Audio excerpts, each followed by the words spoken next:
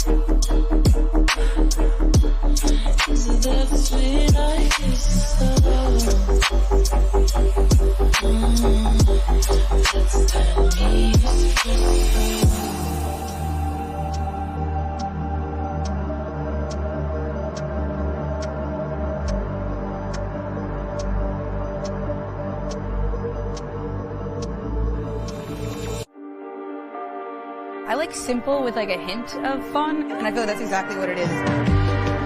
First thing I did, took it out of the box, ripped it a little bit, decided, you know, I'm gonna adjust the trigger a little bit. It was smooth, like super smooth out of the box. I feel like it was like very like darts, you know what I mean? Sometimes you have like a drop shot, or sometimes you have like a longer shot. I feel like it was there, like where I was aiming, it was like very just like quick point missile shots, right on the money.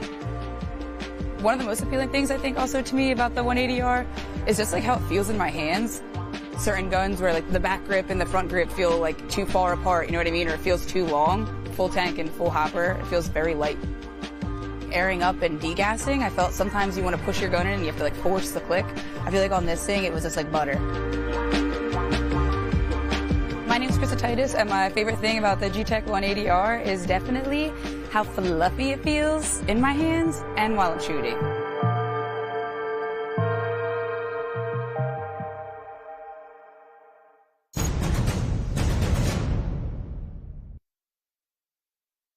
Cambridge in downtown Boston by 8:45.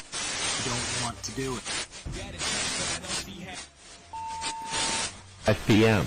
The safest place to be during a tornado is in a...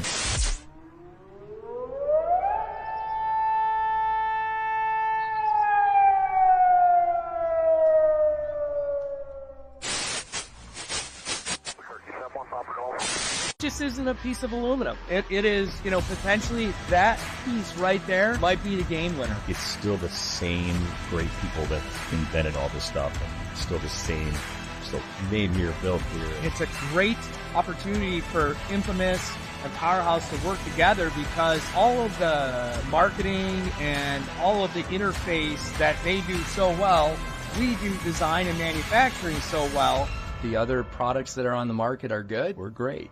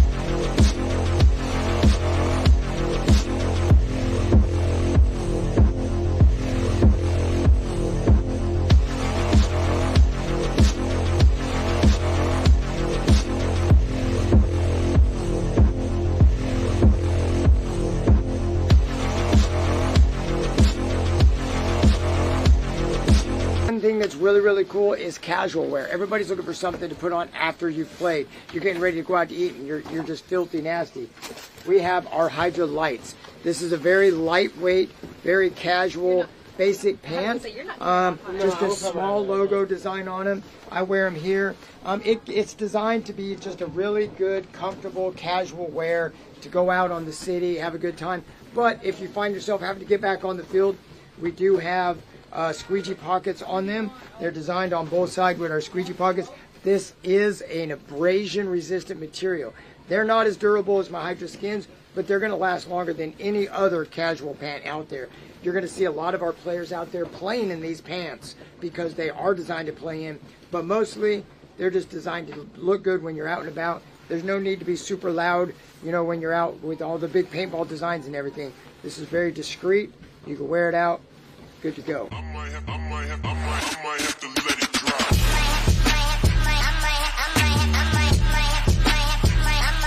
Let it drop.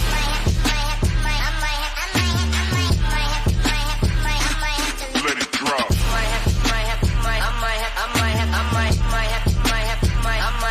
Let it drop.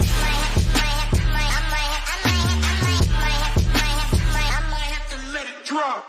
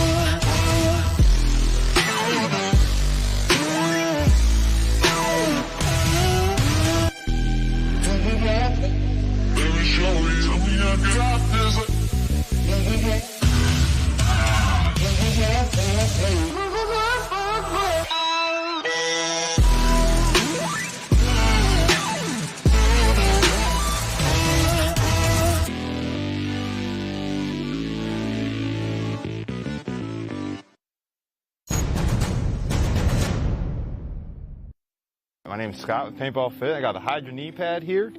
This is the newest version we just recently made. So it's still got all the same awesome things that we've had in the last couple versions. You got the compression sleeve that keeps it really tight on your knee so there's no sliding. It's also cut resistant. I got a little knife right here, a little blade. You can see, completely cut resistant. And the new thing that we just added was we added some gap here in the center, so we added another cut. And that way it doesn't bunch up behind your knee. And it doesn't cause any issues with like irritation from there being too much material. We had some people mention that was an issue, so we went ahead and cut that hole in there. And they also fit a little bit more snug now as well. So with the separation of the two, it actually allows it to hold better on the bottom and the top part of your knee, and that center doesn't get in the way at all.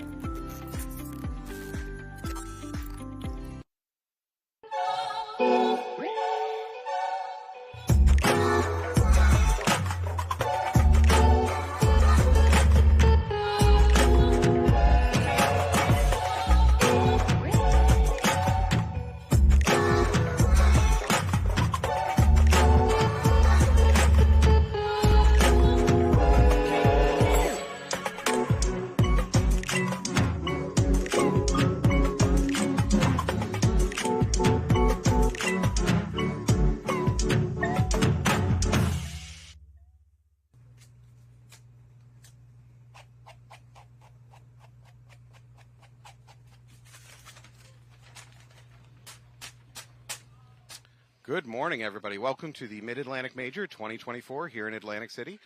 My name is Matt Falby. I am here with Costin. Introduce yourself.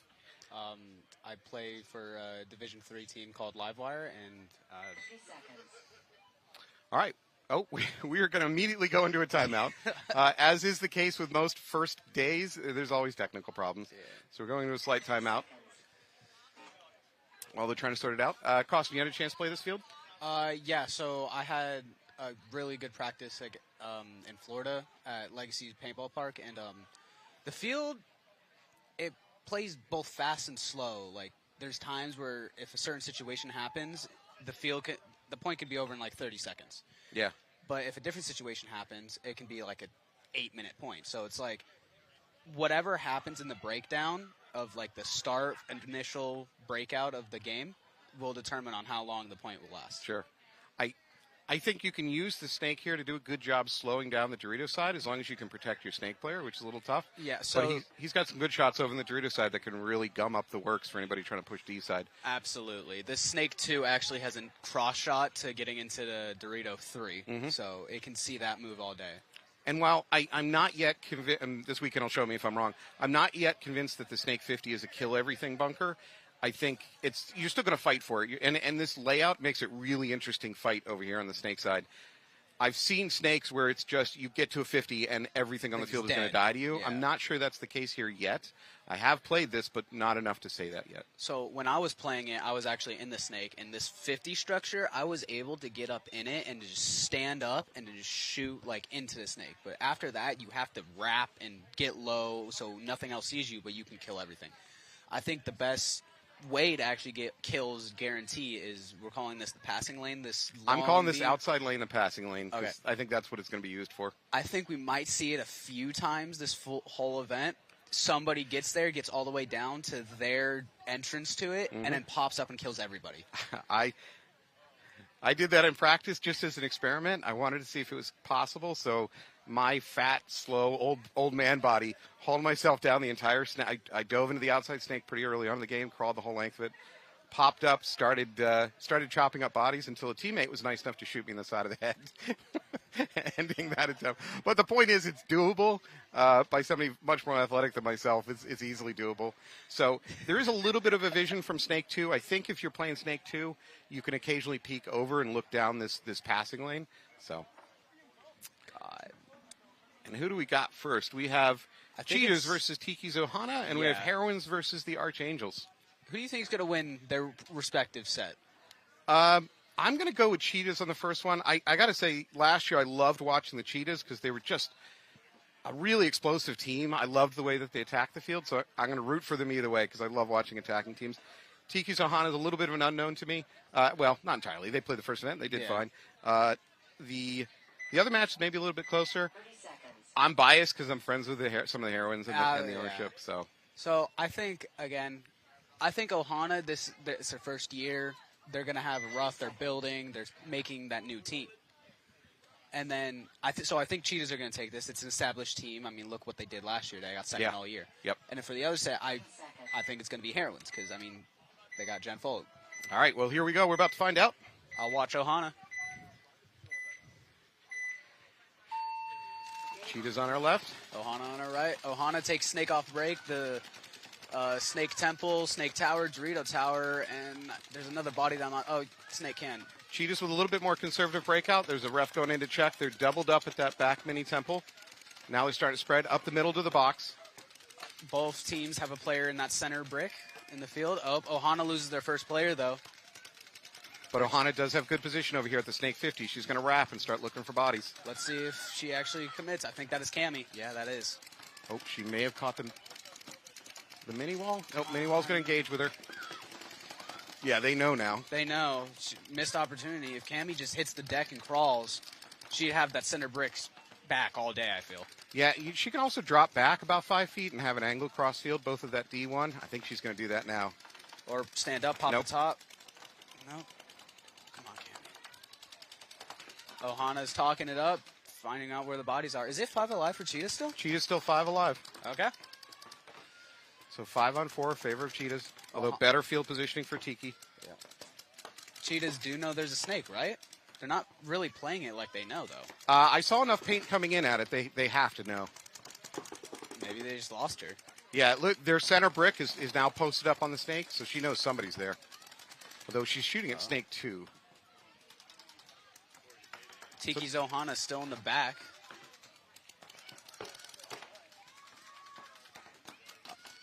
So a little bit better penetration for Cheetahs over there on that Dorito side.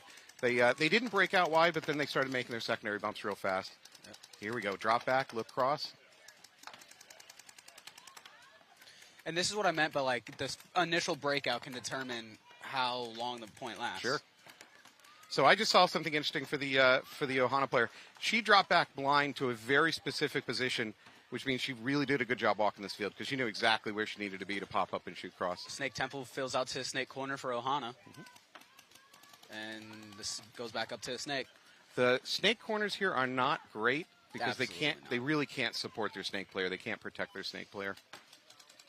I really feel this Ohana player should just hit the deck, crawl into their Snake, and then just pop up and get a couple kills. If she gets 2 kills, sacrifices her body, sure, that helps Ohana because then they have the number advantage. So you're right. She could drop, crawl, get to that Snake too. She has to win her gunfight with that center brick. Absolutely. Instantly. Yeah. If she does that. But I think she also needs support from her other players because she has 2 people on her side. The Dorito side just needs to stay alive because they're an island over there.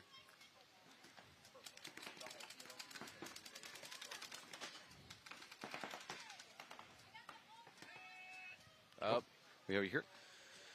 So now it is a 53 for Cheetahs. The Ohana Dorito player dies. Oh, my God. I think we just got shot in the shoulder. We did. So the Ohana's going to be down to 2 players left. Yep. Now 1 player left. I would, if I was the coach of Ohana, I would towel this. Save as much time as I could. Yeah, you don't need to. So, okay, so toweling. Let's talk about that real quick.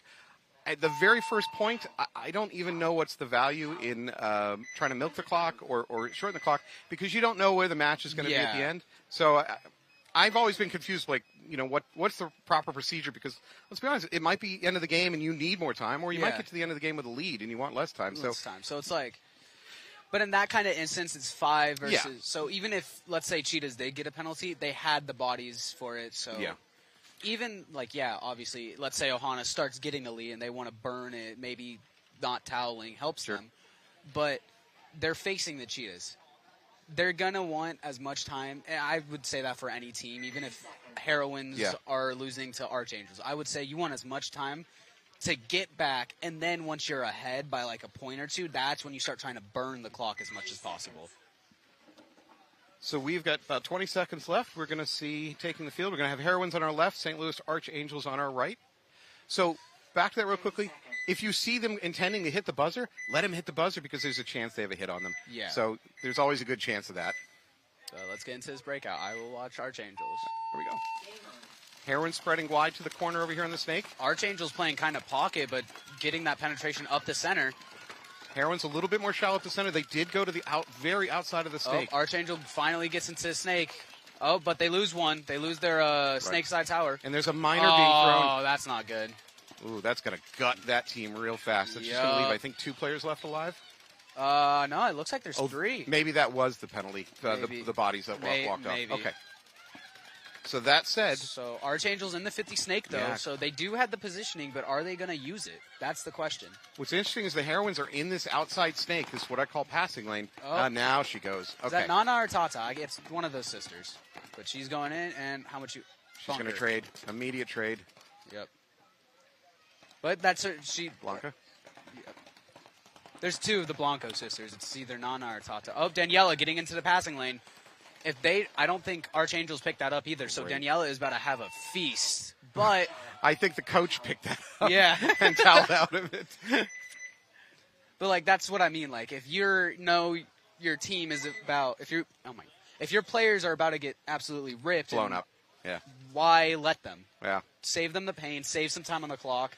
Regroup. If it's falling apart again, this isn't a strong counter argument, Yeah. but the counter argument is if you think there's a chance. There's a player with a hit, maybe you can get a penalty and Absolutely. flip it. But that's grasping at straws, to be really honest. All right, we're going to flip back to the next game, which is going to be Cheetahs versus Ohana. Cheetahs took the first game. Cheetahs will be on your right. Ohana will be on your left for this game. I don't think Ohana realizes that because they're going to... They're going to the wrong box? Yeah. Yeah, they are. I mean, I heard a story in Texas. We're taking another timeout, I'm assuming?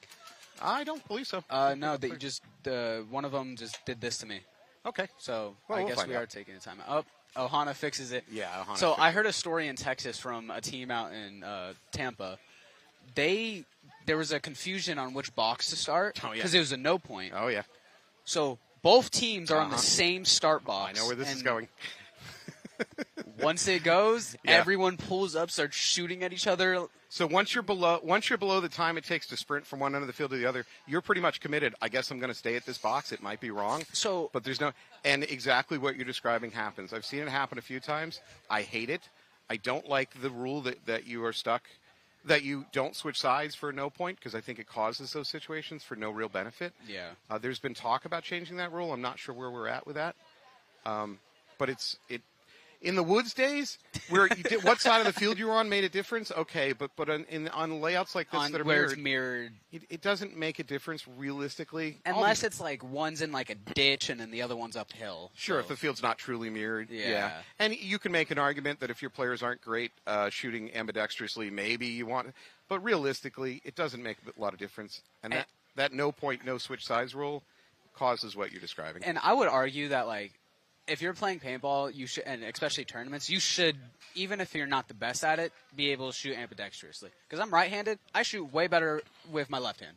I don't get it. Yeah. You know what's interesting is mechanical, and back in the day when everything was mechanical, the players would say that they'd shoot a higher. Most of my friends would say they'd shoot a higher rate of fire with their left hand, but they were more accurate with their right. I believe it. I don't know why. I don't know the biomechanics of why that would make a difference. Yeah. So we are in a little bit of timeout. Maybe Tiki called that timeout because they realized that they're the wrong box. Plus, they were a little late getting to the box, so maybe for those reasons. So maybe. Yeah, they used their timeout.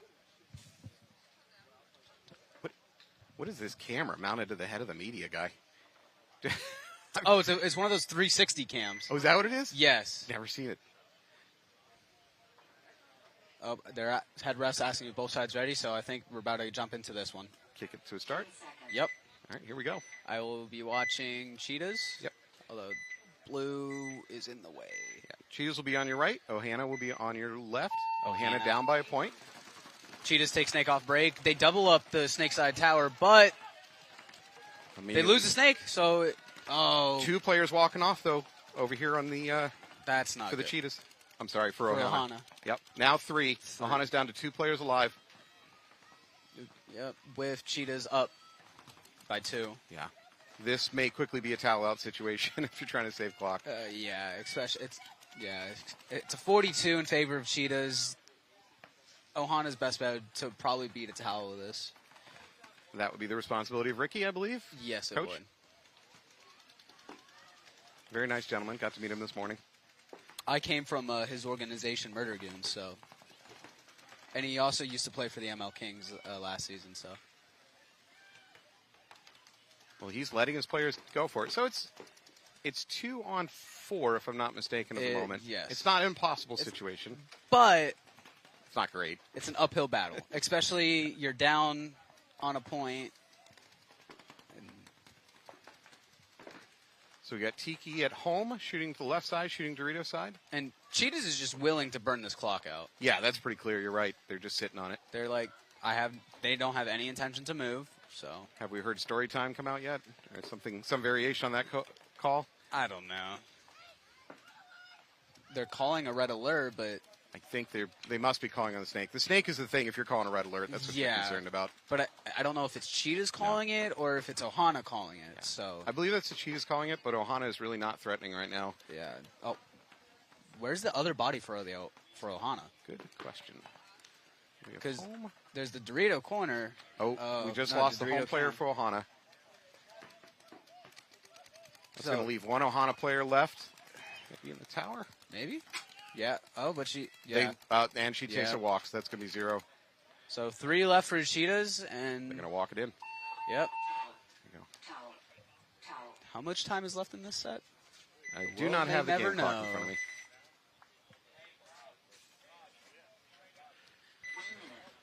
So let's talk about that point real quick. What would you have done if you were Ohana in that situation?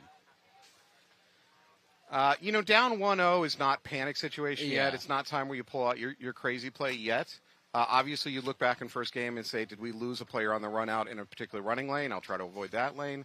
But other than that, no, I think you still play your game. Down 1-0, the clock was still plentiful at that point. I think there's a lot of aggressive stuff you can do, especially over here on the snake side, but I don't know if it's risk time yet for them. What were you thinking? Let's flip it around on you. So if I was Ohana in that situation, I don't die off break, right? Obviously, the number one thing, don't die off break. We should put this behind a paywall. Oh my God, absolutely. Turn into Rainy. Give me a scratcher and I'll give you some tips. Yeah. But in a 4v2, I would have toweled a lot sooner. Yes. Is all what I would have done. All right, Heroines versus Archangels. Heroines take the snake off break. Makes it in clean. 5 alive for Heroines. 5 alive for both teams. No, as I say that, the first player walks off from the middle tower. Commentator's curse. Yep. Heroines flare out to snake corner. And at the same Dorito time, tower. The D1 is taken over here on the left side. Oh, running ref to check the Heroines player. Never good. And she's clean. Oh, another running ref to Dorito player for the Heroines. Nope, called rub. Archangels pretty much spread across the back. They are at the D1. By the way, I don't know. The value of it is up to the coach to decide, but your D1 to D2 bump is so easy on this field. Absolutely. For a player walking off over here for the Heroines from the Dorito side. Might be a Blanca. Yeah, it is. Or wait, is it? Hold on. We'll see here in a second. So currently a 44. Heroines do have the first point. It is a Blanco, by the way. Yep. Heroines up into this snake 50 now. And very unopposed. She doesn't have anybody really close threatening her. And I'm not entirely sure that that they've picked up on her presence there. The Archangels are probably not aware of it. Well, I think they are now because she just popped the top and immediately went back down. They're at both. Heroines are at both 50s now. Heroines definitely have the field advantage. Let's see what Archangels can do about this. Archangels going to have to win some gunfights here. Heroines pinch out the snake corner, it looks like.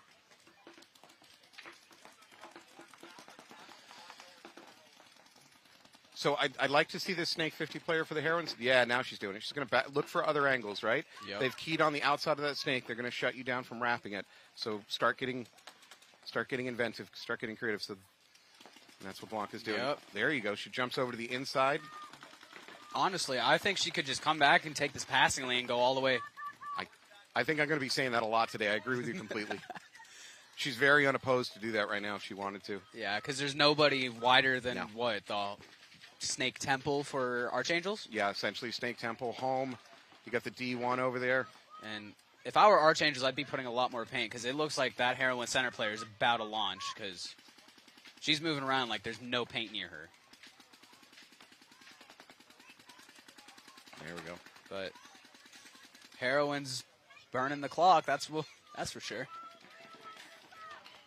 So the body situation being on 3-on-4 is not hopeless yet. Yeah. So I don't think I towel it out, but man, you're losing clock. Especially if your players aren't doing anything. As a coach, I feel that would put you in a tough situation. It's not hopeless, but they're not doing anything. So it's like, oh, yep. Here we go. Heroine's making the long, slow crawl on what I'm calling the passing lane. Yep. Just put some Pink Panther. Oh, two more walking off. Oof. You know what? I hate to say it for this Heroine player. She's not going to get to the end of the snake before. Yep. She didn't. Her path to glory was there. That was Titus. That is definitely I feel like she did that knowing that she didn't need to. Yeah. And the Archangels coach was like, oh. I mean, that's a good point. This what I'm calling the passing lane is very visible to the coaches. If they see a player crawling it down it, they might as well throw the flag because they know if you get to the other end, it is going to be just a bloodbath at the other end. All right. Well, we got 2-0 in both matches at this point. I think we're going to see Ohana take the field again, if I'm not mistaken. And they're in a 2-0 deficit. I would like to see Ohana put one, not get completely blown off the field. But even if they got one, they can say they figured it out. They did something right this match. Yeah, take a point. And same with Archangels. I would hate, losing sucks, but it's the first match. You have 3 other matches to go. If you can put 1 point on the board and you could say, okay, we did this right. Yeah. What's everything else we did wrong? I don't know the temperature of that team. I don't know how they're handling the pressure of their first year at Pro. But this is a tester, and here we go. Ohana takes the Snake W up to the center brick. The Dorito 2 it? Nope. They lose the Dorito 2 runner. Cheetahs with 5 alive. Cheetahs did a good job spreading out. They're in So- position to get into the snake. They're at the snake mini wall. So Ohana kind of more conservative, not trying to push the aggressive, it looks like. Oh, but they lose their Snake W player. I think that was Jillian. And Cheetahs respond by sliding up the middle to that brick. And now they're into the snake. Ohana calls the red alert, so they know Cheetahs are there, but... There's not a lot you can do about it, though, once they drop low and crawl. Especially if you're not in that snake with them. And Cheetahs players are just wrapping, gonna see... We got 4 alive for the Cheetahs at the moment, if I'm not mistaken.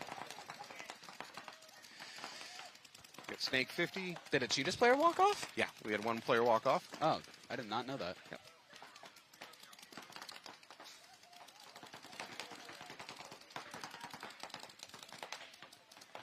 So I love seeing and we take the D1 for the Cheetahs. I love seeing the finger twitch right before somebody's popping out to fire. It's like you're getting ready to shoot, like you're warming the up. fingers, yeah. Oh, and the ref getting blasted. Oh. Head ref today, Jason, by the way. Jason from England. He's the one in the red jersey. People don't appreciate the refs enough, I feel. Oh, he just gets hit again. Yeah. Oh, man. Cheetah sliding out to the snake corner. Ohana, or Cheetah's calling a kill 3. Oh, now it's a kill 4. I would towel this, not save your player from getting absolutely ripped. And she's about to. She's about to get double bunkered. Oh. Okay. That extra shot from number 18, that was like... I'm not going to say it was unnecessary. It was unnecessary because I probably would have done the same thing, but it was like, there's some beef there. I would say, I mean, if I'm going to make excuse, I'd say that, you don't know the situation. You don't fully know what's left alive as a player. So, By the way, I'd love to give this warning to our viewers every single broadcast, right? We're sitting here in the booth. We can see the field perfectly. We've got one of the best viewing positions in the house. It is so easy as a commentator to be like, well, you did that wrong. Yeah. And it's so much harder as a player because you have so much less information, right? You're not 100% certain in the kill count. Absolutely. You're not 100% certain where bad guys are. There's just so much uncertainty. Your head's down behind a bunker. It's just, you have so much less information. So 100%. if you hear us be critical of a player, know that I'm stating up front, I understand they have way less information, and it's easy to be critical. We're just hypocrites. Yeah. If I was that good, I'd be playing pro this afternoon. I'm just lucky enough to have a great viewing position. So Heroines versus Archangels. Let's see what Archangels do. Archangels taking snake off break. Yeah, big run out. Big run. They get out wide on the... Oh. They're up to the 50 brick in the middle. We're heading to the snake 50 very quickly. Archangels almost ran into each other.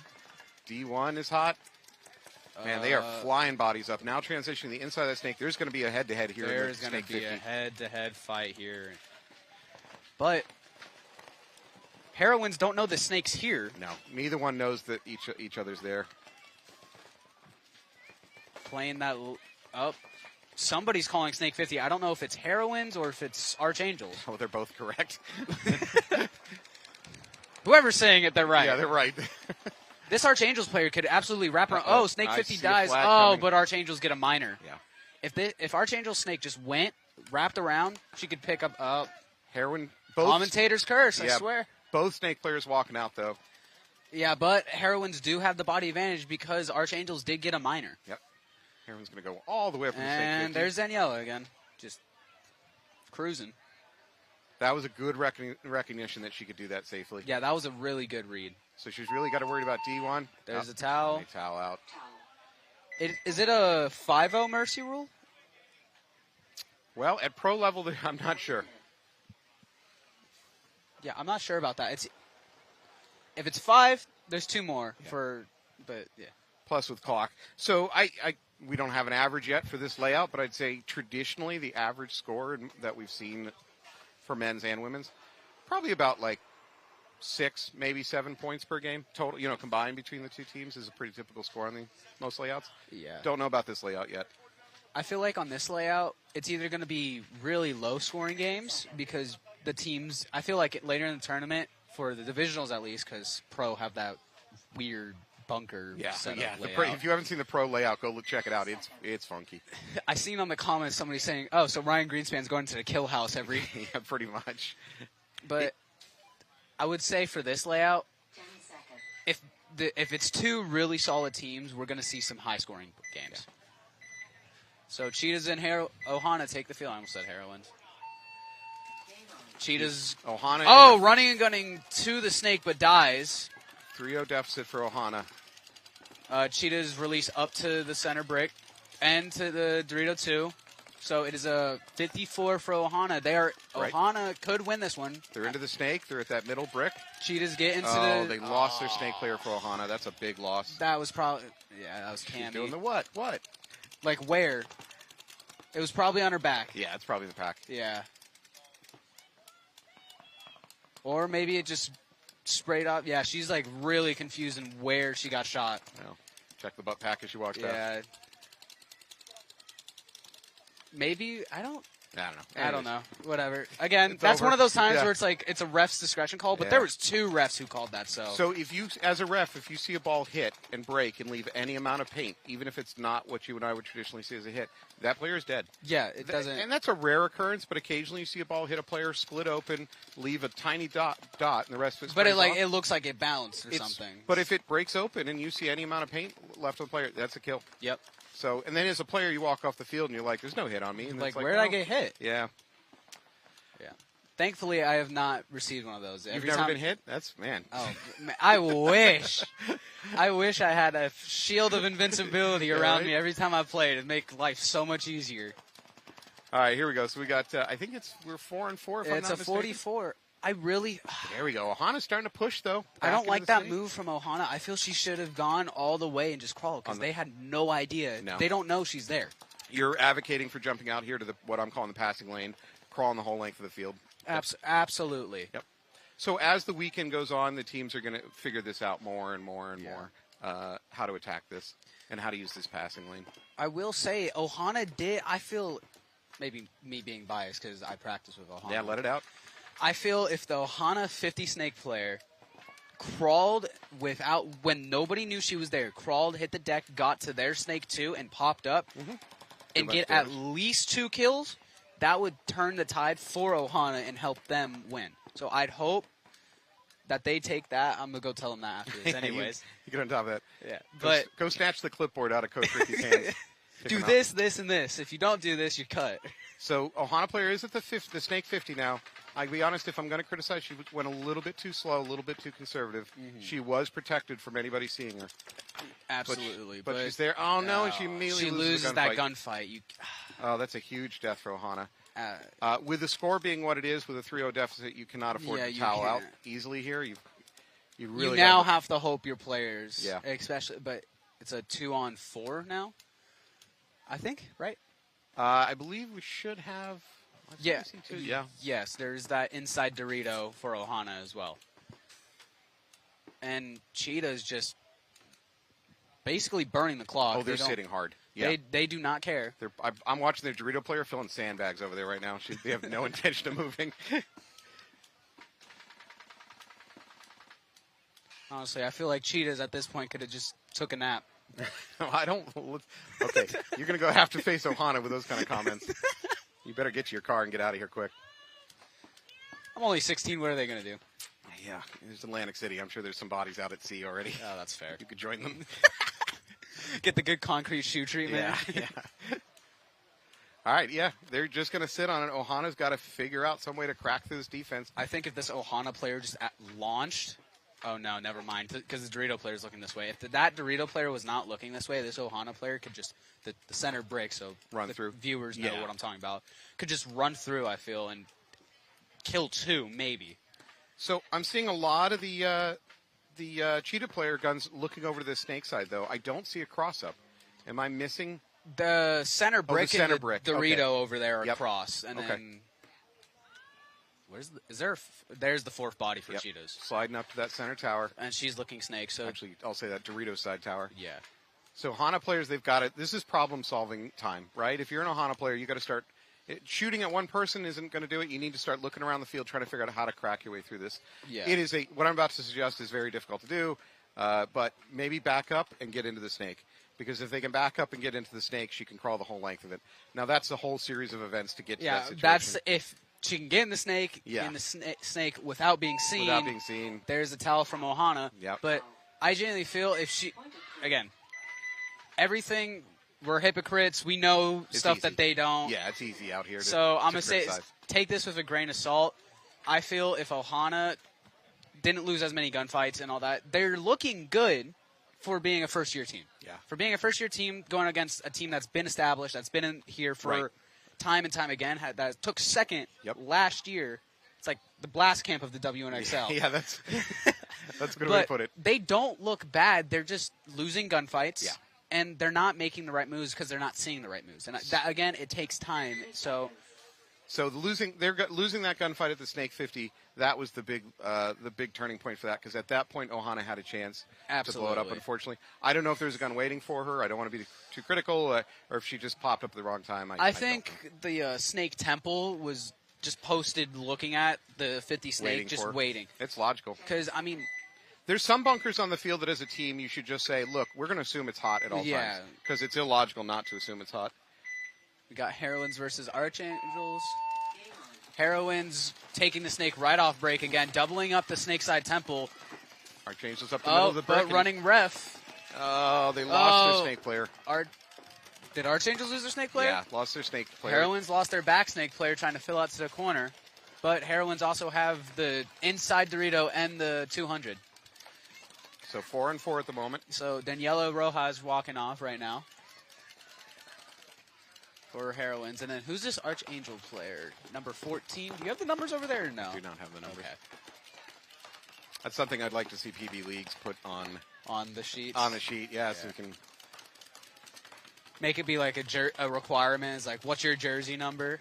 Well, there was a league, I believe PSP or one of the leagues back in the day required numbers on your hoppers, number on your jerseys. I think it was both NPPL and both? PSP. I don't know. I think having another pro league would be dope, though. Be careful. And they cut our feed. But the NXL is the best overall. So. There you go. You just saved yourself, Costin. All right. So I would say right now that there's actually Archangels are probably in the worst position because they don't have anybody threatening the Snake. Where really it's not that hard to see the Heroines go ahead and crawl up the Snake and do a bunch of damage. Even with the Archangel in that center brick looking for you, she really can't stop you if you want to go up the Snake right now. Heroines Hopper is off her gun in that Snake Side Tower. That's not good. But I think she got fixed, but she's got the rest of her team to support her. I don't think she's really worried. Obviously, her biggest concern now is getting her gun to work. Big move up to that Dorito side 50, though, for the Heroines. They're not willing to just sit on this one and milk the clock. They're trying to win it. I think Heroines know that they have it. They're going to burn the clock, but also go win it. If you can burn the clock and go also push the field, why won't you? You know what? Here's another way to look at it. If you're up big on Oh, this, Archangels lose another body. that's not good. This is falling apart for the Archangels. Oh, at the same time, Heroines lose their 50 player over there. Oh, no. When you're up this many points as a coach, you can start to think about throwing weird game plans out there to try them out, because it's, I don't want to call it a free point, but you're in a situation up this many points where you can start being a little experimental and learn what the field can give you. So here's where I think that the Heroines have been told, just milk the clock. Their Snake 1 has been there at the head of the snake for, 2 minutes now, maybe? Oh, but Archangels get into the passing lane. This is the chance. This is what they need. Archangels in the passing lane. Oh, but they lose their center 50. So if the Archangel can get all the way, she should not stop. She needs to go all the way to the other end. But I'm curious. No, she's going to stop and look. Yep, there it is. Blanca's sister getting a check by the refs. I feel like it was bad timing. I feel if she made that move a lot sooner, she would have gotten fine. And I believe that's Anika Brecker that was crawling that passing lane. My only criticism is maybe not stop and pop. Maybe crawl the whole length of it, see what it offers you. Although, frankly, in that situation, the Heroines might have just run and hit the buzzer before you even got to the other end. They were in such a dominant position. I genuinely feel that if she made that move a lot sooner, the Heroines would have known she was there. I feel if she didn't stop and just went sooner, she would have made it all the way, and Archangels might have a point on the board now. So what's interesting is the Heroine player, I think it was one of the Blanca sisters, she got to that S2 and she immediately looked into the passing lane. So they knew about that. That's a danger. That was not, in my opinion, that was not an accident, her finding Anika. I think she was told, always check that passing lane. And that's what, in my practice, that's what we were told to do. If you get there, that's the first thing you look, because if they get in there and nobody knows it. Yeah. And I believe that's the S2 is the only place in this field you really can get a good look into that passing lane. Unless you're in the entrance to the passing lane. Yeah, unless you're about to do the same thing yourself. Yeah. Yeah. All right, here we go. I think we're looking at a 4-0 right now. Yes. So let's see if Ohana can put one on the board. Ohana going out wide to the snake corner. Oh, no, they're going straight to the passing lane. Let's see. She makes it in alive. Cheetahs lose their player going out the Dorito side, though. This might be the point for Ohana. If they can get... Oh. If they can take out... If Ohana can stop... Oh, Cheetahs lose another player, but Ohana loses one as well. So... She's got to get her pack down, though, for the Ohana player. Got to keep your pack down. Cammy, get down on the ground. If this middle tower looks over, she might be able to glimpse that pack. I think that it's the snake corner who's going to miss her. Here we go. And they know they're in the snake. So if Cammy just gets all the way down, pops up, this will be a point for Ohana. Can I tell you that the fatigue starts popping in right here? The other thing she's got to be careful is not bumping any of the beams. Oh, boy. That's not copyright, is it? Well, but we're demonetized. Oh, God. Come on, Cammy. Come on, So Cammy. I got to tell you, as a player, you were so out of breath down there. Take a second to breathe. Go. Go. Come on, Cammy. There we go. She's got the right idea. Oh, there's 2 kills. There's 2. Let's go. That's 5. That's 5, I think, for Ohana. That's what they needed. That's right. There it is. They're going to win this point. And she doesn't realize that 2 other bodies walk off. Is she the only? No. Okay. It doesn't matter because she's going to hit the buzzer. It doesn't matter if she doesn't get shot by her own team. There we go. That's what Ohana needed. Ohana is in this game. If they can keep that momentum, they will be fine. Congratulations, Ohana, on that one. She's going to get some high fives coming back to the box, come back to the pit. Yeah, she even got dabbed up by the ref. Even the ref was like, good job. Cammy is definitely pumped up for that one. Nicely done.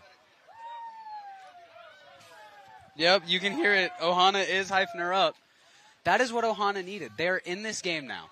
So this is a point of caution or a down note. That kind of play, I think, is going to be available early on in the tournament. But I think by late Saturday, I think it's going to get harder and harder to get away with that. So I think what happened was this Cheetah player looked. She's already past her. No, she was right under her. Yeah, she was right under her. Yep. So it's like, bad timing. We got a timeout. So last year, and I'm going to screw up the teams because my memory is that of a goldfish. In the finals over on the pro field, I was up there in the booth, and I think it was Vibe versus maybe Cheetahs, and it was such a rainy weekend that two players ended up not only at the same bunker. I think it was the Vibe player actually passed by the Cheetah player and was standing at a bunker just like 5 feet. They were back to back about 5 feet away from each other, wide open to each other. I think it was the Cheetah player was the first person to notice, like, hey, who's this player standing 5 feet from me behind me? Yeah, Did you see that one? Yes, I know what point you're talking about. Oh my God, I can't remember who it was, crazy. but it was funny. It was like, yeah. No, like I was losing my mind. I'm like, what? There was at one point where, and again, I could be getting the teams wrong, but the Cheetah player was shooting cross towards Dorito's side, while again I think it was the Vibe player was actually standing over her. Her gun was over her head, shooting towards the back line, and then she passed her. It was. I was just like, I think it was foggy goggles. Oh my God! No, so I think it might have been heroin. Again, I'm not sure. But I think what the player said was that she thought it was her teammate standing right in the peripheral vision is what she thought. There's no other good explanation for that when you're on the field. So Archangels versus Heroines. This is also a 4-0 game right now. There we go. Archangels go to the snake. Heroines, I think. Heroines in the snake off the break. Yes, Archangels do take the snake because snake too. Heroines, I think, are kind of in attack mode here, even with a big lead. Well, it's kind of like how the Russians are. Like, first player walking off, though, over there. Takes a couple extra as they're walking off. Heroines up a body. Oh, Heroines, just a lot of movement from the Heroines. Yeah, they're really pushing it. Well, again, this can be, you could call this an experiment game, right? I mean, if you look at it on paper, this is a game the Heroines should win. Yeah, well. No, nothing against Archangels, but when you're playing one of the top 3 teams in WNXL, on paper, the Heroines should win this one all day. Right. And I think the Heroines know that. So they're playing it like they have no... Why slow down? If you can get that mercy rule, that helps your margin as well. Yeah, absolutely. Another player walking off, though, for the Archangels. This is quickly falling apart. Oh, and another one. That's a third player walking off for the Archangels. Fourth player walking off. Just the box player left alive for Archangel. Yep, and I think this will be a 5-0. There. Oh. I think she just got hit in the gun. I think she just got hit in the gun. Heroine player getting a check. It's not going to matter because there's no players left alive over here for Archangels. There is a major. That's a major? On who? They're running towards the Archangel side. Who is that major on?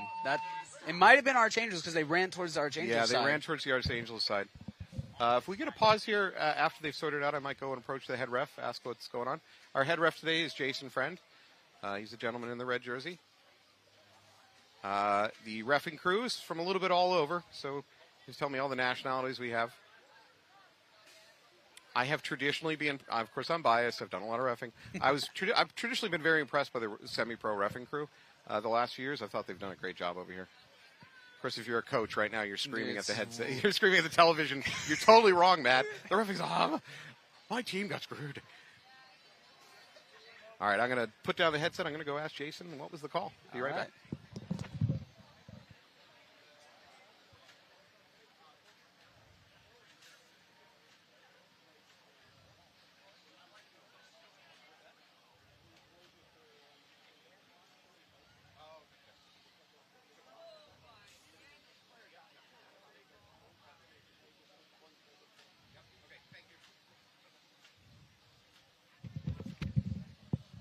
Ooh, that was a little rough. Okay, so the Archangel player, according to our head ref, was shot in the face, continued to shoot, and, of course, took a body with her, which is, that's a major. On the other hand, I saw your reaction. On the other hand, when you're down 4-0 and you're the last body on the field, whatever, man. It doesn't matter. So that's an automatic point for Heroines. There weren't enough bodies to fulfill it. Yeah, I mean, when you said shot in the face, I thought of the story that you told me about your friend. Oh, okay. So off air, I told Costin about I was playing with a teammate. This was years ago. It was actually the Zap AM International Open in Pittsburgh, and I had a teammate take a goggle hit and just utterly continued playing with it, just totally ignored it. The crowd's going wild. I'm looking at him as his teammate going, "Get off the field, man! Get off the field!" He waits until the ref is like within arm's reach of him. He kept playing, and when he realized the ref was right there, he head faked. He did a head bob and snapped his head back slightly and then called himself out as if he just got shot.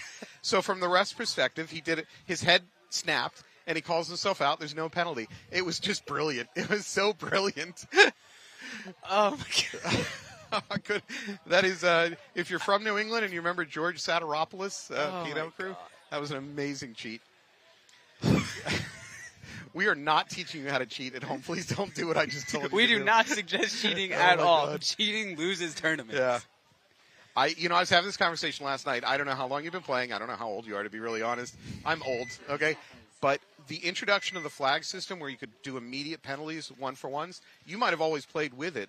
But back in the day, the refs had no power, right? They could threaten you with point penalties for cheating, but they never did it. So the refs were so powerless out there. And by introducing flags where the refs can immediately pull you, pull a friend, pull two friends off the field, it gave so much more power to the refs. It really did clean up the sport. Anyways, how long have you been playing? I've been playing. This is my second year playing tournaments now, Okay. So I'm newer. You don't go back that far. No. I first started playing in 1992. Dang. You'd think I'd be good at it by now, but instead I've been relegated to the webcast booth.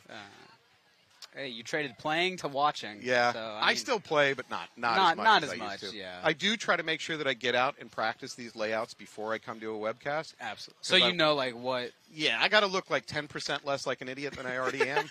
So I got to know the field at least a little bit. So we're taking a technical timeout because this snake beam is absolutely gone. I think somebody might have. Did somebody cleat it? Yeah. Who cleated the snake beam? Somebody might have cleated it. Why would you cleat the snake beam? Yeah.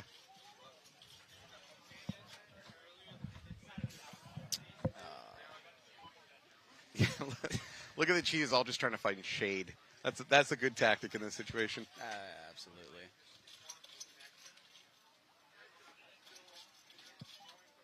Saying hi to Nicole. Nicole will be doing some sideline reporting for us in a minute. When the match is over, you might be able to get to see her interview one of the coaches, ask them what went right or what went wrong. Be aware, Nicole is a coach. She's a coach for New England Invasion. So if you're doing an interview with her, don't try to lie. She will call you out on it. Yeah, she knows. She knows the layout. She knows what happened. So Ohana is just chilling the sun cooking. I don't have the scoreboard in front of me, but I'm going to guess. I think it's 4-0 at the moment for Ohana. It's 4-1 because Ohana just got that point from the passing lane. Oh, you're right. So point for Ohana. So they did something right, but it's tough. It's a tough start to the tournament. If you're going to mess up, do it early. Yeah, so, there's... Hey, the ref's got the leaf blower there to we work. Go. I think they were struggling to get the leaf blower to start. It's gas-powered. Yeah. If you get to Saturday as a team and let's say you're 0-3 for the weekend, awful situation, again, there is two things that go in your favor at that point. You got nothing to lose, so your team can start playing with a little bit more devil-may-care attitude. Yeah. Also, again, as a coach, you can start rolling out some interesting run-out patterns, some interesting game plans, because why not? What do you got to lose at that point? Yeah. And you can start treating it as a practice. Stop treating it as a tournament, start treating it as a practice. Yeah, just have fun. Yeah, so I don't want to say Ohana's in that. I'm not implying that Ohana's going to go 0-3, but... I think Ohana has a tough bracket. Yeah. But both brackets are tough. You have, what I would say, two brackets of death, because either or there's...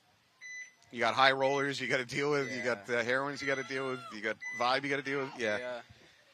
Sirens looked good at the last event. Cheetah's going for a little bit more pocket. Ohana really pushing out. They left nobody at home. Snake player for Ohana getting a check. Yeah. I think she's going to be... Nope, she's out. Nope, she's hit. But Ohana really pushing out of the start box aggressively. Which, it's good to see. Like, yeah. They're trying to do it. But Cheetahs, they're going to win it slow. Cheetahs are doubled up over here at this Snake Mini Temple. They're definitely in clock kill mode. Yeah.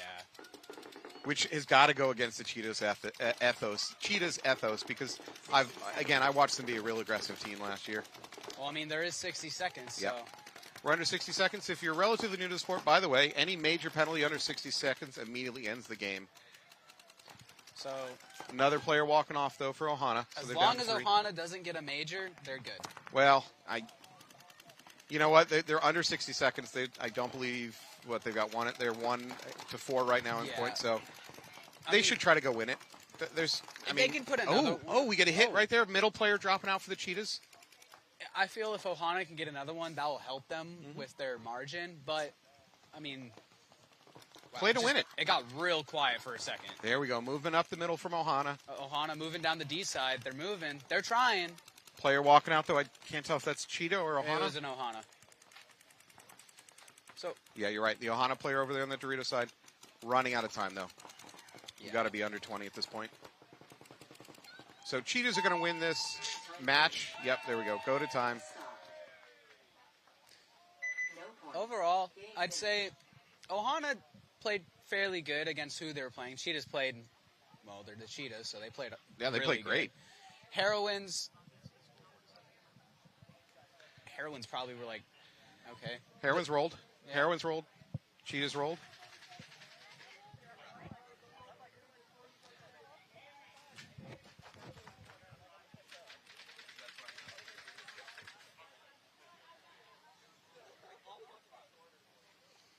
All right, so Cheetahs coming off, Ohana coming off.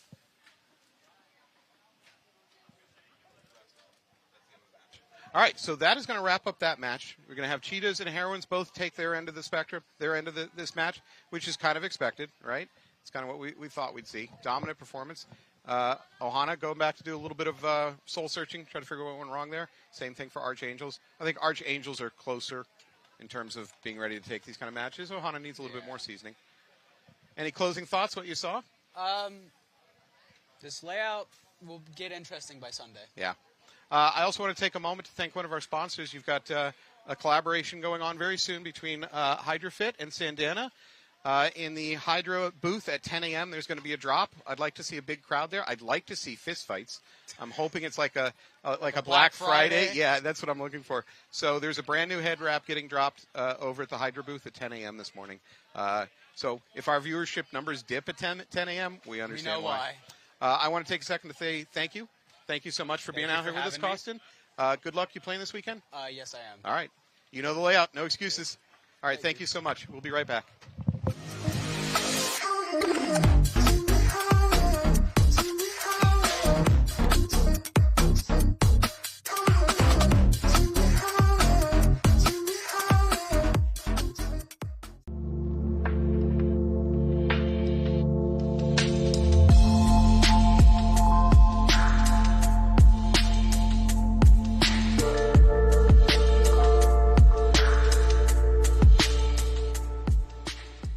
What up, NXL? This is Mr. H, and our 2024 MAO NXL Atlantic City event shirt is available right now. If you're at the event, stop by the booth.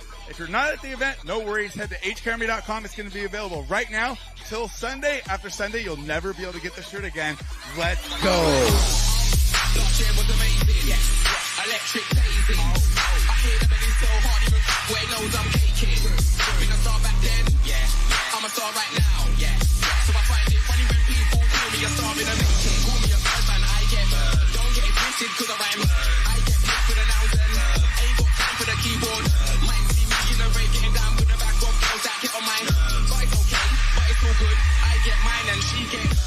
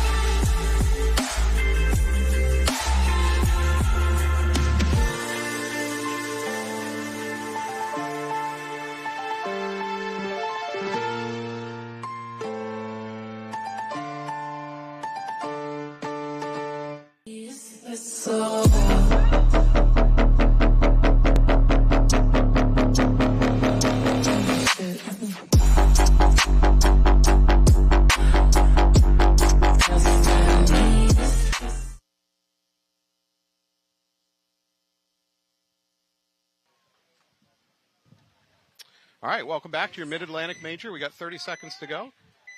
With me in the booth is a very good friend of mine, Anthony Vitale. Anthony, you want to introduce yourself? I think you just did, so I think I'm good. But, yes, you're a very good friend of mine as well.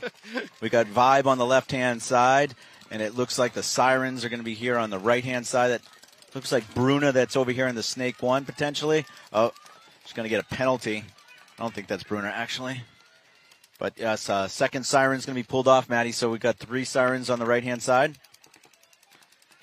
Jersey High Rollers on our left. No, Vibe. Oh, Vibe on the left. So I think you're calling. Yeah, I think you're slightly off there. So it should be Dallas Vibe versus Northern Lights. Oh, I apologize. The next point. Yeah, I got a little confused. Next point is going to be New Jersey High Rollers versus San Francisco Sirens. So Northern Lights player got into Snake 1. She got hit. She kind of looked at it. I think she was hoping to get a check, but she didn't really call for the check, and I think that's what the penalty was pulled on, which was a good call. Yeah, I mean, I'm not going to criticize, but because I've certainly got enough penalties in my life. But if you think you have a hit, if you're pretty sure you got a hit, don't wait for a ref to tell you that it's a hit. Just get out of there. I think if she even called for a check, I think she would have avoided the penalty. But yeah. All right, well, taking the field next, we should see New Jersey High Rollers versus San Francisco Sirens. High Rollers, I believe, are second place overall in the league right now. Yep, great finish in Vegas. Sirens, I think, 7th? No, that's the Suricatos in 7th. Yes, Sirens might have come in 5th or 6th. No, Sirens are 7th. 7. Yeah, never doubt me. Never doubt me Never again. doubt you, that's right. All right, we got High Rollers out there. I see Alex Delmar, I see Janaea, I see Sobi Glass. Probably Bella on the Dorito side, probably Paige on the Snake side. Paige is coming here to the Snake 1. Sirens on our right. No, I'm sorry. San Francisco Sirens on our right. San Francisco Sirens coached or head chief in charge, Brian Benini, couldn't be here this weekend. Rooting him on. Oh, 2 players walking off now. Ooh, that's not the start that the High Rollers needed this game.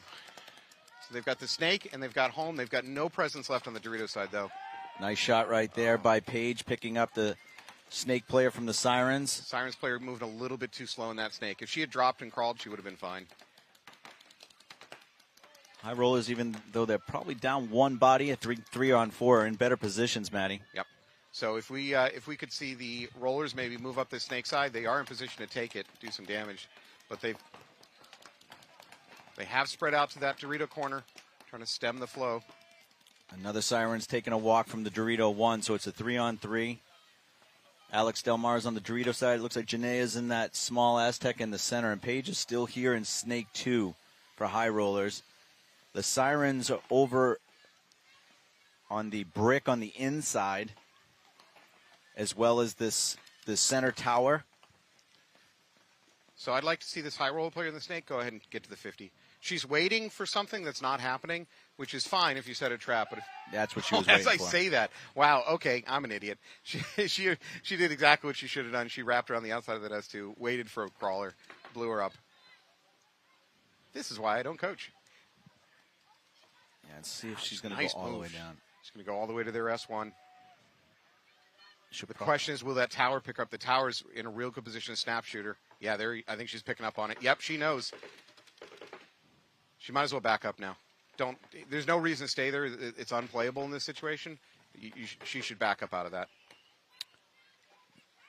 Yeah, and Paige is doing a really good job staying alive. Hopefully Alex can just move down that Dorito side and pinch out the last Siren player. That tower is doubting herself right now. That tower for the Siren. She's like, did I see what I think I saw? I thought I saw a butt pack. She just took one in the ponytail, and it didn't break. So a good point there by the High Rollers, losing 2 bodies early. Great turnaround. So in that situation, I'm sorry, that was number 4. That was Paige Vassar. Paige probably should have backed up. Like, if that tower was on her, there's no way she could do anything. Or she could have just wrapped the outside of it. Were we too loud? Oh, okay. The ponytail, yeah. It didn't break. All right, I just had a conversation with Jason Friend, our head ref. He also was aware of the ponytail shot to the Siren player. That didn't break. Is that going to be the next trend in coaching WNXL? Have all your players cut their ponytails off? Our girls go in braids for that reason. They don't like buns, and they don't like ponytails. But not every team has Candy, which is Jen's mom, who just sits there and braids hair all morning and night. Yeah. So. All right, so we have Northern Lights now, Matt, on your side of the field. Vibe coming out, 1-0 on my side. Northern Lights need to turn around. They're out of, I believe, the Ontario area. They're actually split up in halves, so half of them are on the East Coast and half of them on the West Coast. First player, 2 players walking off, though, for Northern Lights. Not a good start. Trying to fill out. I don't think it's going to work. No, she's going to fill out right to her home pit. So now they're down 3 bodies very, very quickly. They do have the snake, which is great, but I don't know if that's going to be enough for Northern Lights to spin this one around. McKellick Wilkins calling out kill 2. She's in snake 1. Northern Lights player in snake 2. He's actually kill 3, but she's going to know that soon when she sees the players on the sidelines. Northern Lights player maybe moving up that Dorito side. Yep. I mean, good on you. The Northern Lights players are still trying to push to the win. I say that, she walks off. So it's just going to be this last player left alive. They're going to towel out. Tough point for Northern Lights. Just nothing really went right for them that game.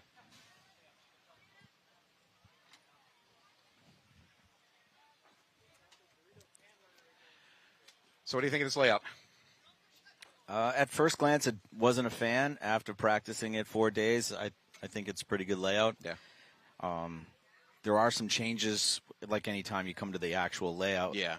That are changing and making it a little bit more of a shooter's field versus just making moves. But I think it should play out well. That's what these prelim matches are for all these teams to kind of get a little bit better and try to roll into the playoffs with some momentum. We didn't fully introduce you before. So this is Anthony Vitale, Boston Paintball, Committed Paintball, BKI, Heroines, Team USA. What else am I missing? You've got a dry cleaning business I'm not aware of? No. Okay. He's an institution up in New England. All right, we are launching here in just a couple seconds. A lot better view from the commentator's booth than most layouts, huh, Matt? Yeah. The worst is, first player dying up the middle, though. So we've got a 4 and 5. Now 4 and 4. Janaea takes it out of the back. Looks like Taylor Hofer's here in the snake. Sobe Glass is in that center tall tower. Ooh, a minor is coming. I don't know if it looks like it's being called on Alex Delmar or Bella got it, either one, but both of them are taking a walk. So there's 2 high rollers. That looks like Veda is in the snake, not Taylor. So Veda and Sobe are crossed up. Sirens are looking pretty good. So 4 and 5, Sirens. I'm sorry, 4 and 3, Sirens advantage. 4 on 2. I think I might have another player walking off over there, unfortunately, for the Sirens. So 3 on 2? Yep. So we've got this snake mini wall. She's transitioning over to the snake 1. We got the D1 over there for the Sirens. I don't know who snake 1 is actually. Oh, maybe playing a bounce shot. Gets Sobe. Player walking out in the middle for. Here we go. Sirens are going to slide up this snake. Ooh, I don't like shooting over the top like that. No, it works. I'm totally wrong. Sirens blow that up. Sirens may be salvaging this one. Just going to trot up. I think it might be a 1-on-1. Should be over. No, 2-on-1. No, 2 on none. Yeah. 1 rhymes with none, so that's kind of the same thing. Good to see Veda back out here. She was injured for Vegas. Sirens, good point there. Clean check. All right, Sirens are going to tie it up 1-1. We're going to flip back over to the other game where Dallas 5 is up by 2-0 on Northern Lights. And for those that haven't seen, over at the Hydra booth, big sponsor of the Dallas Vibe, they have a drop coming at 10 a.m. with a Sandana collab. So if you're in the vicinity, you can head over to the booth. I think you can pick them up online as well, so head over to Hydra Paintball. Should we go buy as many as we can and then resell them for double the price? That's the name of the game here. All right, I'm putting down my headset. I'm heading over to the booth. All right, so we have Vibe over on the left here, and so that puts Northern Lights on my side on the right. Beautiful day here in the morning. It's going to get hot for sure. It's the WNXL got kind of lucky. They got the morning draw, so they're playing all the morning games, and the heat's not too brutal yet. That's not luck, Matt. No? You pulled some strings? I told you he's powerful. Anthony has all the juice in this league.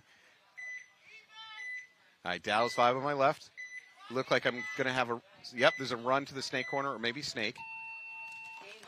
Northern Lights trying to get into the snake, but snake insert. Ran a little high. They both lose a player. Looks like Lawrence Salinas is taking. Right up the middle.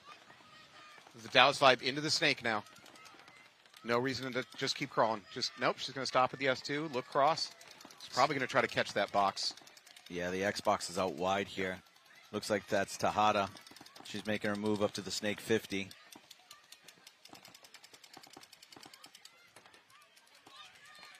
See if she's going to try and wrap this, because there's not a siren looking this way. Actually, siren player comes into, I'm sorry, Northern Lights player comes into snake 1. Yep. But there's not a good vision down that tunnel. It's actually kind of hard to see. Yeah, Tejada lives because there's really not a good shot down that middle. You can actually see it from the Aztec in the back corner there.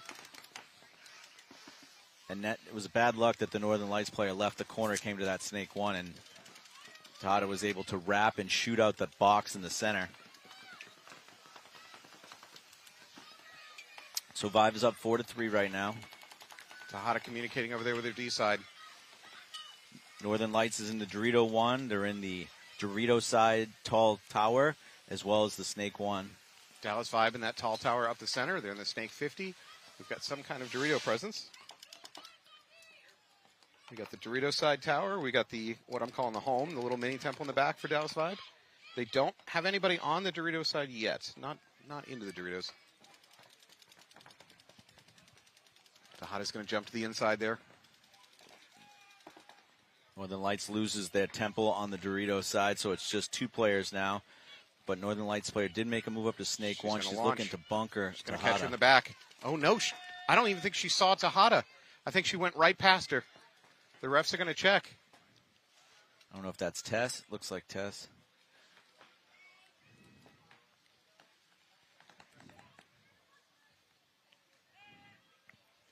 No, Tejada's clean. She didn't even see her.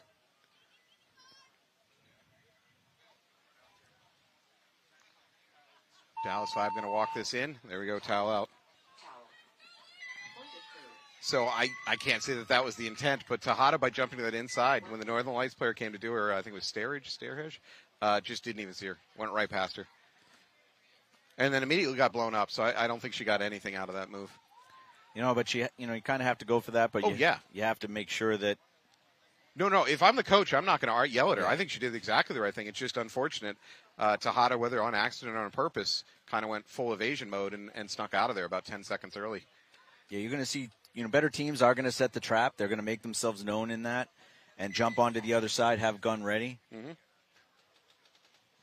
Again, earlier when the snake on this field compared to the layout is a little wider, like the actual width between the inner and the outer is wider than on the layout. So that opens up a couple shots that you didn't have probably in practice. So teams will probably figure that out in their first match or two here. So we're tied up 1-1. New Jersey High Rollers, San Francisco Sirens. High Rollers coming in number 2 overall. Sirens coming in number 7. It looks like Vader taking snake 1 for High Rollers. Big run into the snake. Ali Belmoras, the Sirens lose their center player. 5 alive still for High Rollers.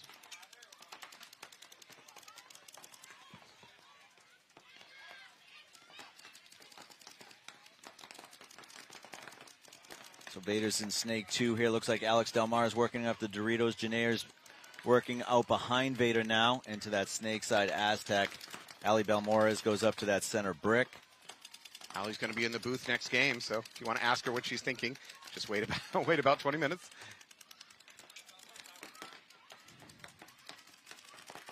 So High Rollers really looking across that Dorito side. That works because they pick up the D50. Sirens player taking a walk. I think that was Balmora shooting her out. 5-on-3 right now for High Rollers. Slide up that inside Dorito by the High Rollers. Yeah, that might have been Bella. Another Siren taking a walk, so it's a 5-on-2. Siren comes up to the Dorito 1, looking inside, and then we've got the what we would call the God Bunker, the little mini W here before the snake. Veda's looking inside, and Janae's looking down the snake side. Janaea comes up onto the snake 2. Siren player comes into snake 1. They pick her up, though, from the Dorito side. I think that's Alex Del Mar. Siren player at the head of the snake getting a check. Does look like Bella from the High Rollers, I think, is taking the walk. Even if she's clean, though, there's no question that the High Rollers know exactly where that snake player is. I don't know if that's Allison that's over there in the Dorito 1. Oh, there it is. Takes that snake. Siren player going to take a walk. Good shot there by Veda.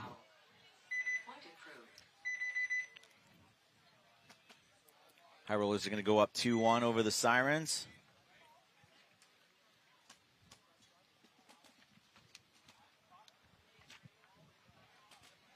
All right, we're going to go back to the Northern Lights Dallas Vibe game. Vibe up 3-0. Do you have game plans that are essentially experimental game plans? When, say, you're down 3-0, 4-0, where you're like, hey, we're losing this match, but let's just, like, throw this thing out there and see what happens? I'm going to go from the other side. I mean, luckily, the team isn't down usually 3 or 4-0. But you can't see it. He's brushing imaginary dust off his shoulder right now. But it's, even when you're up 3 or 4-0, in the first match of any tournament, if you're having success or you're having not success, right. So you're playing from each side of the spectrum here, then, yeah, I would start trying some stuff. Like we tried, I think we played 5 points, and all 5 points were completely different. So yeah, we didn't try and stick with one thing. You're trying to get better a little bit each match. Northern Lights does take a shot in the back going to Snake, and they lose the Dorito runner as well. So 3-5 immediately. Northern Lights down. They do take that box up the middle, though. You know, Vibe has definitely got a group of good shooters out there, so they take 2 off the break, both wide players from both the Snake and Dorito side. Vibe in a more conservative, well, as I say that, they take the Snake, but generally play more conservative, trying to kill the clock. Oh, another 2 players walking off, though, for Northern Lights. This is falling apart very quickly. Just that box alive in the middle. She's looking over her shoulder, trying to figure out if she's got any teammates left. You do not, my friend. Yeah, I think this is Angie that's here in, that's in it. She's the going to take last a walk. player, yeah. That fell apart very quickly for Northern Lights, and I think it's just losing gunfights, because other than the Snake player, Vibe was pretty much sticking to the back line. And Tejada, the Snake player, wasn't even shooting at that moment. So I think Northern Lights just lost a few gunfights there. Well, they lost to the breakout, having both wide players shut off the break. Sure. You know, Vibe back-to-back champions here in the WNXL. They have really good shooters. Their coach, Rich Adikas, is he's named Team USA's women's coach for a reason. So, yeah, they had good game plans and got the 2 shots on the wide players off the break. So it always helps when you can play 5-on-3. Yeah. I'm usually on the other end of that equation, but yes, I hear what you're saying. So on top of that, though, they did lose. It looks like Northern Lights just lost a couple gunfights there in the middle, the middle section of the game. It was a little risky, but they sent 2 players right up the center to that tall tower. Then one stayed there, one went into the center brick. But unfortunately for them, they lost both wide, so they were trapped. And even if they didn't lose those gunfights, Angie Tejada got into the Snake, got wide, got to the Snake 50. She probably would have started shooting people in their backs. Would have blown it up. Mm-hmm. All right, so we've got Sirens on the left, High Rollers on the right. Looks like Taylor Hofer. Looks like pocket play. However, Vader's back in the Snake. She's asking for a check. Yep, she's going to take a walk. First player walking off over here. Sirens down to 4 bodies. I'm sorry, down to 3 bodies. They lost their Dorito player. Yeah, not going the way Sirens needed. Well, High Rollers are a very deep team. They're out there right now. Taylor Hofer's playing the center. Looks like, I think that's Bella over there on the Dorito. It is on the Dorito tower. Again, Veda's in the Snake. They do lose Alex Del Mar, but they have Janaea Curtis behind Veda here in the Snake. So it's a 4-on-3 right now. Looks like the Sirens are in the home bunker. They just moved to Snake 1. And then they have 1 on the Dorito side. Once again, Janaea Curtis is right behind Veda here in the Snake. Sirens are in the head of the Snake, but I don't think they're aware of just what she's looking at. Now she knows. Yeah. Now, from that S1, I think all you can do is really just shoot kind of the top edge of that S50. You really can't shoot the side of it. If you're in S1, typically you're looking cross. Yeah. But who else can defend? In this situation, there's no one to defend you from getting bunkered, so I think she's got to stay active. She's got to occasionally look down the Snake, throw some paint, keep them honest. Well, that home bunker that you're calling, they should be able to protect you from being bunkered if you're in the Snake 1. If I was her, I wouldn't have gone to the snake 2 because now you can't be protected. You know, Veda can crawl right up to you and stab. Oh, she's about to come out into a gunfight waiting for her. Wow, that's unfortunate for high rollers. They had a gun dedicated to just exactly that, and she missed her shot. Yeah, if Janaea joysticks Veda here, Veda can get on her belly and just eliminate the Sirens player in the snake 2, and there's nothing that the Sirens player can do in the center of the field. Right, another New Jersey high roller player, though, walking off from the Dorito side. Looks like Bella again. So Taylor Hofer, she's got to stay alive right now. She's kind of on the island in that middle. Whatever Siren player that is on the Dorito side is doing a really good job because they're on the island and on the attack. Sirens moving up to the middle of that tower. I think Taylor... No, I guess she's good. She's going to launch up to that brick. Post up on the S50. She is in a good position to protect her teammate and the snake from getting bunkered. But now she's going to look Dorito side. Sirens have an opportunity right now. They just got to play smart right here. The next kill is going to really dictate this point.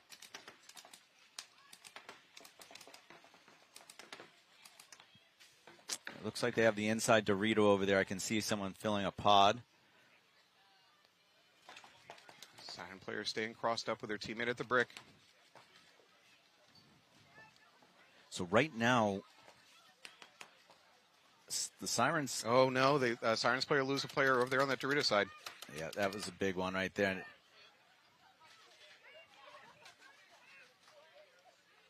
The move to break open the game is still sending Veda on her belly straight into that snake 2 and just coming around. Well, right now the Sirens are not crossed up. They're not. Okay, now she's going to come back for the cross up. They need to stay crossed up. Yeah. Because like you said, otherwise that snake player is being served up on a tray. Let's see if the high rollers can break this cross. They don't really have to. They're up one body. So they can play this a little slower. And they're up 2-1 on the clock, on the scoreboard. Good move here by Veda trying to clip a hopper on that box in the center. Especially if she's going to try and shoot at Janaea in the snake too. Yeah, so that's a good move going backwards. Because once that was a surprise, and once the sense of surprise was lost, she might as well pull back. Yeah. She was in a vulnerable position. So, by the way, this is an opportunity for either team. If some player wants to get bold, jump into what I'm calling the passing lane and just crawl on this outside and try to blow the game open. Here's a kind of stalemate where this is an opportunity to do that. And if you're the Sirens, you're down 1-2 and the clock is bleeding. Although you're not, so the Siren player in the snake will not be able to do it because the high roller player in the S2 is waiting for exactly that.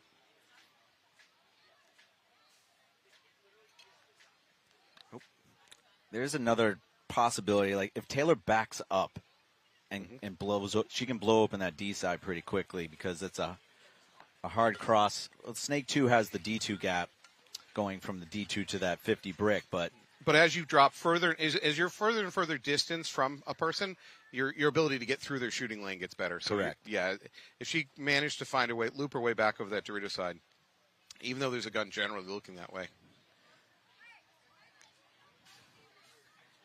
I mean, Janaea could also do it. She could have Veda just protect herself and back up to the Snake 1 and start creating a 2-on-1. There's also the very, very simple part of paintball where if you can get gun dominance, ooh, that was risky. If you can get gun dominance, you have a chance to go. Like right now, either one of those center boxes, if they can get gun dominance, they could launch and go at the other center box. I think Veda has her as Taylor protected and... But the high roller player in the box, if she comes over on the snake side, gets gun dominance just for a split second over the Siren snake player, she could launch herself and blow up her mirror. I mean, if the Siren player was good, though, she's going to roll off and just shoot that gap and should get her before she gets to the box. Well, clock is not doing the Sirens any favors right now, and they are down 1-2. Neither team wants to lose this point, but the clock is something that's going to become very real here. I like the sign language going on right now between the center player from the Sirens.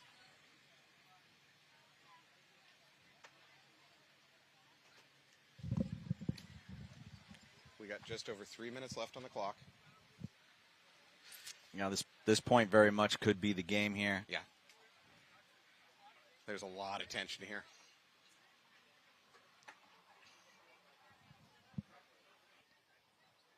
In the WNXL, we do play overtime. So if Sirens can tie it up and there's not a whole lot of time left. Mercy rule? What's the mercy rule situation on the WNXL? I don't remember. 5-0. Same as semi-pro, yeah. Or differential of 5. Yeah, 5-point diff. Swing. That was a really good move. It was risky, but it paid off for Taylor to get out wide like that. Yep. That's going to draw the Xbox. Actually, the Xbox has to stay across, so that snake gap might get a little smaller. So Veda, you know what? Veda, if she really wanted to go for it, she could drop and crawl right up to that S2. I don't think that middle box could even see her if she wanted to drop and crawl. As long as she goes inside. You can't go on the outside snake beam here because she is standing up. Yep.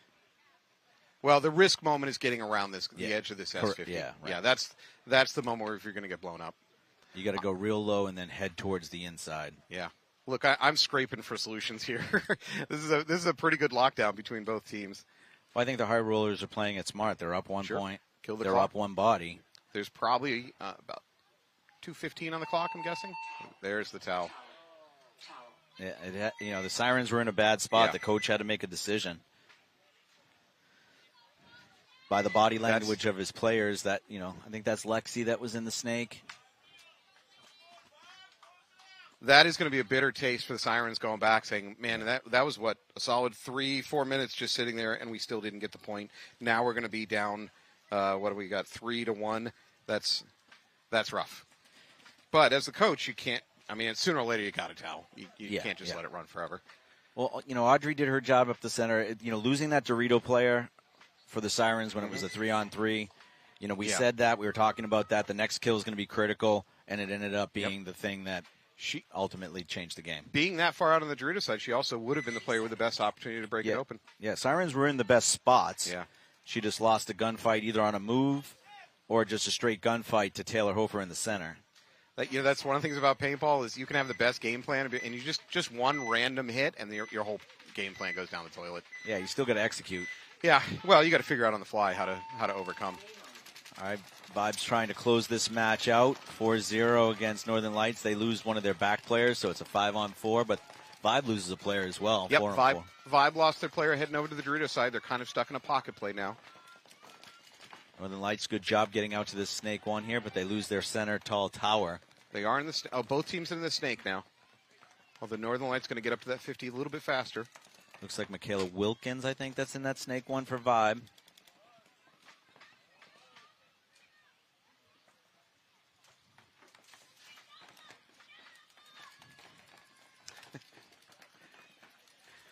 Here's something you and I always agree on when we're webcasting back at home. Jersey names on Northern Lights, a little bit hard to read. Same with the Sirens. Yeah. Those when your jersey is one color and the number is just an outline or your name, it's very, very difficult. Yeah. There you go, Northern Lights at the 50. Oh, she immediately shoots her in the hopper, I think. Dallas 5 player taking a walk. 3-on-3 now, but they know she's there. This is your window for Northern Lights. And, Northern Lights being down 4-0, you've got to win. There's a lot of time on the clock, 9.5, but you are on the edge of mercy elimination here. Vibe playing really disciplined, where their guns are still where they're supposed to be. One gun is checking off the outside of this Snake 50. Oh, no. Oh, she took a bounce. Snake 50 for Northern Lights takes a bounce off the elbow. Vibe player switches her gun over here from that center X-ball play. We call it the Xbox, but it's that tall tower in the center. How did she get hit? I'm not sure quite how the Northern Lights player got hit. There's a bounce shot. If she's in the Dorito 2 or that wedge brick over there, there's a bounce shot off of this pin. Looks like the last, is there one Lights, or is that Erin that's walking out as the last Northern Light? And, there's no reason to towel at this point, except to save your last player from getting just destroyed. Other than that, there's no Northern Lights players left anyway, so just let the Vibe tire themselves out walking to the box. All right, we got Corinne and that's Paula Allen that are going towards the box right now to hit the buzzer for the 5-0 win over Northern Lights.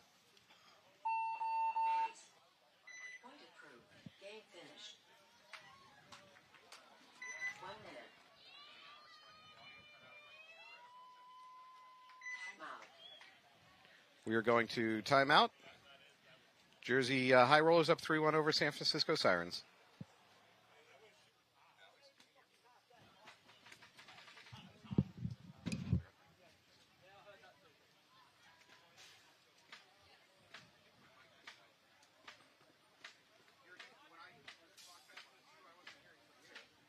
I don't know if our audio is going in or out. Hopefully you guys can hear us, but that match is ended. Vibe with a 5-0 Mercy Rule win over Northern Lights. We're back to the Sirens and High Rollers match. High Rollers are on our left, Sirens are on our right. Sirens are in a bit of a predicament here with low time on the clock and need to score 2 to tie. I think you definitely go up the middle of that box. You establish dominance there. You're going to have to roll the dice and getting into the snake on the run out if you're the Sirens. The odds are not great. They know you're going to go for it, but, I mean, you have to. It's the quickest route to a win here.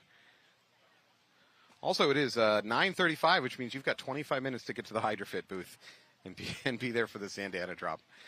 So thank you for these matches being quick. So there's a chance we're going to get a out of here. headband. Yeah. I can cover for you. I'll give you some money. Okay. You bolt out of here. You get a place in line. Nice. Do you have any like league official clothing you can pretend in like cut to the front of the line? I think I could do something like that. Maybe I'll get a security shirt off a guard. Again, those that don't know, over at the Hydro booth at 10 a.m., they have a drop coming with a collaboration with Sandana. So head over to the Hydro booth or hydropaintball.com. I'm pretty sure you'll be able to get one online as well.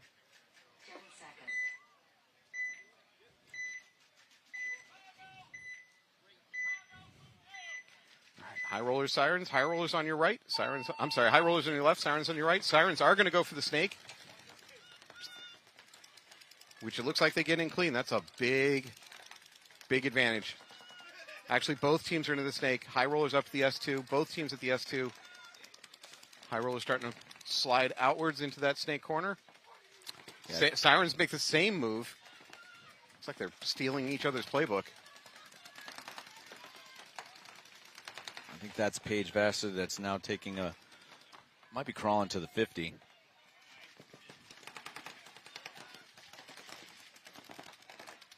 Sirens are going to need to move pretty quickly here to try and capture 2 points. It's going to be tough even to capture 1. We got to be under 2 minutes, right? 60 seconds. There we go. Yep. You would need something explosive to happen right now if you're the Sirens to try to pull this match back. And point differential could come into play. So if the Sirens could even score 1 here and lose by 1. Sirens starting to launch.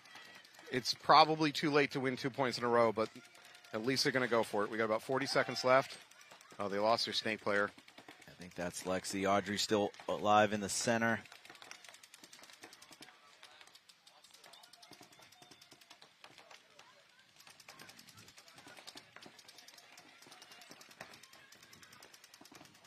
And the Sirens were in this match. Yeah. You know, literally an engagement that they win. Good move here by Paige. Yeah. Still trying to win it. There's not going to be enough time. She's going to run out. No. 7 seconds left. But that was the right move if you're trying to win the point. Yeah. Well, a really entertaining set there. Vibe 5-0 over Northern Lights, and High Rollers is going to defeat the Sirens in a tight one, 3-1. That big lockdown moment in the middle of the game, that was the highlight of this game. I mean, maybe from a viewer standpoint, you went, 4 minutes, nobody's doing anything. But it was so much tension in that moment because that decided everything. Yeah, and the pressure was on the Sirens when they were up 3-3. I'm sorry, when it was 3-3. They had the better field position, and that one kill off the D side by Taylor Hofer made it. So now they're in the driver's seat. They're already up 2-1. And that there was ultimately the match. Yeah. Again, if you're the High Rollers, you come off high-fiving, but man, that was a tough pill to swallow for Sirens in that situation, losing that much clock. In any case, that is that match. It has been great to have you. Anthony's going to be coming back to the booth. He's got to get back over to the heroin sideline and keep helping them with their quest to pull this thing off. Any parting words of wisdom? Hopefully everybody sticks around, watches the rest of these WNXL matches. You know, and always, you'll hear me say this, please support the sponsors that are supporting this webcast. That they're the reason that you're able to watch this free webcast at such a high production level. So thanks to Comp Sports and everybody from NXL Live that's bringing this to you guys. So please look at the sponsors, and when your consumerism is kicking in, just try to purchase from the people that bring you stuff that you like. Yeah, please. Thank you so much. We'll be back in a minute. All right, take care. And all of the interface that they do so well, we do design and manufacturing so well. The other products that are on the market are good. We're great.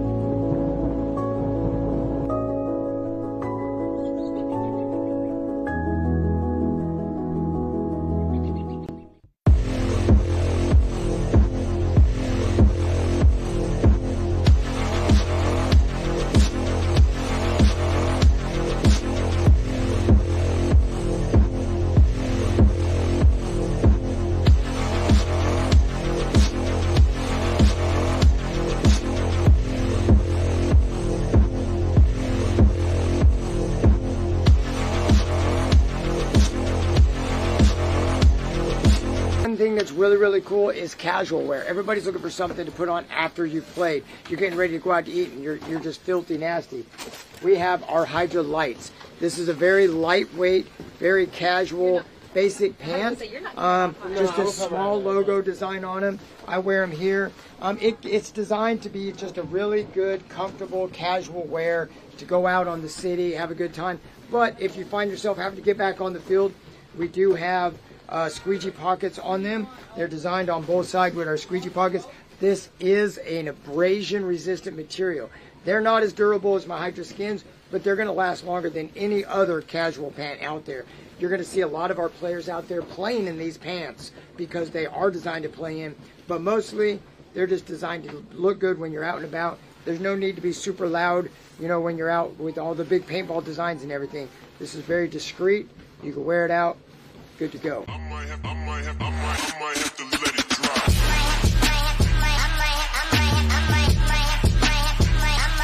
Let it drop.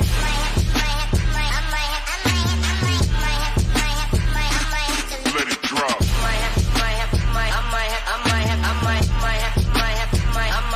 Let it drop.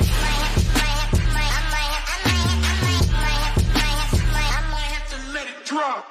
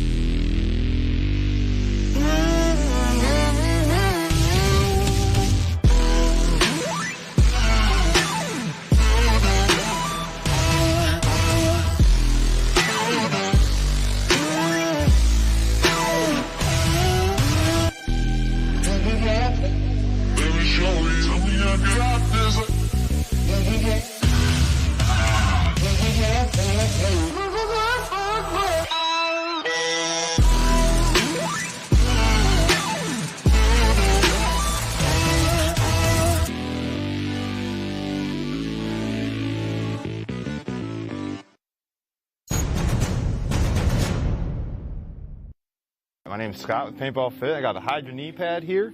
This is the newest version we just recently made.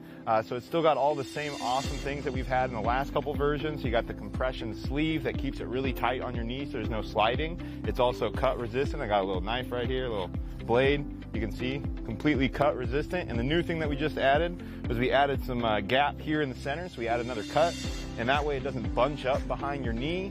And it doesn't cause any issues with like irritation from there being too much material. We had some people mention that was an issue, so we went ahead and cut that hole in there. And they also fit a little bit more snug now as well. So with the separation of the two, it actually allows it to hold better on the bottom and the top part of your knee, and that center doesn't get in the way at all.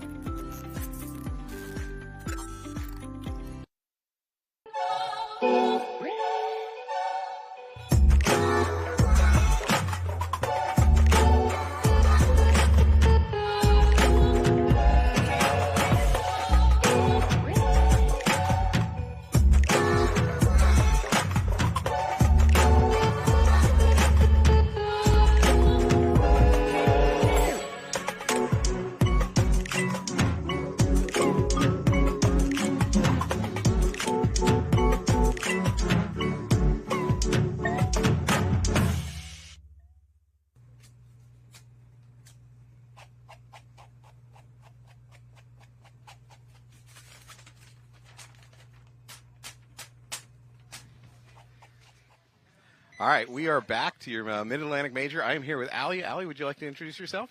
Hello, I'm Allie Belmores. I am here commentating with Matt today, and I am from the New Jersey High Rollers. And do you want to sell what just happened? What you just did?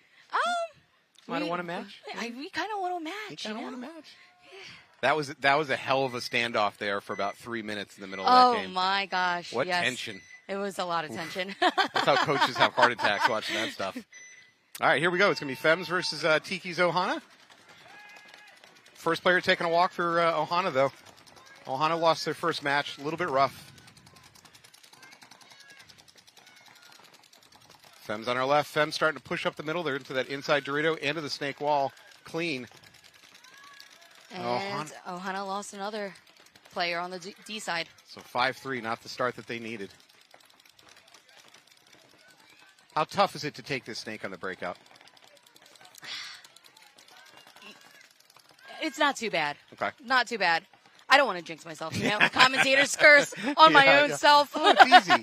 Do it all day long. Dude, I'm doing it all day long in this 96-degree heat. Yeah, oh my God, it's going to be bad. Another Ohana player walking off, so they're going to be 2-on-5. Interestingly, though, the Fems don't have anybody in the snake. No snake presence. Not that they're going to need it.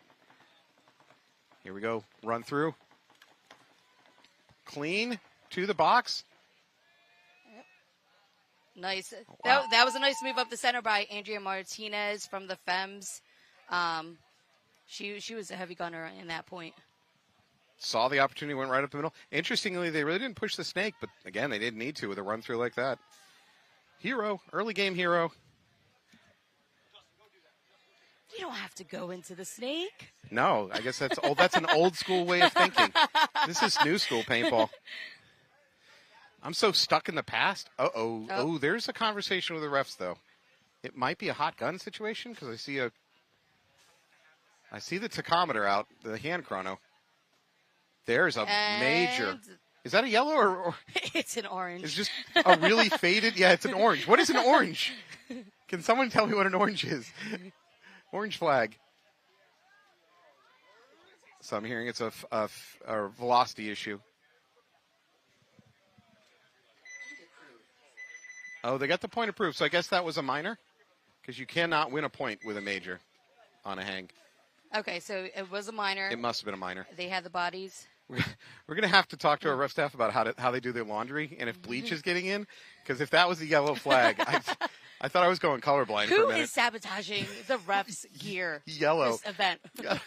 Someone mixed their laundry and they're throwing blue flags out there. I'm like, what the hell is blue? I don't know. That means the coach is out. I don't know. All right. So we're going to go over to the Suricata. Suricata's out of Bogota, Colombia, if I'm not mistaken. Yep. Against St. Louis Archangels. Let's see. Where are we at for standings, though? Archangels coming in a little rough towards the end of the bottom of the pack. Suricatos mid-pack. They're number 6 overall. Yep. Coming out of Vegas. Archangels would like this event to be their one to get back in the driver's seat. You've only got 3 events this year, which means every event carries a lot of weight. Every event carries a lot of weight, especially Cup, too. You can't stumble. You go clean 5 alive both sides? Nope, I'm wrong. There you go, first play. 2 players walking off. Over there for the Archangels, not a good start. Suricatos into the snake, going to be at the 50 soon. Another player coming off for the Archangels. Eek.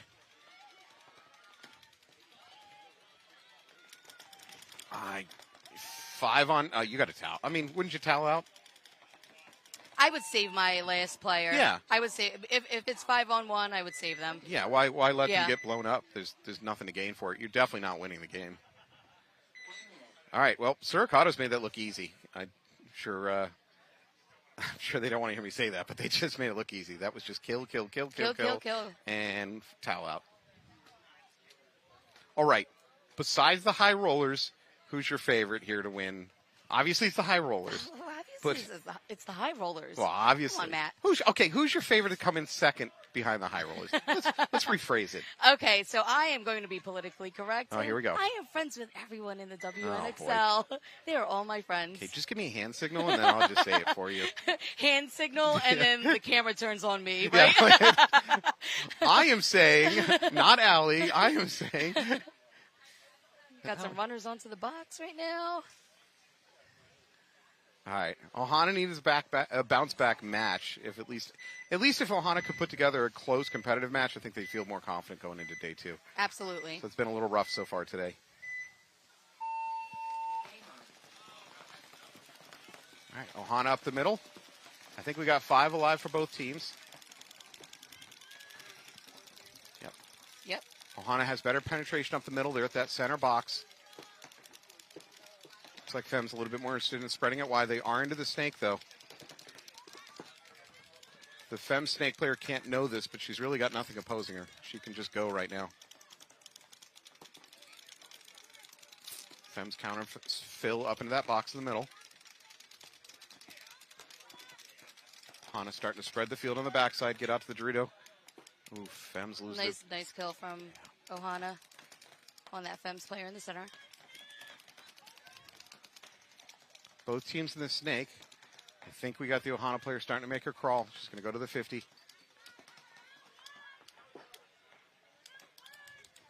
I would say this is a real opportunity missed for Fems because Fems could have been in that 50 about 30 seconds ago.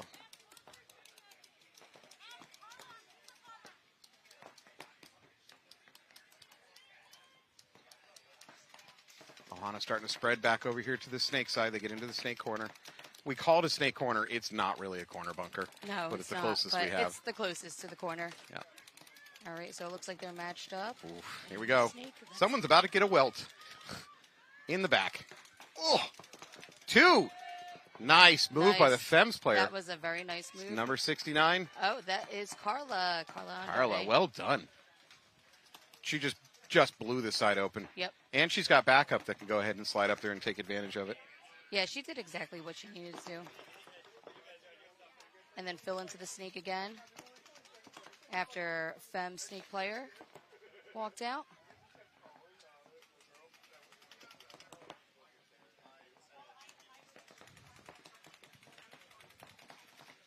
All right, here's another opportunity for that Fems player. That Fem snake player, she can drop and crawl. There's definitely nothing stopping her now because this whole side has been blown open. We do have I take that back. The snake corner is hot over here. But still, all she has to do is get around that corner of that bunker and go. Let me ask you, how much damage do you think the snake 50 can do? General game walk in this field. It's obviously the focal point. There's going to be a lot of fighting over it. Yeah, it is the focal point. However, you kind of have to wrap. You have to wrap this. Yeah. You have to wrap this to get the kills. I don't think it's this incredible auto kill machine that you get there and you just start peeling bodies off. Yeah. It's very important. You still fight for it. So it's definitely situational. Sure. You could take advantage. I mean, I think it almost never is a disadvantage to take any 50. You know, it's always going to give you some benefit. Speaking of, the Fems are into that Dorito 50. Player walking off for Ohana, though, from the Dorito side. 2 of them walking off. This is falling apart real fast.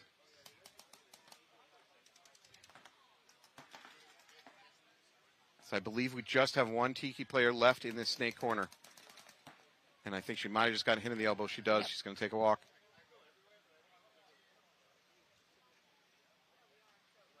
Star of that game, number 69. Number 69. That was Carla? Carla. Yeah. Carla. Good Well job done. breaking that game open. That was great. I mean, you're going to go blind around that. When you go to bunker around that 50, you're going blind. She didn't know that she had a back to her, but at the worst, she was going to get a trade. She's going to trade her body. Yes, absolutely. But as it turned out, she just blew that up. She blew that up and got the middle player as well at that big box. So, good job, Carla. I mean, you could do that, right? I mean, I could stand at that. Like, I don't even have to kneel. Yeah. Okay, let's be real. Yeah. So, yeah. I'm not a tall player either. I know your pain. I am walking in this snake. Yeah. There is advantages to being a small player in paintball. There are advantages.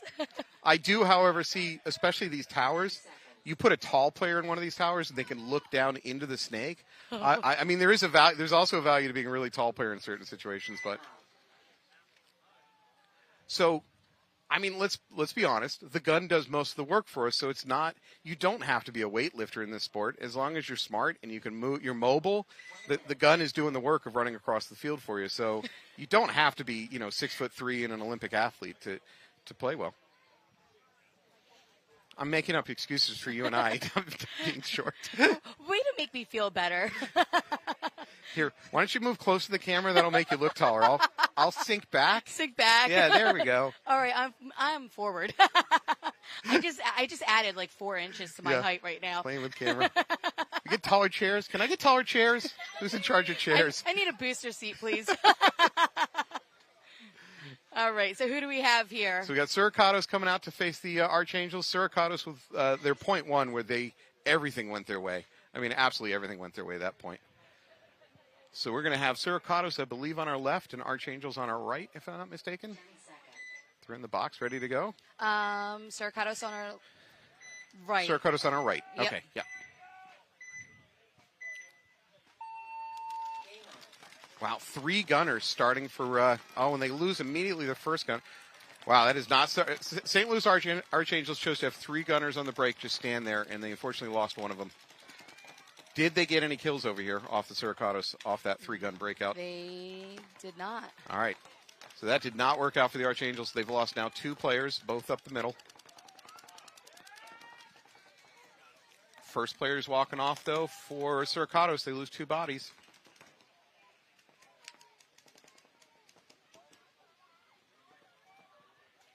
So we do not have Archangels in the snake right now. But we do have Suricatos. That's wrapping that 50. Suricatos crossing the 50. That's number 9. Yay. Another player walking off, though, for Archangels. I think we just have this snake corner left alive. No, I'm sorry, and the home mini temple. And now she's hitting the head, so she's going to take a walk. That's just going to leave this snake corner. She's in a world of hurt.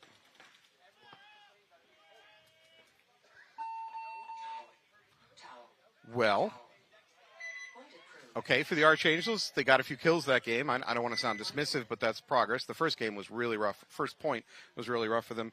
This was a little bit better fight. Suricatos, though, are they just winning gunfights? Yes. Yeah, it just seems like, and Suricatos, they're a little bit more aggressive. Mm-hmm. So, and we just saw now that the Archangels, they did that delay in the center. Yeah. Didn't really pan out well. No, that's the strategic choice, right? You want to go gun heavy on the breakout. You better get a kill. Yes. Or multiple kills. Yes. If you keep 2, 3 bodies sitting at home just throwing lanes and you don't get kills, you've given up so much territory. Yeah, that's the whole purpose. And so not only did they not get kills, at least as far as we could see, they also lost one of those gunners off the break. So everything went wrong with that. So what's the next move? You tell me, Coach. I say full send. Full send. What do you got to lose? Yeah, what do you have to lose? The match isn't beyond hope yet, but you're approaching it. You need to put something. You need to build momentum at least. All right, here we go. Tiki on the right, Fems on the left. Tiki right up the middle. Oh, right. Wow, they're going to do a run through. To their brick. She stopped at their brick. Oh, and I think she's just going to take the walk. All right, so 5-4 advantage over here for the Fems. Fems take the inside Dorito. You're going to have to tell me what you think of that move to their brick. I like it. I like it too. I like it. Out. There we go, Fems at the 50.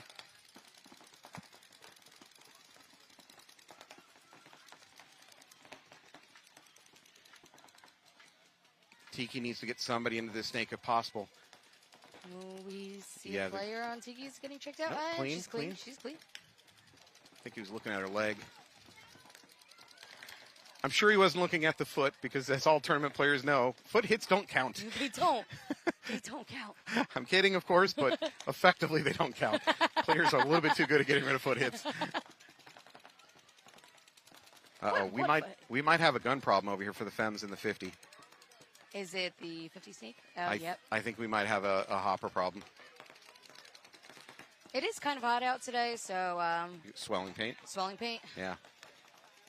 Did you just see the brand of hopper and realize they're like a sponsor of the league, and you're like, can't be the hopper. You're a good company employee, Allie.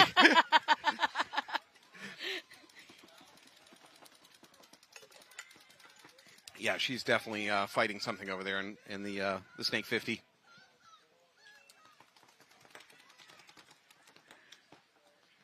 There we go, launching through the middle.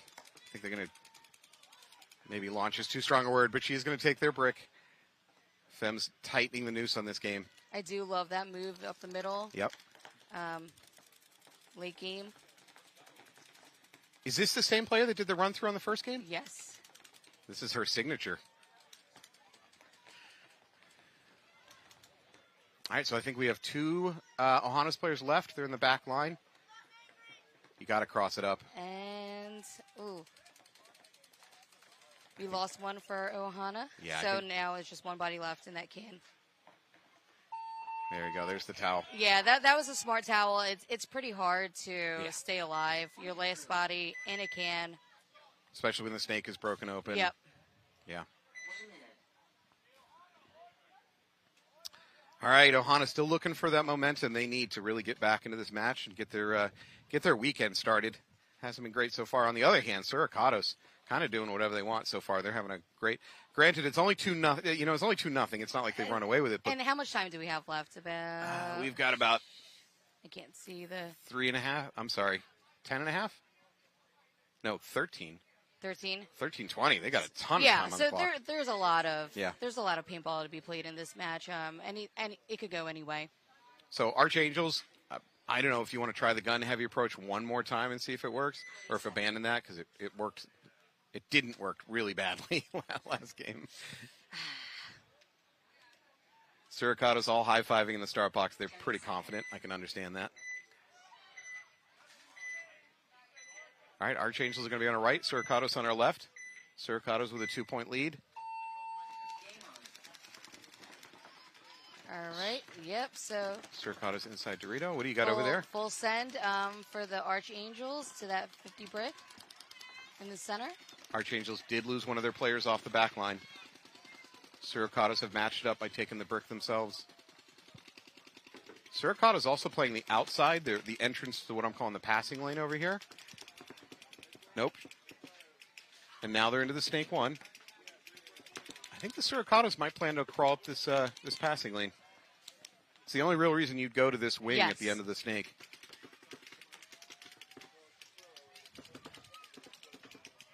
We're going to have another. We're going to have another trade here. There's an opportunity here for the Suricos to launch. Trade out for Suricato's. Nice trade.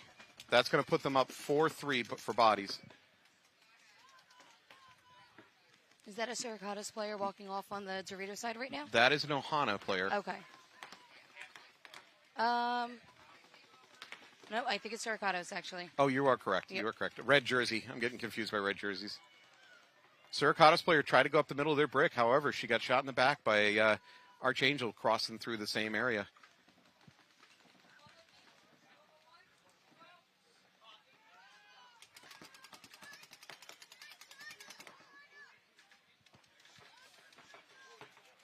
So S2 is hot for both teams. Suricato's player turning and shooting the backside. Oh, Yeah, her Dorito side is broken open.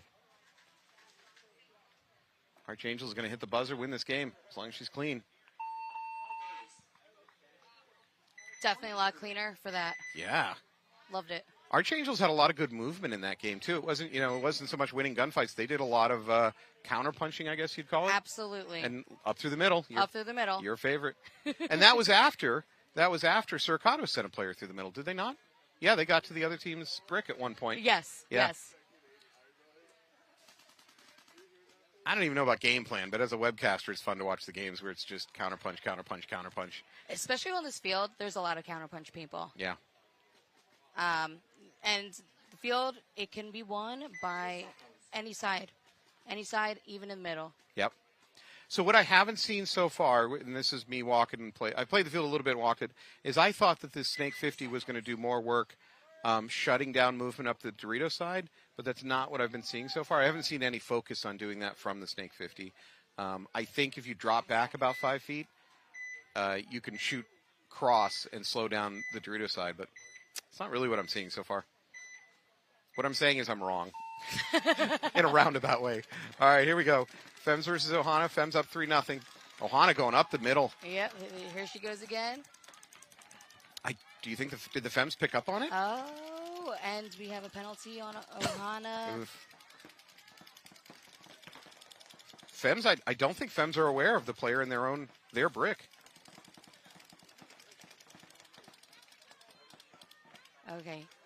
I want to see a nice trade. Yeah. Come on. This is also a game of who bumps the bunker first and tells the other player, oh. Nice move by Tammy.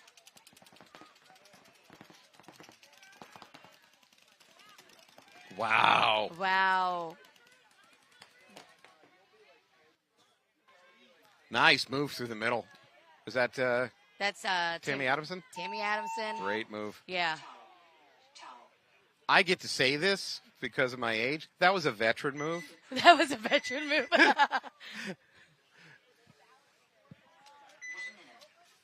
Tammy has been around the sport quite some time. She has. Husband Todd. I believe, and this could go back a while, Extreme Rage, I think that was their product line for back. Oh, yeah. Back in my prime. Back in my prime. Yeah, Extreme Rage product line. I both wore a lot of their stuff, and I think I sold a lot of their stuff. All right, we're going to have Suricato's Archangels back on the field. Suricato's started this game dominant, but Archangels punched back, so it's 1-2. Yeah. And like I said, there is so much time left on this clock. Yeah. This game, it could go anyway. It can definitely go anyway. I love how the Archangels counterpunched that one. You know what? Interesting. I'm looking at the Archangels. They're not going out with as much pain as I figured they would. I'm seeing a lot of 3-packs and 4-packs. Oh. Interesting. Yeah. I mean, I watched some of the teams go out there with 7-8 pods per player. Oh yeah. All right, here we go. Suricato's on your right. Archangels on your left. Archangel's going to run up to that brick in the middle. Looks like 5 alive for both teams. Oh. Archangels try to move through the middle. She tried to move through the middle. Like I said, I love that move up the middle. Into their brick. Don't give it away. Other teams are listening right now. Allie likes to run wide to the Dorito. There, I got you. Sneak off break. Yeah. No way they'll figure you out now. All right, Suricato's going to jump over here to what I'm calling the passing lane. Let's see if she goes the whole length of the field. And she's going to pause. I don't like this. I don't like pausing here.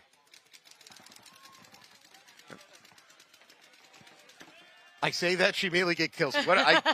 I'm throwing the clipboard. What do I know? Okay, so that was a reverse commentator's curse right there. Yeah. I criticize and she shows me up. Let me explain why I believe what I believe. I think you just do what she's doing now, which is crawl the whole length. Crawl the whole length. Yeah. Yep. I think stopping there in the middle gives away your position. Now she got the kills, so it doesn't matter. All right, so There's that a towel brings Suricatos to 3, Archangels 1. All right, so Matt. Yes. We have the Femmes at 4, Ohana 0. What do you think Ohana should do? I mean, there's a lot of time left on this clock, about 7 minutes and 8 seconds. Okay. And granted, Mercy is 5. It's on it's on the table. Yeah. I mean, look, I told my coach this the other day. We were playing in a 10-man mech event. I'm like, just so you know, if we're like down bodies and we need like a big move, I'm going to move forward. But if we're up bodies and we need to kill the clock, I'm going to move forward. Now, hear me out. If it's a stalemate, right, and we just need, I'm probably going to move forward. I'm going to move forward. So my answer to this question is I think Ohana should send it. I hope that there's a little bit of chaos that they can create by throwing bodies up every lane and just hope to stir the pot enough to pull out a crazy win. Yeah. I don't know if that's a sustainable game plan when you're down 4-0, but. I mean, and Femmes, they could just sit back right now. Yeah. Here we go. Ohana, not a crazy breakout. They are going to go up the middle of the brick. And then we did lose one Femmes player. Okay, that plays in Ohana's favor. 5 alive for Ohana. And if Lilo and Stitch taught me anything, Ohana means family. Tiki's family. Is it Tiki's family? Yep. Yeah, Tiki's family. There you go. Who's Tiki? All right, I like this. Ohana player on the outside in this passing lane. I hope she goes the whole way. Go, go, go, go, go.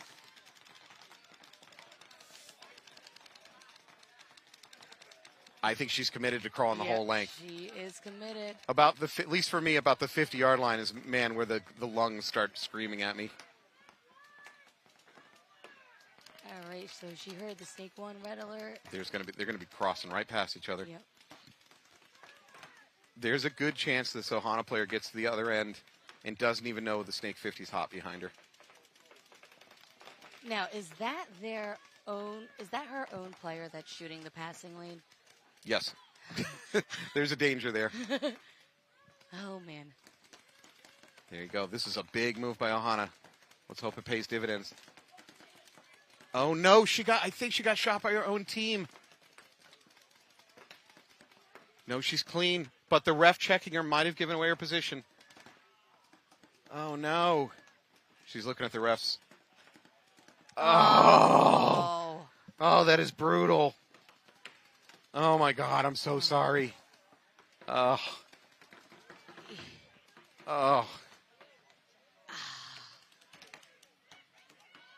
That is number 6 for Ariana. That is, oh, man. Oh, get your gun up. There you go. Good kill by Femmes. Ohana trying to go through the middle.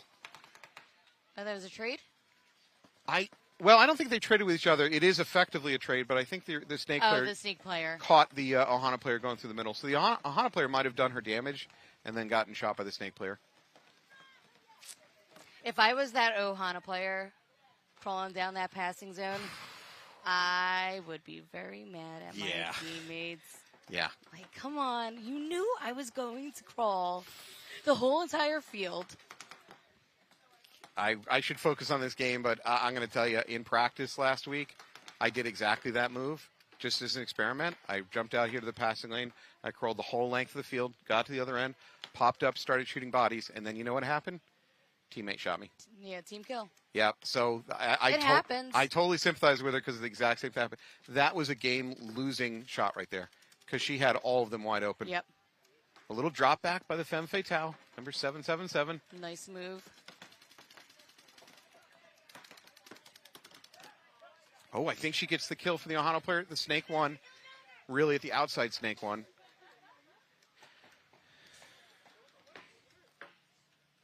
So we got just under 4 minutes on the clock. Oh, she got hit in the shoulder.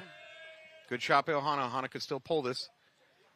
We got just under 4 minutes on the clock. That's enough. If Ohana can hit the buzzer quick, they have a chance at getting this match back. Chance.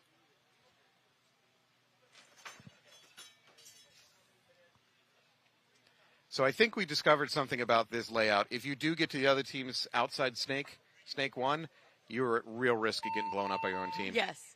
Yes. Oh, that is heartbreaking. Well, okay, look, Ohana wins this point, so it's not the end of the world. Yeah. Justice was served. Karma worked. Justice was served But at this point. There's going to be some words had back in the pit here in a minute.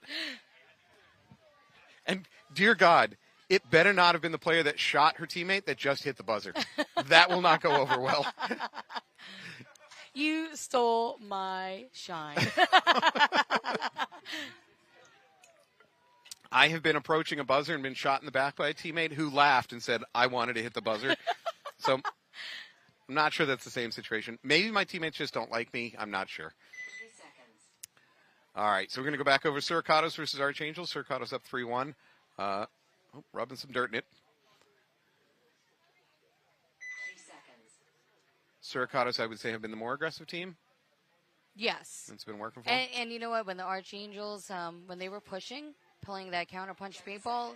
It was working. It was working. Yeah. I'd love to see that out of them again for this one. All right, here we go. Archangels on your right, Suricatos on your left. Suricatos doing a relatively pocket play. They do lose their snake runner, though. Suricatos down 4-on-5. Oh. Ref pulling one of the Archangels from the back line. No flag, though. So it's 4-on-4. 4-on-4. Wow, big aggressive run up to the snake 50 by Suricatos, not even respecting the guns. She's going to keep going. She's going to get there. Holy crap. I think she got 2 kills off of that. You know who this reminds me of? Is, and this is lofty, Paintball Fit last year, when they would be up big. Yeah, Suricatos is going to win this. When Paintball Fit would be up big in a match, like say this, 3-1, 4-1, something like that, instead of going defensive, cross the guns up, they would just send it. They would full send it because they had nothing to lose, and the other team really was not ready for it. Yeah. That's definitely a good, that's a good mental thing right there, you know? Wow, that was very aggressive from Suricatos. So they're going to go up 4-1. I think we're 4-1 also in this match. Tiki's Ohana versus Femmes Fatale. Yep. Tiki crawling back into it with a win on that last point.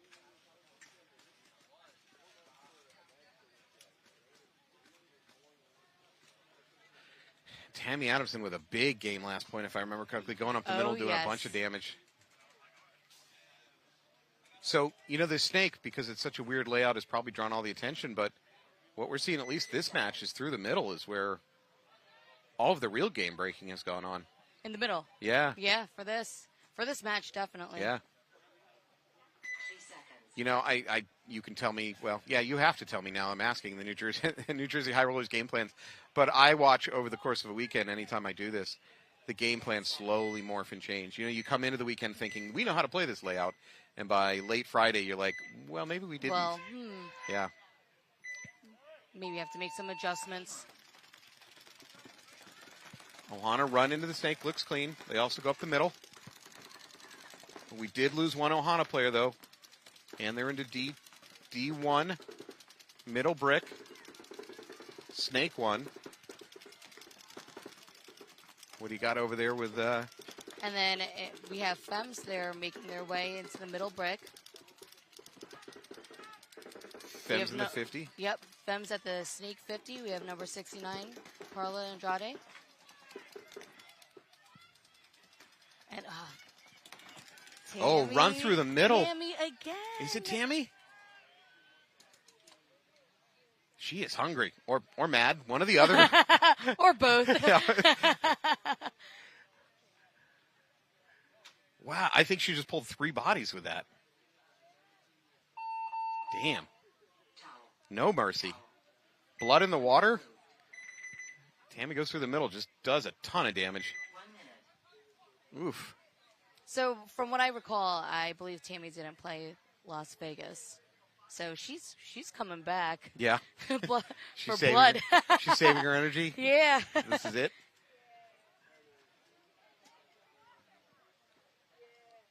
I like to see that the Femmes, they had a pickup of Kat Secor that came back into paintball. So I just saw her out there on the field.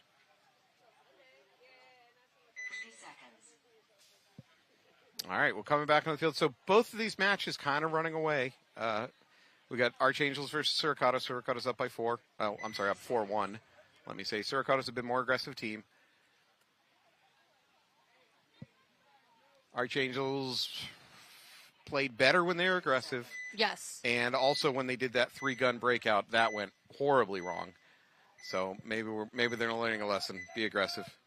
Be aggressive. And wow, they good. are. Yes. There we go. Yeah. Yep. So one of the Suricatos taking a walk. One of the Suricatos taking a walk, and then we have Archangels into the snake right now, going up to that snake 50. Doubled up at that middle brick too. So they're up bodies. They're up huge position. Oh, no, they lost their snake player trying to go around the corner. So the motto is, the 50 brick is always hot. Agreed. Center brick. Are you saying you and I will get matching tattoos that say that after this is over? Yes. 2024. So have the high rollers talked about that, to just always assume the 50 snake is hot? From what I've been seeing from this match, on even both matches, it looks like they're always pushing the center. Yeah. Archangels had a beautiful start to this game. Took a lot of territory, did it 5 alive, but unfortunately that kind of advantage is slipping away. They've lost their snake player. They've lost one of those center brick players that were doubled up. They're now down to 3 on 4, if I'm not mistaken. Oh, maybe 3 on 3. 3 on 3? Yeah, Dorito player taking a walk over there for the Suricatos. Look at this Suricatos player just creeping up the passing lane. Now there's going to be a attempted run through. I think she might have gotten picked up. No, she's clean. Suricatos player to the other team's brick. They're both, if she launches. There it is. She's going to launch. She knows about it. Doesn't get the kill, though. She's going to go again. Kill this time. I think that kill might have came from the Dorito side, though.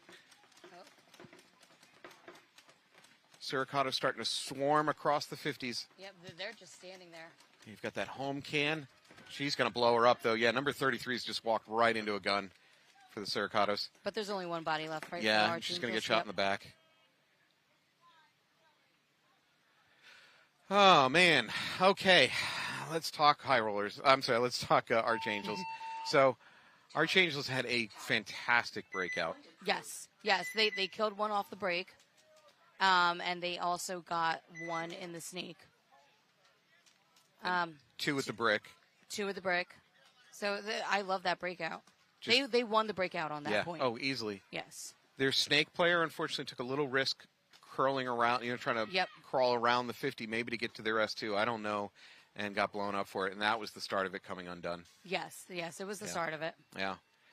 You could make an argument for a snake player like that needs to actually play a little more, well, I'm about to say conservative. Granted, they're down 4-1 in that situation, so maybe not. But she didn't have anybody that could fill in after her, right? There was nobody behind her. So by throwing her body away, she at that point completely gave up the snake. Yeah, I mean, she did all that work. She got all the way up there to the snake 50, and then it's hard to just gain back into that snake again. Yeah. So I always tell players, anybody that'll listen to me, which is pretty much nobody at this point, but if you're a front player, a tape player, snake player, be real aggressive and then be chill. Like, get to that bunker and then take a deep breath, slow down for a minute, let the other team shoot at you. All right, here we go. Fem's up 5-1 over Tiki. Tiki on the right.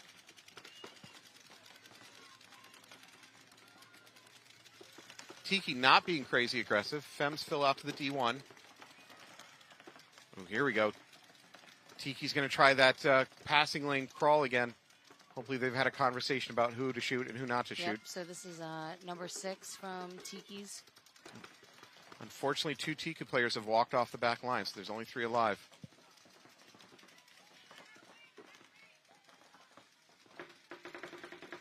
This is exhausting to make that crawl. Yeah. I don't know if you've had to do it, but it is exhausting. Oh, yeah.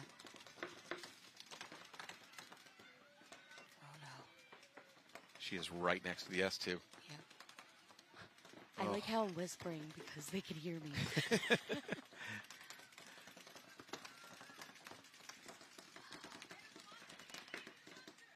Oh, She hears a voice. I think she's going to choose to pop up. Nope, she's going to keep going. That's smart. That's smart. Come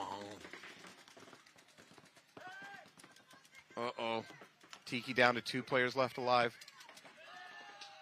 Nice. First kill from that snake. Second Yes. kill from that snake. The thing is that there's the snake corner hot. And Femmes don't know it. She's there. This is incredible. I think she's going to wrap the outside. 60 seconds. No, it's going to be a trade. She still has a player. No, it's not a trade. She stayed alive. Is she alive? Yeah. Okay, so it's 2-on-1. Unfortunately, that last player for Tiki in that Dorito side, I think she's going to get blown up in the pack. Yep.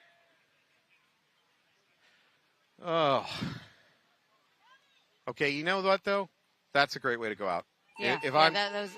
Tiki's is going to go out on a mercy rule here, but that is a great game to go out on. That was definitely a great way to go out. Yeah.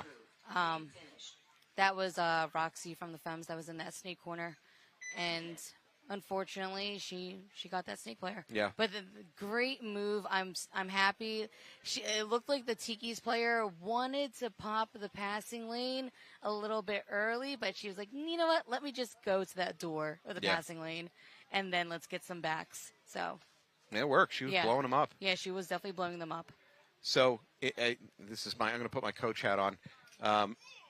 That might have been more successful if instead of running wide around the edge of the tape when she went to do that snake corner, if maybe she had jumped over the snake beam and kind of ran straight at the mini temple. And then actually, you know what? I would have just stayed there. Yeah, or that. And just wait for her to just look down. Naturally, the snake corner has to look snake way. Yeah. So just wait there. Yep.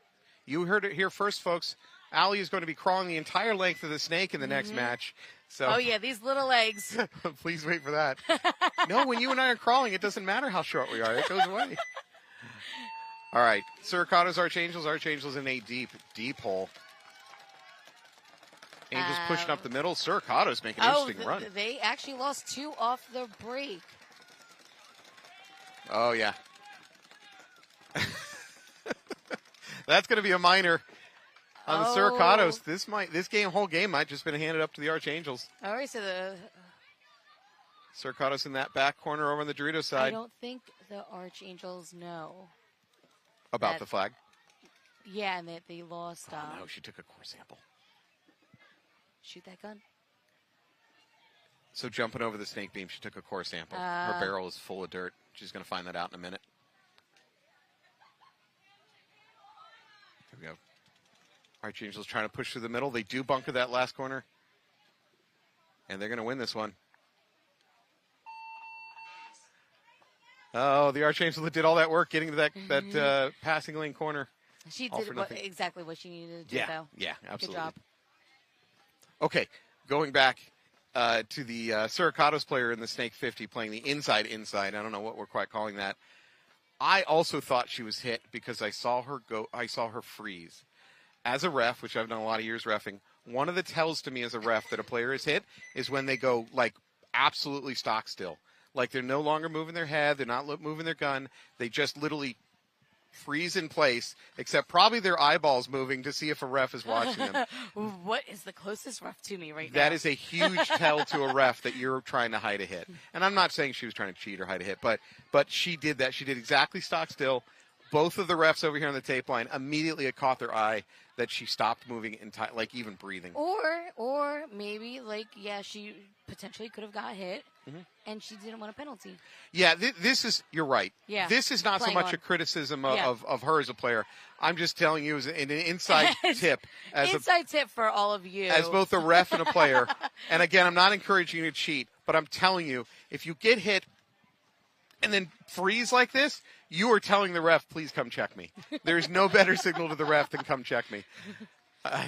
I've been on both sides of that equation. Yeah. Just act natural. That's all I'm saying. We're fine. We're fine. Good. We're playing We're paintball. Fine. No reason to look. Don't look here. Nothing to see here. Nothing to see here.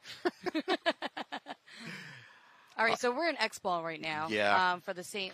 Louis Archangels and Suricatos match. And the Archangels, their backs are up against a wall in an Atlantic City alleyway right now. Suricatos 5-2. How are we doing for clock? We got 6.5. 6. So much time for paintball. Yeah. But the Archangels, they've got to start winning points here. Oh. All right, we're in X-Ball format. If you are new to the game, hey, thanks for tuning in and watching us. I don't know what else you could be doing on a Friday. Probably you should be working. But X-Ball, when we say we're going into X-Ball, that means that one of the two matches is over, probably ran out of time or went to mercy. So normally as a team, you have a little bit of downtime when you come off the field because the other two teams are taking the field. So it gives you a breather to reload. But if one match ends early, which they usually do, one half of the match, then you go into what we call X-Ball. And now there's very little time. You only got, I think, 2 minutes in between points at that point. That is a reference for our older viewers to actual X-Ball. The original X-Ball, when it was invented as a thing, they didn't do matches with 4 teams. No split deck. Yeah, they didn't do that back then. So when we say they're now in X-Ball, that even though we're playing X-Ball, that's what's in reference to. Way back to the original format where there weren't 2 teams. So yes, I'm old. Back in Matt's day. Back in my day. What are these, semi-automatics? Why aren't they pumping their guns out here? I don't understand what's going on. Back in my day. I don't see a single 12-gram on these players. What the hell is this I'm watching? We didn't have split deck. Yeah. We had true X-Ball. And we liked it. All right, here we go. Archangels, Cercados, Archangels on our left. They need this.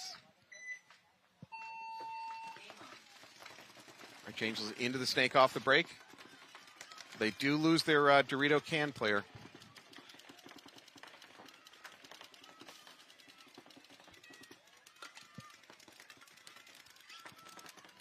All right, Suricado's kind of settling in. This is not Suricados' normal game plan. They're willing to dig in and play on the defensive. Yeah, they're up by 3 right now. Mm-hmm. Some movement up the center. Yep, go to that middle brick, and then they refill the tower out on the backside of that. And up to the inside Dorito, and now they're doubling. Wow, everything I just said, the Suricados are not digging in. They dug in for 0.25 seconds, and then they are there on the other side of the field. Through the middle, they're now at the other team's brick. They're doing this to spite me. Oh, good kill. There we go. Blows up the brick. She doesn't know it, but I believe her own brick is hot. If she does know it, blows her up. Wow, I don't know where that play. They're going to walk it in.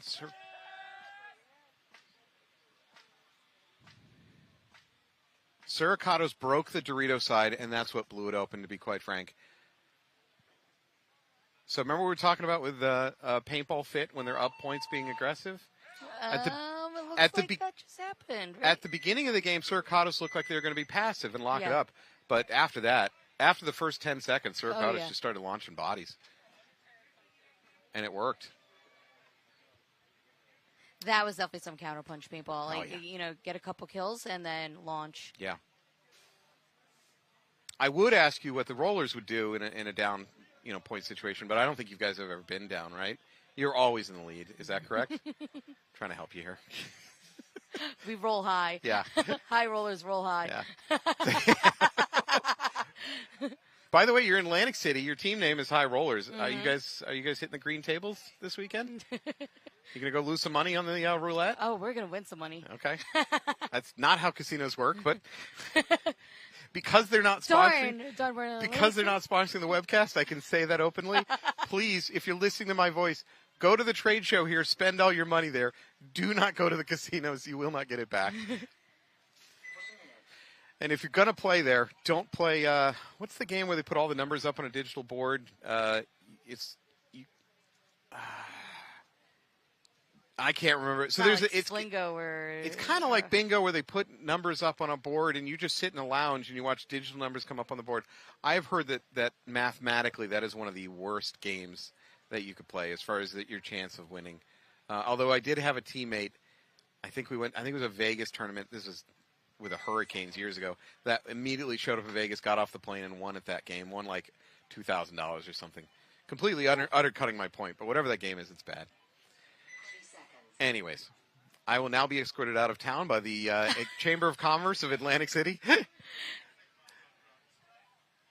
Spend your money at the trade show. Please. All right, 6-2. Suricados in the lead. How much time do we have over here? Archangels need something big here. Just under 5 minutes to go. Suricados with a relatively tame breakout. Oh, Archangels get punished trying to go up the middle. And it looks Oh! like Saracatos, they got a major. There's a flag. Is it a major? Yep. I think it might have been a mistakenly thrown red because they only 2 bodies walked off. It wasn't one of those bleached It flags. could have been again. the orange. Oh, Yeah, my the bleached goodness. ones. Okay, well, that's an opportunity here. So Archangels are up 4 bodies to 3, and they're taking the 50 here.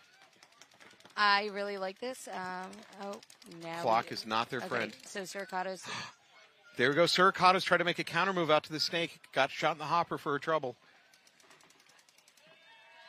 Blown up another Saracatos player, I think from the snake. Should be 4-on-1.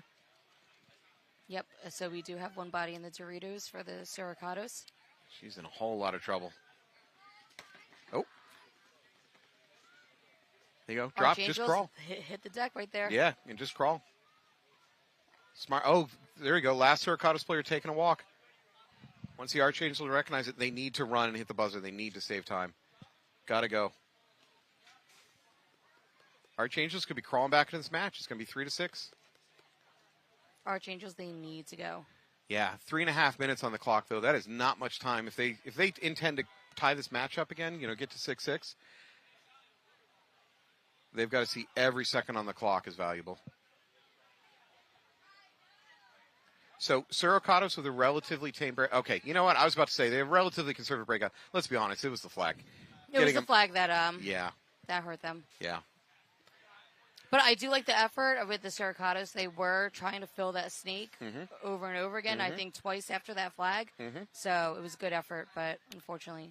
The second fill, she came in a little high. She didn't get low enough quick enough, and it cost her.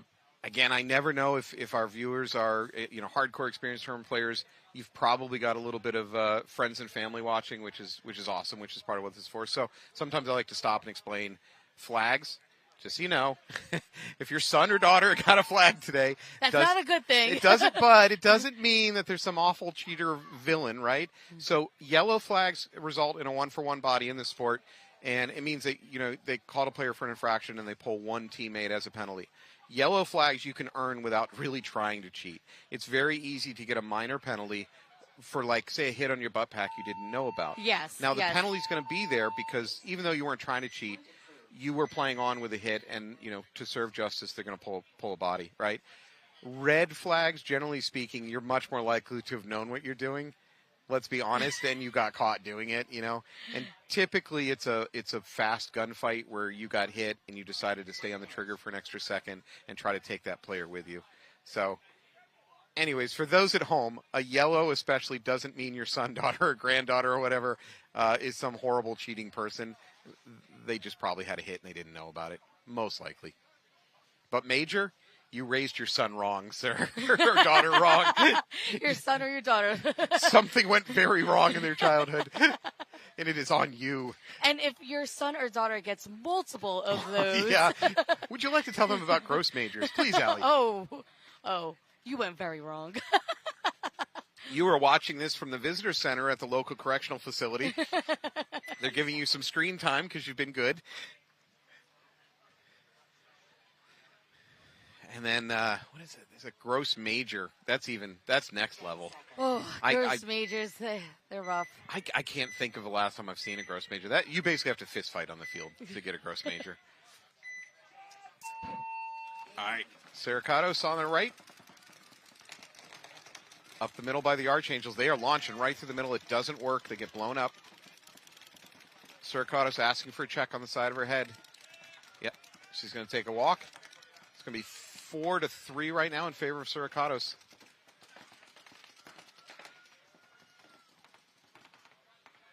Saracatos have no reason to push. Just keep killing the clock. 3 minutes on the clock. Or is it one of those things where they They hang launch. out for a little bit and then launch? Yeah, delayed. Some trickeration. As you say that, there it is. Saracatos move up to that inside Dorito. Yep, there's that launching. And up to the, they're going. Yep. Can you hear the rate of fire from the Saracatos? There's a player right now who's shooting about 1 ball a second, not 10.5, which tells me she is in full lockdown mode. She's conserving her paint. She's keeping them out of the snake. There's right a now. minor, though. There's a minor in Saracatos. Did Archangels just towel? Oh, no. Oh. Oh, that's heartbreaking.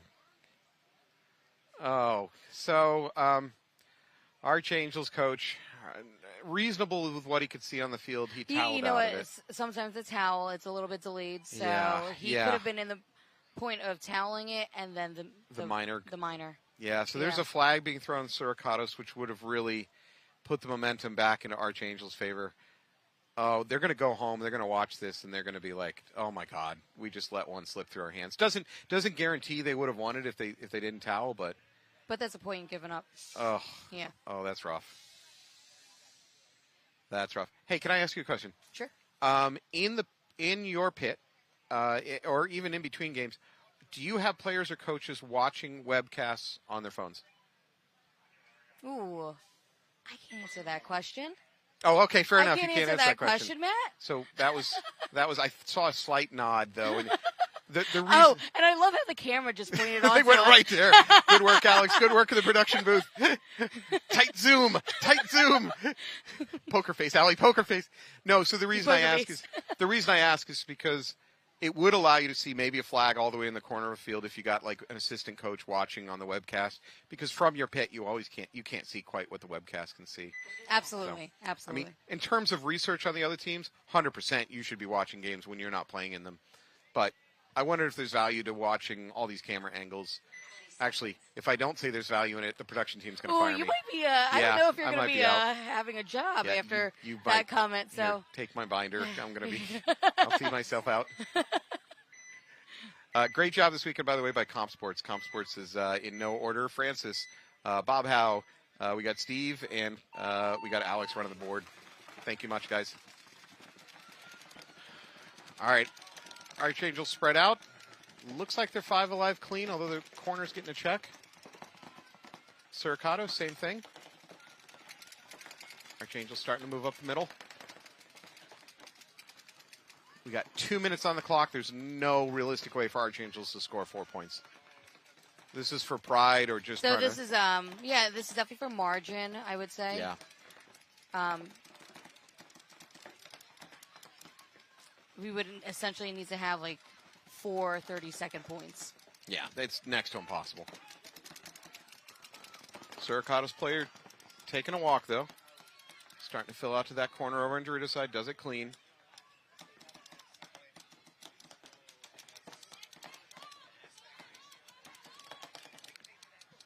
The score is out of reach here for the Archangels, but I still wouldn't mind seeing them being a little more aggressive, making their secondary moves.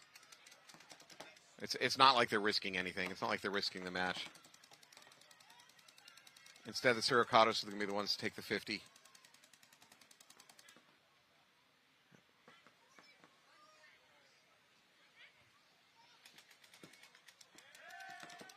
Oh wow! Was that a jump kill?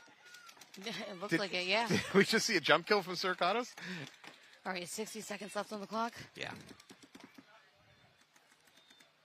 I think Suricatos are more likely to try to launch and do something crazy here than Archangels, just by body language.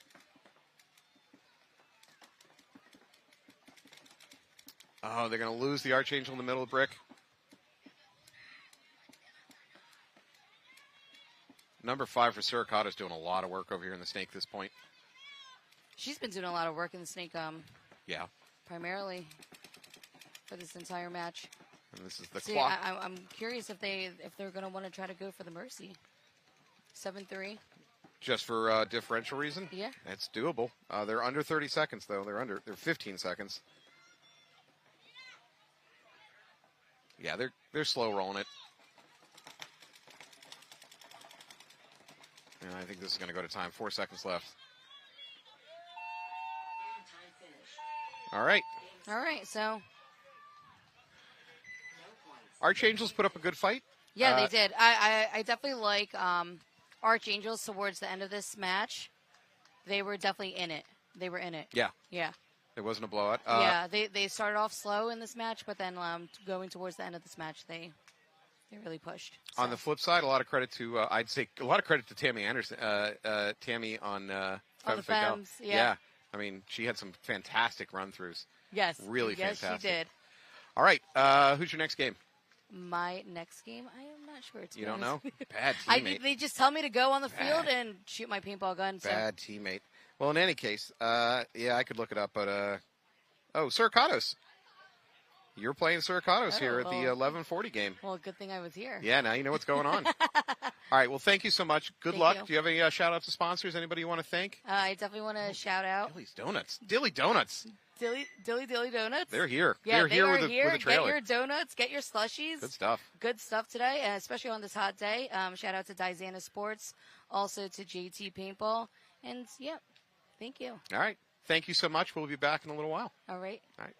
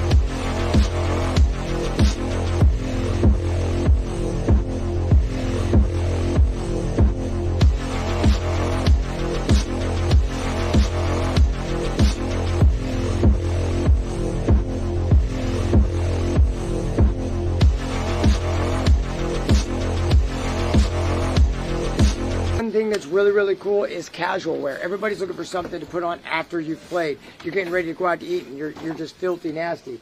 We have our Hydra lights. This is a very lightweight, very casual, basic pant. Just a small logo design on them. I wear them here. It's designed to be just a really good, comfortable, casual wear to go out on the city, have a good time. But if you find yourself having to get back on the field, we do have squeegee pockets on them. They're designed on both sides with our squeegee pockets. This is an abrasion resistant material. They're not as durable as my Hydra skins, but they're going to last longer than any other casual pant out there. You're going to see a lot of our players out there playing in these pants because they are designed to play in, but mostly they're just designed to look good when you're out and about. There's no need to be super loud, you know, when you're out with all the big paintball designs and everything. This is very discreet. You can wear it out. Good to go. I might have to let it drop.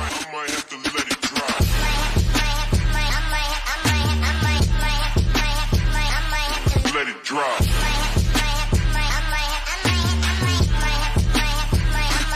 Let it drop.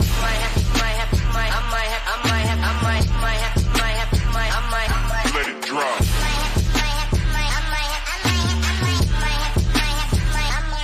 Let it drop.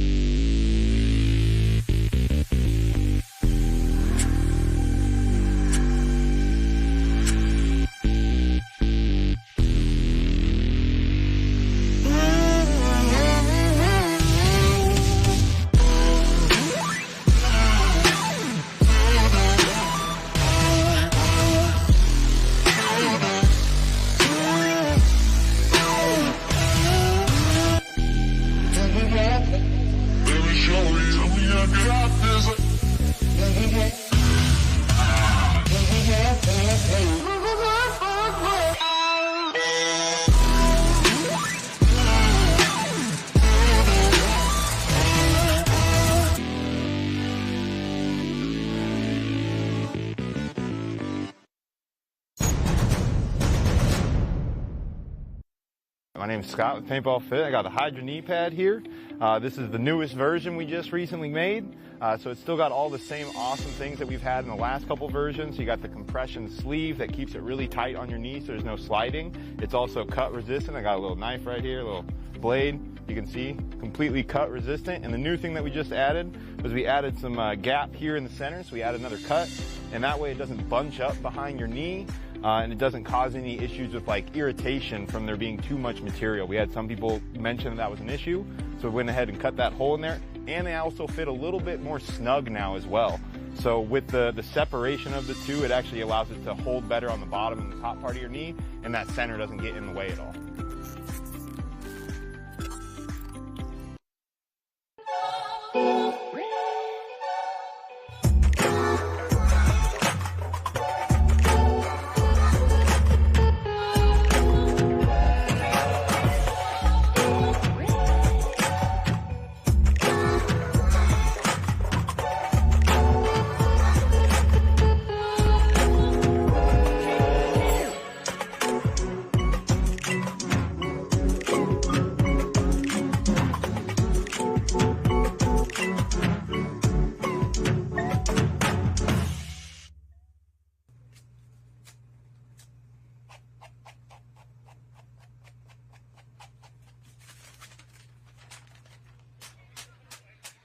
Hey, welcome back to your Mid-Atlantic Major 2024. I'm Matt Falby. I am here in the booth with one of the playing legends. Julian, you consider yourself a legend? Introduce yourself. So my name's Julian Malashevsky. I wouldn't necessarily consider myself a legend, but my dad and his brothers, obviously my dad's Tommy Malashevsky, and brothers are Greg and Richie. They come from a legendary family, though. Yep, absolutely. Don't undersell yourself. He's also here with New Jersey Jesters, both as a coach, and you're playing some D3 with another Jester squad? Yes, absolutely. So playing with the D3 guys, helping out with the semi-pro line, and then jumping in here with you guys, and then maybe even playing some 10-man with Aftershock on Sunday. So as a coach of the semi-pro line and playing on the D3, do you pull all the talented players from semi-pro and put them onto your lineup in D3? Think about it. Don't answer that question on air. We'll talk about it afterwards. All right. We have Cheetahs versus Northern Lights. Northern Lights on your right. Northern Lights out of Canada. 5 up. Cheetahs into the Snake 50 fast. And then Northern Lights still, I believe, has 5 alive there in the Snake corner. The home bunker, which as we're calling the home, just offset a little bit more on the Snake side. Then they're in the inset can, the center temple, and they're moving up into the Doritos. They're in Dorito 2 right now, just before the 50. Still 5 alive for both teams. Still 5 alive for both teams, but certainly a tactical advantage over here for Cheetahs up at that S50. Yes, and then now, so I guess what we're looking for, since the Cheetahs are in the 50, is looking to have that support behind that Snake player.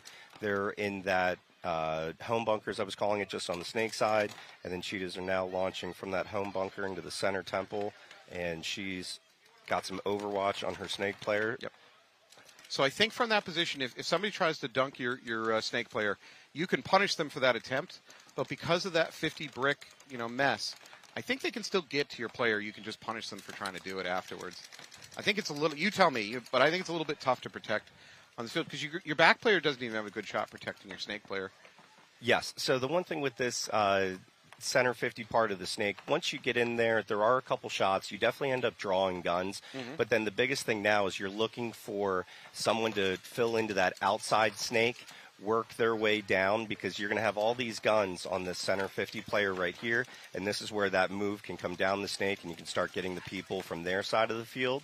Mm-hmm. However, also, and then it looks like the team here on the right just dropped someone here off the inside Dorito side, Dorito out of that tower. temple. Yep. And then, so they're still at D2 right now, and then the temple player just filled over to the inset Dorito, so it looks like they've got a little two-lady play going on right over that way, and then Snake corner, and then the home bunker still here. Oh, number 22 for the Cheetahs loses a gunfight here at the S50. That's a big loss for them. She was in position to do the most damage. And then I think that is now, and then they just dropped another player, so I think it is now a 4 on, at least and 2. they just lost someone out of the middle. Tower. So I can only confirm the D1 over there for the Cheetahs at the moment. this game was in the palm of their hand, and it fell apart hard. It's not over yet, but there you go. So now if this player's smart, they're just going to draw the heat. Yep. Because now this Dorito has to look and honor the snake player, and that snake player just got the kill on Dorito's side. Wow. That was a good point there for Northern Lights. If you're the Cheetahs coach, what do you say to your team when you get back to the pit?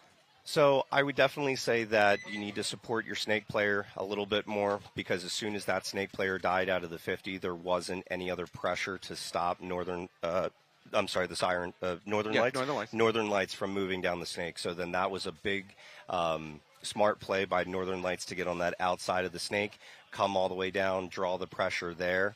So maybe instead of that home player launching into the middle, launching to the corner.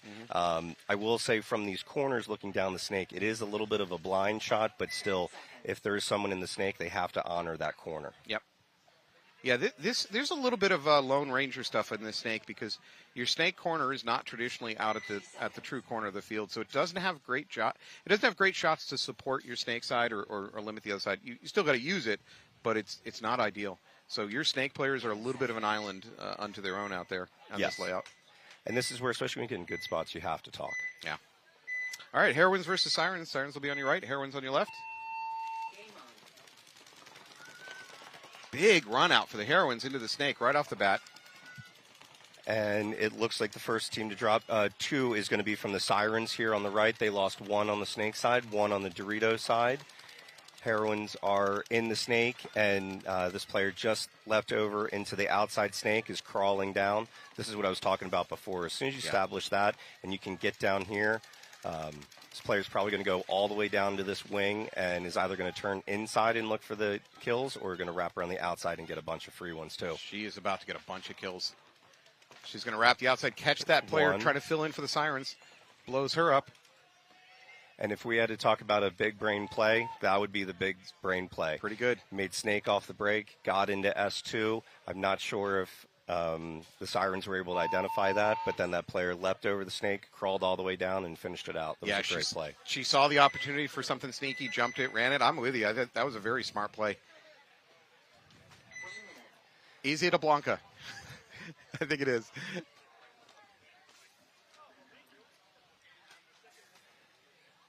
All right, great game by that player for the Heroines. It is a Blanca. Yep. They've been doing so much damage in this league the last couple of years. As a webcaster, when I'm in doubt of who just did a thing, I'm like, I'll say it's a Blanca. The odds are pretty good. And that's the Heroines, I know, are definitely a team that's definitely been making moves. They've always been one of the top-tier teams in the WNXL, so it's great to see them consistently putting out that effort. So coming into this match, let's see here. We have Cheetahs are the number 4 overall team coming out of the Vegas tournament, and Northern Lights coming in at 8. Now, that said, with only three matches in the year, each one of these tournaments is huge points-wise. Yep. So, even if you're in the lower half of the league currently for WNXL, if you have a great weekend, you can jump way up just in the course of one event. All right, Northern Lights Cheetahs. I think there's a check going on for the Cheetahs. As of right now, it's still 5 alive. Mm-hmm. And the Cheetahs are at the snake insert, the home, Dorito corner, inset Dorito can, center tall temple, and that's the 5 there. Yep. So for the Northern Lights, we've got the snake corner here. We got both of the middle back. Now they're into the D1 and that tower in the middle. So they got a pretty good spread. They're starting to push the Dorito side. By the way, hint for you, D1 to D2 is basically a free bump on this field. There's almost nothing that can stop you. Now, D2 gets in a little bit of trouble if the Snake 50 gets hot, but it's easy to get there. And then the center temple player for the Cheetahs just launched into the center brick, and she is looking Dorito way. I will say for the snake insert player, I feel as though in playing on the snake side, if you can make that snake insert, you might as well go to snake 1, because these pins along that way are blocking you. Mm-hmm. And it also looks like Northern Lights has just dropped 1 player, so it's 5-on-4 in the favor of the Cheetahs right now. Yep. Lost it from their middle. They are in the snake corner, so they're in position if they want to go ahead and bump into that snake and start pushing it. Neither team is in the snake at the moment. And it doesn't look like the Cheetahs player is taking a lot of pressure, so looking for her to make a move at some point. The inset can for the Cheetahs just launched up into the temple on the Dorito side, and then the corner player has now launched into Dorito 2 for the Cheetahs. If you want to read a player's intentions, look at where their knees are. And right now for that Cheetah player in that mini wall outside of the snake, both of her knees are on the ground, which tells me she's not getting ready to make that bump. So she's kind of locked into her position, where I think the Northern Lights player in the corner here is maybe a little bit in a better position to make that jump. Yeah, and if this snake player can launch in there, they're going to definitely take some pressure. And then obviously Northern Lights player from the snake corner is just launch into snake 1. Made me look smart. It's almost as if I predicted it. Once in every 20. What do they say? 1,000 monkeys and 1,000 typewriters. Every once in a while you get Shakespeare. Well, that's me webcasting. And then also the Northern Lights player has launched into the inside Dorito right now. Yep. So they're at the inside Dorito, the snake side tall temple, snake 1. Northern Lights just lost another player, so they are now down 2. So I believe that this is a 5-on-3 right now. Yep. The middle tower for Northern Lights under a lot of pressure. They're getting pushed real hard by the Dorito side.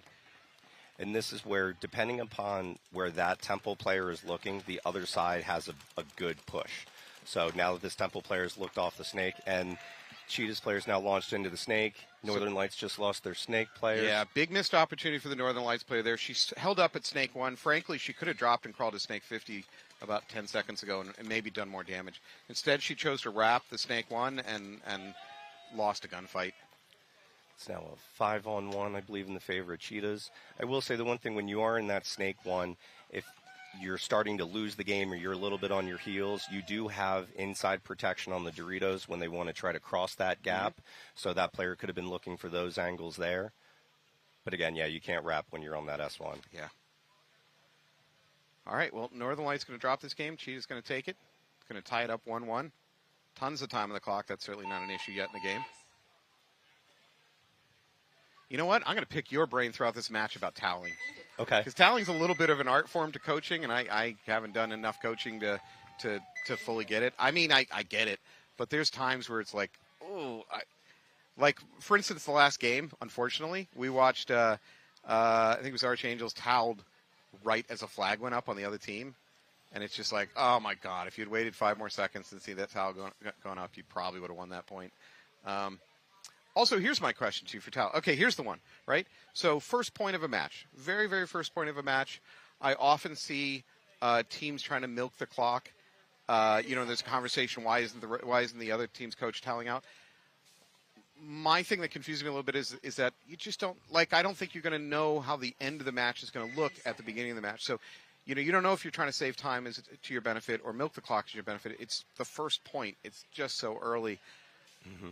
I guess you make a decision and go with it, but I don't know. What's your thought on that? I think it all depends upon personnel that's left out there remaining and the situation. Get to that in 1 second. Sure, whether it's a good idea to towel or not. All right, Heroine's going to take the snake on the break. Sirens going up the middle. They're getting a check on their back line, though. Uh-oh, that's a flag. Sirens are going to lose 2 bodies early. Their home can player, which is just off on the Dorito side, probably had a pack hit based on what I saw the refs checking. So now it's and then Heroines just took a minor as well. Oh, it's going to be 3-on-3. And then for the Heroines, they're matched up with the Sirens and the center bricks. Heroines are also on the inset Dorito. And for the Sirens, they are in S1. They are in the home bunker. And so they've got those 3 players there. And then the third player for the Heroines is on the inset can on the Dorito side. That player is looking down the Dorito side. Center brick player is focusing on the Dorito side, trying to stop that move that way. And now that player's looking snake side. I'd like to see this Siren player at the middle temple head left and start spreading it out, right? Because they are all pushed into this, essentially into a corner over here for the Sirens. They've got no Dorito side presence. Their middle brick is doing a good job staying focused on the Dorito side to stop the move up that Dorito side, but I'd still like to see their back player slide out that way. So I think what we're going to probably try to see is this Heroines player on the inset Dorito may try to get outside. And as you said, that home player just went to the Dorito set can. I am nailing it. Well, we can also see that the intelligence of these players is increasing each event, each practice that they have, because they're communicating, they're having their zones crossed up, and then they're opening it up for the back players. Because really in this set, there's not necessarily a back player, and obviously these the twos that were both on that Dorito side are now getting ready to mirror each other. The Sirens player has now gone out to the Dorito side can, which is matching the Heroines player that's in Dorito 1 right now. Then those players are heads up against each other. So at this point, this game is probably going to come down to just one mistake. It's 3-on-3. They're not perfectly identically mirrored, but a little bit of an advantage here for the Sirens with the Snake 50. Just needs one kill. And I think the Sirens player that's in the center brick is looking for the move. Yep. You can see she's really wrapping that brick, realizing that she's got that move that way. Also looks like the inset Heroines player is at the laydown, but looks like she's watching that zone. So if this Sirens player doesn't see it, oh my! I think that might have been a bounce shot. I think the Heroines may have just pulled off a bounce shot. They're shooting this can out in the middle of nowhere, and I think they just bounced it in. And now they get the kill out of the brick. That's going to leave the Dorito in a 3-on-1. And they're going to towel out of it. So right before that happened, I was just about to say, I think the Heroines have lost track of targets because they're shooting at a can in the middle of nowhere. And then all of a sudden, the Snake player gets up and walks off. I think that might have been a bounce shot that actually worked, which is rare. We talk about them all the time, but I don't actually see them work all that often. Potentially, there is that little seam in between this pin. That's it, if there's someone in the center 50 or the Snake 50, when they're wrapping around just as that player just was, there is a tiny gap in between that pin and where the big brick is. So like you said, it could have been a bounce shot. It could have been something that squeaked right through. Yeah. At that same point in time, that player is drawing those guns. So if you don't feel 100% with that gun battle and you know you're drawing that gun, that's another bit where you can communicate to your player. However, I'm not sure if that center brick player knew about the person in the small laydown brick that was watching that zone for the run through. But like you said, it was going to be that one or two plays that was just going to open up that bit of the game. And there it was. All right, we're back to Cheetahs Northern Lights. They're tied up 1-1. They got 8.5 on the clock. Plenty of time. Looks like a clean break by both teams, 5-on-5. Neither team gets in the snake on the break. A little bit conservative. Northern Lights is getting ready to make that launch. There it is. Northern Lights is in S1. The home center, both temples in the center. The inset can and maybe Dorito 1. Cheetah's now into the snake and on. Just put it in cruise control, and she's going to go right up to that S50. At the same time, her teammate takes that brick in the middle. So great positioning for the Cheetahs. First player walking off for Northern Lights.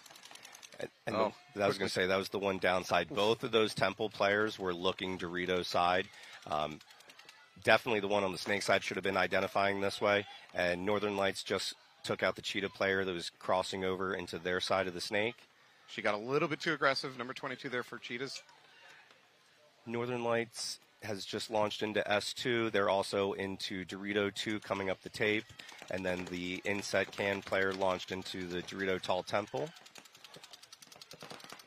Cheetahs are in the snake corner, the center brick, Dorito 1, and inset can. So it's a 4-on-3 right now.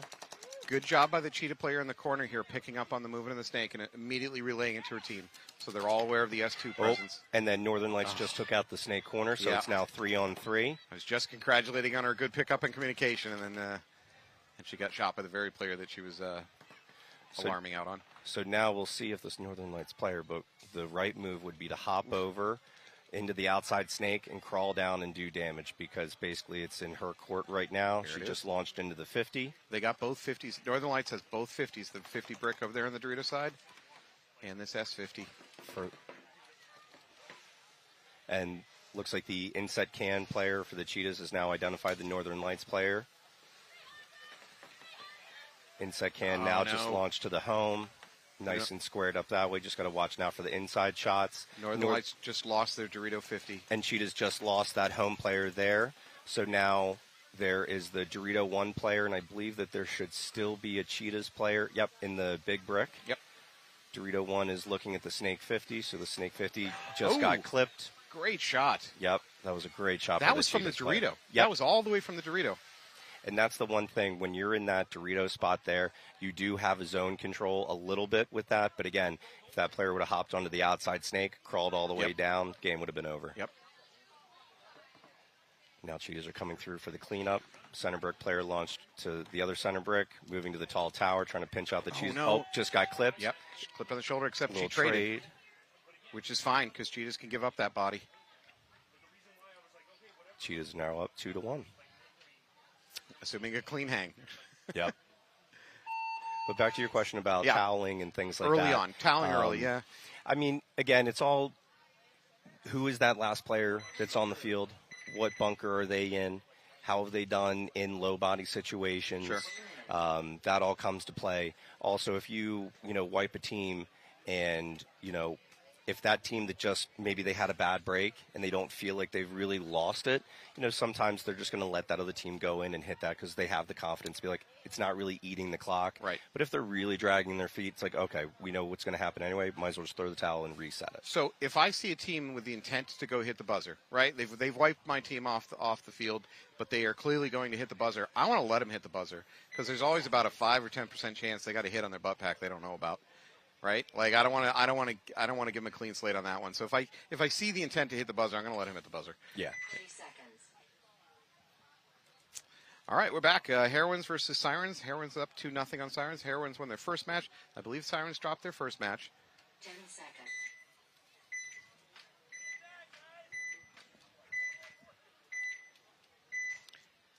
Heroines on your left. I think I see a snake runner. Yep, sure enough. Looks like both teams are 5 Alive Heroines players getting a check on the inside can right now. Northern Lights player just went from insert to the snake into S1, crawling around into S2 right now. I'm not sure if that player has gotten identified. Heroines are also in the 50 right now, so we're going to see if we get a little snake action here.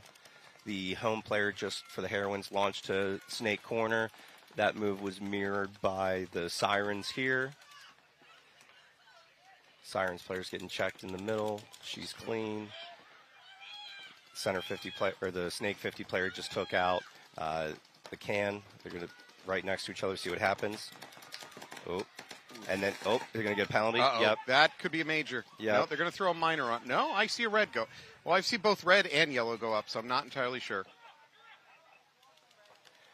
So obviously what happened with that, She's the clean. Heroines player and then the Sirens player were right on opposite sides of each other.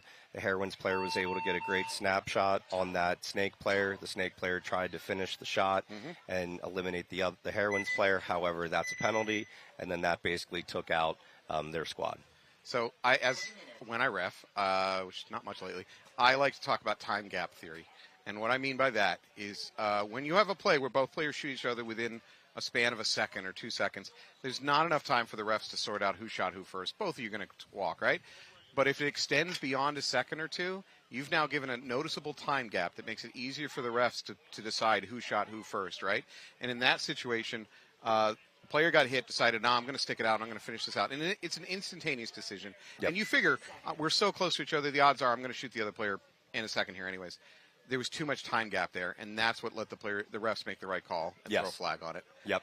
And the fact that it was clearly, visible hits. It's not like one where it's caught like on the move, something like that. Like it was very blatant. Yeah.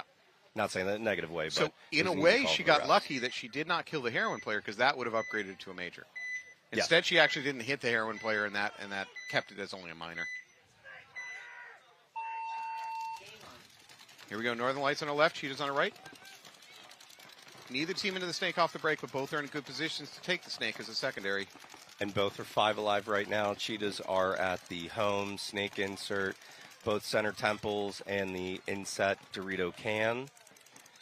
Northern Lights is in the snake. They're up to S2 now. They're using that middle tower, S2, the snake corner, and both of the back cans. They really don't have a presence out on the Dorito side at the moment. And then the Northern Lights player that was in the snake corner just launched into the outside snake. Yep. And this is where this player has a lot of wraparound shots in the very beginning. If not, that player needs to get down the field because the snake players can have overwatch on them as well. So but there's not too many inside shots. The downside if you're starting to shoot inside from that spot is that you can get caught from a random ball that's coming from you, and now that player is now launched. Is she going to crawl the whole length? It's a long, tiring crawl, but my God, it's tiring. Same point in time, you're going to win your team that point, and it makes it all worth it. And this is where I said I would crawl all the way down, because the thing is, as long as she doesn't touch one of these bunkers, right, she's going to be able to get set up and make something happen. Here's the tension, folks. If you're watching, this game is about to go sideways. I'm getting excited. Yep. Cheetahs are in for a rude surprise here in a second. She's going to get it. I think she needs. I wouldn't wrap. I'd switch to the inside. Look the other way. She's going to kill the home. She kills the home. She's going to kill this snake insert wall. There's 2. Nope. She kills the other can. There's 3. Blows up There's there. 4. 4. Is she going to get 5? She's going to get the 5. I think she going to get. Yep. She just got a 5-pack. 5-pack. That was awesome. Let's go. Whoa, Yep. Well done. So if there's another bit for that big brain play, that's it. That's it right there. Right there. That's the smart play. Your snake players established a really good spot in S2, drawing those guns, fill in, crawl all the way down. That snake player can now have the overwatch in case someone goes into the snake, goes into the corner, so on and so forth. So that player had the ball, and they definitely took it. Wow. And cleaned the field off, and the crowd went wild after the game was over. Yep. That is the kind of, okay, I'll be really honest as a player. When I do something like that, which isn't too often, but when I do something like that, I almost don't care what happens the rest of the tournament, because my ride home is just like reveling in the glory of that like 20 seconds where I just utterly destroyed an entire team. And being live streamed, you're going to always be able to watch, be like, see what I did? That's forever. right. She can now clip this it is forever. there for infamy. Yeah. Yep. Now whenever coach is like, hey, you know that last point you didn't? No, here, look at this clip. I no longer am accepting any criticism. But yeah, and that's where we see a lot on this field. At the same point in time, we haven't seen too much smashing down the Doritos, but that's another aspect of this field that hasn't been utilized just yet.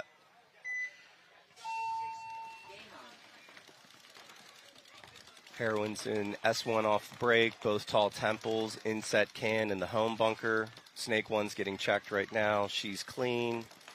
The Dorito side, tall temple, launched into the inset Dorito. And then for the Sirens, they were in the snake side temples, launched into the big center brick looking Dorito way. They're also in the home inset can, the Dorito corner, and I'm looking for the 5th player for the Sirens, but Heroines are now in the snake 50 center brick inside Dorito. The Dorito corner player for the Heroines is just launched into Dorito 1. She just got identified. She's taking some heat right now. Snake player is looking for some kills right now for the Heroines. She now hopped over. She's on the inset of the snake 50. And then you also have the center brick is looking Dorito way. The inset Dorito player for the Heroines is looking on inside. She's got the cross. And then you've got the Dorito 1 player playing heads up on the wire. Snake 50 players now just launched back in. And the Sirens have now lost 1 player out of the inset can. They have the snake insert, the home, and Dorito corner, and the center brick for the Sirens. So I believe that this is a 5-on-4 as of right now. Heroines are getting that cross-field communication going, crossing up zones. Now they're looking for this secondary push. And then the Heroine snake corner player has now filled into the outside snake. So she is wrapping around the outside looking for shots right now. So it's 5-on-4. And now this is where the outside snake player for the Heroines, she can get on her belly and crawl all the way down. Snake 50 players now drop it back. Yep, to S2. Siren player taking a walk from the middle, from that middle brick. 5-on-3. Oh, she got hit in the leg. The Heroine player tried to jump the brick and jump the beam and got popped in the leg. Yep. 4-on-3. That probably would not be the move. I would have had that snake player stay there, just as we saw in the previous game, because that other player can launch down. Now this outside snake player is in a little bit of a tough position, but they do have the ball to make that move down the field because the only person that's there is that home player, which is actually looking inside on the Doritos because and couldn't see the snake even if she wanted to. Yep, because now it's a 3-on-2, so truly it's a 3-on-3. My bad. And the snake insert has now launched into snake 1. Snake 1 is looking inside on that Dorito gap, which should free up the home player, but the home player is definitely taking some heat from the D side. So the snake player for the Sirens is going to switch to looking inside. Well, now she's going back to crossing it up. And then Heroines have now launched into the 50 Dorito. Yep, got to watch her feet. Their feet are very vulnerable over there in that 50 Dorito. I've seen a lot of players die. So it's a 3-on-3. Oh, and then Sirens just lost their Dorito player heads up. 3-on-2. That's going to free up the Heroine player to wrap the outside of that D50 if she wants. The home player for the Sirens is in a lot of trouble right now. And then the Centerburg player for Heroines just launched onto Siren's side of the field. Yep. Dorito player for the Heroines is moving down onto the Siren side of the Dorito. Just shot the home player. The last player left is S1. Is a 4-on-1, 3-on-1? 4-on-1. Oh, little trade there. Well, so I think she shot the Heroine player trying to get to that tall tower. The Heroine player stayed in a little bit longer than I would have liked, and I think that drew the attention of the Siren. Not that that last Siren player had much of a chance, but she was uncertain about whether or not the Heroine player in the tower was out or not, and so had to keep her gun on it, and then she got blown up by a different Heroine player. I mean, hey, if you don't end up knowing if you get shot and you're in a good spot and you call the ref in, you're That's not true. necessarily doing anything Yeah, bad, but like yeah. you said, you're drawing that attention, which now frees up someone else to make a move. That's definitely a good matchup between these two teams. But this These have been some good games so far. 2-2, Cheetahs of Northern Lights. And we'll see Northern Lights had that really nice tandem play over here in the snake. We'll see what the Cheetahs are going to do to counter that. They've really been having a good snake presence. They just need to have a good 2 behind this first player that's been making work in the 50s. I can't imagine that the Cheetahs are going to allow that to happen again. I'm sure the coach is like, you're going to be checking off that, what I'm calling the passing lane, every game. Northern Lights, 5 alive right now. They're in the snake insert, snake corner, home. Snake insert player just took an elimination for the Northern Lights, so 5-on-4. Cheetahs are in the 50 right now on the snake side. Cheetahs have a good spread across the back. They are starting to push up the middle a little bit, and of course the snake 50 here. Now, the last game, snake 50 player for the Cheetahs was a little bit too aggressive. She tried to launch too fast and got blown up for it. So I'd like to see her settle down a little bit and just go kill hunting. Oh, there's a ref pulling out the middle player. No penalty, though. Sirens are now down 2. It's 5-on-3, and they're pretty much stacked across the back.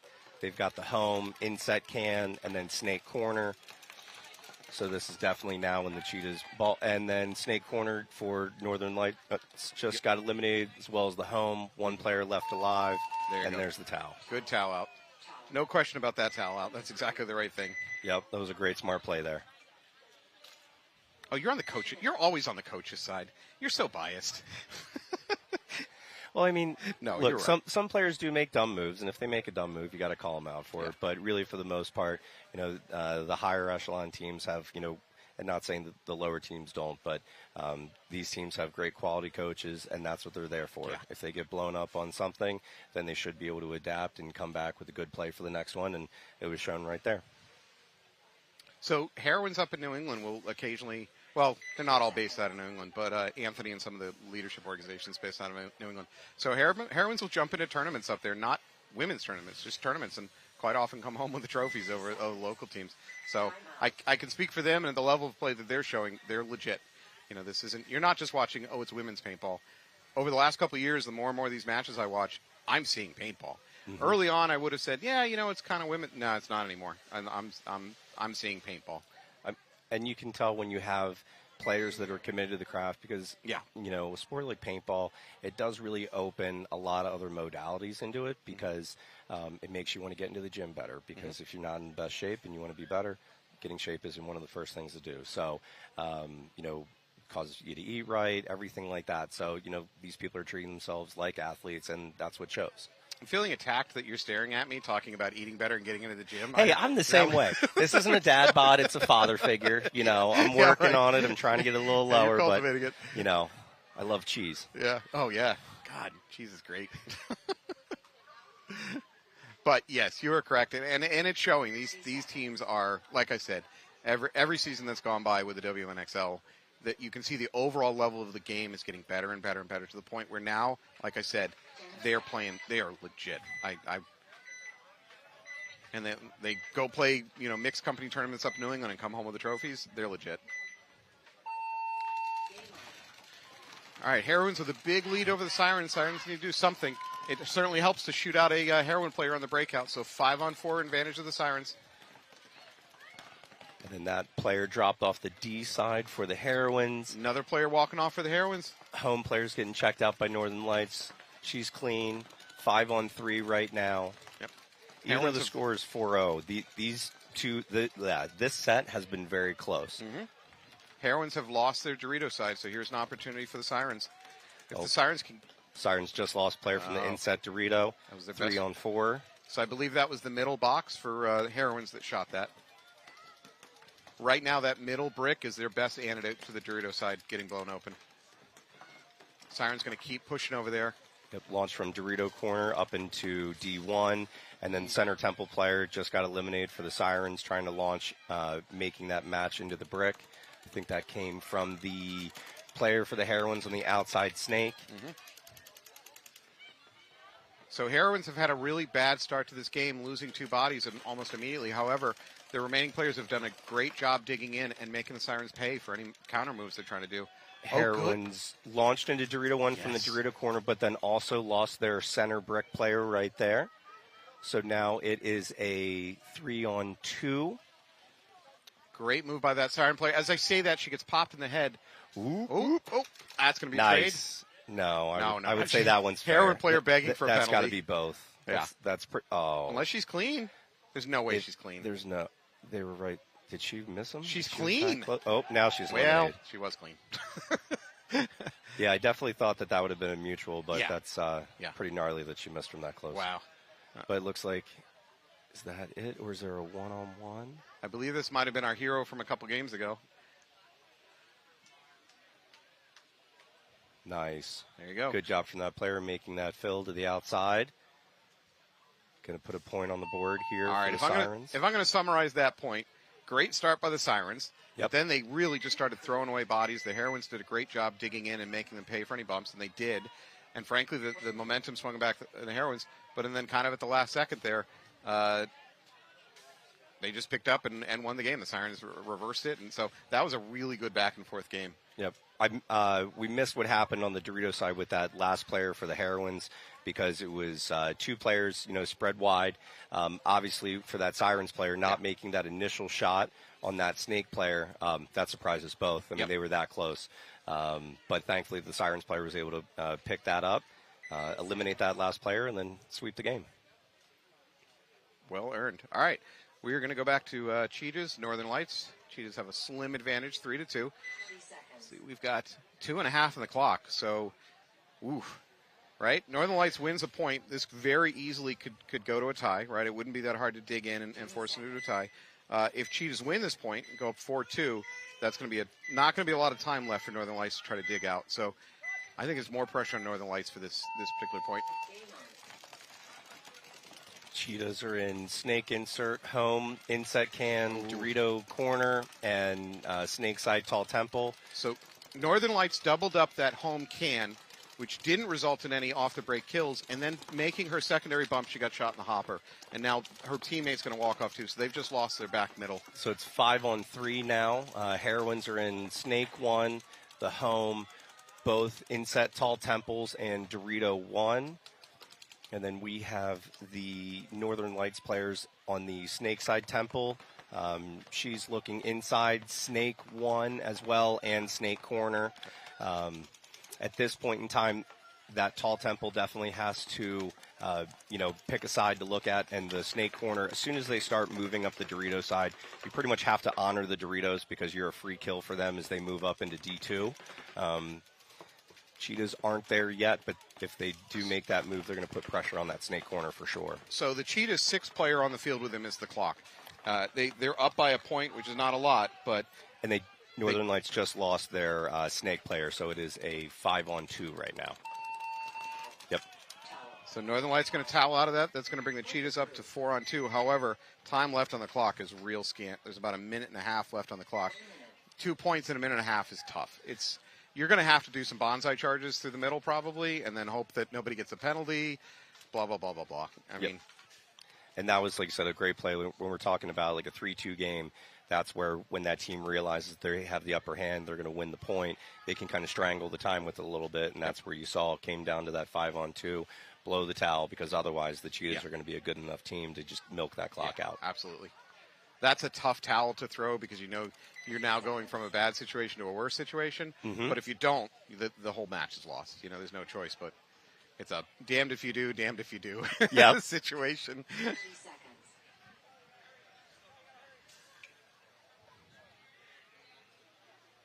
I'd like to remember which team, but at one of the earlier teams, I was surprised at how little paint they were going on the field with.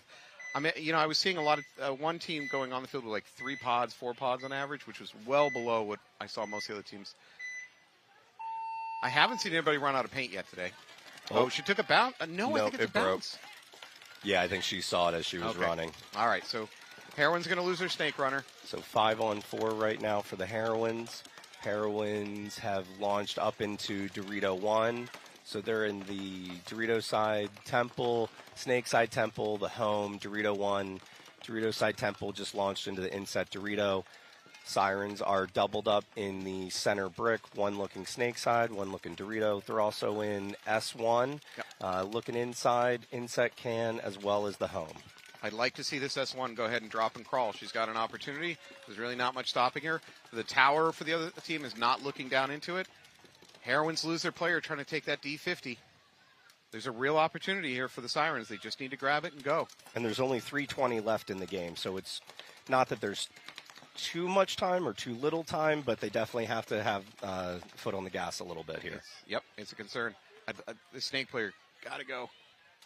Looks like she's crawling into the 50 right now. There you go. Another Siren walking off, though, from the back middle, so that just leaves this box doubled up and the S50. For the Sirens, they really don't have anything on the Dorito side, but they do. That box gunner looking left is critical right now.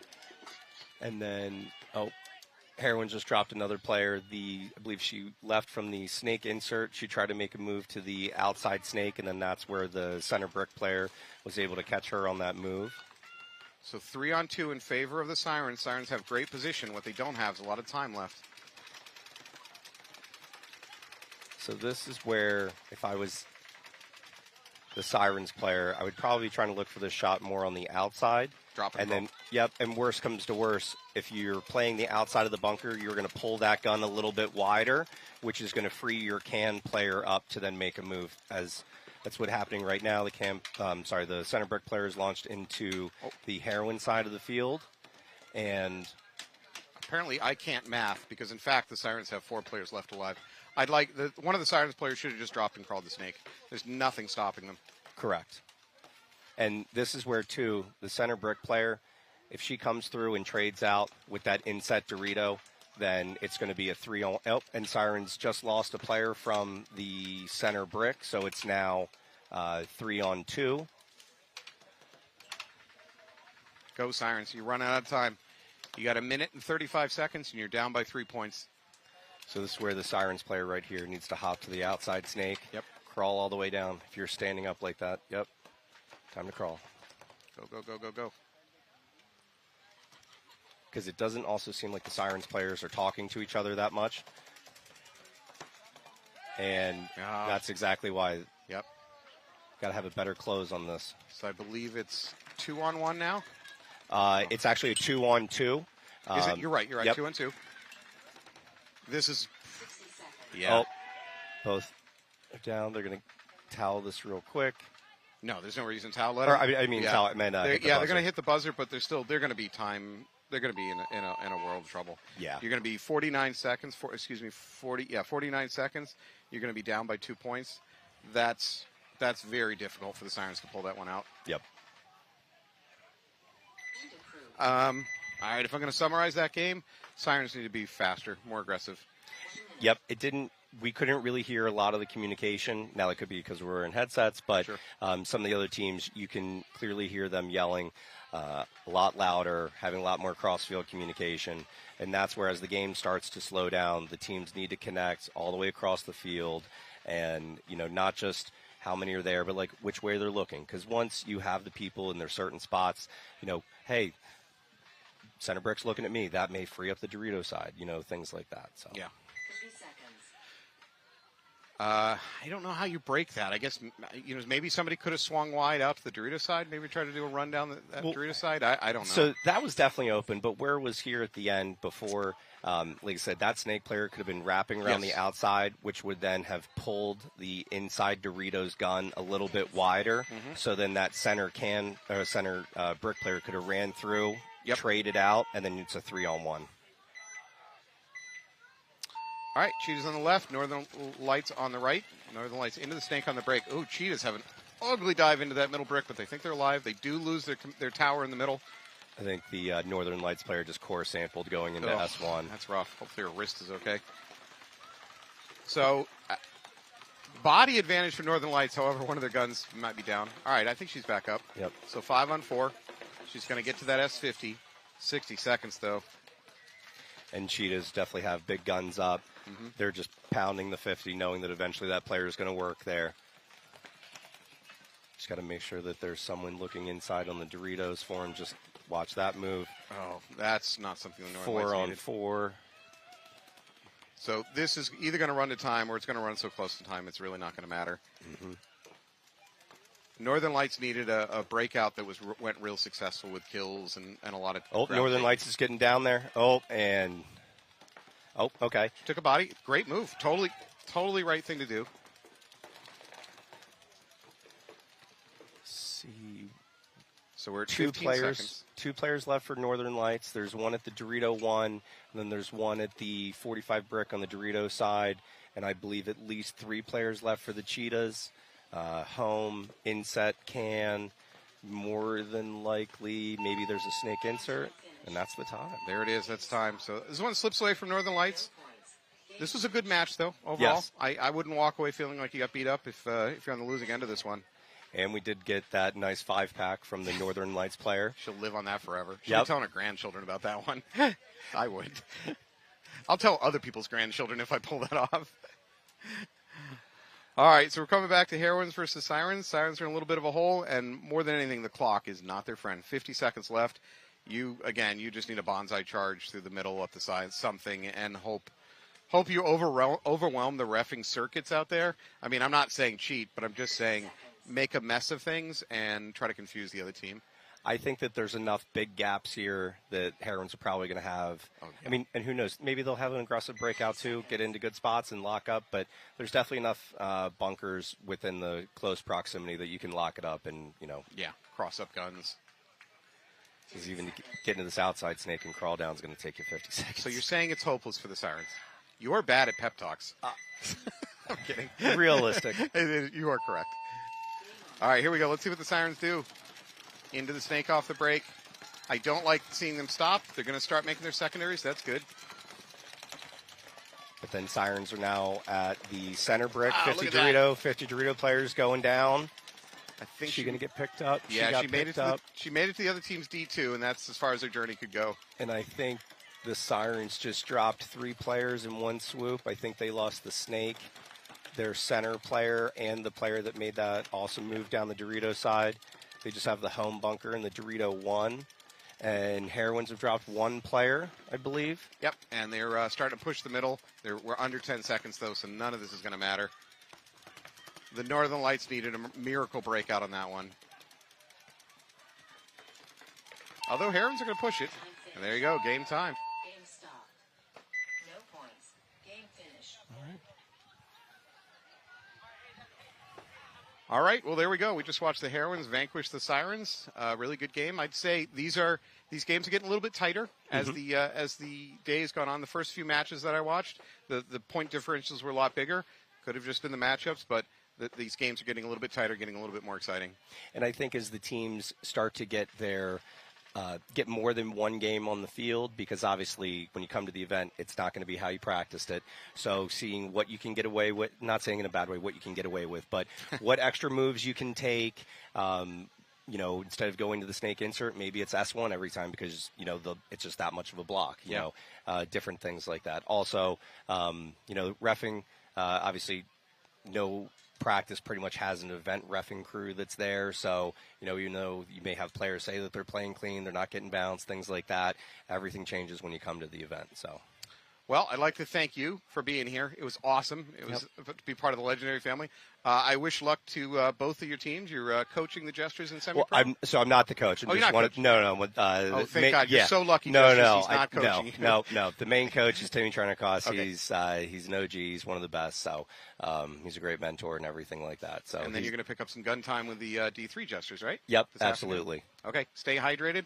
Good luck. Thank you so much for being here. It's awesome. We're going to see you tomorrow, I think. Yep, absolutely. Lucky us. All right, thank you so much. We'll be back in a minute. See you guys.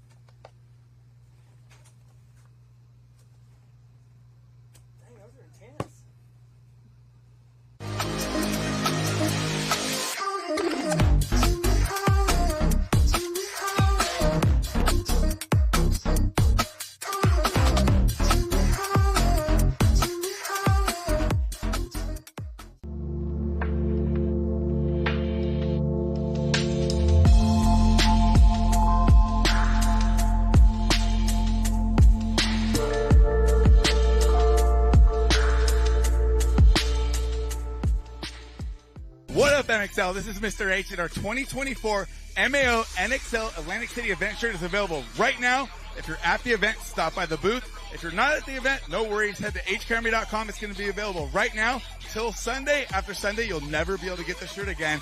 Let's go. Last year was amazing. Electric blazing. I hear the belly so hard, even boy knows I'm caking. Been a star back then. I'm a star right now. So I find it funny when people call me a star in a making. Call me a first man, I get don't get it twisted cause I rhyme. I get paid for the nouns and ain't got time for the keyboard. Might see me in the rave getting down with the back of girls that get on mine. But it's okay, but it's all good. I get mine and she gets.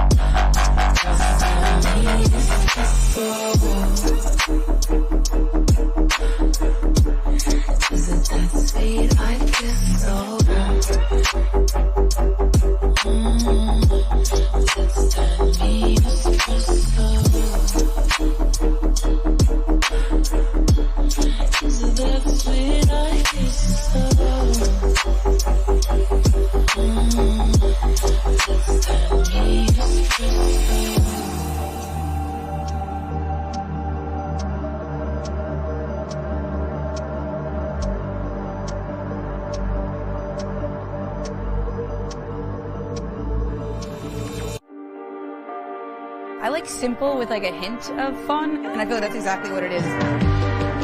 First thing I did, took it out of the box, ripped it a little bit, decided, I'm gonna adjust the trigger a little bit. It was smooth, like super smooth out of the box. I feel like it was like very like darts, you know what I mean? Sometimes you have like a drop shot, or sometimes you have like a longer shot. I feel like it was there, like where I was aiming, it was like very just like quick point missile shots, right on the money.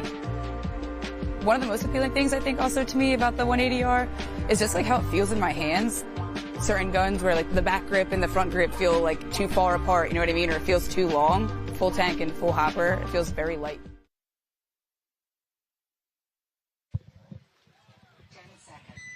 All right, welcome back to your Mid-Atlantic Major 2024. We're here with Erin from Northern Lights. Erin, go ahead and introduce yourself. Hi, I'm Erin Scott. I'm a captain, co-owner of Northern Lights Paintball. We just finished 2 really hot, great matches. Very hot. But I'm happy to be here in the shade with you. All right, let's watch some more paintball, and you get to criticize other teams. Let's go! All right, we got Dallas Vibe versus Femmes Fatale. Femmes on our right. Femmes already dropping 2 players. Dallas playing pretty conservatively along the back line. Kind of their MO to get there safe and get a couple kills off the break before they move. Oh, not only another player walking off for Femmes, but they're going to pull a minor. Oof. That's going to leave 1 player left alive in this snake corner. Oh, wait, there's a minor over on the Dallas at the same time. And honestly, snake corner's an okay place to be. Yeah, it's not bad. Oh, they blow up another one. There you go. Wow. Oh, almost a stumble. Love this how is she's doable. attacking, not sitting back. So I believe the Dorito side over there is hiding a Dallas Vibe player. Mm-hmm. She's shooting this way, so she knows about the snake. Oh, she's coming over the 50 Dorito, her side of the field. She's crossed to their Dorito, Dorito 2. It's a Well, one-on-one. Snake doesn't know where she is. Now she knows. Does. She's not in a great position to gun battle, though, in this No. outside snake.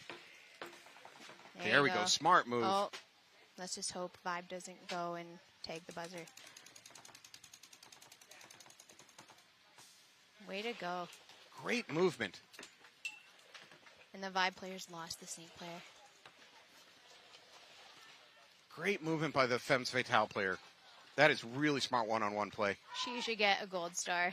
Yeah. Now it's going to be who's been practicing their Oh, snap no, shooting. I think she got picked on the elbow. Oh. Oh, you know what, though? If I'm back in that pit and I'm the coach, I'm so happy with how she played that Yeah. last point. And you're back up again. Yeah. No, I mean, really, really smart movement. She didn't just get locked into one bunker and just not move. She really did a great job counter-moving the Dallas Vibe. She lost that gunfight at the end, but wow. I believe she got 2, though, before she lost that last one, so that was pretty good. Before we got that far. Way to go. All right, you were coming off a match yourself. I forget who you were playing, even though I was just watching it 30 seconds ago. Who was I playing? I was playing Cheetahs. We both forgot it. It's kind of a blur. You just go out there, and in my mind, everybody's a player. It's just You no just go specific at it. team, no specific player you're worried about. You just go and play your game. Especially in this heat, you're probably Oh, man. you're probably heat stroking out. And that's not even to speak of the men's teams that are going to be playing this afternoon I don't know how they're going to do it. when it's truly going to be 90-something degrees. We had a 4 o'clock practice slot yesterday, and that was pretty rough. So I was like, getting up early ain't so bad. Yeah. No, this was a good draw for you. All right, we're going to have All right. New Jersey High Rollers versus Suricatos. High Rollers are currently second place, I believe, in the league, and Yep. Suricatos, I think, are seventh. Suricatos had some really good matches so far. One really good match so far today with a lot of aggression. Yep, they're sending a Dorito runner off the break. I think we have, Oh, all right, New Jersey 5 alive on the break, although one of them's asking for a check over there on that Dorito side. same for Suricatos. Interesting how they doubled up that center tower. But they're not feeling any heat, I guess. Yeah, that is a little bold. I haven't seen anybody do that yet. It's kind of the perks of being smaller women. There's their snake. They go north. High Rollers starting to make their secondary moves. That might have been Allie sliding up to that Dorito side tower. Suricatos still in that center bunker. Their wide player on the Dorito has moved up to the other tower. And there's a god. Oh, okay. So High Rollers starting to spread the field out, although Suricatos have much better penetration up the middle. And I really feel like the snake player's probably not feeling much pressure, but now they got to that center beast. I don't know what you're calling it, the monster. So Oh, a Suricatos player walking off from the Dorito side. So 5-on-4 in favor. There's a run through. Center run through. She's going to get one, maybe two. Maybe. Well, no, could get the third one. Maybe. Oh, did she get him? Oh. Uh-oh. Oh, no, that's a major on her, though. Yeah, that was... That's going to major on the high rollers. She went a bridge too far on that one. Sometimes you get a little excited. That was Sobi. I think, Sobi actually stopped to check herself at one point after she went past that tower. That might have been where the penalty was incurred. She made it look easy, though. She was just strolling through. At some point, I think she was a little surprised that she was still alive. She's like, wait, I'm not dead yet? But something went wrong because I'm assuming that major was on her. I mean, it's the only logical. Was there enough bodies to pull? Yeah. I think so. Now, she could have been hit on a pack and not even known about it. But if she got a kill after a hit. Yeah, so high rollers still have somebody in Snake and Dorito. So they're closing it out. I think they lost track of the body count there. I think in that's the chaos. I think that's the only bodies that high roller lost was Sobi and the penalty bodies that got pulled. Very good. Making it look easy. They definitely contested Suricato's aggression. Smart players. Yeah. You can see Suricato's each time they play, too. They're just getting smarter and smarter and better and better. They're a great aggressive team. That's what they were doing their first match. I saw a lot of really good aggression out of them. They were taking a lot of territory off the breakout.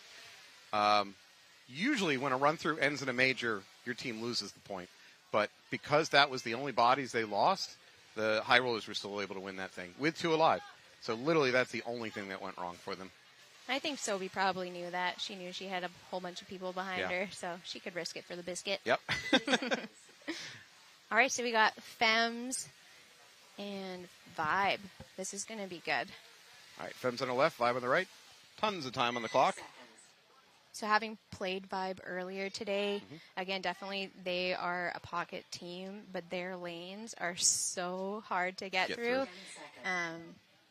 I think they're going to get some clips off the break. I think I have a snake runner over here for the Femmes. Definitely one for Vibe. Yep, there it is. Yep, she's getting into God. Looks like clean for Femmes, 5 alive. I take that back. And there's going to be a minor because she's... Ooh, dang. Oof. Vibe's looking happy. Yeah. So Femmes are going to lose 2 bodies to a minor. And this is kind of Vibe's specialty, honestly. Pulling up short, just having... Oh, but they lose their God player. There you go. Femmes going ahead and making their secondaries pushing the field, which is good because they were trapped in a bit of a pocket there after losing those 2 players. And I think that's Kat. This is her first day playing WNXL. Welcome. Oh, Vibe is making it into the D2, which is an amazing bunker. I don't know if you've seen this yet. In my opinion, the bump from D1 to D2 is basically free. There's so few guns that can shoot at you. If you can get to D1, you might as well just take D2. Honestly, you just got to kind of scoot low for this snake side tower if they're lobbing them down at you, but very rarely do you see people get clipped. All right, Femmes are into the snake now. They're going to slide up to that snake 50. I think she might have to wrap, although she looks inside. She might be able to give that D2 a And Vibe. Vibe has not picked up that there's a snake player. They do have a snake corner, but she's looking inside. So the Vibe is at that inside Dorito wedge. And I think she's very vulnerable to this Femme snake player, but neither one is aware of the other at the moment. If this Femmes player got low, though, she could crawl kind of up, and then she'd be able to block out that wing with the center brick. So Vibe does have a the snake corner bunker, but that corner bunker doesn't have great shots down the snake. So you're right. She could just go. D2 is hot for Vibe.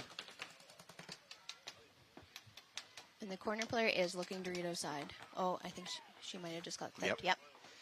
You called it. You may have even caused it to happen. All right, right. Vibe bounces up to that Dorito 50. Yep.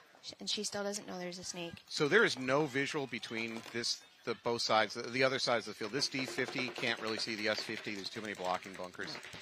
But luckily, this snake side tower on Vibe has picked up on the Dorito. Nice tactical retreat. Smart play. The Vibe player over there in the D50, she's looking snake way. I would try to, oh no. Nope, she's clean. I would try to wrap if she could. Yeah. Nice. They should not have let Vibe fill it to that corner. Yep. You can see the Femmes experience here, just being calm, cool, collected, locking it down. You're right. They're talking in almost a room level voice to each other. They're not having to scream. No. The Vibe 50 Dorito players just waiting, thinking the Snake player is going to run, but Femmes seem pretty content to just hang out. So the Vibe, you're right. The Vibe player can't. She's got the Dorito 1 locked onto her down the tape line, so she can't really wrap unless she can win a gunfight. And it's hard. You don't. Oh, I think she might have just got clipped. Yep. And now this Femme player is going to Oh. slide to their S2. Doesn't. Yeah, she's going to blow up that Vibe player. Doesn't matter whether she got clipped. Nope. This is a big move by the Femmes to get to the S2. This corner There you go. player. She kills the corner. Here. That So might be it's nope. So C2? there's at the wing, at the Dorito wing. Okay. There's yep. one Vibe player. The inside wedge. But these. She drops tech back. retreat. She's going to get blown yeah. up. That was a smart drop back. She had no idea that the S2 was hot. Nope. You can't really blame her for that one. It's the Doritos curse on this field. The Snake can just get up and shoot you in the back. Yeah. Good job by Femmes. That was so controlled, chill. So, you know, it seems controlled, but it was good aggression in the sense of they kept moving, kept pressing, kept doing their stuff. Now, Very methodical. She's not going to hit the buzzer because either they're trying to milk the clock or they'd rather have a potentially cleaner player do it. Yeah, she's probably pretty icky from the Snake. Yeah, here you go. Good job, Femmes.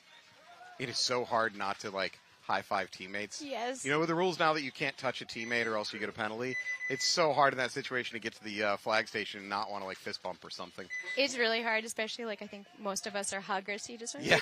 you did it! But you're left to be reserved for another 10 seconds. Nice. That was just textbook beautiful paintball on the Femmes part. Yep, very good job. All right, so we're going to switch over to the High Rollers versus Suricatos. High Rollers up by 1 point. Tons of time on the clock. That's certainly not an issue at the moment. This is our spicy match. Is there love lost here? No, okay. we practiced the High Rollers yesterday. They're just super fun to play with. They start at the same time as us, so I kind of think of them as like our sister team. Yeah. So it's been amazing kind of watching their growth from the beginning of last season to this season. Honestly, all the teams, every event, it's just everybody's a little bit better competition. Oh, I think so. I very much think so. I'm seeing a higher level of play each year that goes by out of the WNXL. It's pretty cool. It's very good. All right, Suricatos on your left.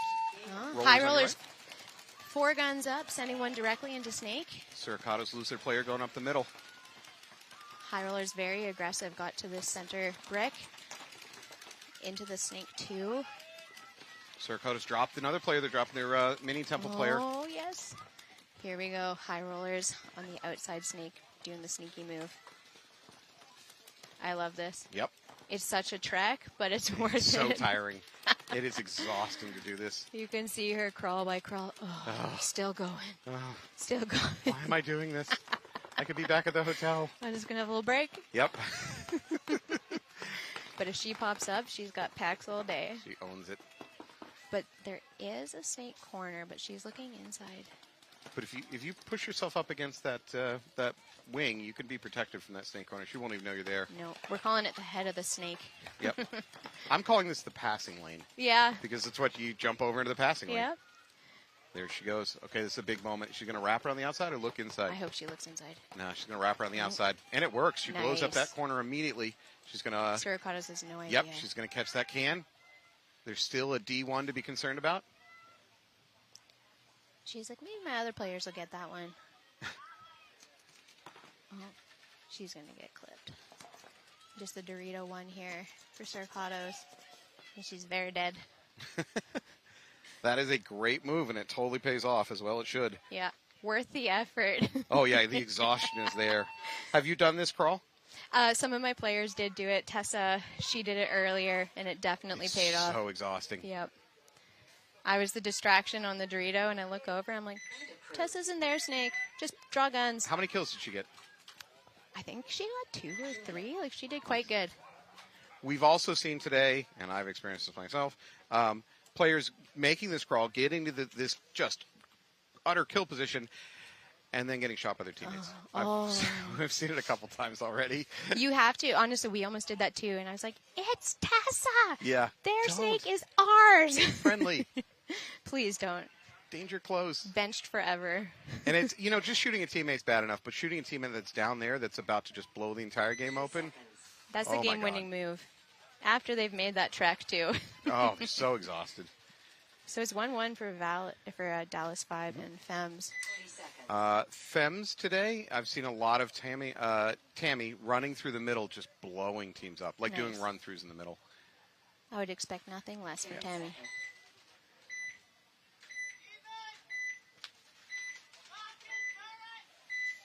Just need 2 runners for Femmes, 3 guns up. Dallas 5 going a little bit more conservative, 2 up the middle of the tower. Nice. I would definitely get out of that tower if you could. Femmes has that money spot. Oh, man. She's going to make the whole crawl. She better. She just has to make sure she doesn't bump these beams. Ooh, There's minor a minor penalty. So Femmes just got a minor, so this crawl up this snake better pay off soon. Oh, they have no idea. Nope. And they're in no position to pick up on it unless she bumps a bunker. She better make sure her shoulder doesn't knock one of these snake beams. She's trying to look through the cracks, see if she can see anybody. Yep. So there is a god for Vibe.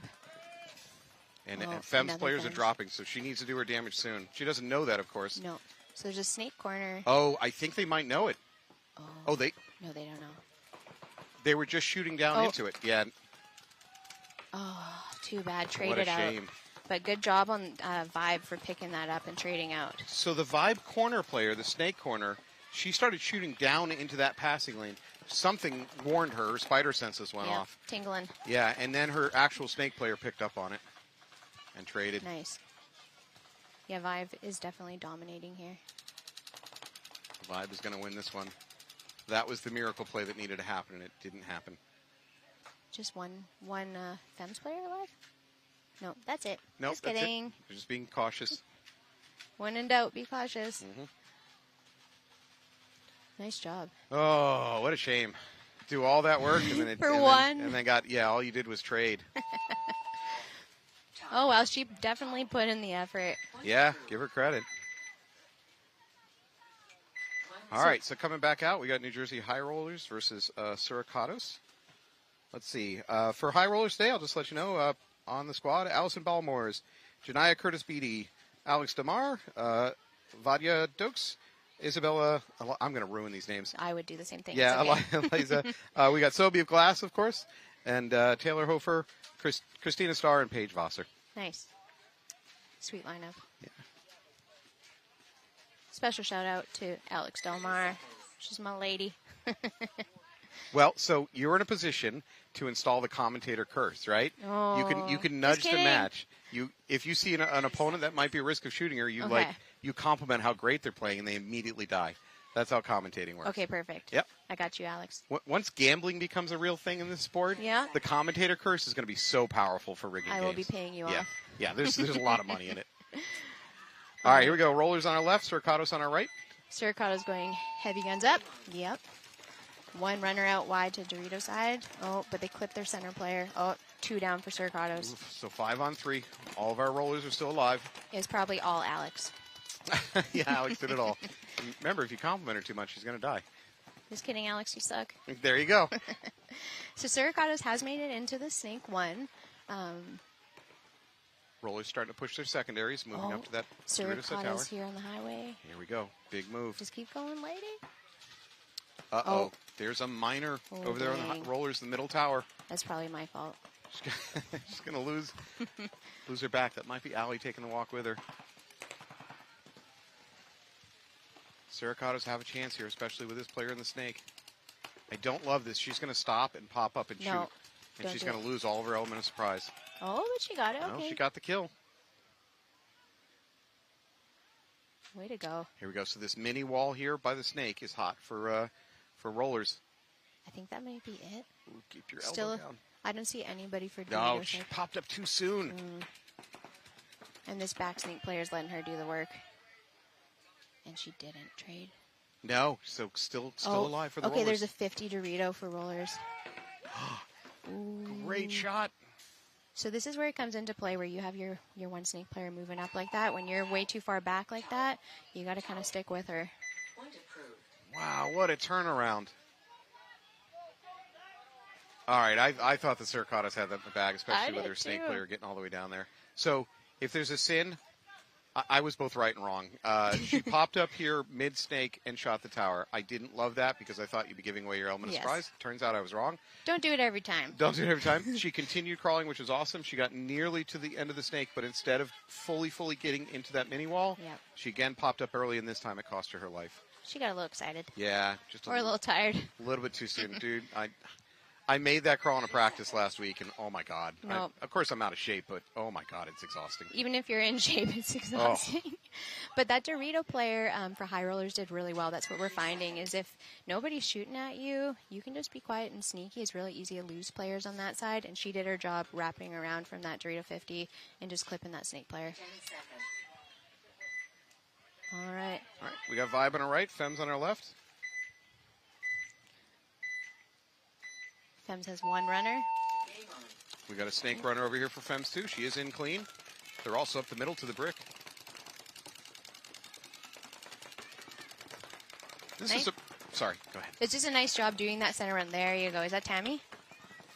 Must be. Tammy Adamson. Very likely. That's what she's been doing a lot today. It's like she knows how to play paintball or something. Yeah. And, oh, man, poor Vibe is... They have the two of them in the center Not good. tower, which, yeah, is going to get real tight real soon. Especially with Femmes coming up into the 50 snake here. Yep. Oh, shit in the hip. Yep. A little bit too over anxious. Sometimes you just get a little excited. Sometimes when you get that far upfield, you just need to just dig in and let Yeah. the other team waste all their guns on you while your teammates do the Wow. mopping up. Way to go, Vibe. I thought they were going to be getting clipped out. Okay, they lost one out of that center tower. Nice run by Vibe into the snake, though. Did a little bit of a dog leg run. Nice. She's So- right up to the 50. Both towers, back center. I think Femmes are not aware. They are aware now.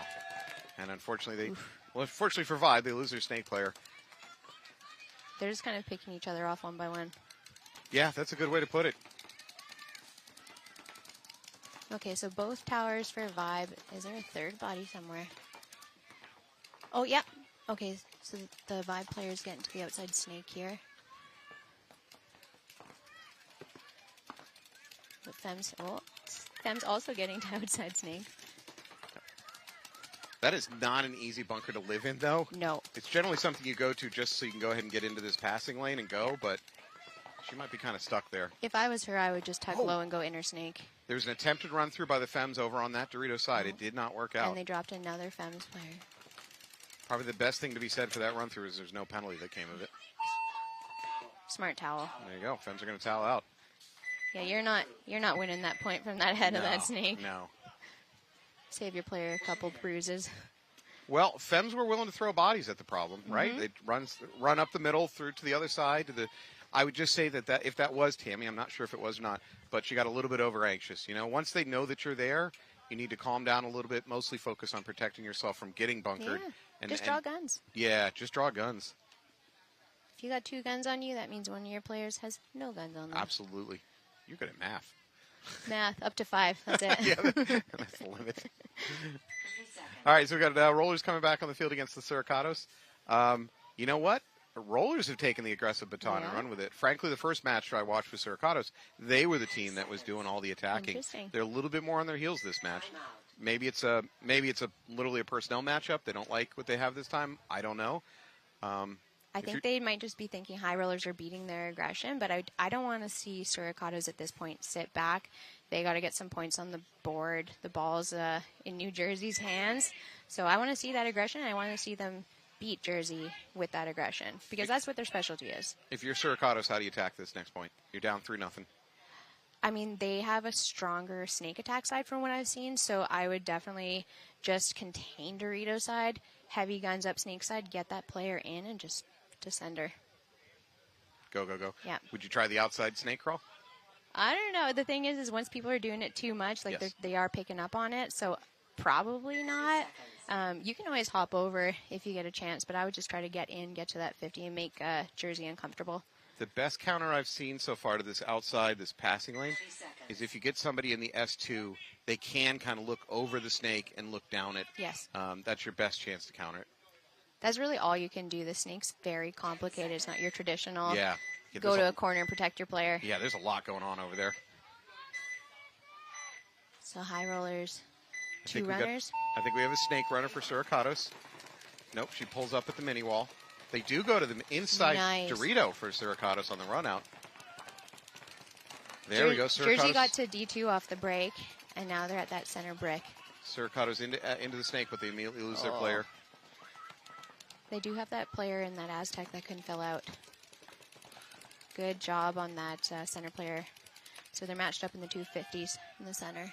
Suricato losing another player from the back line, though. They had a good attacking game plan, but it's starting to fall apart as they're losing players. Yeah. There you go. High rollers getting into snake. They got a D2. Suricatos make a counter move, trying to get to the snake corner. Good fill. Yep. That was a risky run, a lot of wide open territory, but she made it. Oh, and into the snake. Nice. I think we're going to see people trade out here. Yeah. There's going to be a traditional exchange of welts as a welcome gift. Ooh, High Rollers doesn't know that there's a snake. But this Suricato's player needs to be listening. Yeah. She's going to get the. She's going to get that brick. No, she doesn't. Brick is Nice. alive. Her brick just saved her life. She owes her a beer. What's shocking is the S2 for Suricatos never even got involved in any of that. No, she's just chilling. She's looking. She's I'm watching cool. Dorito's side. I don't think they've realized No. that Jersey's filled the 50 snake here. And the 50 snake for Jersey's doing a great job not talking. She's using a hand signal, but she is not talking. She knows that would give her away. She's a sneaky snack. She's locked onto that S2 like a trapdoor spider, just waiting for a mistake. And okay. Here it is. New Jersey Rollers attempts to run through the Who middle. shot her? The snake? Yep. So I think we might be 2-2. Oh, yep. So there's the inner Dorito here for Jersey. And the 50 snake. It's just who finds the bodies first. Oh, she got her. Nice. Gave her a couple extra, too. Yeah. Is that a trade? If it's a trade, it's fine. Yeah. Way to be for that Jersey player, knowing that she had the ball and that she had a player behind her, so she could trade out and just finish off this game. Well, you're right. Well done. You know what? That was some great problem solving by the Rollers. Yes. Right? They didn't just like sit there behind the guns and try to win gunfights. They actually tried to figure out how can we break this this cross up? Because at that point, the Suricatos did have a nice cross up between the S2 and that 50 brick.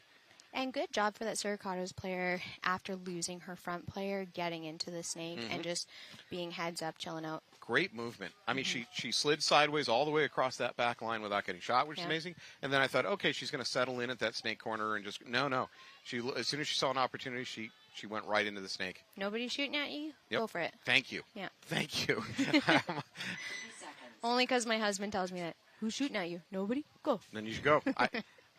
Cheers to your husband. I see more and more teams modern. They're very good at locking things up and doing a great job of supporting each other. And I never learned how to do that. Yeah. So if you tell me, like, hey, go to this bunker and cross up, I'm like, yeah, I'm going to shoot that way until I have a chance to move. And then I'm gone. It's just boring to me. I hate just sitting there like, okay, I dumped 7 pods. Now what? Yeah. That's a good excuse, though. If you run yourself out of paint, you're like, well, I had to move forward. I was out of paint. Sorry, Coach. All right, here we go. Vibe against Fems. Fems into the snake off the break, I think. That's one. She is so agile and quick. Vibes lose their first player from the back. So it's 4. Vibe is in the snake, but they got no Dorito presence. So we got both towers for Fems. Snake 1.5, I guess. The Dorito can. Oh, flipping over. I don't think anybody saw her flip No, over I don't here. think so at all. Well, Fems- she's definitely moving the fastest out of everybody we saw do this. Her butt pack, though, has become a fanny pack on the front. You know, some of this gear isn't necessarily made for women. Our hips kind of mess things up for True. us. That's true. All right, well, this is the big play here. Come on. Keep going, Fez. keep going, keep going. Way Get to fully be. behind that. Oh, no. She's at risk of her teammate shooting her. There you go. She blows up that S1. Yeah. Okay. Blows up that tower. Way to go. Oh, that snake Now she corner knows knows. about it now. That's fine. She took 3 bodies to her Mhm. 1. That is totally worth it. She did her job. So there's Vibe in the back Dorito can there. So I think we're 2-on-1 situation, perhaps. So Dorito 1. I need a step stool out here. Oh, The Vibes player. Dorito's starting to push up for Fems. Oh, Yeah. Fems lost that gunfight, so it's now down to one-on-one. And Vibe is really good at this. You know, like they work on their fundamentals a lot, being based out of PB Fit. So I think Vibe has the better part of the field for moving around and being sneaky, the Vibe player. She does move up to that tower. Oh. And they're at the wedge. Dorito. Yep. She has a lot of angles that she can play this, though. So in this situation, one-on-one, and I'm not an expert, but I would, get your gun dominance, make, drop back. Get your gun dominance and make a bump. Go sideways, go backwards, go forward. Just do not stay at the same bunker if you can get the other person's head down. There you go. Vibe picking up on that. No, Vibe did not see that move, and it pays off. I'm sorry, Fem player did not see that move by the Vibe player. One-on-ones, if the other player loses you, you got it. Yeah. But you have to, that first shot, you got to get it. So, we practice in this sport so much about shooting other people, but I think just getting gun dominance, just making them duck into the bunker, gives you all the freedom in the world to do whatever you want as long as you take advantage of it very, very quickly. And I think that's what just happened there. She got gun dominance. She made a bump. The other player didn't see it, and it cost her a life. Yeah. So. And all it takes is we practice that a lot, is that even if that person has that gun dominance on you, getting out with that one ball check, you just got to hit them once, and just being comfortable with that and knowing your shots, where exactly they're going to go. So my secret, I'm going to say this on air, everybody's going to know it. Nobody's listening. Yeah, nobody's listening. Nobody's listening. Is switch sides of the bunker from the side you want to move. Draw their gun to, say I want to move out the right side of the bunker. I'm going to pop to the left side, draw their gun over to the left side. And even if they have gun dominance on me, I'm out the right side. And by the time they've adjusted, I'm already at the bunker I want to go to. Makes sense. That's not sneaky, but it's just. I'll let you know if it works tomorrow. Toy with. No, you can. You can psychologically toy with the other player. Get them to do what you want. All right, high rollers on the left. They're up 4-0. Suricatos really need something to happen here. Yep. Heavy guns up. Uh-oh. They're getting a check. Yep, high roller snake player taking a walk. That's a good kill for Suricatos. Suricatos, they have to win this point or they're going to get mercied. I'd love to see this player. There you go, getting into the snake. Yep. She's got the ball. They lost their Dorito side tower, though, so it's 4-4. That's okay. Nope, 4-3. I'm sorry. It's another high roller walking off. I talked over you. I apologize. No, that snake tower can do a lot of damage control holding out that D side. Okay, so they got both towers now. Snake 50. Oh, no. She's clean, but she's got caught in the open. Oh. So the snake player for Suricatos took a bounce off the head. She asked for a check, which is the right thing to do, but she got stuck wide in the open. That's a really hard spot to live if there's a tower that knows you're there. Yeah. Good effort, though. They had to try. That is unfortunate. Just asking for that check at just the wrong time. I mean, well, no, she asked for the check at the right time, which is when she got hit on the head, but she was stuck way in the open. So there's the Suricatos here at this outside snake. I think the snake corner for rollers knows that she's there. High rollers are in both middle towers, and they're in this snake corner. So they got a good They're spread. almost matched up. Oh, Suricatos just got that snake side tower out. We have tons of time on the clock. So rollers should milk the clock, but honestly, you're about 6 minutes. That's so much time that it's a little bit too early to think about just clock killing mode. You need to win points. Suricatos just needs to be smart here. Don't let them get this point. Still both towers. Back snake for Suricatos. Snake player definitely wants to make some moves. So the rollers have the snake corner and the Dorito side tower. Suricatos' communication is really good. Suricatos player in the tower is having some hopper problems. She keeps whacking that thing. I did the same thing, hard dive into the Dorito dirt. There you go. All right, despite what I said, now if I'm the Suricatos, I got to start thinking about the clock. We're at almost 5 minutes, and they're down by 4 points. Tough so one. winning a point is great, but they need to start doing things fast. So there's still a snake corner for Jersey and the Dorito side tower. That's a pretty good low cross they got going on.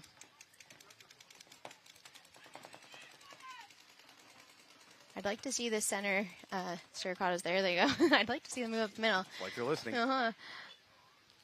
Ooh, paint's running a little bit low for the snake player, though, for Suricata. She's got one pod left.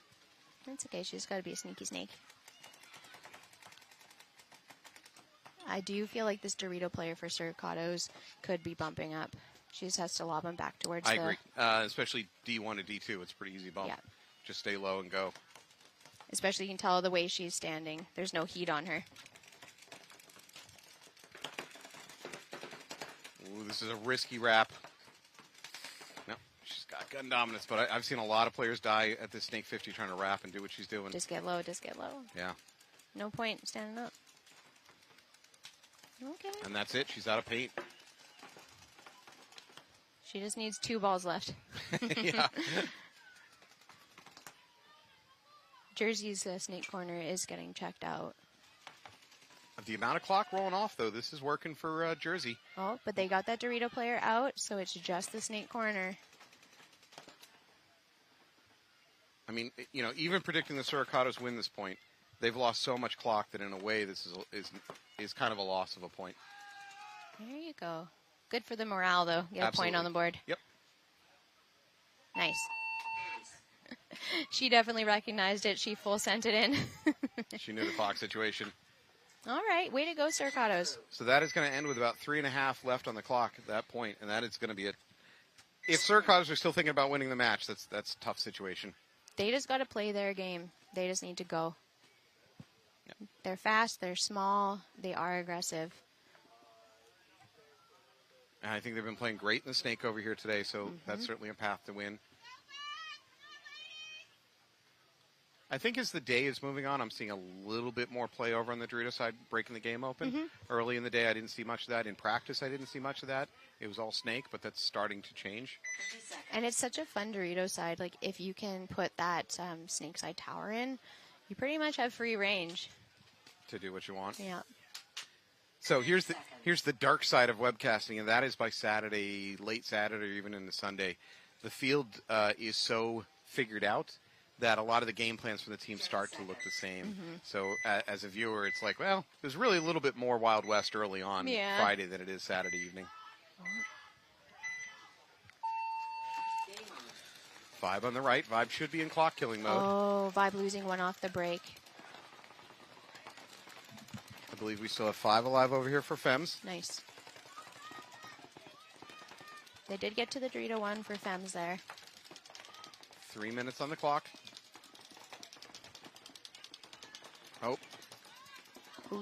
And is that going to be a It looks like he's reaching for a towel, but he doesn't pull it. So just a player taking a walk off from Fems in the middle. But here's Fems sending it up the snake side. They needed this. Luckily, the other Fems player just ran to the snake corner. Oh, unlucky. She went up too early. Oh. That's a major? Ooh-wee. Maybe it's a minor. I think he threw the red flag and he meant to throw the minor because I only saw one body get pulled. Yeah. That wasn't major worthy. No. So Vibe has a Dorito 1. That might be it.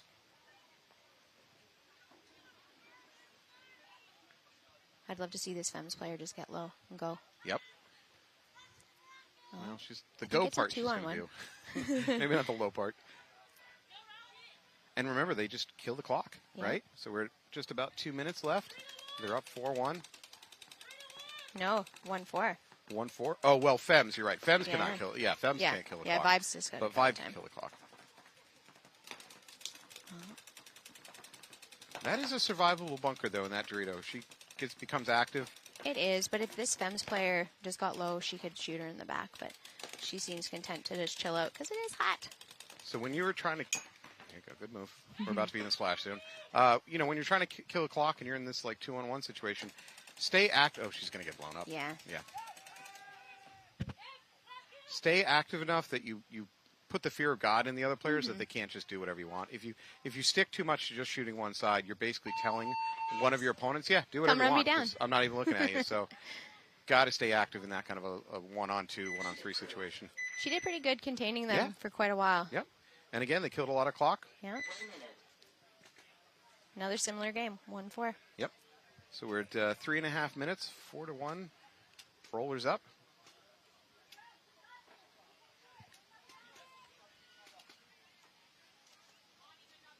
I think Suricatos can bring this back.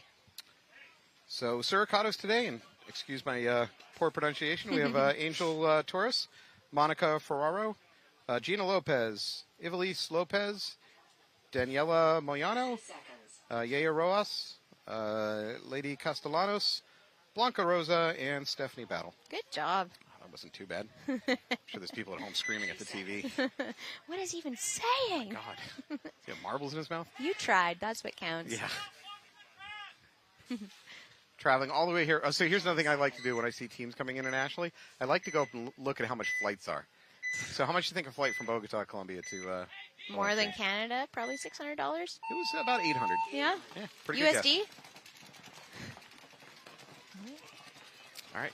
Suricatos on the left, 5 alive. I think 5 alive for both teams at the moment. Yep. Suricatos into this outside snake. I think she's checking off. She's one down for high rollers. But they got a Dorito one, a Dorito tower, a god, and kind of back center. There we go. So the Suricato player is going to drop to this, what I'm calling the passing lane. I think she's going to try to make the entire crawl. At this point, she's got to. Oh, yeah. Nothing to lose. We're under 3 minutes. And that Dorito tower that could kind of be dropping them in on her isn't looking. Nope. But high rollers did just move up to Dorito 2. So if she looks inside, she might be able to catch her. Suricato's just lost a player up the middle. Well, she got tired. Yeah. I feel it on that one. Okay, here. Oh, okay. Oh, snake is hot now. I still don't think the high rollers knows she's there. I don't know. I think I'm. No, I'm they not don't. sure. High rollers up to that Dorito 50, though. Oh. Turn around. Oh, the high There roller's you looking go. for her. Oh, that's unfortunate. You did all that work. Lets her get right up there and all then. that work. Just kidding. Paintball is so cruel. Oh, rollers walking off. Suricato player walking off from that Dorito side. Bit of violence going on over there. The crowd loves violence at home. I mean, we all love it. That's why we play Let's- paintball. yeah, let's not lie. Yeah, let's be honest. I got aggression. You know what this sport needs? Bayonets. Just saying. Just saying. Bayonets. I did throw a scenario event that we had swords. Did you really? Yeah, I was like, you hit somebody with your sword, they're definitely dead. Nice. Suricato player trying to get to this Good outside effort. snake. Doesn't work. There wasn't much she could kind of do. She was battling at least 2 guns there. We were about a minute and a half left. Rollers with a 4-1 advantage. Rollers are still going to attack, but, frankly, they could just sit on it at this point. No point getting heat stroke. I think we have D2 over there, if I'm not mistaken. There you D2 go. in an awful situation now. Dorito. And sure enough, she's going to take the walk. Dorito 1. Nice. Wow. So Suricato's going to towel out of that. You're probably right to do so, but it's kind of you're not going to get much out of it because you're going to be down. You're going to be down 5-1, and you're going to have about a minute and a half. At this point, it's just kind of for the experience and the time on the field. Yeah, get more spins. That's a really good point. You're thinking next level. I'm thinking linearly. You have to think all day. I just think for 15-minute periods. So. No, I'm a webcaster. I don't do much thinking. I get to sit up here on my high horse and criticize teams for what they do wrong, and then I'm not held accountable. It's a great job, really. You should look at doing this permanently.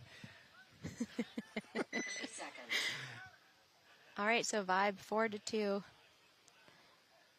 So Femmes have had some explosive plays through the middle today as far as doing these crazy run-throughs that have been really, really successful. Yep. So of the 2 matches, this is certainly still within grasp for Femmes. 100%. Vibe has to be very wary of that. I'd spread a little bit and cross up guns and make sure nobody can go through the middle on you. Yep.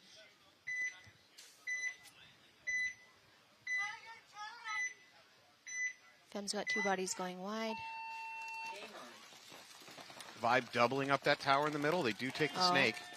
Oh. They're going to lose one of their players up the middle, though. 4 players left for Vibe. Femmes right up to the snake 50 here. Nice. Filling into the snake corner. Oh, she might have. Yes, she did. She got the Vibe player in the snake corner Nice. on the tank. She's going to wrap, start looking for kills. Vibe doesn't know she's there. Yeah, that tower is going to get blown up in the back of the head. Who needs that head anyways? Oof. Oh, I think maybe her own player just shot her. Well, the S1 did wrap and start seeing her standing up through the middle. So I think the S1 might have gotten her. Her teammate tried to do a run down the sidelines that really didn't work. That was kind of a silly run. It was too wide. I mean, time situation, you might as well take risks, but it was not it was a very low percentage run. I'm being kind. Okay, but Femmes is being smart here. Likely there's a Dorito too, and Well, there you go. The Saveable. enemy is the clock right now. Yes. The clock is the enemy right now for Femmes. And they definitely recognize that. Go, go, go. If they can get a Run, Forrest. that joke never gets old. Never. So there's going to be about 12 seconds on the clock, which is technically enough time for another point. I'd They'll have do a it. chance. Yeah, I don't even know. I know I can't run the length of this field in 12 seconds. I can because I've definitely messed up and went to the wrong start station before. God. It's a nightmare. Come on, Flying V. Please, Femmes. Do it for us. Good job. All right, so we're going to have High Rollers come back on the field in a commanding lead, 5-1 over Suricatos. What do we got? 1:11 left on the clock. Essentially, again, a lost cause for Suricatos. They will likely go 1-1 for the day. I believe that might put High Rollers at 2-0 for the day, if I'm not mistaken. I expect nothing less from them having come in second at the last event.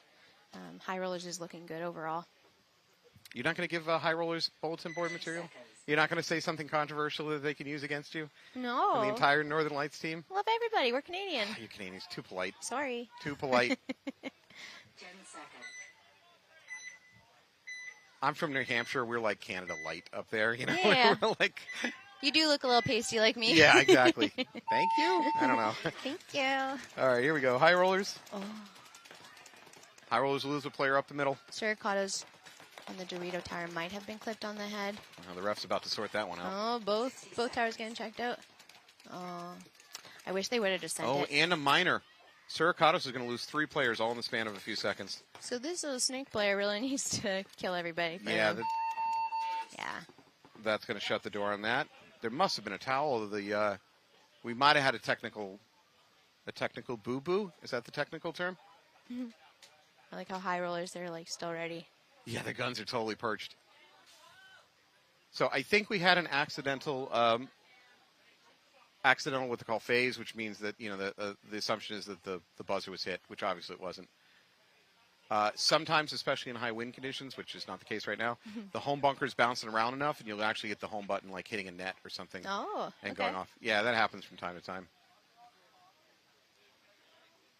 So what would they do in this case? They did the right thing. They told all the players stay exactly where you are, and they're going to sort it out, and they're going to restart it. Except one of the Suricato players is backed up to home.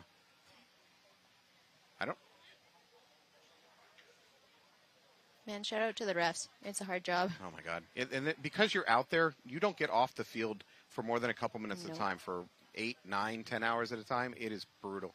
You get shot more than the players. 100%. You get yelled at. I have argued that every reffing crew that has ever reffed is assembled by guilt. It's assembled by a Wednesday phone call from somebody going, "Oh my God, please, we totally need you this week. You have to be there." And you go, oh, "Fine." Oh. And then they feed you stale pizza. Mm-hmm. Always pizza. Pay you not enough. We host a tournament series, the Blinding Light series, at Ambush Paintball, and so all the girls ref it. And then we usually try to loop our partners into it too, and it's definitely an unpaid gig, and we get shot a lot. Oh my God! And all you get is pizza and love, but you know. Okay, quick. What's the worst place to get hit reffing? Man, I actually hate getting shot in the butt and the hands. For me, it's the toes. Oh, Good yeah. answers. I don't know why, but toe hits just, oh my God, they hurt. I got small feet, so it doesn't happen too much. But you have the geisha factor in your favor. But I got a big butt, so I think that's why that gets shot. And then there's that side, the flanks. Oh yeah, that was the only place I was getting shot today is sides and face. Yeah. In the mouth.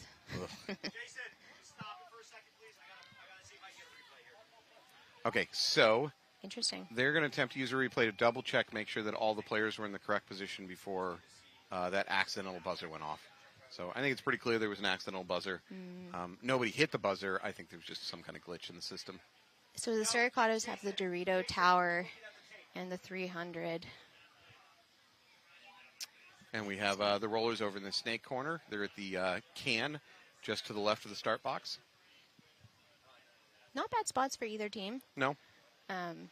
Suricatos has to push the cross, though, so. Okay, here's a thought. if I'm the Suricatos right now, I'm going to go ahead and try to sneak up to a different bunker, right? Mhm. Because what is the penalty for trying to sneak to a different bunker during a timeout? There is no penalty. No. I'm just saying. Next level. Big brain. Well, behind you, there is actually the Big Brain Award. I don't know if you're aware of this. Oh, no. Right? So it's something I do locally up in the New England area. Uh-huh. I literally try to award it to a player that I saw do something really, really smart. Not even necessarily they shot the most people or whatever, just something that was really, really clever. I love that stuff. I love paintball players that are smart and that are working at a different level. Again, it's not just who killed the most people, because you could be not very smart and do that. Yes. So That's pretty cool, actually. Yeah. That thank person that recognizes in that split second, like, this is how I break the game open. I can do this. Yeah. I love that. So we'll give that out at some point this weekend. I do think that this layout with this snake makes for some very interesting play. Yes. I think if there's a Big Brain Award given out this weekend, it will probably be something going on here over on the snake. Yeah, Doritos, like, kind of classic. The movement's easy. The only thing is that you can't battle your mirror. Correct. So there's not a lot of, like, face-to-face gunfighting. It's all, like, the cross-field shots. So it's not as in your face. So in practice, what I was seeing is that the Snake 50 could drop back about 5-6 feet off of the snake, off the 50, and still be protected, shoot cross, and really kind of lock down the Dorito side. I expected to see that this weekend. It's not what I'm seeing mostly. I'm mostly seeing the snake get to the 50, the player get to the snake 50, and then they're mostly focusing shooting straight down the field or wrapping or something like that, but not really looking Dorito side. Which is interesting because, like, we had the same thing at practice. I was never getting shot kind of Dorito to Dorito. It was always those cross-field lob shots. And to say they can do that, we could also do that to them as well. It was only when they were getting to this 50, then they're blocked out. So there's no way that the Dorito can shoot that guy. Yeah, you have to drop back a bit. Right now, that brick in the middle is the biggest menace to the Snake 50 doing anything besides just trying to isolate gunfights and winning one-on-ones. And that brick is very takeable on the run out. Teams aren't taking it as much as I thought, but I don't know about you. I'm not seeing people dying trying to get to that brick. If you can stay low and be fast, you can get there. But There you go, folks. Aaron's advice: be short. Be short. Yeah. Easy for me to say. But it's definitely, this is a layout where there's certain spots that tall people just can't really play it that well. True. It's much more difficult for them. At the same time, for somebody like me, if I'm playing that Dorito tower, I'm on my tippy toes and I'm just hoping and praying and just lobbing them in because I can't see over anything. I have watched, I think at the World Cup, I was watching some tower play, literally guns overhead, just trying to shoot down into the snake, just holding the gun as high as they could. And it kind of worked. When you're 5 feet tall, you do what you got to do. But we got big energy. We make up for it. Do you have, besides big energy, do you have telephone books on your car seat to help? No, but I am very close, and everybody makes fun of me, and then I always feel bad if my husband takes my car. He's just like, what the hell? Do you own a Lambo? Sorry, you married a midget. Are you using the steering wheel to pull yourself up to the to eye level? Yep. Okay. And I have to wear like not flat shoes or my heel doesn't touch the ground, and then my leg falls asleep on long drives. You guys did not drive here, did you? No. So half of our team did, like the people from Ontario did, because it was only like between 8 to 12 hours. Yeah. For us, it was like a 7.5 hour flight. You're over on the West Coast. West Coast, and I'm on Vancouver Island, so it's like West Coast. So. Yeah, it's a multi-day trek. It is beautiful up there. It's I've seen some road trips that I've always wanted to do that. I always wanted to get out to like Seattle area and take a road trip up through Canada. This summer, my daughter and I, we are going to go up to Prince Edward Island. Okay, yeah, and cool. we're going to see the Canadian National Potato Museum. I don't know if you knew that was a thing. No. But Prince Edward Island is the home of the Canadian National Potato Museum. I'm not surprised. Super excited to see that. I'm also a total geek because the other thing I'm excited to go see is the Bay of Fundy, which is just south of Prince Edward Island, has the highest tidal change in the world. Cool. 50 feet. That's crazy. Yeah, meaning literally 50 feet difference. Wow. Boats, with 50 feet of water under them 4 hours later, 5 hours later, they're sitting on the mud. Wow. Like I don't know. That's fascinating, actually. That excites me. I have a tide tracker on my phone as well, do you so really? I'm a nerd too. Are you a boater or something? No, I'm walkable to the beach, Okay. and so I have a dog that loves the water, Yeah. but I like to be able to have some beach for me to stand on while I'm hucking the ball for Yeah. her. Dogs love water. They do, and it's like if you're lazy, it's throw the ball, they swim, throw the ball, they swim. You can just stand there. Simple. And now you can buy the automated machines where the dog, if you can teach your dog to come back and drop the ball and it shoots it out. Wow, we're getting really far away from paintball here as a Yeah. topic. Sorry. Sorry. We're getting a love you, Aaron, from outside the. Shucks. Yeah, you're getting a shout out. I have one of those ball checkers, and I messed up when I got it, and I tried it out inside. Turns out very high velocity, so it was like a cannon in my house. Ping, ping, ping, ping, ping. My dog won't go near it. She hears the beep, and she's like, "Oh my god!" Scared the hell out of her. Wasted $200. So, is that how much they cost? Okay. It would have been worth it if it worked. Yeah, out, yeah. Right? So we are, if you're at home tuning in, you're watching a very strange, lengthy time kill. So they had an accidental buzzer go off, like a home station buzzer.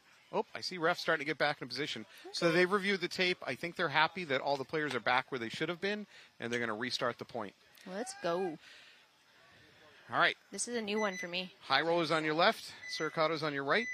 There is under a minute left, and there's a 4-point differential, so it would take a miracle of all miracles to flip this around.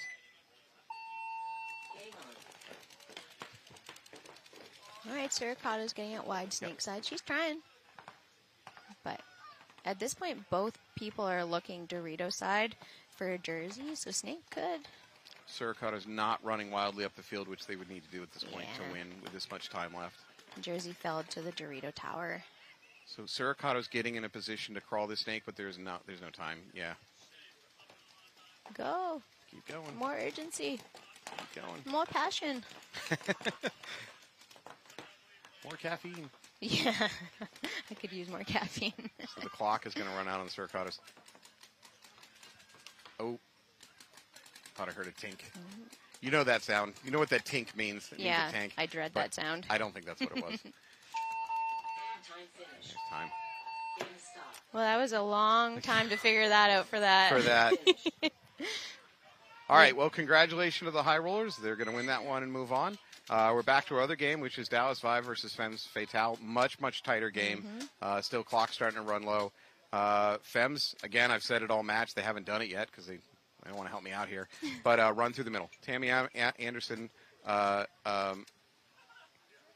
Adamson. First game, she did a bunch of runs through the middle. I mean, really, really effective. Blow the game wide open. So it's there. Maybe Vibe is too good at crossing up and preventing it, but. And it might just be, honestly, at this point in the day, people are gassed. Yeah. You have to full send it, so she might just be a little bit too hot, too tired. That's a fact. I get it. 30 seconds. Well, but she might do it. I How got much faith in you, Tammy. Yeah, we got 12 seconds, so it's. I think you called for a flying V earlier. I think that's what you would kind of need Somebody to do do at a this point. flying V this weekend. The refs are warming up their flag hands. They're expecting it too. There you go. It's like a baby V. And they did get a Two Vibe player. Femmes walking off. Oh, 2 Vibe players out. Femmes make it all the way to the other team's inside Dorito. Now going up Snake, and she gets blasted. And that's time. Not mad at that at all. No, that was an impossible situation to try to get that last point. Valiant effort. Well, congratulations to Dallas Vibe. They held on. Man, They did great. They held on. Femmes tried to come back. And congratulations to High Rollers. High Rollers are going to be 2-0 for the day. Who's your next opponent? Do we figure that out? We're done for today. Oh, you're done for the Yep. day? Okay. Your opponent is the pool and a margarita, I hope. Yeah, I got to go pit for Uprising. Oh, man. Cheer on the husband. You've made bad life choices. Two pro paintballers. Well, thank you so much. Thanks for having do me. you have anybody you'd like to shout out while you're up here on your platform? I got a lot. I mean, number one is Di. Thank you guys. You are our main man. 86 Headgear, Finley Hats, GI Sports, Ninja Paintball, Ambush, The Proving Grounds, DBS Paintball, Sticker Goat, Flycan Media, and I hope I got them all. There you go. Aaron has completely sold out to corporate paintball. Thank you. We are a self-funded team. We appreciate you. Thank you so much. We'll be back in a minute. Thanks, guys. PDR is definitely how fluffy it feels in my hands and while I'm shooting.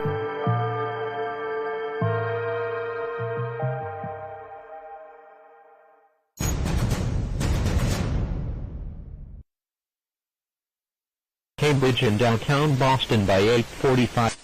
Don't want to do it. 5 p.m. The safest place to be during a tornado is in a...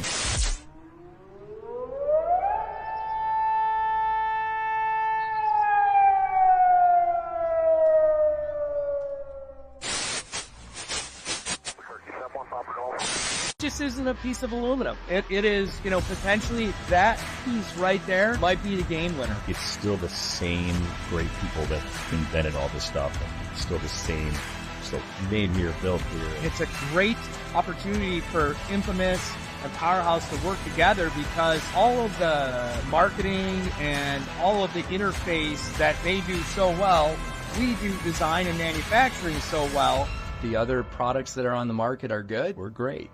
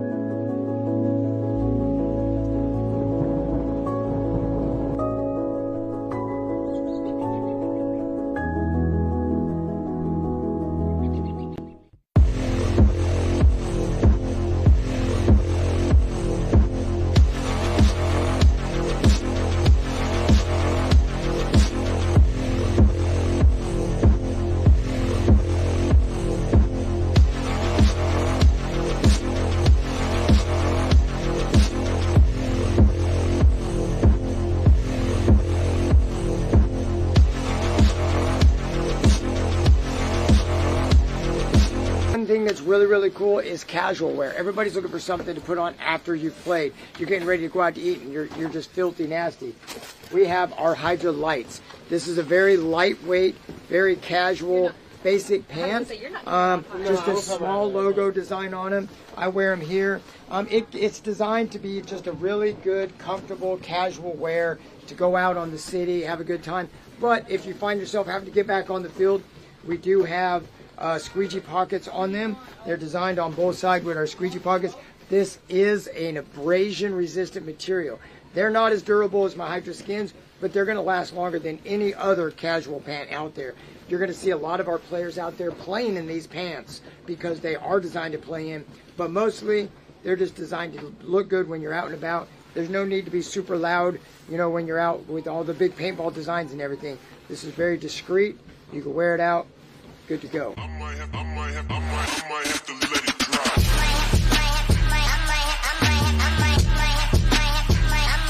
Let it drop.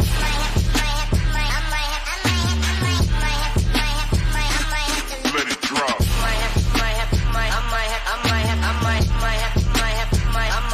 Let it drop.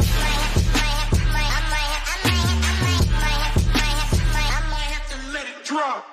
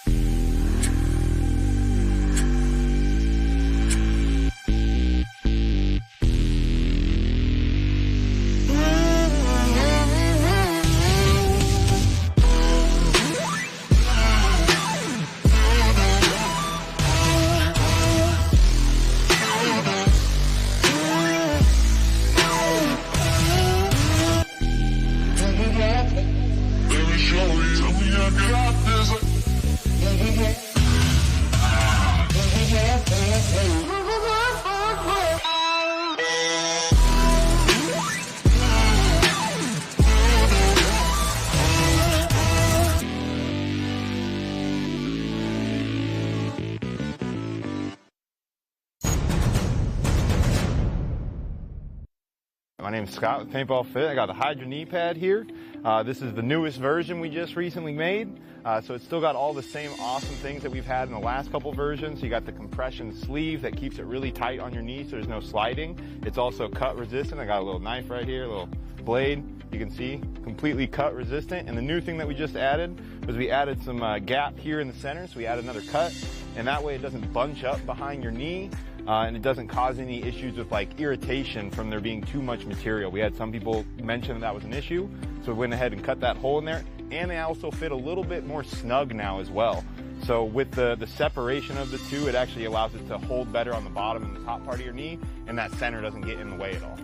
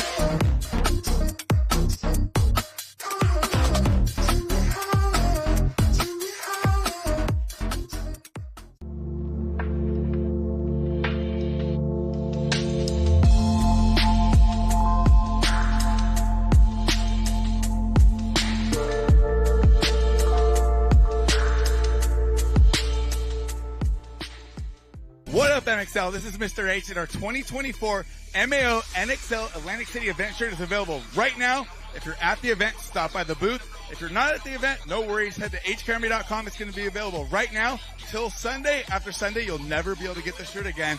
Let's go. Electric tasing. I hear the belly so hard, even where it knows I'm caking. Been a star back then, I'm a star right now, So I find it funny when people call me a star in a making. Call me a birdman, I get don't get it twisted cause I rhyme. I get paid for the nouns and ain't got time for the keyboard. Might see me in the raid getting down with the back of girls that get on mine. But it's okay, but it's all good. I get mine and she gets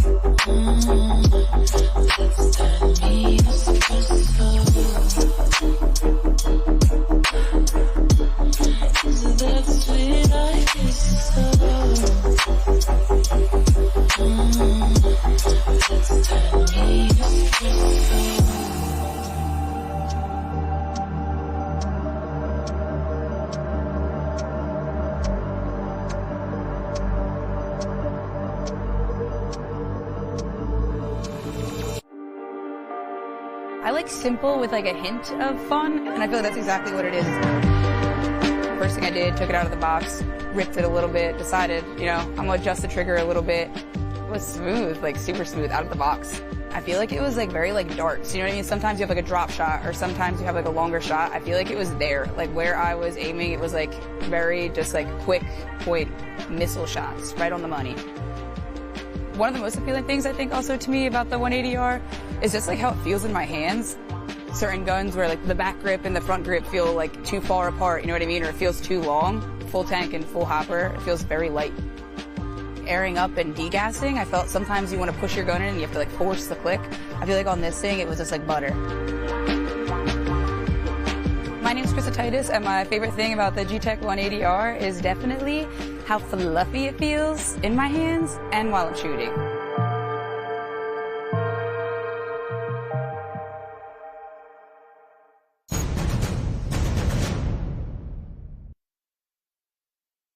Cambridge in downtown Boston by 8:45. You don't want to do it. 5 p.m. The safest place to be during a tornado is in a...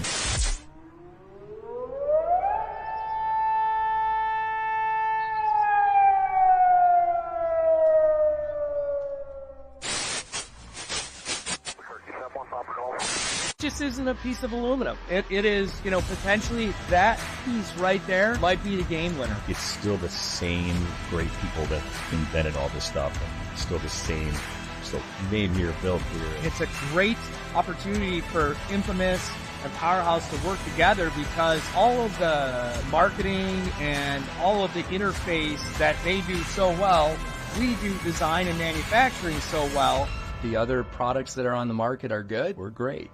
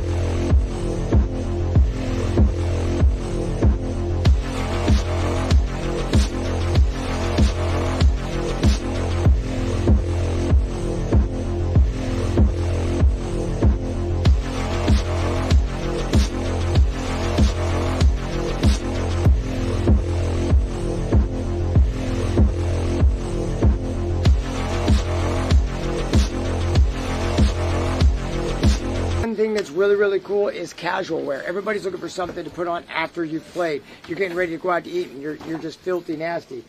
We have our Hydra lights. This is a very lightweight, very casual, basic pant. Just a small logo design on them. I wear them here. It's designed to be just a really good, comfortable, casual wear to go out on the city, have a good time. But if you find yourself having to get back on the field, we do have squeegee pockets on them. They're designed on both sides with our squeegee pockets. This is an abrasion resistant material. They're not as durable as my Hydra skins, but they're going to last longer than any other casual pant out there. You're going to see a lot of our players out there playing in these pants because they are designed to play in, but mostly they're just designed to look good when you're out and about. There's no need to be super loud, you know, when you're out with all the big paintball designs and everything. This is very discreet. You can wear it out. Good to go. I might have to let it drop.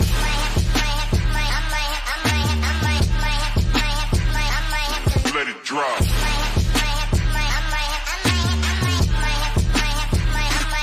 Let it drop.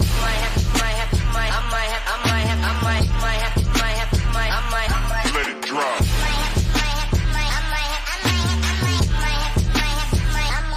Let it drop.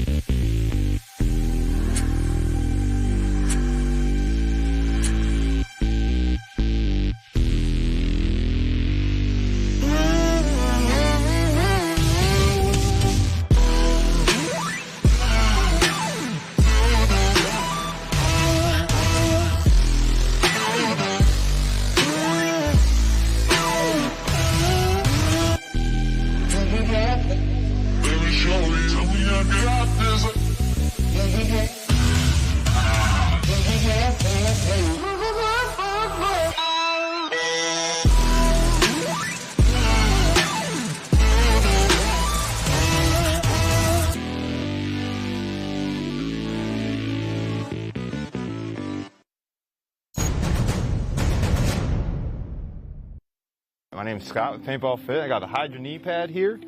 This is the newest version we just recently made.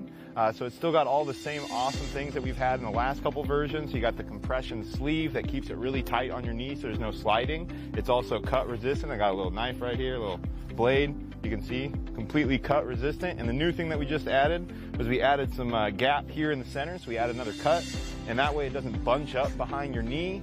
And it doesn't cause any issues with like irritation from there being too much material. We had some people mention that was an issue, so we went ahead and cut that hole in there. And they also fit a little bit more snug now as well. So with the separation of the two, it actually allows it to hold better on the bottom and the top part of your knee, and that center doesn't get in the way at all.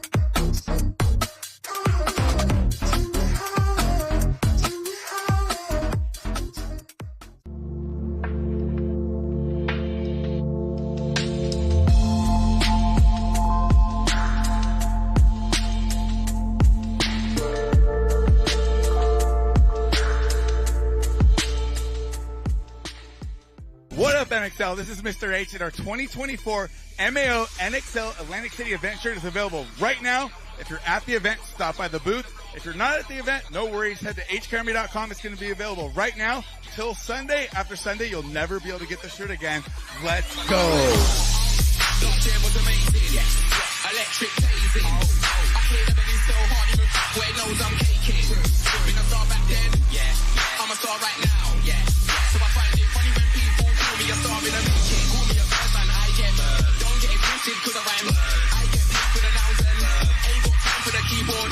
Might see me in the rave, getting down with the back of girls that get on mine. But it's okay, but it's all good. I get mine and she gets.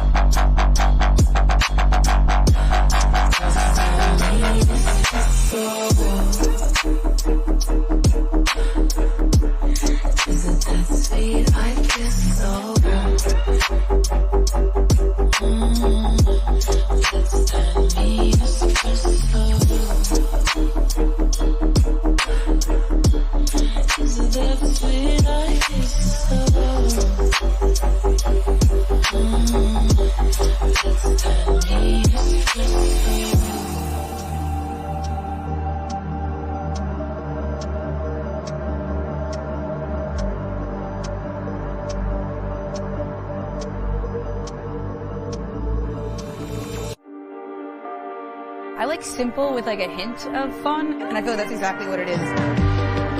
First thing I did, took it out of the box, ripped it a little bit, decided, I'm gonna adjust the trigger a little bit. It was smooth, like super smooth out of the box. I feel like it was like very like darts, you know what I mean? Sometimes you have like a drop shot, or sometimes you have like a longer shot. I feel like it was there, like where I was aiming, it was like very just like quick point missile shots, right on the money. One of the most appealing things I think also to me about the 180R is just like how it feels in my hands. Certain guns where like the back grip and the front grip feel like too far apart, you know what I mean? Or it feels too long. Full tank and full hopper, it feels very light. Airing up and degassing, I felt sometimes you want to push your gun in and you have to like force the click. I feel like on this thing it was just like butter. My name's Krista Titus, and my favorite thing about the G-Tech 180R is definitely how fluffy it feels in my hands and while I'm shooting.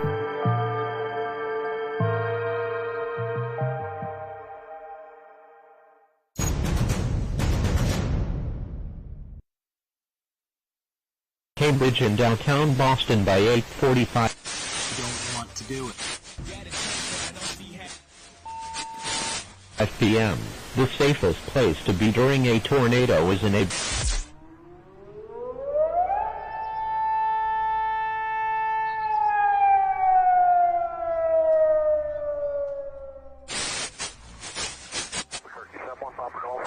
Just isn't a piece of aluminum. It is, potentially that piece right there might be the game winner. It's still the same great people that invented all this stuff. It's still the same, still made here, built here. It's a great opportunity for Infamous and Powerhouse to work together, because all of the marketing and all of the interface that they do so well, we do design and manufacturing so well. the other products that are on the market are good, we're great.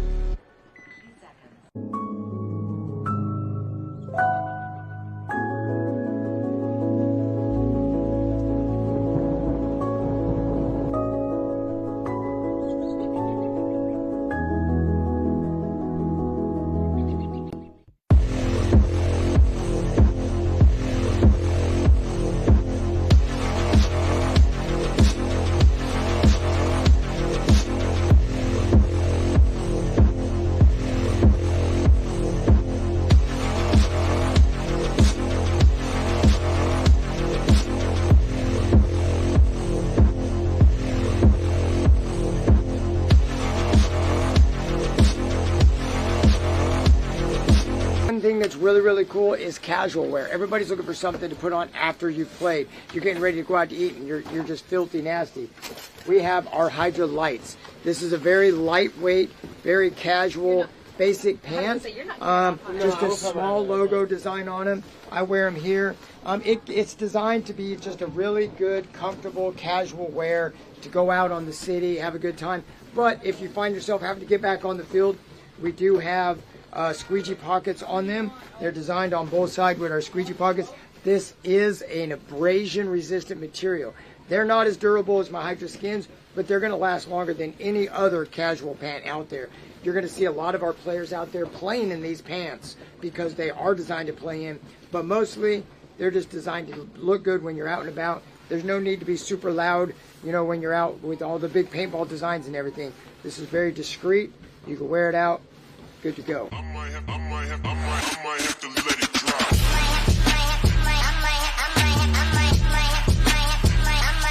Let it drop.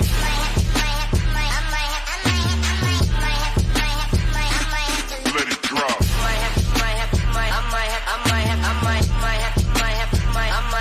Let it drop.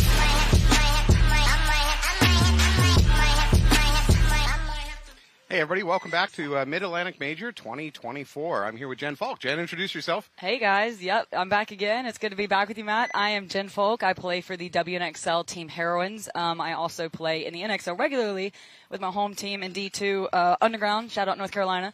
We're actually not playing this event, so, you know, but been out here with the Heroines this morning. We're 2-0 on the day, and I get to spend some time with this guy, you know? Prepared to watch Jen take my job over the next half hour. I'm okay with that. She is so good at this, both on the field and off. I'm coming for you, Matt. All right. I'm coming for you. All right, taking the field, I believe we have newbies.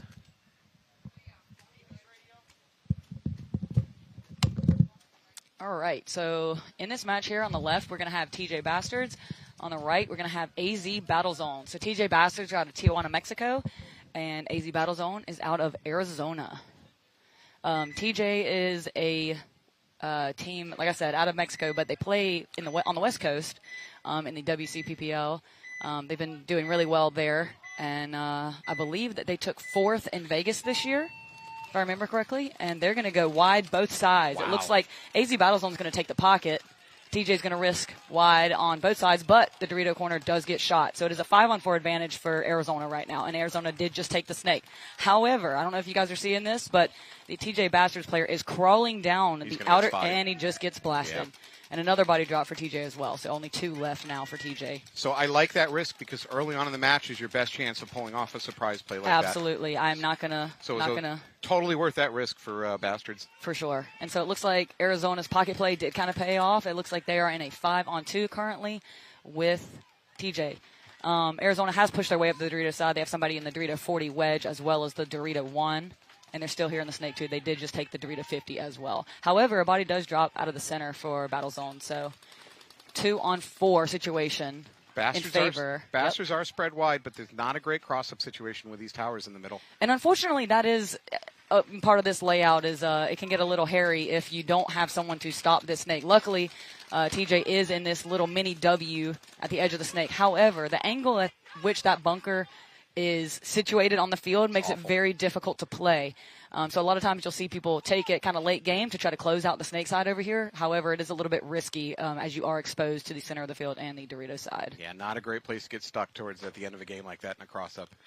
Definitely and that is going to be it. So Battlezone's going to walk this one off. It looks like they're going to have at least 4 alive, maybe even more. Yep, I think they ended up having maybe 4. 3 or 4 alive. Yep. Yeah. Good point for Battlezone. Yeah, it's one of those things where, you do have to kind of balance between taking those early risks versus playing the pocket. In this case, it worked out for Battlezone because they were able to get that first kill off that Dorito corner. However, this layout, from what I've seen, has been playing fast. So, I mean, it's one of those things where I think TJ knows, if we can go the distance, let's try it out early and see if it pays off. So I like I said, we talked about them during the game. I like that move. It's early on in the match. That's your best chance, not expected. However, Battlezone was exactly the right place, which is this S2 is the best place to shut down any sneaky snake business on the outside. But I am calling the passing lane. Okay. So you're calling this outer thing the I'm passing calling it the lane? passing lane. I've heard so many different names for it. What else have you heard? All right, so on this point here, we're going to have Sacramento DMG from Sacramento, California on the right. Midwest Saints on the left. Yep, and Midwest Saints, they're obviously from the Midwest, but some of their players I know used to play on Columbus Level's semi-pro team. I believe they're kind of a hodgepodge of some different players. It looks like they tried to take the snake corner off the break and did get shot. So it is a 5-on-4 advantage for DMG. DMG also kind of took the pocket a little bit in the middle 4-ish bunkers, I would say. But however, they did just take the snake, and they are crawling their way swiftly into the snake 50. I don't know if I would call that a crawl. That was a horizontal run. Yeah, something like that. The real question is, have the Saints picked up on it? No, they have not, and the Saints are going to start moving up that center. Frankly, he got kind of lucky getting out of that tower because he was about to get blown up by the snake. That's absolutely right. So now they're aware of this 50 being hot, so they have a chance to at least slow him down. For sure. I'm going to try to see if I can start using names here. I'm not sure. I'm trying to figure out who this is for DMG here in the Snake 50. It looks kind of like Stephen Hatch, but I'm not 100% sure because he normally plays the Dorito side. It looks like the center tower player here for the Saints knows that the 50 snake is hot, and he is trying to bounce a shot off of this Snake 2 on his own side into the Snake 50. It doesn't look like it's paying off. Okay, this is Spencer here in the Snake 50 looking inside, and I believe he might have just gotten a kill off the Dorito side for Saints. Maybe he did not. He's crawling backwards now to get a better angle. Caden's dropping back, number 29. There it is, Caden Spencer. Him and Hatch kind of look similar with the hair, so. All right, so nice. Spencer went backwards to Snake 2, jumped the beam, and is crawling this, what do you call it, the passing lane? Passing lane. Yep. Now they've picked up on it. They know he's there now, and that's actually putting him at a disadvantage. Yep, so now he's going to crawl the entire way, and Keep he's going to get possibly some free kills. I think that they're putting paint It right looks where like he is. it looks like this is Mingo, formerly of the ML Kings, here playing the snake insert bunker for the Saints, and I believe he knows that he has Spencer here in front of him. He does. Is he gonna? And it looks like they are gonna get a trade. However, DMG is in complete control over here. We had Vasquez following up behind him. Vasquez, another former Sacramento DMG pro player, along with Gerber, who I believe is playing the Dorito corner over there. So those guys holding this this DMG line strong here for to take this first one. I would say, just to kind of give you guys some context, you'll see these guys kind of hop this beam into the passing lane. What Matt's been calling the passing lane. Yep. And just to give you a little bit of context, if someone does that, one of the best ways to, and this is not a secret, so I'll let you guys in on the fun facts for those of you watching at home, but the best way to see and to stop that person doing that is, for one, that person should not stick their head up, obviously. Step one, don't show yourself. But this snake side back corner Aztec is kind of like the plug for that situation. So a lot of times if you lose your outer, widest snake body other than your own snake player, you can fill out to that little Aztec and lay some paint there on the outside to at least slow that person down, make them jump back over the passing lane beam back into the snake. So that's kind of like a little bit of insight to those of you watching at home that haven't gotten to walk this layout or play this layout. So far, I've also watched the S2 do a very good job of occasionally peeking their head over and looking down that passing lane.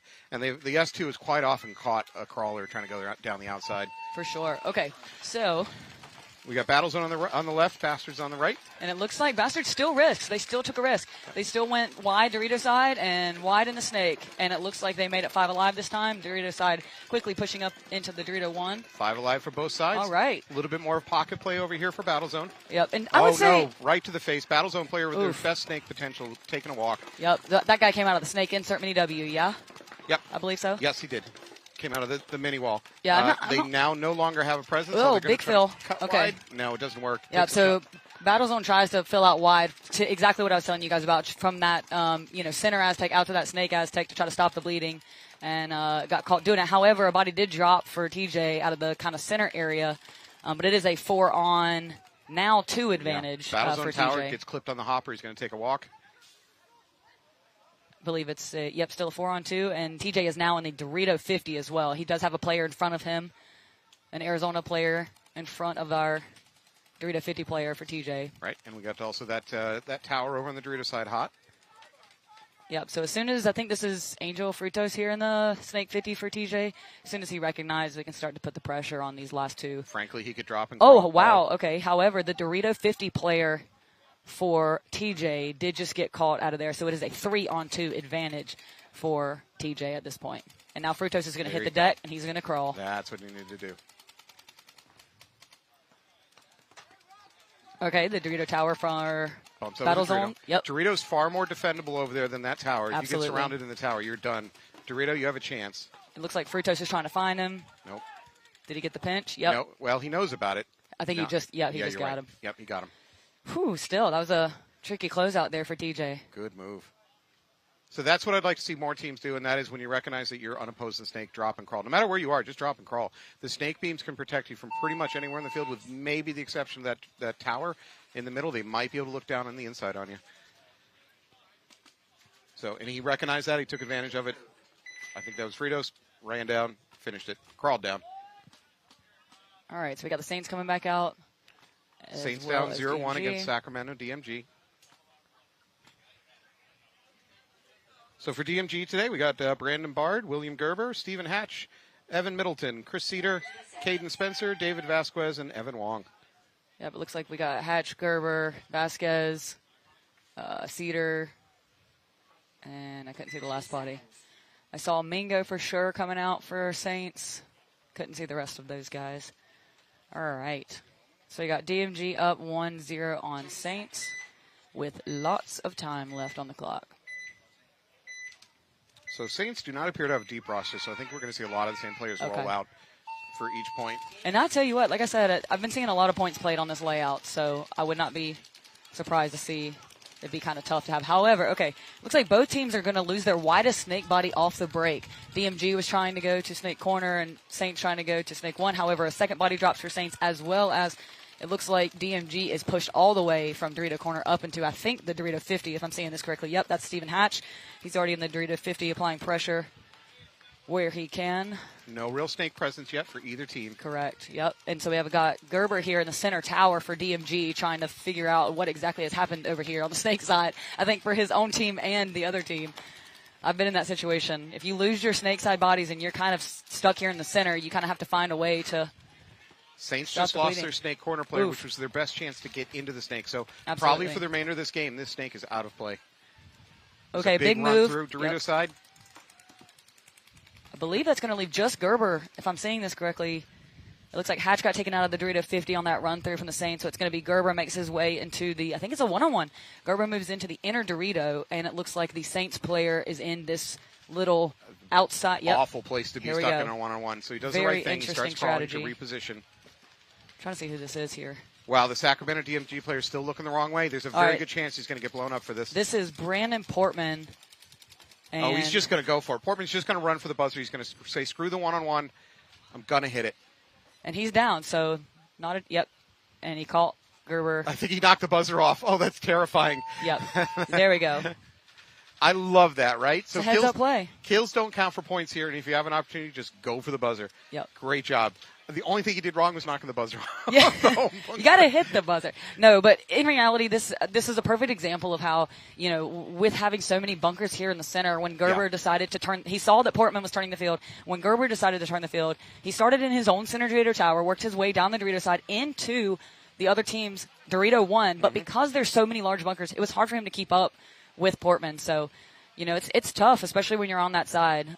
You know, your field of vision is not great, so you kind of got to do your best to keep eyes on him. He did a good job getting lost out there and ran and hit the buzzer. Well done. All right, so for TJ, we got Boris, we got Morales. Actually, I don't know if that was the Arietta. Yep, Frutos, and we got Alex Keys. Alex Keys, formerly of San Diego Aftermath. And then you got the staples for TJ, Boris, Arietta, and Frutos. I feel like those guys are constantly on the field for that team. Well, their mainstays. They signed a bad contract. No, those guys are super athletic. I would not be surprised to see TJ want to play a lot of points here. They're a very, very good team. They're very, I would say they're aggressive but controlled. It's really impressive. I've been very impressed by TJ from what I've seen them play at the WCPPL and here at the NXL. All right, well, you probably just commentator cursed him. I probably have. No, but on that same note, I mean, Battlezone is one of those teams that came up through semi-pro. I think their first couple events, I believe they were like a D3 team and, had a rough first couple of events and then started going toe-to-toe with some of the better teams. And I believe one of the new Team USA U19 members is on AZ Battles, and I believe his name is Evan McCarty. I'm sorry if I messed that up, but I'm pretty sure he is one of the new pickups for Team USA U19. So shout out to Evan and everybody at Team USA.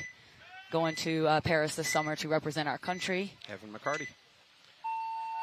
All right, TJ on your left, Battlezone on your right. Battlezone, big run up the middle to that middle brick. And two wide runners again for TJ. TJ taking the risks again. Got away with it. One of their home cans is getting checked, though. However, the widest snake body for TJ looks like he's kind of stuck in a weird situation. He's playing the dead zone. I don't know if you guys can see this on camera, but the widest snake body for TJ is playing in the open, is now moved into the snake one. There he goes. Does it successfully. And we're going to have a penalty on Battlezone. Their center player in that large brick was hit. He got pulled by a ref, and his buddy did as well. So I believe there are 3 bodies left for Battlezone, and I think it might be 2. Nope, there's a Dorito. We got McCarty here in the snake. Oh, I think that's corner. Snake corner. That might actually not be McCarty, but yes, we got a snake corner, a snake 2, and a Dorito player for Battlezone, and it's going to be 5 alive for TJ, kind of across the back and here in the snake 1. So Battlezone does have the snake 2, and that's their chance. They should he needs to produce some kills out of there real fast to swing this game around.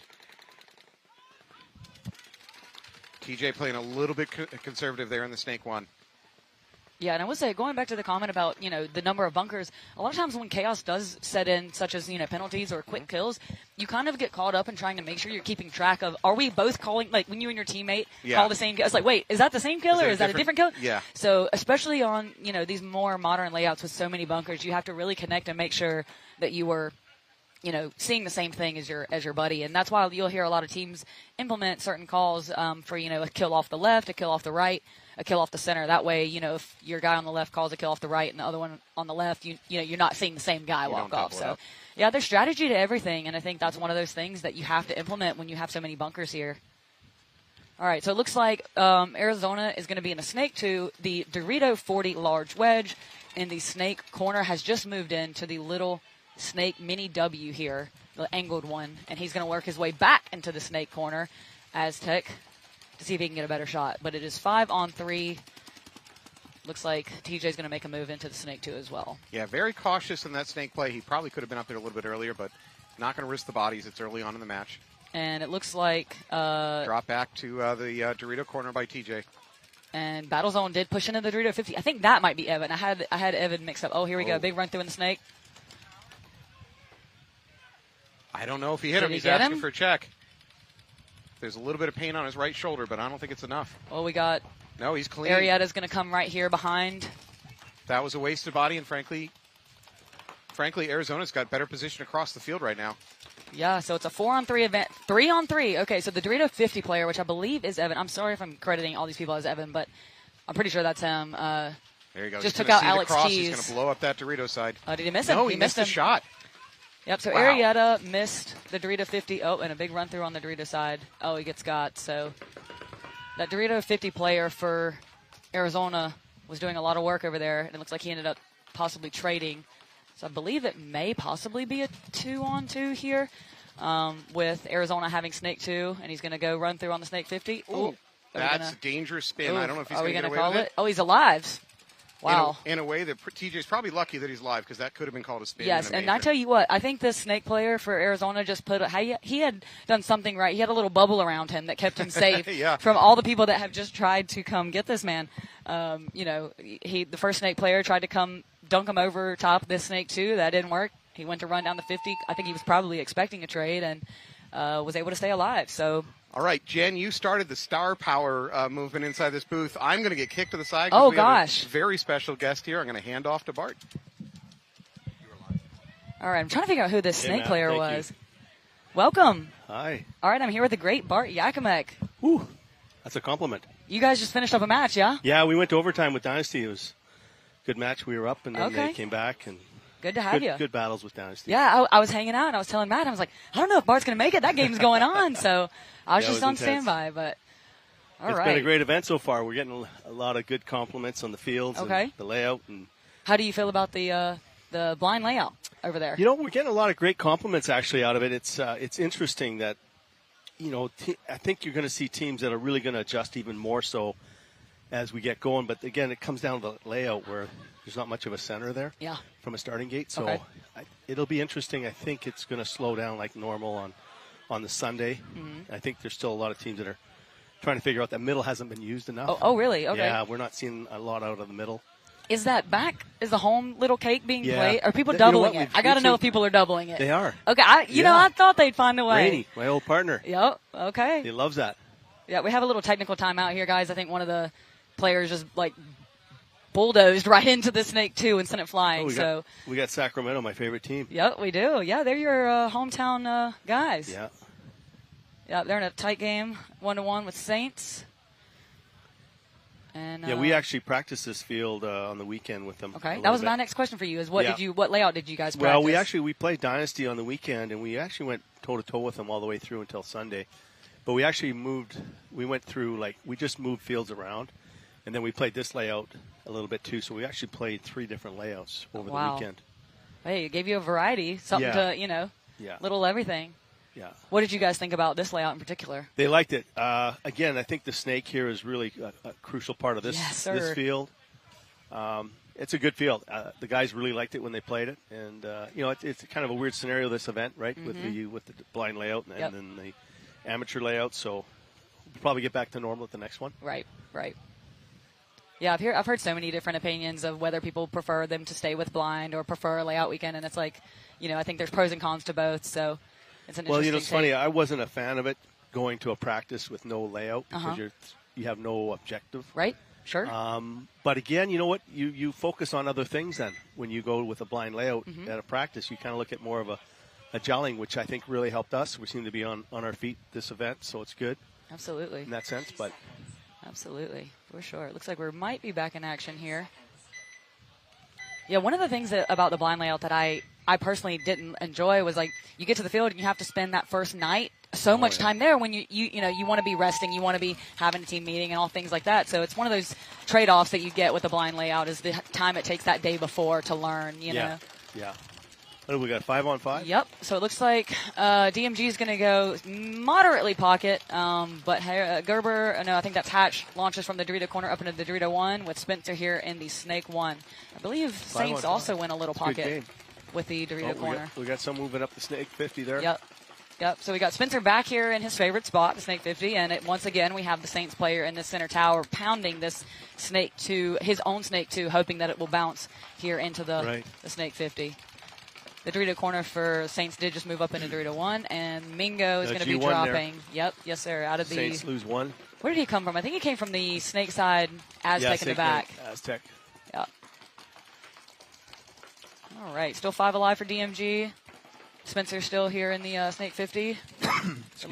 Looks like... we got a back Snake corner. Yep. So the Saints... We call that a 1. Yep. Yes, sir. And so I was just telling them, it's kind of one of those situations where that you kind of need to be in that bunker on this Snake side because it's one of those things where not only can you not see when you're not out wide, but it's like if people get into what we're calling here, I believe he started calling it the passing lane. Right. This outer area, one of the best ways to plug that hole is from that. Well, if you're out there, and that's, paintball general, is if you don't feel that corner, they're just going to come down on you. So it's a big advantage if you're not.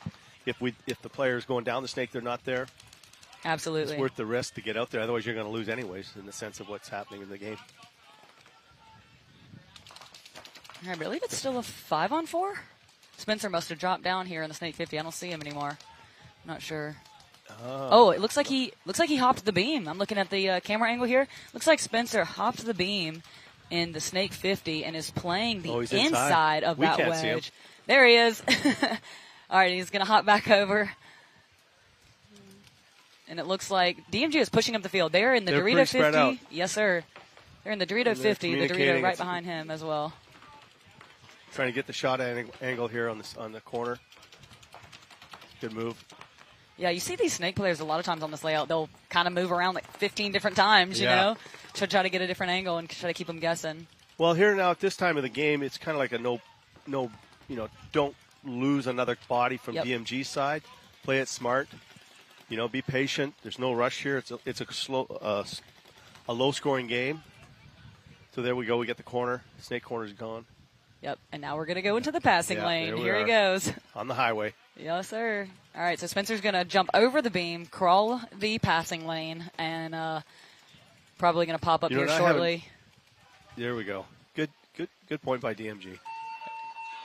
Always, it's funny. It's one of those situations when you're the Snake player and you've crawled the whole way. You get to the end, and you pop up, and of course your team has killed everybody. You're like, what did I do all that crawling for? What am I doing? But you love to see it. So no, it's good. All right, so a strong point by DMG. I believe they still had at least 4, maybe 5 still alive. I couldn't see beyond this wall here, but we're going to have TJ and Arizona coming back out for this one. That game's what, 2-2? Yes, 2-1, and this has been a very eventful game. Yeah, lots of craziness happening here in the Snake in that last point.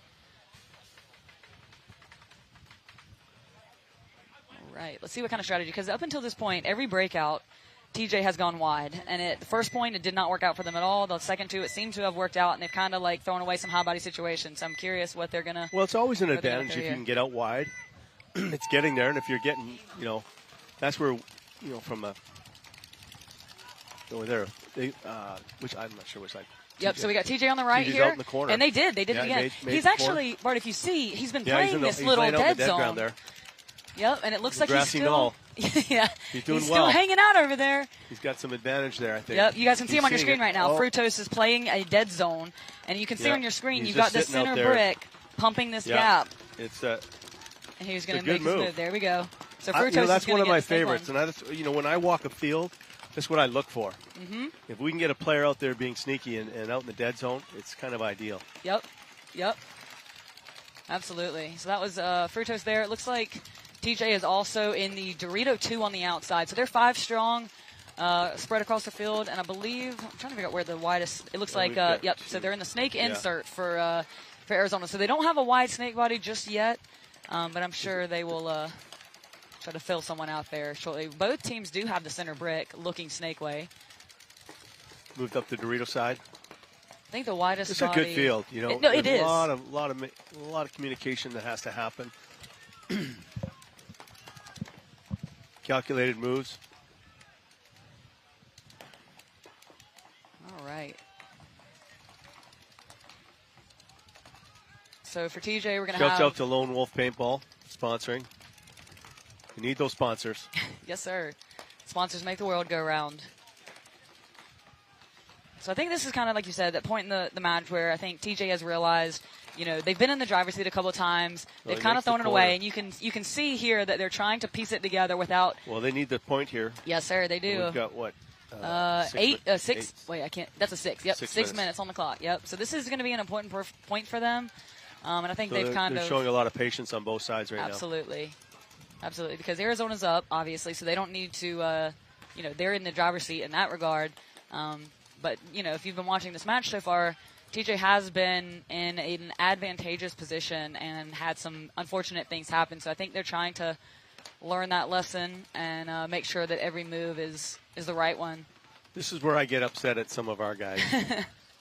When you're up 1 and you're trying to push. Yep. It's like, come on, we don't need to do this. This is a good match right now. Yep. Yep. And on paper, I mean, TJ is, I think, what I would consider who I would have expected to come out on top here. Arizona is an underdog, so to speak. He tries to make the snake. Yep. That's the patience. So that's where, there. When you look at that kind of a move, it's that back corner that could have maybe helped him get out there, where he wraps on the center bunker. And, again, that's where, we're always preaching. Get some help from your buddy. Yep. Make that move. Let's see what happens. It's when you go on your own that you can get into trouble. Yep. So we got Frutos here in the Snake 50, and the center player we got a corner shot here coming up. So I believe it is a 5-on-3 because 2 bodies ended up coming off during that chaos for Arizona. So it is a 5-on-3 in favor of TJ. And it looks like we're going to have a run through here in the center. Yep. And a trade in the center. So it should be a 4-on-2 with both Arizona players are now on the Dorito side. Now. Yeah. So they can close this here from the Snake side, as long as we don't have any unnecessary deaths out of the backfield. So Arizona is in the Dorito corner and the Dorito 1. Game here soon. And it looks like Arietta's going to go around Frutos and take the little highway again. Passing lane and pop up here shortly. Yep, there it is. So Arietta pops up in that last stopping point in the Snake and takes out the Dorito side. So they're going to tie it up here 2-2 with 3:56 on the clock. So I was saying that when you guys practiced this layout during the layout weekend, was it playing fast, slow? How did it play for you guys? No, it's I think this kind of a lot of times it depends on what you get off the break. Exactly. On the other one that we're playing now, Impact has been getting 1 kill and we're staying 5 alive, which really makes a difference when you're setting up for the game. This field, I think, is, like we just saw, it was a 5-on-5, and then it comes, and based on where the scores are, we're not seeing a fast field here right now. So it will slow down, and I think it has, and that's what we're seeing. And we're tight games, right? We're 2-2, we're 2-1. Yep. I was telling Matt earlier, it's like I've seen some really high-scoring games on this layout, and I think it comes back to what you're saying. If you try to take those risks and you get 2 kills off the break, it's a different ball game. All right. So again, good breakout there from DMG in a sense that they had 5 guns up. So I'll preach that in our practices, and we'll work that angle where we're trying to go 5 guns up. And actually, I think both teams just lost 2 players each. Right. Oh, wait. There's another one. Oh, a bomb just went off. It looks like both teams lost bodies off the break. However, Saints did push into DMG's center brick. So that is where he is currently located and he's is causing putting some pressure. problems up there for him. Here we go. Backside. All right, so it looks like Dudu was at a little trade there. I believe the last body is going to be Vasquez here in the Snake corner. So we got 1 DMG here, and it looks like we have 2 Saints players. They're pushing into the Dorito side of DMG. Yeah, that's going to take them out. Yep. Oh, we got good games going. Yeah, it's always fun commentating when a lot happens at once. You're like, this, then this, and then this. So we're doing our best here to keep up with the chaos here, guys. But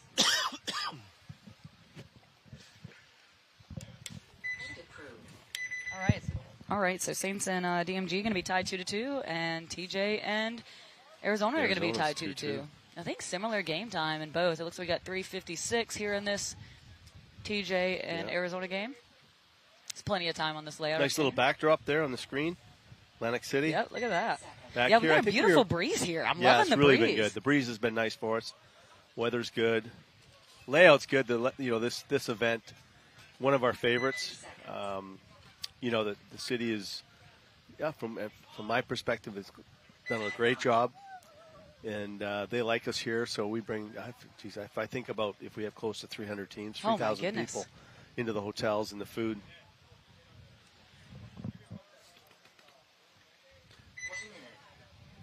All right. Our movie director chairs. Here we go. I know. Look at us. So official. All right. So I got 1 minute on the clock here. There we are. All right. Here I am. I'm Jen Folk. If you're just tuning in, I'm here with the legendary Bart Yakimek of Edmonton Impact. Just rushed over here from his game with Dynasty, was it? Yeah, it was Dynasty. Went into overtime. We had a little bit of a lead, and they came back on us. Good game. We're actually playing a little better than the last one. Okay. Hey, that's not making the playoffs. We kind of looked at it. We'd had a 13-year run of making Sundays, and then it happened to us. So it's bound to happen, and it did. But it woke us up a little bit. 13-year run. Yeah, we go back to 2013 is when the last time I think we didn't make Sundays is what we figured out. Wow. Not that we keep track. It's just good entertainment. Yep, absolutely. All right, so it looks like we got a 10-second countdown here for TJ. And I believe earlier Matt was right. It does look like they're kind of only running about 7 guys. We got Arietta back out here on Snake. All right, so it looks like, we got a running ref going to check the, already. We got a red. Yep. Looks like the Dorito runner for Arizona was shot and was, I don't know if he knew he was running from the ref, but he was ultimately running from the ref, and we got a red thrown here on the right. That was a quick one. Wow, walking them off. Whew, that was a quick point. Here we go. Yeah, so the Dorito runner for Arizona got a major, which pulled the 2 nearest bodies to him, leaving only 2 players left on the Snake side, and those guys were quickly dispatched by TJ, who was 5 strong off the break. So should put them up 3-2 with, gosh, how long do you think that point was? Not very long. 15 seconds. Doesn't happen. And then you got to blow. You got to turn the whistle. So yep. Get on to the next point. Yep. I haven't been over here watching much, today, but other than my own games, but that might be the quickest one I've seen so far. But all right, so I got DMG back on the right and Saints back on the left. DMG from Sacramento, California, and the Midwest Saints out of, I believe, like the Ohio area. This game is tied 2-2 with 7 minutes on the clock, so plenty of game to be had here. We'll see what kind of game plans these guys throw in a tie game. I agree, though. DMG's been playing well this match, I think. Yeah, well, here we go. Let's see what happens.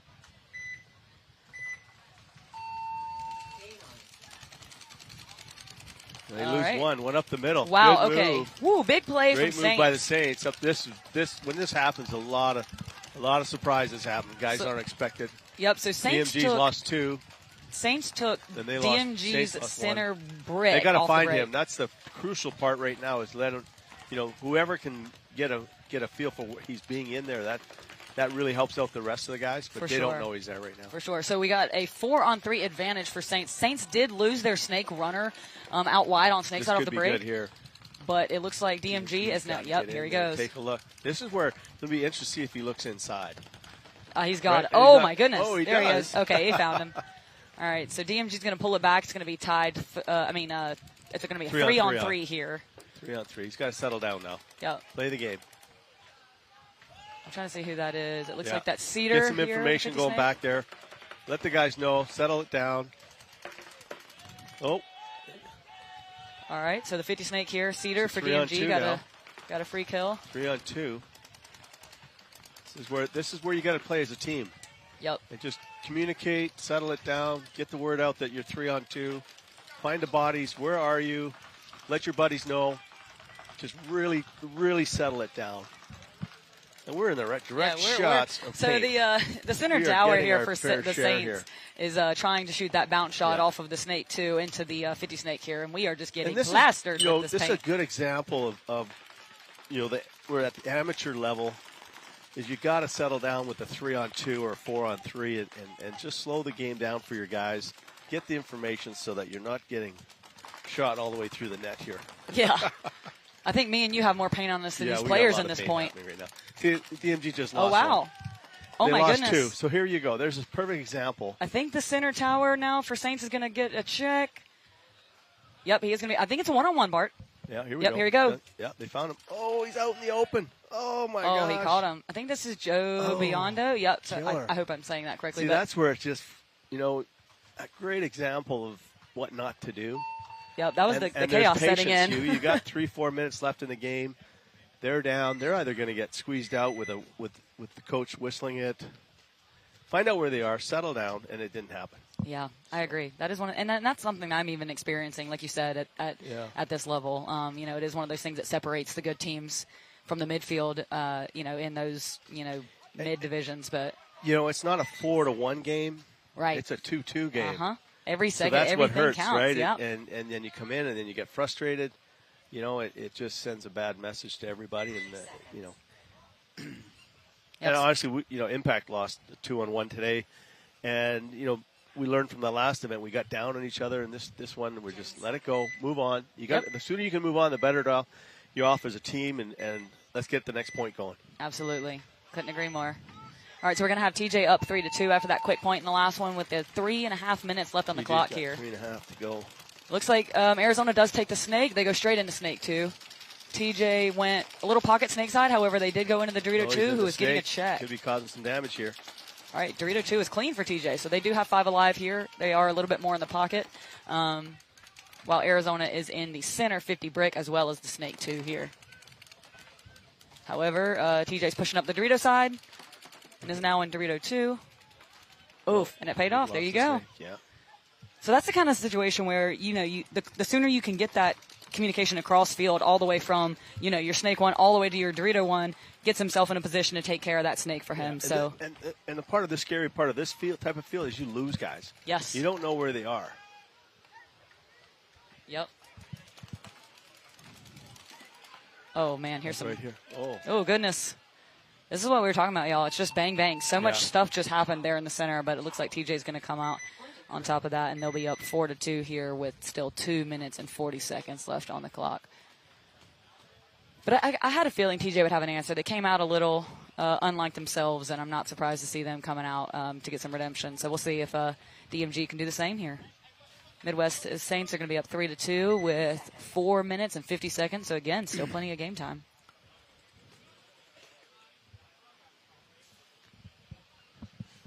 It's getting warm out here now. Yeah, it's going to heat up. But again, the breeze, man. The breeze is the saving grace here. We need it. Actually, that's the fan. Yeah, I know, but man, I tell you what, there's some events where you're baking and there's no breeze, and you're like, someone, But that fan is nice. Shout out to Bob for hooking us up with the fan. All right, so DMG's going to risk the snake off break, and he makes it. Looks like Saints go a little bit pocket. And Gerber's going to take that center 50 brick. It's 5 on 5. Oh, one body dropping off the Dorito side for Saints, so it should be a 5-on-4 advantage for DMG. He can take the highway. DMG might just take the highway if it's possible. Yep, so the widest body for Saints is going to be here in the snake 1. He's looking inside, so if Spencer can crawl the little highway here, he might be able to do it unseen as long as they keep Saints contained over here and don't let them fill out. Yeah, I think that highway's got to be all speed if you're going to do it. I don't think a lot of guys do it unless they're up in the game. That's true. All right, so DMG also pushing into the Dorito 1. So they've got a snake 2. Oh, and I tell you what, I think I'm commentator cursing these people because as soon as I talk about them, they end up taking the walk. But all right, he's doing it. He's taking the. Let's see what happens here. Down the snake side. Yep. So we got highway. We got Spencer crawl. There it is. There we go. I think Jason knew what he was doing with this this outer snake here. Yeah, it's kind of like that's a dangerous spot. Yep. And it looks like Saints do lose a body out of the center tower. The real side. Oh, but they take the 50 snake. Oh, gotta stay alive here. 2 on 1. Oh, there we go. DMG with the comeback. Yep. Yeah, this has been an eventful match. Absolutely. See, this is where it's a 2 on 1. There's still a. Oh, there he goes. Yep, so it looks like Guru's alive to go hit the buzzer. Yeah, that move out to the snake corner there by Vasquez to take out that 50 snake player for Saints was a clutch move out. To your point about getting wide, if they have the snake, you got to fill out. Yeah. Yeah, these have been some kind of quick points here in the last little bit. We still got 2 minutes and 40 a seconds big left. point from AZ here, Arizona, to get back in the game. Yep. Let's see what they can do to answer.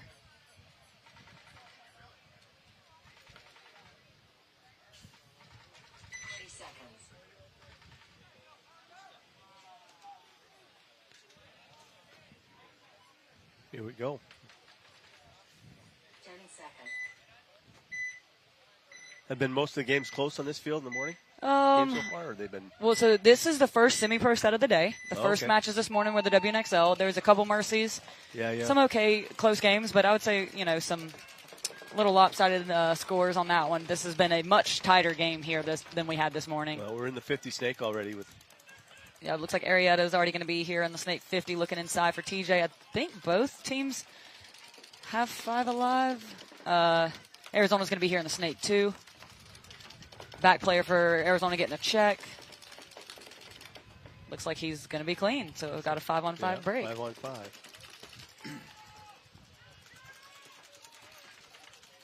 And when we look at a snake like this, in some senses, we'll try and get 2 guys in the snake. Yep. You back. And it's okay to go after and mirror out. Yep, here we go. He's got one.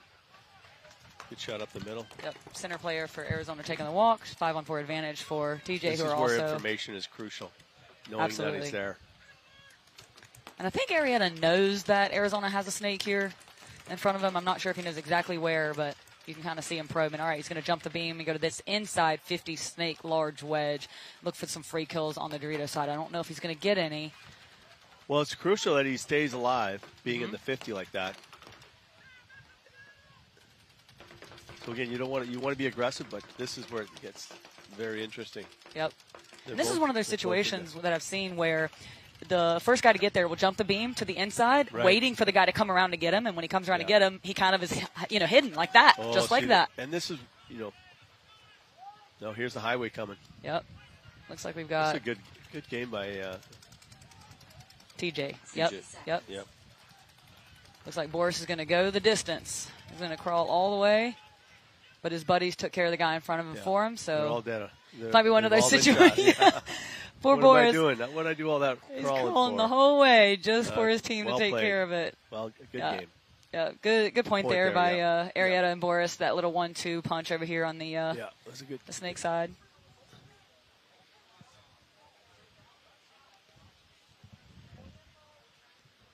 All right, I feel like there's still plenty. Oh, okay, not too bad. Oh, they're letting the clock run out, so looks like 24 seconds left on the clock. Looks like Arizona may be going for minimizing their margin here. A lot of times these semi-pro brackets, it really does come down to that extra point or two. So sometimes you kind of got to figure it out. Too, right? Yeah, that's what I mean. Yeah, so it's like, if they can do the math in their heads and think, look forward and see what matches they have ahead and the bracket, it might be better to just. Well, we as being part of the NXL and Major League Paintball, we're always having discussions on what to do and what not. We haven't done a lot of changes over the last few years in that. We kept pretty consistent, which has been good. But we are looking at, I'm not afraid to say time quarters, a half, 3 5-minute, 4 3-minute periods or whatever. We're trying to get away from that 6 or 7 minute point. Okay. And stop that happening. We're even discussing a 2-minute point if you score within less than a minute. Okay. So now you can create a lot of action with that. So, we're thinking about more drama in the game. We can talk after this game, but we've just signed ESPN on for this show for Atlantic, the final. Yep. Whoever's in the final is going to be on ESPN. So we're really excited about that. For sure. And I agree with you. I think it is one of those things where I think it was yesterday in the Texas situation where I think X Factor played like an 8 or 9 minute point, and I was just like, man, all right, terrible situation here for Saints. I believe they're going to lose 3, 1 on a penalty. Oh, they're walking off the field. Yeah, 2 off a penalty and 1 naturally. It's going to be a 5. I believe it's a 5-on-2 advantage for DMG. This is big for DMG. Yeah, this is a big point right here. Big point here with 2:30 left. 2:38. Yep. All right, so we got a full court press here by DMG. They're in the Dorito 40, the center 50 brick, as well as the Snake 50. Before the what we call the 10 on the Dorito side. Is it a 5-on-2? I believe it's a 5-on-2. Yes, sir. There we go. All right. Watch him go now. This is going to be interesting. Jeez. Yeah, he can't make it. Tried to make it a was desperation. a good try, though. You know, that you're going to die anyway, so it's a good move. Give him credit. Absolutely. You know, we applaud that. Can't complain there, for Yeah, sure. Really well done. That was a good breakout for DMG. Their paint was on point there off the break.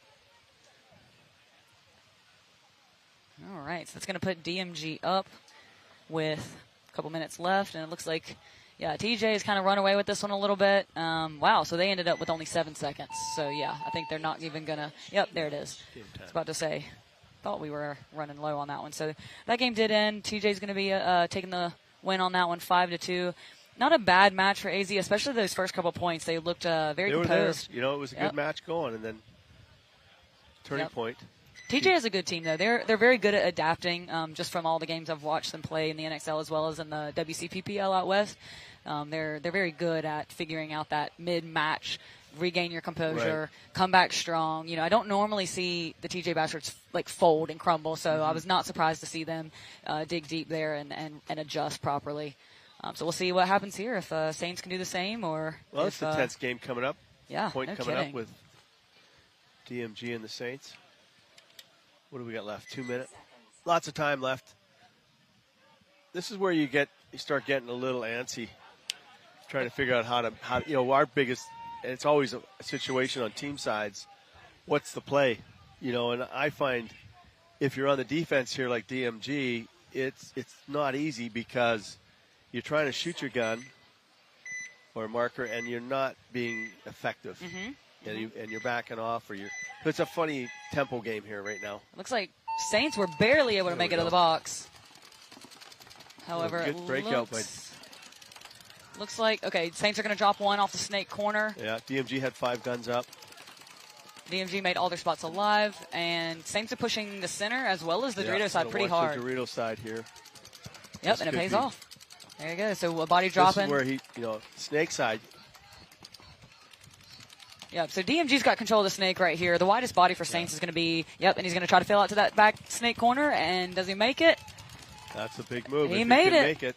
Yep, so that move ultimately prevents, DMG from just crawling here down the passing lane. However, big move to the center for Saints. 1 for 1. So I believe that's going to put us in a... It's going to be dangerous on the outside on the highway. If he finds him, he's not going to survive. I'm trying to count if okay, I think it's a 3-on-3. 2 bodies for Saints on the Dorito side. The snake guy's got to go. Yep, he's got the ball. The field is being turned. If he gets found. Yep, I was about to say the field is being turned right here. Saves it, yeah. Oh, what a point. Yeah, I think the Saints kind of, I don't want to say got lucky, but them making the decision to turn the Dorito side on them like that. Yeah, I mean, they turned the Dorito side, but if he would have just booked down the snake side and maybe got down far enough and that guy wouldn't have seen him, he might have been able to. That's a tough play. That's not an easy snake. For sure.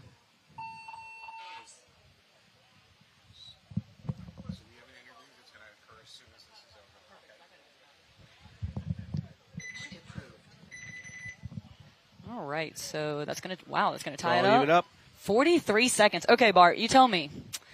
You got 43 seconds. Now, semi-pro does play overtime now. So I believe it was starting this year, semi-pro prelim games do go to overtime.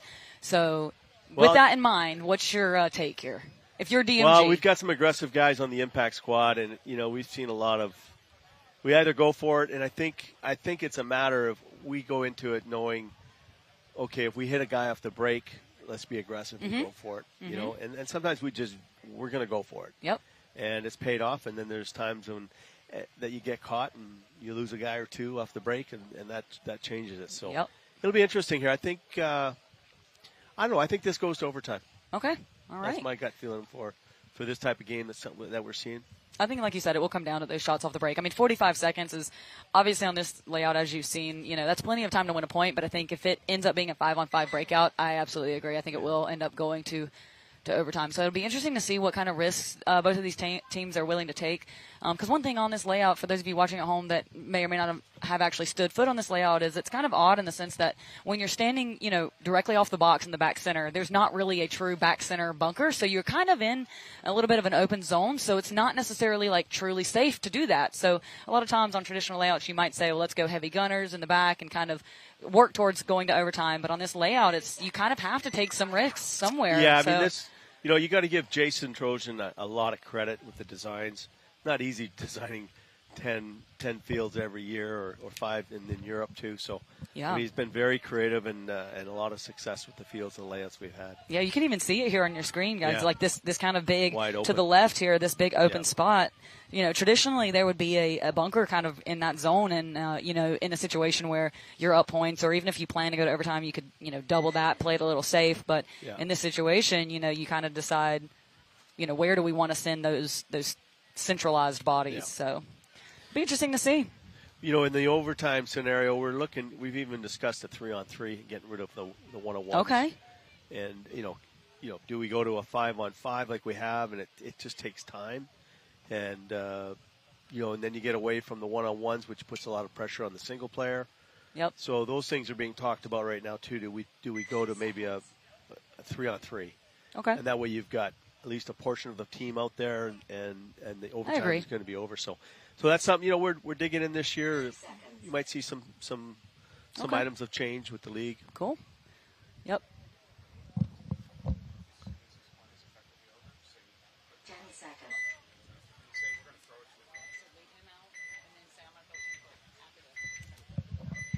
Here we go. All right, this is it potentially. This is our gamble. This is our bet. All right, so Saints are going to send 2 up the center, and DMG's here's where they're going Yep, for it. here it is. Right. Okay, Saint, so look at this. DMG 2 walking, lose 3 3. walking. Did that? Okay, but the center They player gotta for hang on Saints. here. The center player for Saints Just does gotta get stay taken alive. out. So it's a Down the 4. snake. 4-on-2 advantage for Saints. Let's see if they It's can. going to be. Oh, it's a kill. They're alive. 2-on-1. 2-on-2. Wow, did he? Oh goodness. Oh my gosh. Holy cow. Okay, we're looking at a 15 seconds. Yeah, if you're Daniels DMG's here. losing track. They're staying alive, which is a good move by Absolutely. DMG. Daniels is going to try to make something happen. I mean, I like the effort. Don't get a penalty. Oh. Yeah, that's a situation where you definitely don't want to get a penalty, Yeah, the penalties. We would have won money there. All right, so yeah, this one's going to go into overtime. Yeah, I think that'll be interesting, what you were talking about with changing the format of the overtime points. I think people love one-on-ones, but as a player, it's one of those things where, I definitely identify with, oh gosh, now all the pressure's on me. So Yeah. I do like the idea And of the you 3-on-3. Yeah, I kind of try and stir it up a little bit within ourselves and challenge ourselves to change. And Surely. Tom Cole's done a great job with everything that's going on with the league and all the way down through the staff, the setups. And, what I like is that the events are clean. And if there is a situation where we get into a lot of rain or anything, we're doing everything we can as a league to make sure everybody's safe. And Tom's done a good job of that. Absolutely. It's been really The good. adaptability has been, especially after that Texas event. Yeah. For those of you that aren't familiar, the last major NXL event was in Texas in the end of April, and we had some not so great weather, and it kind of ended up postponing a lot of the schedule, and they had to move things around, and they did a great job, adapting to that. So the pro finals, the Sunday games from Texas, were played here at this event on Thursday, so they had to wrap up what would have been the last event and then hop into a new one, which is why the pro field is on a blind layout for this tournament, because we kind of got a little out of schedule after Texas. So It's kind of neat seeing 400 players walk the field. I was going to say, I saw like a photo of people walking it, and I was like, man, I don't know how they see anything. Yeah, a lot of kibitzing out there. It was fun. How late were teams out there? Oh, we were there. We started at 4. We didn't get out of there till 6:30. Yep. And there were still guys there. So, I mean, and it's interesting how, and I think every team looks at it differently. Yeah. How to manage it and how to walk it, and I liked it in the end because we kind of came out today and nobody really knew how to play it. That's where everybody's watching everybody today to see if we're learning or seeing some different stuff that teams are doing. So, but being that small cake is in the middle, we've seen teams double it up, which I'm surprised, and then single play or not play it at all. So that makes it, and guys are making it out wide. So it's actually it's a fast field. So we want a fast field for this event, being that ESPN is here. Doing a broadcast with it. Not doing the broadcast, but doing the filming. And our plan is that we're going to be in the Ocho in August. Okay. So we're going to be doing a post-production Atlantic final. Awesome. Just the final itself. Got it. and on ESPN, and hopefully that from there we can do some more things with our television aspect. For sure. Well, maybe we'll see Impact on ESPN. We'll hope to be in the final. It would be nice. I probably shouldn't have said that. Now I'm like commentator. No, I'm kidding. I don't believe in that. Okay, who's going to win this one? Here we go. What kind of breakout are we taking? I'm betting on DMG to win. All right, so DMG's going to risk snake off break. He does make it. He makes it. 5 alive for both teams. This was good. 5-on-5. Oh, first body going to drop from DMG. That's going to be Gerber out of that Dorito side can. Hit there a bit. So it's a 5-on-4 advantage for Saints. A penalty. Oh, no. Terrible DMG. timing. Oh, man. So worst time to get a penalty. Okay, so it looks like it's going to be a 5-on-2. There we go. Yep. This will be the end of my broadcasting career. Yeah. It's because you said all the nice things about DMG. That's just how it goes. No, I'm kidding. We're in the highway. But it goes back to what you're saying about, you get all 3 kills and the game and becomes a lot easier. And, the break that of a penalty, and it's, who we got? Oh, my goodness. Here we go. He doesn't even know. He's right next to him. I don't know if you guys. Yeah. Yeah, there it is. There we go. Yep. Yep. So it looks like Saints are going to take Saints this one. Got it. Again, not a bad match by DMG, especially at the start of the match here. They were definitely in the driver's seat. Yeah. But, hey, that's paintball, man. I think Saints are trying to put it together here and make sure that they got all the bodies there. All right, so we got a victory here by the Saints. And that's going to wrap up this game. Well, Bart, glad to have you. Yeah, we should do this more often. Yeah, you know it what was I'm saying? fun. I really enjoy it. But yeah, thanks for spending some time with us. And get out there and kind of get some inside scoops of what's going on with the league. For sure. I think next year's venues are possibly changing again. Okay. From what I've heard, I don't always know, and I'll be honest. Tom does run the show, and his feelers are out there. We're looking at whatever. We're always conscious of the venues and where we can, and do a good job with the city. I give a lot of credit to the paintball player itself, because we used to get the complaints, and now we don't get complaints about certain players. Well, you must be doing something right, yeah? Well, I don't know. It's just been a lot of fun and a lot of respect out there. For sure. To the communities that we go to, and because we want to be coming back. And if we go somewhere else, they say, hey, yeah, the paintball people were great. They weren't causing problems. And if we come to a field, we clean it up and leave it clean, so that the next time somebody phones and follows up on where we've been and what we've done, they have a good word to say. Right. And that's part of our success, I think, in a sense of where we can go sometimes. Absolutely. And coming back to, great city of Atlantic City here. Absolutely. Yeah. Well, thanks for all the insight. It's been a really good time chatting with you. I think we're going to take a quick break here and throw it over to Nicole for a quick interview. All right. Thanks. Appreciate Hi, I'm here with Tyler from TJ Bastards, who just finished up their first match, coming off a 5-2 win. Go ahead and introduce yourself. Hey, I'm Tyler Burris with TJ Bastards. I play a little bit of everywhere on the field, snake side, Dorito side, up to center, and yeah, that's pretty much it. So how does it feel coming off of a win as the start of the day? It feels good. It pretty much feels like, we accomplished what we wanted to get during our practice. We grinded really hard last weekend, both days, Saturday, Sunday, and did some drills, some points, and it showed to pay off. Now, do you think that was the key factor to your win, or do you think there was more development on the field today that was the key factor to your win? There's always more development during these tournaments, because you never know how it's going to play out. Especially during tournaments, everybody's a little bit more hesitant on making moves and whatnot. But I feel like what really won this last match was teamwork, and believing in each other and going off our game plans from what we had this past weekend. Well, thank you so much for joining me. Hope you guys keep winning today. Got you.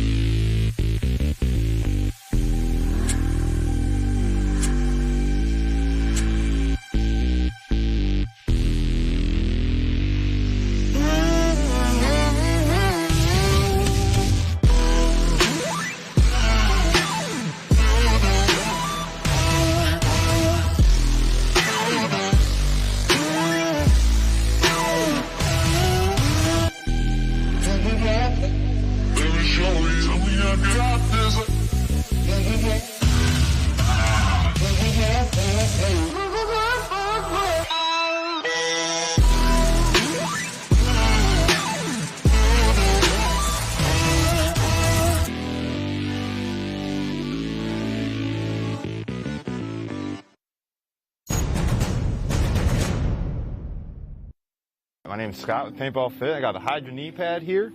This is the newest version we just recently made. So it's still got all the same awesome things that we've had in the last couple versions. You got the compression sleeve that keeps it really tight on your knee so there's no sliding. It's also cut resistant. I got a little knife right here, a little blade. You can see, completely cut resistant. And the new thing that we just added was we added some gap here in the center. So we added another cut, and that way it doesn't bunch up behind your knee. And it doesn't cause any issues with like irritation from there being too much material. We had some people mention that was an issue, so we went ahead and cut that hole in there. And they also fit a little bit more snug now as well. So with the separation of the two, it actually allows it to hold better on the bottom and the top part of your knee, and that center doesn't get in the way at all.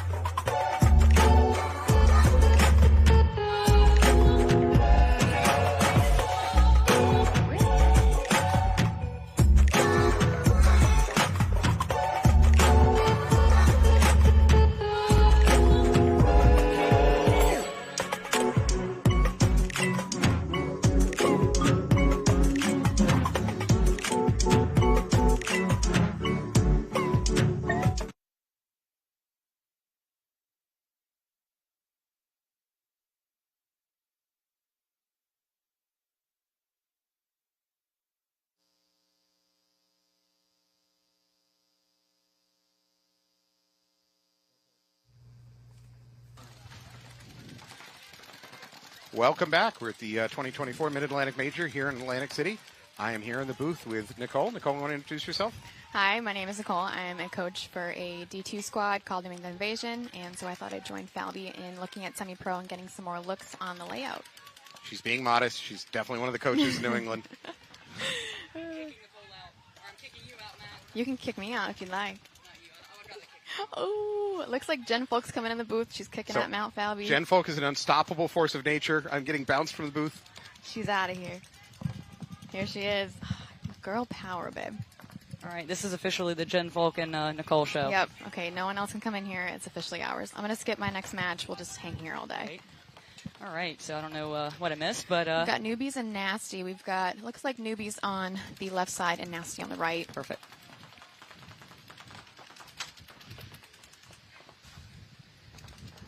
It's really quiet on this field right now. It looks like everybody's kind of trying to read and react, but they got to put the pieces together.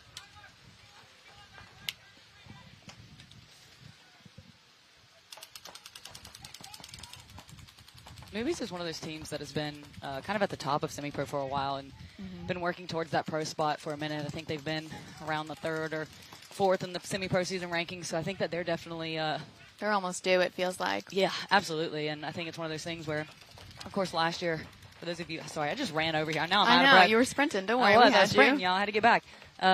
You know, last year with the powerhouse semi-pro teams that were Blast Camp and Paintball Fit, who are both now in the pro division, Newbies was always right there knocking at the door. And I think this could, you know, this year is one that they definitely are looking forward to taking. And I think, you know, they're looking to come out strong here. Absolutely. And they're a very smart, methodical team. I really like the pace that they drive for themselves. They just really control a match very well. It's always at their tempo. Yep, looks like we got... We're going to have a snake exchange here. Yep. Yep. Mm-hmm. So Nasty's going to win that one. Oh, he made, I didn't even notice he made it. Good for him. Yep, so it looks like we got Cunningham here and the 50 snake. Yep. Newbies tried to do a little desperation move out, stop the bleeding, and incidentally caused more bleeding. Yeah. All right, so Nasty is going to take that point. All right, so next up we're going to have RC Sea Dogs from Canada on the left. Denver Altitude on the right. And Denver Altitude, formerly called Colorado Blitz, for those of you guys who are familiar with the... Oh, okay, name change. Yep, they did a little name change. They had been Colorado Blitz for a while, but they decided to bring back the legendary Denver Altitude name this year. So, because Denver Altitude was a legendary team out of Colorado for a while. I know that a lot of current pro players used to play in that camp. Nick Sloviak played with them, and Daniel Camp from the Hurricanes played with Denver Altitude. So it's definitely a legendary name. I do love when an OG name comes back. We did the same thing. We brought New England Invasion back. It's been years. We brought the name back, and I was like, we got to bring back the originals. Exactly. All right. Yeah, So looks like Altitude's going to try to make it into that mini W in the snake way. So 5 alive Yeah. for both teams. Oh, first body to drop is going to be the yep, Dorito corner for the Sea Dogs. I'm seeing a lot of doubling up of this Mayan Temple, and I'm like shocked by that. Right. Well, it's kind of tricky because and I was during the last match I was talking to Bart about how this is a kind of an unconventional layout in the sense that typically in a paintball breakout you think of pocket or staying kind of centralized there in the center is the safe route, but on this layout that center is kind of open, so it's not necessarily always safe to do that. Exactly. And it's definitely a different type of layout. Bodies dropping everywhere here. Yeah. I think 2 dead for Sea Dogs, and looks like Altitude's trying to put.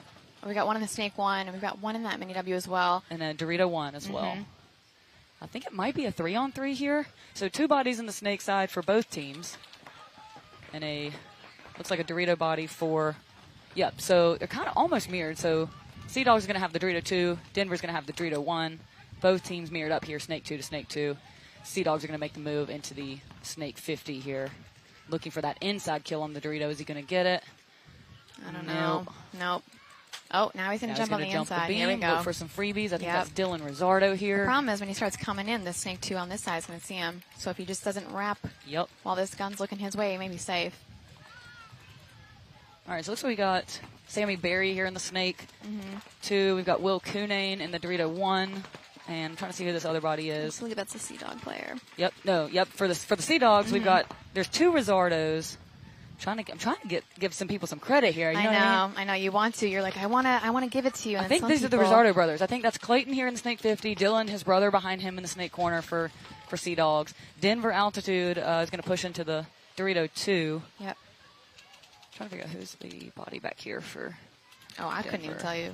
I didn't bring my glasses. So I'm not going to lie. I know a lot of players on this Denver team, so I'm going to try to use names as much as I can. Looks like Will for Denver is going to take the walk out of that Dorito 2. However, the Dorito player for Sea Dogs is also taking a walk. Yeah. I think that's Welts, if I remember correctly. Oh, we're getting a little. Oh, interesting play here. Oh, we're checking the pin out. Okay. Clayton is going to bump backwards from the Snake 50 into the pin. Now, and I then can't make his tell way if this back is methodical or like desperation. Yeah, well, it's a 2-on-2. And Right. both teams have players here in the Snake. So it's an Right. interesting situation. I kind of wish the Sea Dog back guy would kind of join the party. Yeah, clock in back there. Join no, in. I mean Clayton is Clayton here in the 50 Snake is a very, very crafty player. However, Right. it looks And like it looks he like might Alf's be going to come in and we're lead going to have a straight little out. trade. Yep. That was Dylan White there that made the move. So we got a 1-on-1 here. We got Sammy Berry. Oh, there's another player. There's another. We missed him. Holy cow. Oh, cannoli. Okay. Sorry, guys. We have a kind of a limited view. It's a 2-on-1 situation here for Denver. we're both pretty short trying to see this whole field. Yeah, I know. That's how short people problems. You know what I'm saying? Yep. All right. So let's see if Denver can close out this 2-on-1. I mean, they should, realistically. Absolutely. Anytime you're in a 2-on-1, you right. should be closing that out. And they do. Glad we found that other body there. Wow. You know what? They were just so tucked in. Good for you. Yep. Good for you. If you can play that tight and, we can't even see you, God bless. All right. So just to give some context, Sea Dogs took second in Vegas to leverage in the finals. So, they've proven that they're here to party. And Denver's kind of had a slow start this year. But the Blitz organization is not, unfamiliar with winning. So I think they're definitely hungry to prove themselves. I know they did a little bit of a rebuild. One of my teammates moved from North Carolina to Denver and is playing with Denver Altitude now. Shout out Will Cunane, formerly of my personal team Underground out of North Carolina. So got to root for my boy here. I was going to say, so you have a favorite is what you're telling me. Well, yeah. I mean, I'm always going to root You're for my. cheer on the homies. Listen, I get it. He was the guy that I played alongside for the first, the whole 5 years that I've been playing. Right. So of course, I'm gonna root for him, but I'll keep it Absolutely. unbiased here Right, for sure. right. All right, Nasty's gonna drop one out of that back center. Looks like little newbies start off with Aztec. all 5. Oh, as I say that, nope, we're good. That's a media Okay, guy. We got all so- 5 for newbies as well. 5 alive for newbies, 4 alive for Nasty. Nasty does not really have any wide Dorito body, but they do have the center presence Right, here. and they do take a lot of ground because they are in the snake and that center, while the newbies is still kind of hanging back. We've got a decan, both decans, and then that small Mayan. Yep, and Nasty's up 1-0. However, there is 12 minutes on the clock, so Plenty of it's not one of time. the situations where you can go up one. Oh, it and- looks like the newbies lose a guy going into the snake. And it looks like their Dorito They're player's about also to. Oh, getting he's a going to check. check. Yep. Oh, he's going to deep check. Oof. He's looking. Yeah, we got the 50 Oh. snake here for Nasty And hunting. we are clean in that Dorito. Is it a 4? Okay, so it's a 4-on-4. because Newbies was able to fill out here to the snake side corner, which allows them to kind of slow the roll here of the 50 snakes. Right, so. and that center tower for Newbies is trying to hold this lane and keep the snake, but I mean, honestly, the snake's in a good spot where he's not catching that paint unless it bounces in. Well, that's what's my next comment was, the more bunkers that they keep adding, the more bounce bounces shots that are you're going to possible. find. So, Yep. yeah, for those of you at home that are not super familiar with paintball or, the way that the NXL works now, we did add a bunch of snake beams this year, and, one strategy people like to use is a bounce shot. So where you're actively shooting at a bunker that no one is necessarily in to try to bounce it off that bunker into a bunker where a player is actually playing that you cannot see. So that is called a bounce shot, and sometimes teams will spend, half a day, all day working on these bounce shots because they can be super effective if done properly. So, that's one of the things about when you've got so many bunkers on the field. And anytime you got those little pins, there's just a bounce shot. Yeah, look how caked money. they are with the literally, paint. Yep. Anytime I see anybody in that center brick, I'm like, you better be hitting those bounce shots. That is an easy bounce. Come on now. It's almost like pinball. Earlier we had this center tower here for the team on the left was pounding off his own snake too to try to shoot it into the 50 snake here, and it was just blasting us going. with paint. Oh gosh. So. I know, I just had that happen. They're like, all right, you're on air. And next thing I got blasted with paint. I was like, no, we're not. Yep. All right, so this one's kind of slowed down. It's been, how is it? You tell me. I mean, I know you're coaching your own team. So, have you guys seen, fast points, slow points? What's the vibe over there? So, divisional field right now, some of the fields are wicked early because there were a bunch of mercies in the morning. Our field is actually 2 hours behind. Oh, wow. Yes, 2 hours behind. Holy cow. So, it's a mix right now of, kind of depending on the team matchup, I want to say. I think at this point we are all really comfortable with each other. We know each other well. So, it's really just, who's going to set the tempo and how they're going to set it. And this is a great example of that because it kind of seemed like, off the box, Nasty was setting the tempo, so to speak. They took the spots. They took the ground. They They had were the aggressive advantage, about but it. That's how fast things can change on this layout, Absolutely. Newbies remained calm, kept their composure, and slowly took them out one by one. But, and it's one of those things where, when you think about a schedule, every time that you score a point, you have that 2-minute break time. So in reality, you think, okay, a fast layout would equal fast matches, but it's really not. Yeah, no. The fastest way to get to a match is for it to all be, the straight 12, 15 minutes, whatever the division. Exactly. And our first match was super long. We tied up 5-5. Yeah, It was a very long match. I was like, okay, are we going to be done yet? Precisely. Yep.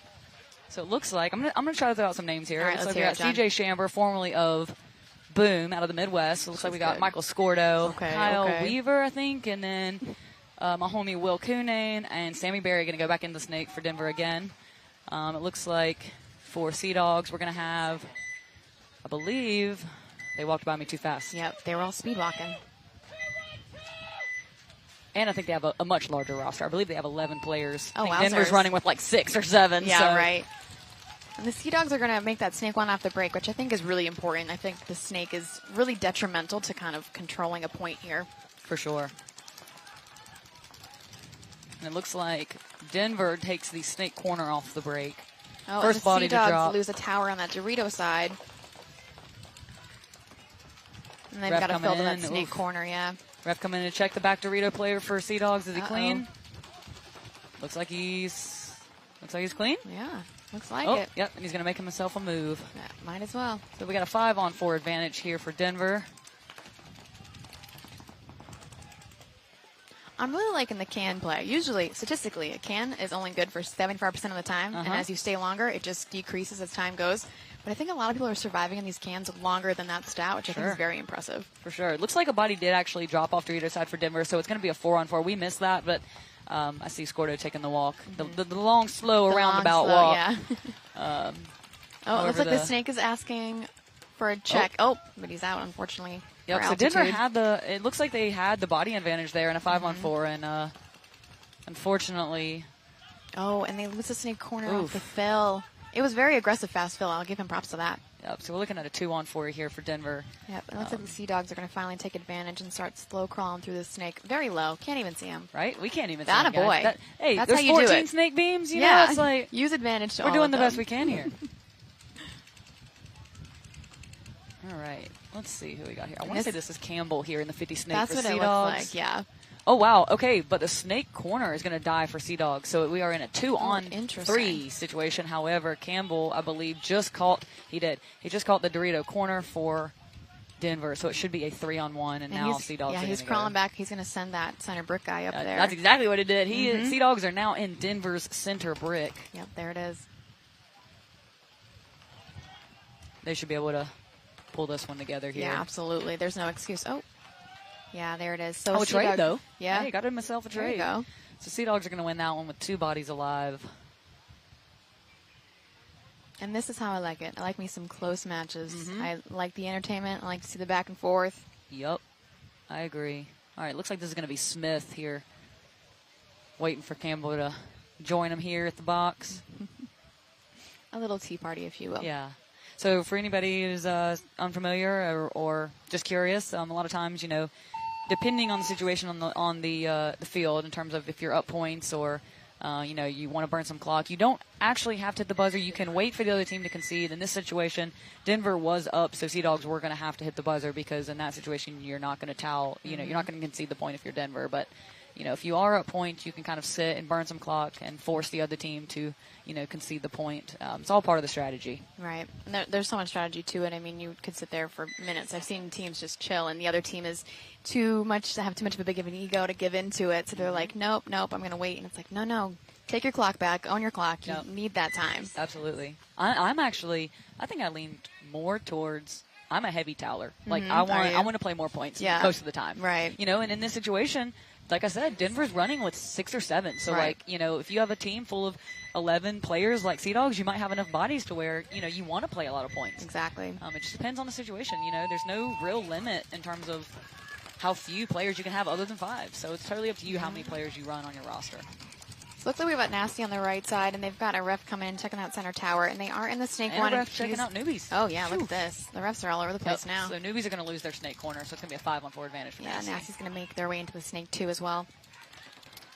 I tell you what, I've seen a lot, not only from these games that I've been commentating, but this morning in the WNXL game, there were a lot of people getting bounced and a lot of people getting checked, right after the break. And you're like, I think I showed him. Yeah, there has been a lot of, you know what? I like the activity, though. I like me a solid ref and crew is going to go in, and even if, you're clean as a whistle, I'm cool with it. I'd rather you check and then, rather safe than sorry. Absolutely. So it looks like 2 bodies have dropped for newbies. Yeah, looks like this Snake 50 is going to, he's going to zone in on that center tower and take him out.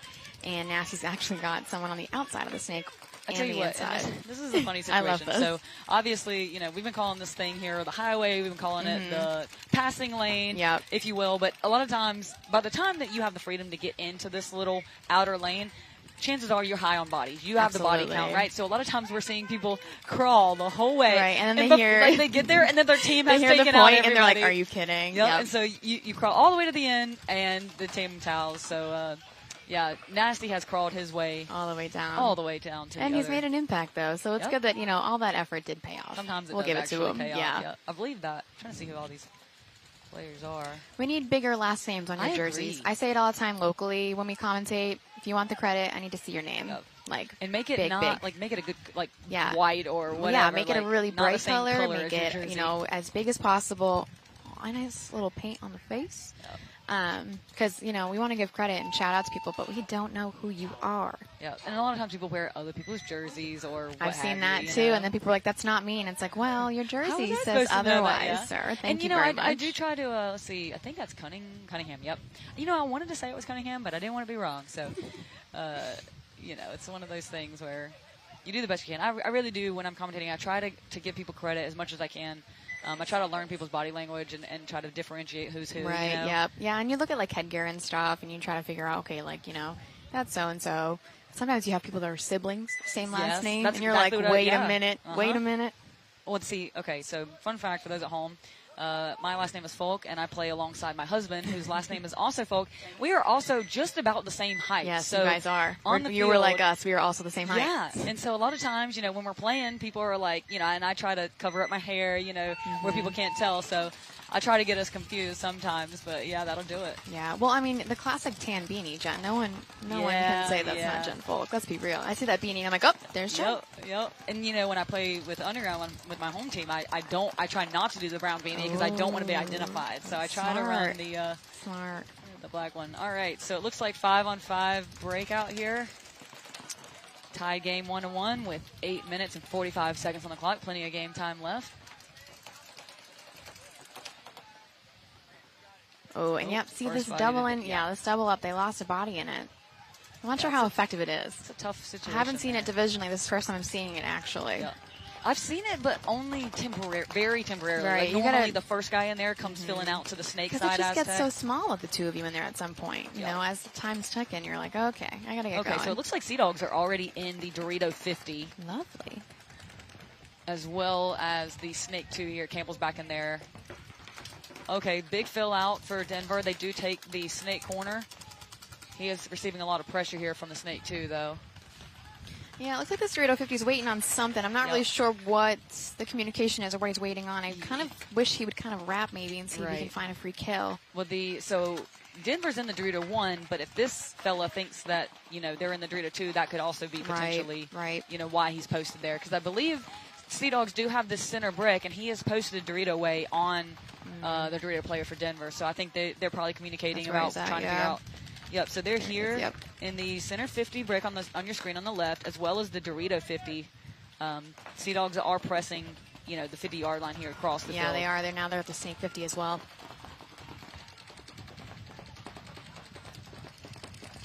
And I do really love this Dorito that they're using for the Sea Dogs to like kind of contain that snake way on this cross. I think it's really detrimental. Yes, it is. I've seen that be very, very successful.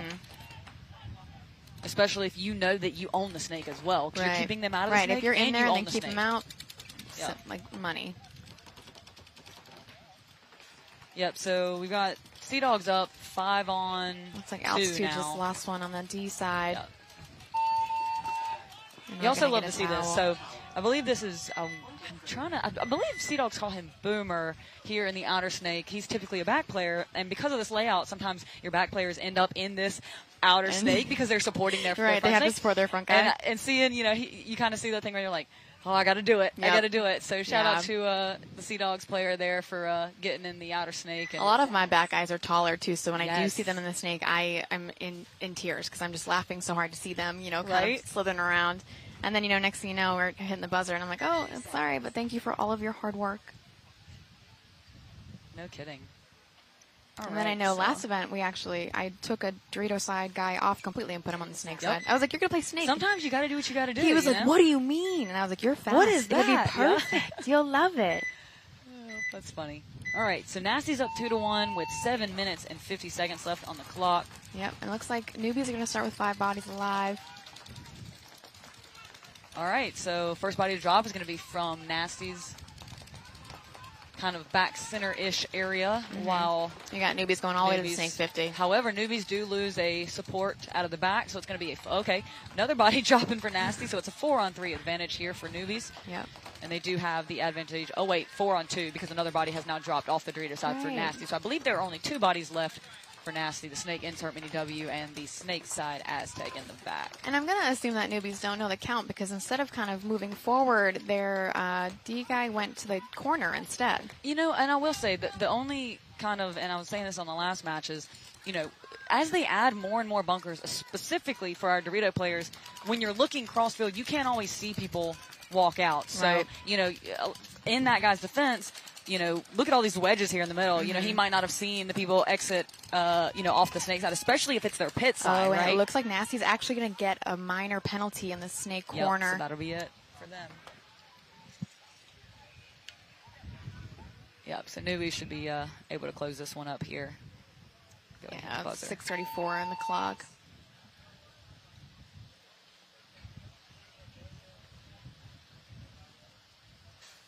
I'm just glad we have a breeze. I keep saying that, but I really Dude. appreciate the Oh, breeze. I'm very grateful for the breeze.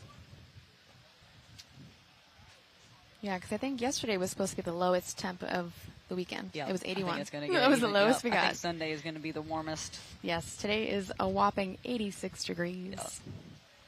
And if you Yep. don't know, I'm actually from Boston, so this type of heat is not good for me. Right. I don't do well in it. So it's been a sweater. Well, here's for the thing. sure. I'm from the South. I'm from North Carolina, as you can tell probably by my accent, and it's very, very humid there, and then we don't have this type of breeze. So like, I'm chalking it up as a win right now because we practiced down there last weekend, and it was like 92 degrees, and at that point, I was just grateful not to be practicing in Florida.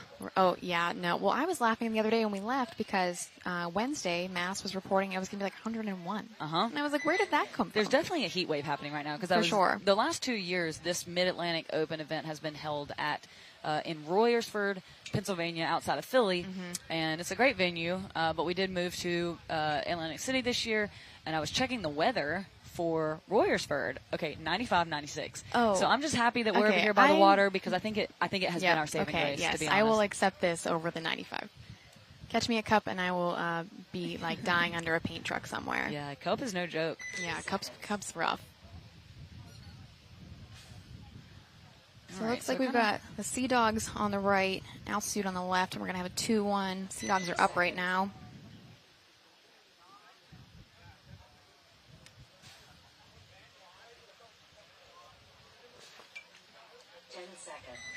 All right, here we go.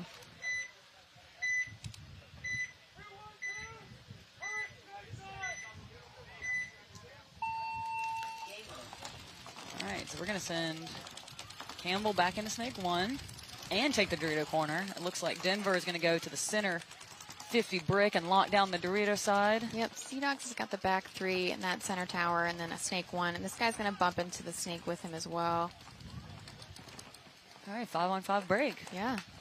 That's what we like to see. I I was mean, gonna as a say. coach, I don't like to see it, right? I don't want to You see want that. the kills all But break. as a commentator, I love to see Yeah, that. absolutely. It's been making for, more, not necessarily interesting games, but, teams that are getting a kill or two off the break, it seems like it's leading, obviously, to the Right. quicker points. But Absolutely. But as you can see, even just within this first couple seconds of this point, well, as I say that, a body comes off for Sea we Dogs. lose a Sea Dog. However, what I was going to say was, at a certain point, Sea Dogs are up 2-1 here with 6 minutes on the clock. So it's not necessarily you want to immediately go into like a truly defensive posture. So like right off the break, you're Absolutely seeing not. those secondary moves from Sea Dogs, keeping themselves on their toes. We were just discussing defensive, and me and Matt Falvey were discussing, the best defense is probably offense. We were just discussing how, a hold play on this layout just isn't going to work out. I unfortunately had done one in our match, and now it's Right. just like, yep, nope, this is not going to work for us. Well, and it So- goes back to the number of bunkers, we're adding more bunkers. It's like the gaps get smaller, right? So, when you go into a defensive posture and you're trying to hold these gaps, if you stop pulling your trigger for a split second, they're the gap. So it's not necessarily, you kind of have to take a little ground, find the best, place gotta to work what's position good for yourself. you, yeah. So in the last event in Texas, you kind of, to hold, you almost wanted to take snake off break. Absolutely. Remember? Because you could hold the Absolutely, wire, yes. slow down the snake. So Yep. it's not always, super pocket, even when you're up. And I think this is an example of you kind of have to keep. I do think when people think of holds, they think of pockets. I'm like, no, it's not Yeah. always like that. Yeah. You have like, 2 anchor guys, and you've got a couple, kind of standard guys going in, but you still want to take those risks and get some action in. Absolutely. And typically, the way the layouts have been lately, thanks to Jays and Trojan, there's, you are gaining that advantage by getting that body out wide, off the break because you're in a considerably better position to hold it. I think they want to see the action, so they're kind of encouraging folks to absolutely to take those risks.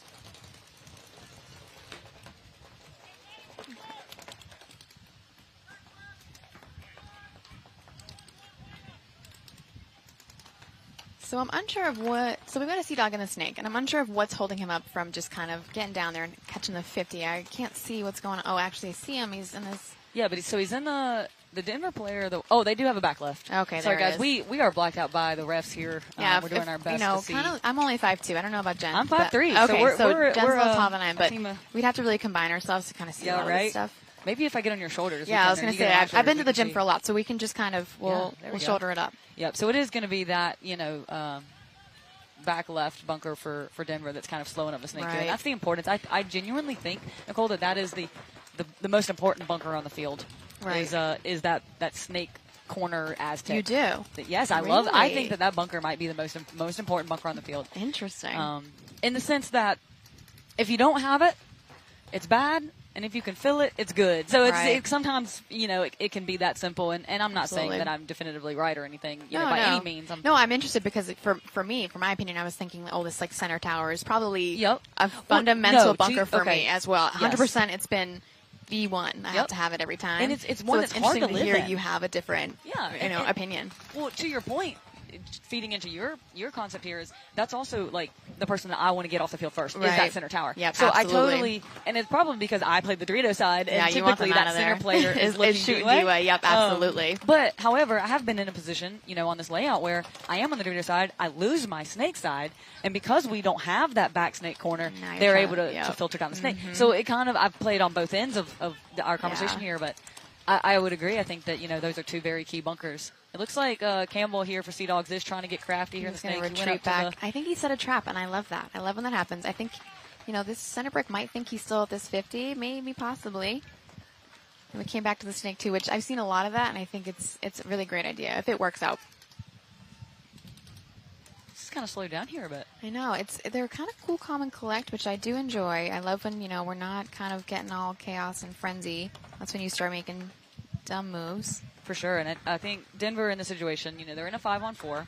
They're down by 1. There's coming down on 2 minutes on the clock, so they really and do. It looks like they okay. did lose in Denver. Well, I was going to say the commentator curse, right? We say nice things and they start dying. Well, they need this one, and Right. it's a situation where, I think they were trying to put it together to make sure that they had the advantage. And just as I say that, they lose too quick, and now they're 3-on-5. Okay, so now you have to not say anything good about them. I need That's to what start Falby talking about taught me. C-Dog. No, I'm kidding. No, that was a great, executed. I don't want to use the term hold, but Right. the Sea Dogs players are clearly had their head on a swivel. Recognize the close advantage. shot. Yeah, and, these two snake players are actually mirrored up, but the Sea Dogs are going to hit the 50. And I believe he got taken out from the. I'm going to say it's that Dorito Dorito. side. Yep. Mm-hmm. Yep, there it is. So the Dorito. Yeah. But he gets clipped. Wait, no. Maybe That's not. He's going to check. Dorito Oh, wedge yeah, you're player out, for buddy. Denver is going to get clipped out of there. Unfortunate. Now it looks like they just have. I think it's just the Dorito 1 left. Correct. For Yeah, it Denver, looks like it. With 3 Sea Dogs here. All right, so that's a tough situation for Denver. Yeah, that's I think, hard. That's the one I think that they're going to want back. You know what I mean? Oh, absolutely.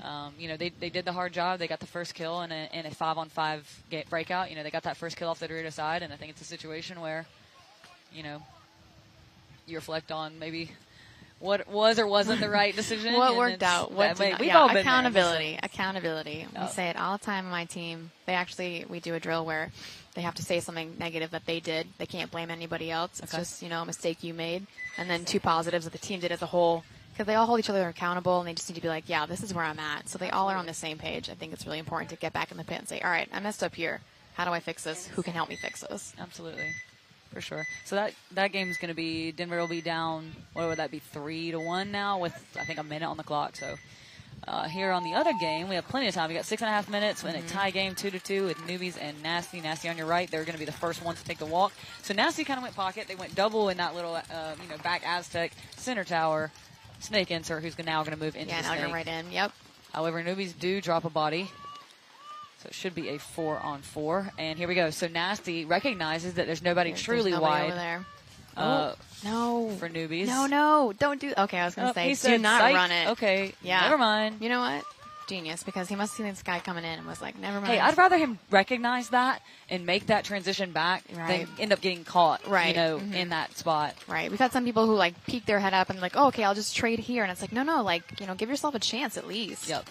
And so just to add context for you guys, our snake player here for Nasty jumped the beam into the highway here, saw the player fill out to this little snake outer mini W for Newbies, and instead of getting caught by him, he jumped the beam to go back over. And the reason I do think that that's a good strategy is because now this Newbies player has put him in a position in a bunker that's very hard to live in there. Right. So not a bad idea by this Nasty snake player to hop back over. All right, so for Nasty, we've got the center tower, the Snake 50. I think there's a big move up the Dorito side by Newbies. I believe he's in the Dorito 2 now. That's what our 50 Snake here. Yeah, I think that's what Nasty's he's looking at. fixing up on. I'm shocked this Is it a Newbies 2-on-2? guy in the snake is still surviving in there. That's a know. very interesting bunker to play. And I think it's because he's so far off it, too. Yeah, I don't think the tower can really. Well, if the tower goes up to that center brick, Right. I believe he would get pinched out of there. Absolutely. You know what I mean?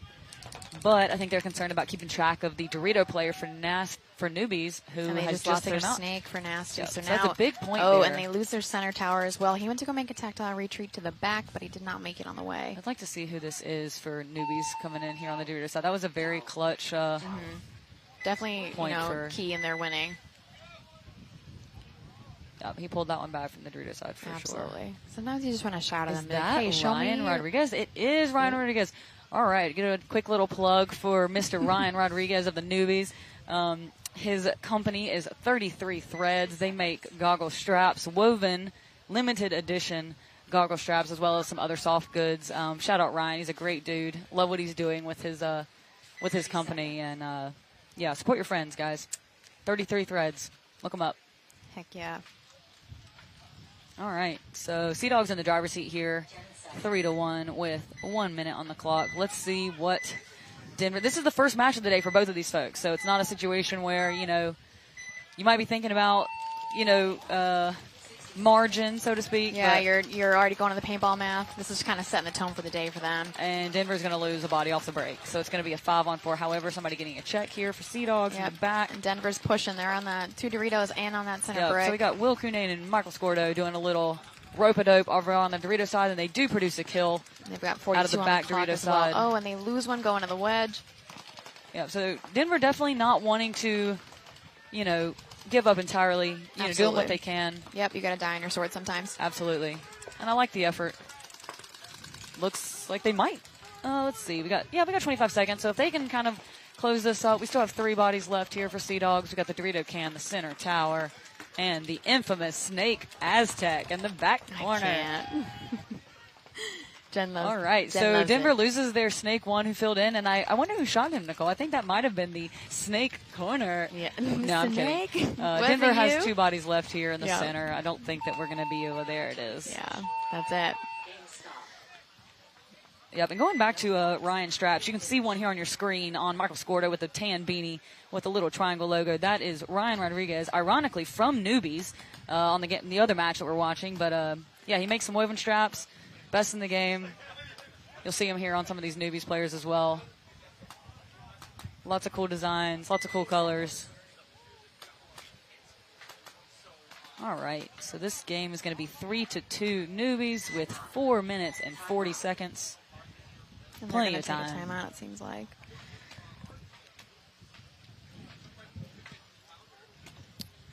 Okay, so let me. Oh, Falby's right here.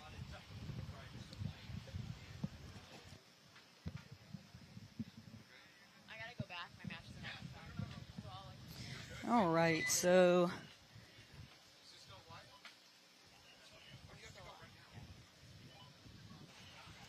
So unfortunately, Jen, you're going to lose me, and you have to Hey, take Matt does back. that mean I get Matt back? You Oh, do get Matt it's been back. such a good time, Nicole. I have to go to my other match, but I will be back All later. right. We can have a nice Well, good gal luck pal some to more. you. Here you are, Phil. And it's been a pleasure.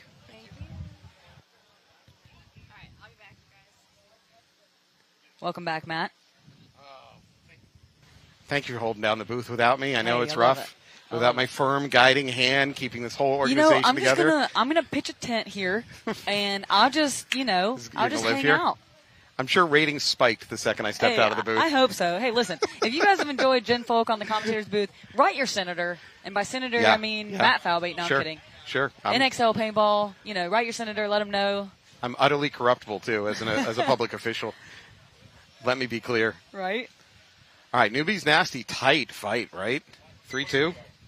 3-2. Yeah. Yep. Newbies are up 3-2 with 4 minutes and 39 seconds. I was just talking with the Newbies alumni, and I got to say I was tagging them as one of the teams that has a very good chance of taking this whole thing this year. Absolutely. That's kind of what I was saying with Nicole when I first got in here was, last year in the semi-pro, battle that we Scrum. had at the top, we had Paintball Fit and Blast Camp both Yep. in semi-pro. And Newbies was always there. They Yep. were, I think they got 3, if I remember correctly, they got 3 third places last year. And the only reason I know that is because I also got that many third places in my division last year with Underground. But yeah, so I totally feel their pain. And I think, with both of those teams, Blast Camp and Paintball Fit having moved up to pro, I think Newbies really saw an opportunity to kind of be the top team. And of course, we've had a lot of really good teams step in. Leverage stepped in and won the first event. Mm-hmm. TJ Bastard's WCPPL team stepped in and they Royal City Sea Dogs. Yes, exactly. Stepped in and have been doing really well. So Newbies has definitely had New York Wrecking Crew coming up from winning Division 2, winning the Texas event in semi-pro. So there's definitely some new contenders. But Newbies has proven themselves year after year as a contender, and I think it's one of those things where they're really doing what they can to prove that they belong at the top here. And as I say that, they do take the walk from the Dorito side. So it'll be a 5-on-4 advantage for Nasty. Nasty came out strong and started moving upfield real fast, up to the Snake 50 already. Newbie's probably trying to kill the clock at this point. Although with four minutes, well, that's more than enough time, though. I don't think they can go into full clock killing mode yet. I'm always an advocate of if you have to make a choice between killing clock or attack, go attack. Right. The teams are more practiced at it. And certainly it depends on, how many points you're up. Because sure. On a layout like this, 1 point, quite frankly, is not enough to kind of avoid continuing to go on the attack in that sense. So, I think when you get a 3-point, a 3-point lead, you can kind of flirt with the idea of maybe burning some clock or going with a little bit more of a conservative play. But, the way things have been working out here, even with a 2-point lead, we've seen some really quick points. Newbies bleeding players off the field now, and they're going to go ahead and towel out. They kept trying to refill outside to this snake corner. It just was not working. Yep, and I was telling Nicole, it's one of the situations where, if you lose your snake side, that, in my opinion, that back corner snake Aztec is a must. So it's almost one of those things where if you make it, great. If you don't, because if you didn't try, if you don't go, your team's going to get blown up anyways. Yeah, it's because as we've mentioned, the players can jump into this little highway out here on the outer snake and crawl the whole way without really truly being stopped unless you're in that. You're either in the snake or passing lane. I've trademarked it. Come on, Jen. Hey, listen, I was using your terminology, but then Nicole came in and called it the highway, so I was having to do a little switcheroo. Yeah, Nicole. So I make $1 every time somebody calls it a passing lane. I trademarked it for the event. Passing lane. Yeah, please. Thank you. I'm going to be hitchhiking back to New Hampshire if I don't make some money down here. I love it. All right, so that was a quick one. We still got 3 minutes and 37 seconds on the clock, tied 3-3. And I was talking, highly about newbies, but Nasty is another team that has also been in the top. I believe at World Cup last year they were the fourth place team, if I remember. At least it was either the event or in the series. So Nasty is also one of those teams that has been around in semi-pro, for a while and has had some success. So they are not totally unfamiliar with, what it's like playing deep into Sunday in semi-pro and, kind of showing that grit here. This is a big game between two of the heavyweights in this division. Absolutely. And they're not super local, Nasty out of kind of like the Maryland-ish NR paintball out of Severn, Maryland area. And then Newbie's going to be out of like New Jersey. I think they play out of Quick Shot or Long Lake or one of those New Jersey fields. So this is kind of a home event for them. So, I'm sure that they want this one. Crank up the pressure on them. Well done. Yeah. Hey, I love it. Hey, listen, I would happily take a hometown event. If we can bring something back to like North Carolina, Virginia, like I'd love that. Dude, Can we move? It only gets hotter the further south we go. That's true. I'll give you that. Please don't. I'll give you that. All right. Maybe an early jump over there on Nasty, but not called for it. I could be wrong. Yep. And I tell you what, this snake player here. Okay, snake player getting a pull. I was about to say this fella has been in the snake like nobody's business this match. He's kind of been, up in the 50 snake 2 a lot. So I'm not surprised that Newbies did decide to try to key up on him. So Newbies were the first to make it here into the snake 50. Nasty tries to refill the snake, but immediately runs into the gun of the Newbie player. Does not work. They're going to refill that snake corner, though. Oh, okay. Nasty's in a whole bunch of trouble. Newbie player's going to decide to go launch. Gets one clean kill. Maybe the home. Nope. That's a fine trade. And the best thing about this is now he's got his back snake player filling in right where he left off. So the first snake, okay, well, right as I say that, Newbies does receive a minor penalty, which I believe. It might leave the snake player all alone over here. Shoemaker. No, there's two. Okay, we're in a 2-on-2. Okay. Newbies have the Dorito 2 and the Snake 50, and Nasty has the Dorito 2 and the Dorito can. So this Nasty's getting checked, but called alive over there in the D2. So this snake player here for Newbies, that's going to be Shoemaker, or someone wearing Shoemaker's jersey. I'm not 100% sure. He does have the side to himself. There's a launch by Newbies over there on the Dorito side, but I don't think it works. Yep, you're right. It didn't. So it's 1-on-2. That's Kurtz who tried to make the jump for. Shoemaker should drop back. This is not the place to fight a 2-on-1. Yeah, because as soon as that Dorito 2 player, and he does exactly what you said, Matt. Yep. Yeah, so that's a tough situation for I believe that was Kurtz for Newbies on the Dorito side. It was a 2-on-2, and in his defense, and I've said this before and I'll say it again, it's probably because I'm a Dorito player, but to be fair, sometimes you can't. Okay, well, as I say that, Shoemaker does get the front Dorito player, so it is going to be leaving Shoemaker and I believe John Adkins in a 1-on-1. That's going to be Adkins and Dorito 1 for for Nasty and Shoemaker here in the Snake 50. But what I was going to say is, when you're playing the Dorito side, you can't always see the bodies come off because we're over here on the pit side, which is the Snake side. So maybe Kurtz didn't know, the situation, and it's, you can't fault him too much. And he did it. Shoemaker takes the Dorito. He's going to run it in. Yep, Yeah. I recognize his run. I'm pretty good at telling people's body language.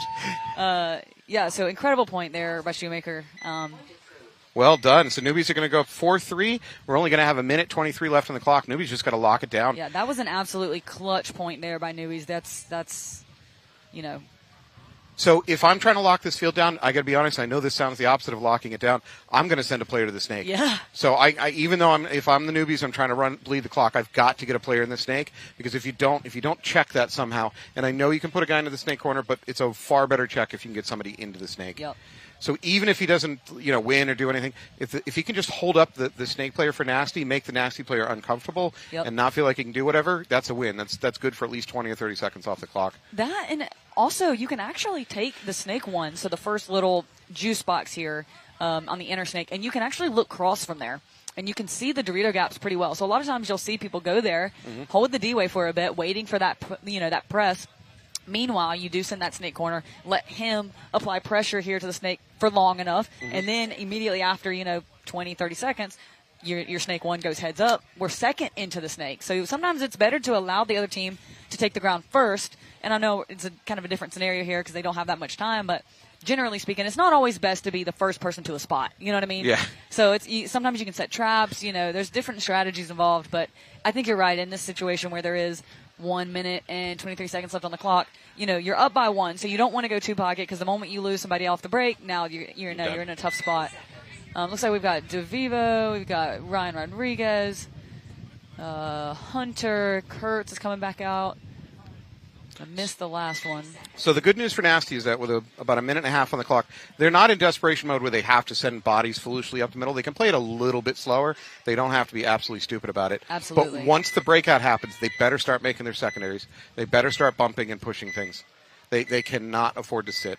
Yep. And again, it goes back to, in a play like this, if you're Nasty, how much do you try to capitalize on getting the kills off the break? Okay, interesting play. So Nasty's going to go, oof. He's going to go right through the middle. I don't think it's successful, but However, I'm fine. Oh, no, he peels the body with him. He takes one. Yep. There's another newbie walking off on the far side. That's what I was going to say. Nasty did shoot Newbie's Dorito player off the break. Nasty's all the way to the There. That's going to be a clean win. Crossover here, guys. I don't know if you guys can see. It's not going to matter. So Nasty's going to keep crawling. No, I think the newbie player might have gotten shot by his own team.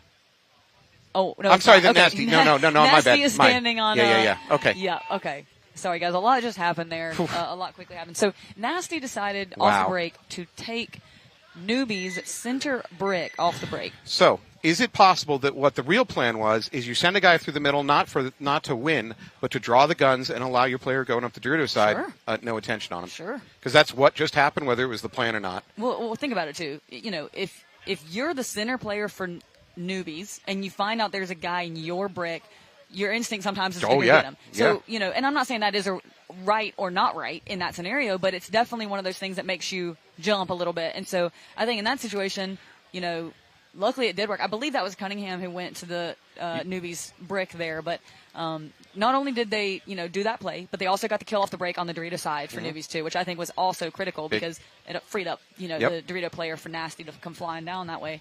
But my point is if you take their brick, and your center player goes to get him, your center player is that Dorito hold. So now as soon as, you got them both off the field, your Dorito side's kind of free to go. And your coach can hand out shooting assignments. You do this, you cover this. But, dude, once you find out that there's somebody on your side of the field, all those assignments kind of go out the window in Especially panic when mode. you know that you're up by one, you're doing your best to hold. It's like I got to go get rid of this guy before he secretly takes some of my teammates. Blows everything up. Wow. So Nasty brings it back 4-4. Now there's really not a lot of time on the clock. You got 52 seconds left. On one hand, you might say, hey, screw it. Let's just go for it and try for the win instead of playing for overtime. However, if you go for the win, you, of course, raise your risk of something called a red flag. And under 60, that's an automatic loss of point. Absolutely. So I don't know. Which do you do? Do you go for it, or do you tell you guys just avoid penalties?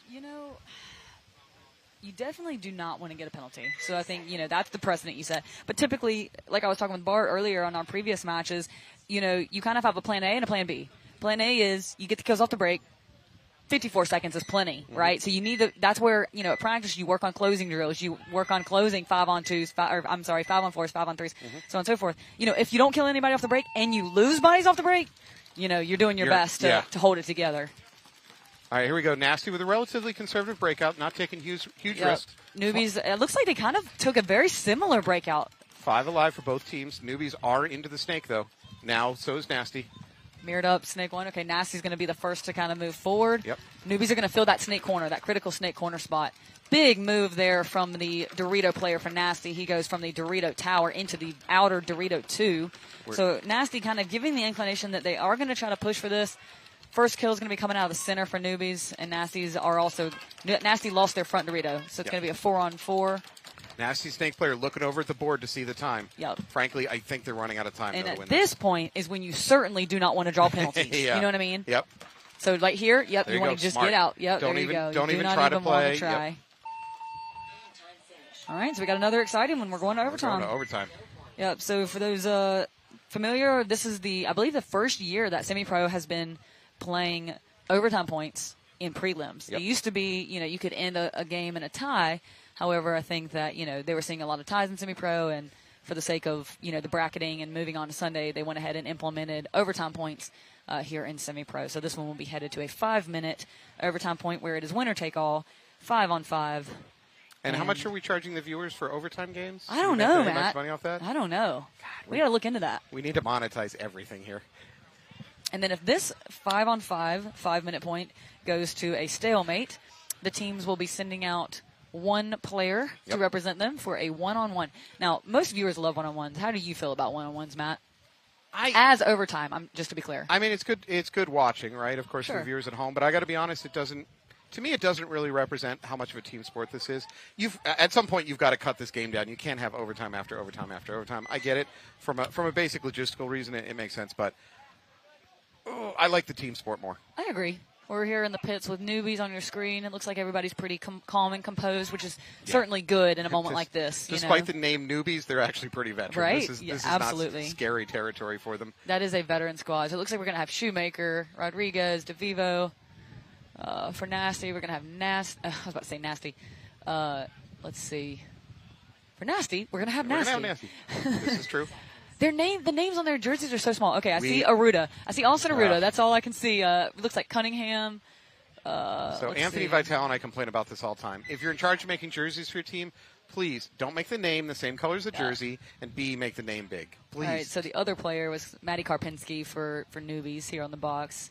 Shout out to our cameraman out there doing the hard work. This is a static camera. There's nobody there. I'm not even going to try to pronounce the name of this center player for Newbies that just snuck off screen. Jen just shouted out our cameraman. That's a pole stuck in the ground. Hey, no, I don't mean him necessarily. I don't necessarily mean our camera poles, but, all of our hardworking camera crew and behind-the-scenes crew here. True. Wow. Nasty doubles up at home, Rough however, break. loses both of their players. Yeah, so we're going to have 2 kills coming off the field. Immediately down to a 5-on-3. That is worst-case scenario. Absolutely. So not only did they not get any kills, but they lost 2 of their bodies and didn't take territory. That is as bad as it can get. Absolutely. And that's one of those things where, you can try to... Oh, no. And the snake's going to drop for... Yeah, this is falling apart for Nasty. Yep. No toweling in this Newbie situation. staying composed. Going to need to close this one out. Both players left for Nasty are on the Dorito side, which means the snake is totally open for the Newbies player, who is currently sitting in the snake 50. He can just keep going. He can just drop and keep crawling. Crawl all the way to the end. So we got DeVivo hunting up the center, trying to recognize the bodies that have walked off and where they can press from in order to close this out. But certainly, you've got 4 minutes to work with. We do not need to rush. No. You don't want any unnecessary gunfights or anything like that. Drop and crawl. Drop and crawl. Drop and crawl. Ref checks the Dorito side can for Nasty. And he's going to go forward. Yes, he does. Probably to a better, safer bunker, to be I really agree with honest. that. Typically, you do not want to be in cans in a situation like this. So Aruda does move from the Dorito corner into the Dorito 1 to try to get a decent cross here with his Dorito, back Dorito player. But Shoemaker here standing over the Snake 50, just wheeling and dealing over top of this bunker. Newbies are starting to go what I call wolf pack mode, where the players all just smell blood in the water, and they're just going to... All right, so here he goes. Yeah, double movement down the snake. And he's going to crawl all the way down to Nasty's. Big fill here. He knew it. He knew what was happening. But He's going to make a counter move. Hey, I like the effort. It's I like good, the he effort. trades. That's not a trade you want to make when you're down 5 to 2 bodies. But on the other hand, if he made it to that corner, the game's all over. And that was actually Ryan, who was on the Dorito side looking snake way, who caught that guy trying to make that desperation fill, because DeVivo was looking at the last remaining bodies. Our 2 snake players were crawling head down looking for those last remaining bodies. So, Ryan having his head up, recognizing that guy trying to fill out snake way. Because you know that fill's coming. You know what I mean? Yeah. That fill's coming. Yeah, against this level of team. All right, well, that is going to wrap up that match. Jen, parting words of wisdom? Gosh, parting words of hey, fill the snake corner. No, I'm kidding. That has been your theme. If you get to the outside of the highway, I'm sorry, passing lane, crawl. That's my wide. No, I'm kidding. Did you hear that? Passing lane? That's $1 in my pocket. Trademark. No, it's been a great time. Thank you guys for having me. Hope to be back later this weekend. Yeah, we're going to see you tomorrow. Yeah, absolutely. Okay. I'll be here anytime I can be here, Matt. I'll come visit you. That would be great. Somebody needs to cover up from all my faults in the booth. I don't know about that. Congrats to newbies. I honestly forgot who the other match even was at this point. Feel like it's been so long. They were great. They were they were great. No, I'm kidding. Seriously, thanks for having me, Matt. And we'll be in touch. Anytime. And we will take a short break and we'll come back to the next match. Thank you so much.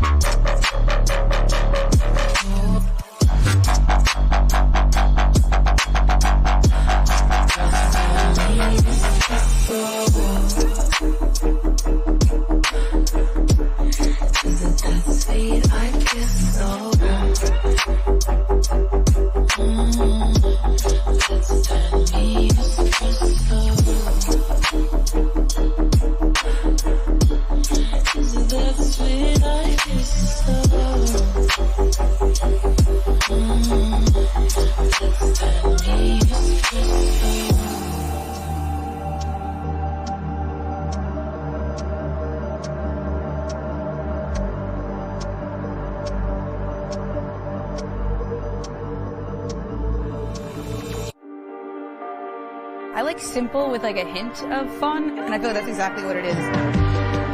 First thing I did, took it out of the box, ripped it a little bit, decided, I'm gonna adjust the trigger a little bit. It was smooth, like super smooth out of the box. I feel like it was like very like darts, you know what I mean? Sometimes you have like a drop shot, or sometimes you have like a longer shot. I feel like it was there, like where I was aiming, it was like very just like quick point missile shots, right on the money.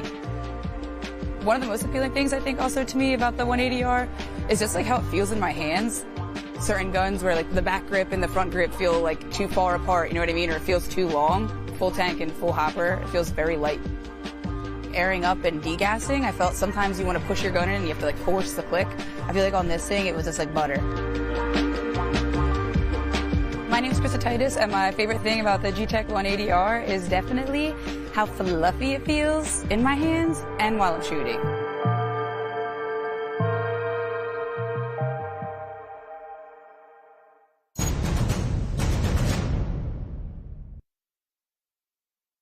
Cambridge in downtown Boston by 8:45. You don't want to do it. 5 p.m. The safest place to be during a tornado is in a...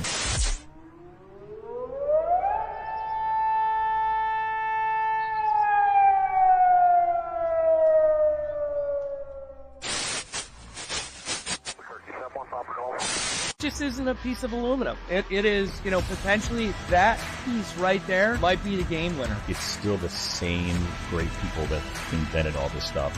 It's still the same, made here, built here. It's a great opportunity for Infamous and Powerhouse to work together, because all of the marketing and all of the interface that they do so well, we do design and manufacturing so well. The other products that are on the market are good. We're great.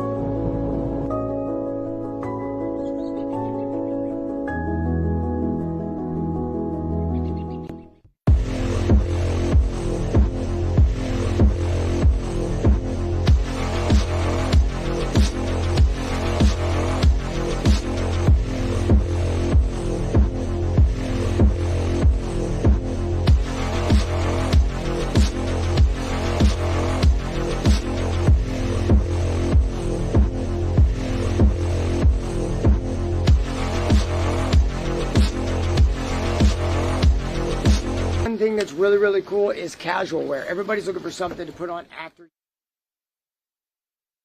I'm here with probably my favorite guest of the weekend. Sorry to everybody else.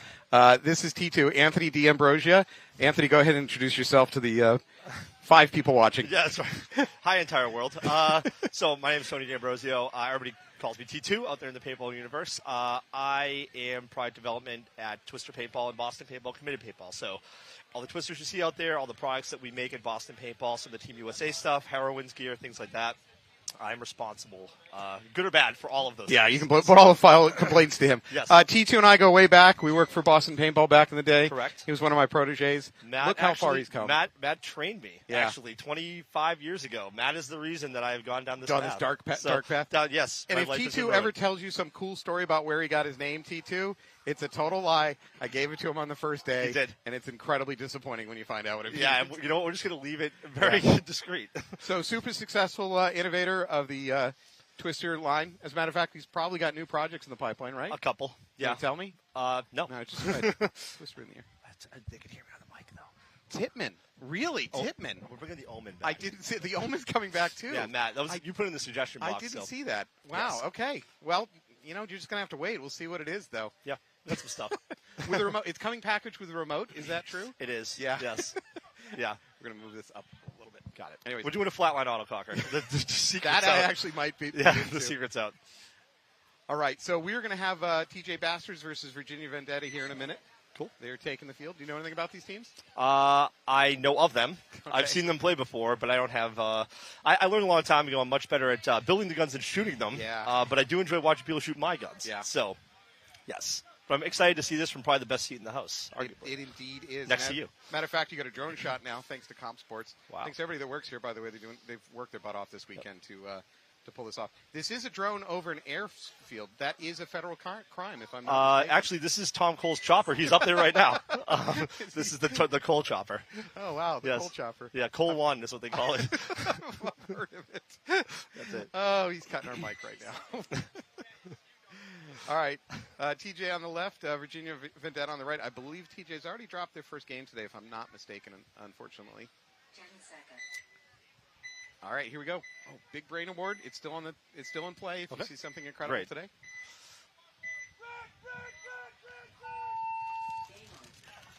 All right, real widespread for TJ over here. They're all the way out to the snake corner and into the snake, doing the crawl.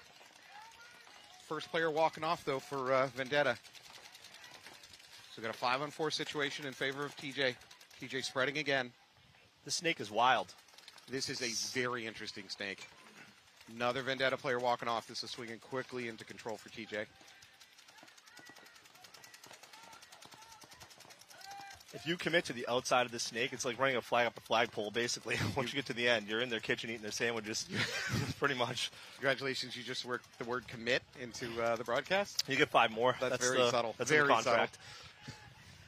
All right, that Dorito player over there has no idea, but he's in a lot of danger right now.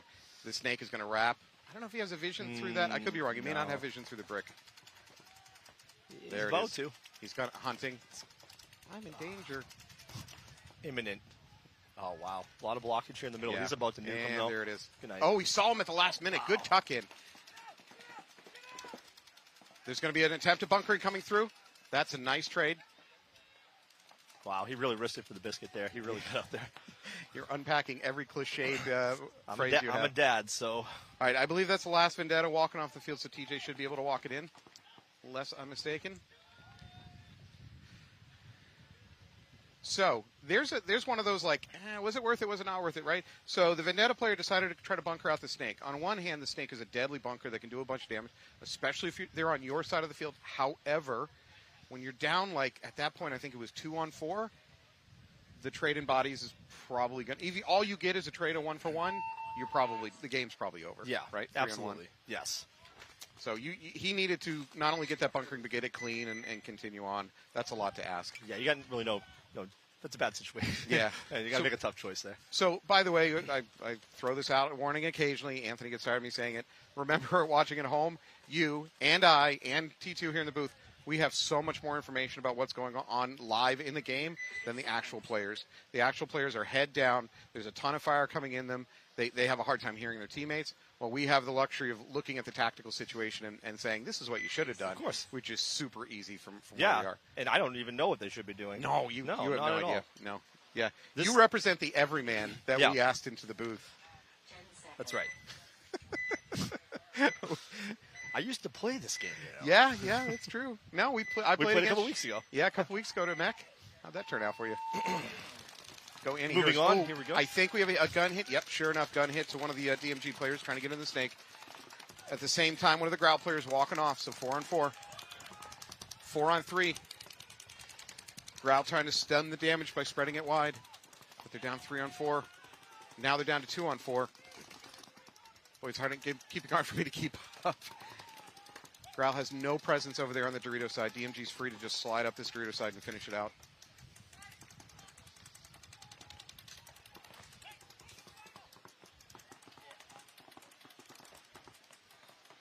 All right, at least they're being smart and keeping it crossed. Hopefully they can pick up a cheap kill maybe on this move. Nope. All right, DMG into their bunker, into their brick. This is not a great spread for Growl to try to defend on a cross, but they didn't have a lot of choice. Oh, wow. Okay. No, he doesn't trade. Okay. Toss his body away. Well, now the Growl player does walk off in the middle. So it's going to be at least a 1-on-2. No, another player walking off? Okay. There we go. And they're going to towel out. So Probably a Fields- smart towel. Fields pretty quick. Fast field. We've seen it go both ways. I think generally it's a fairly fast field. I think as the weekend goes on and the players figure out how fast you can move down this snake, especially all you really need to do is eliminate one body, right? If you can eliminate the opposing snake player, even if they have somebody in the quote-unquote snake corner, which is not a true corner, you can crawl the whole, you can do whatever you want in the snake at that point. And I don't think players and coaches are quite confident yet that that's the case, but I'm telling you, if you can eliminate the opposing snake player, just move wherever you want in the snake, and you pretty much pop up, start doing damage. We are also starting to see teams get more and more aggressive about using this, what I'm calling the passing lane on the outside. Yep. Because you can always, in the middle of a point, just leap over the beams and crawl the whole length of the field, Yeah. quite frankly, completely unseen. So Vendetta on our left. Oh, hard fall by a Vendetta player trying to get into that Dorito corner. Good recovery. The field's going to get a little more slippery, obviously, as the weekend progresses here. Yeah, and the paint builds up. Yep. 5-on-5. We see TJ starting to move up the middle to that brick. Both teams into the head of the snake. The snake won.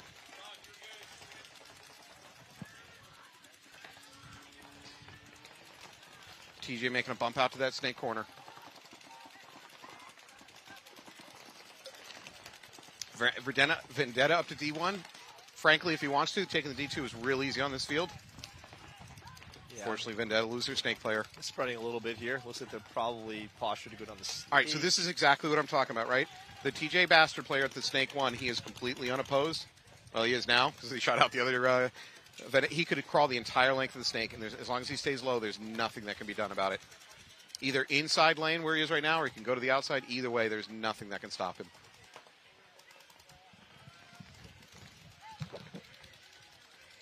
Another Vendetta player taking a walk. So this is falling apart.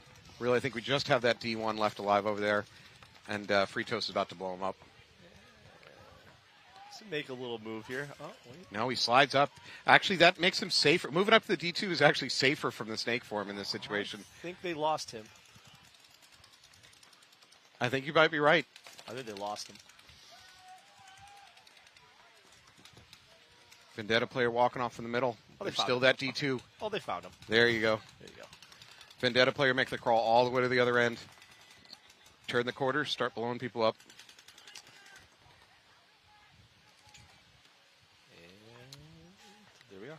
I don't know. Vendetta's saying it's clear. Yeah, there you go. And the towel out.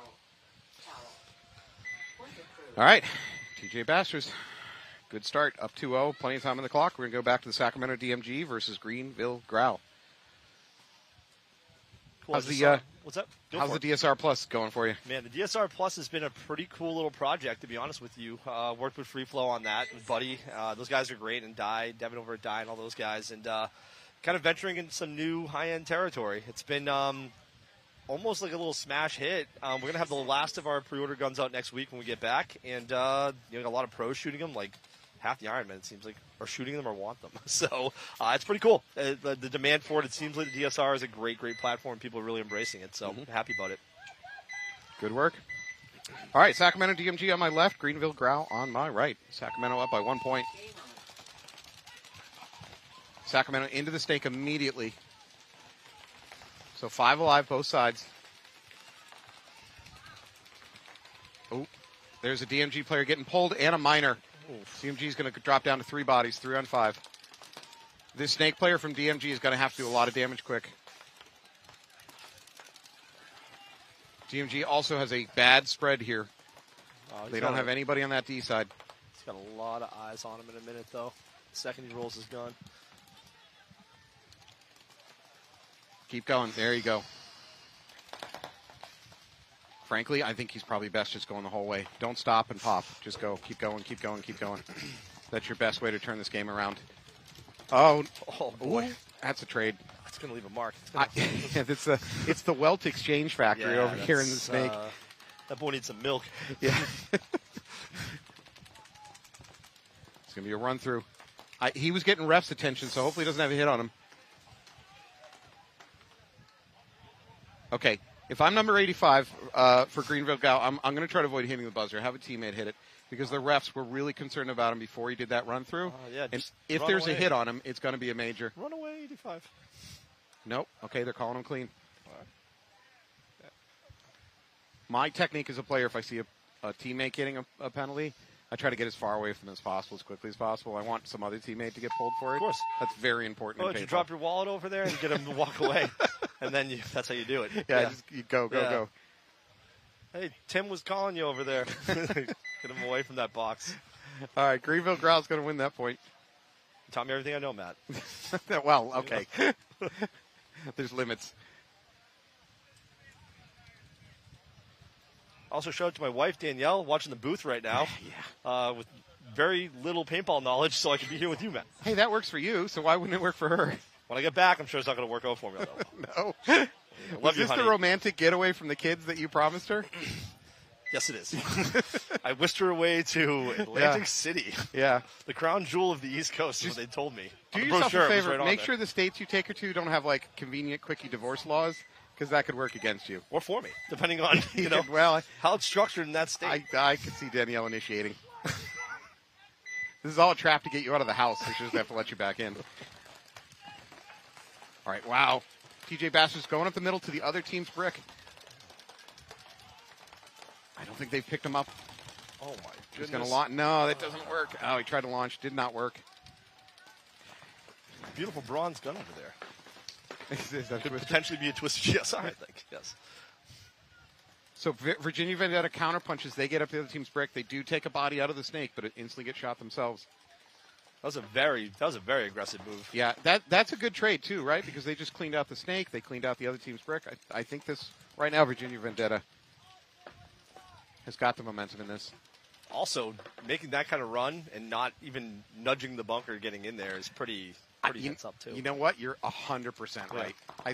And at this level, these players know that, but at a lot of levels of paintball, they don't know that, and they'll bump right into a bunker. They've given up every element of surprise they have.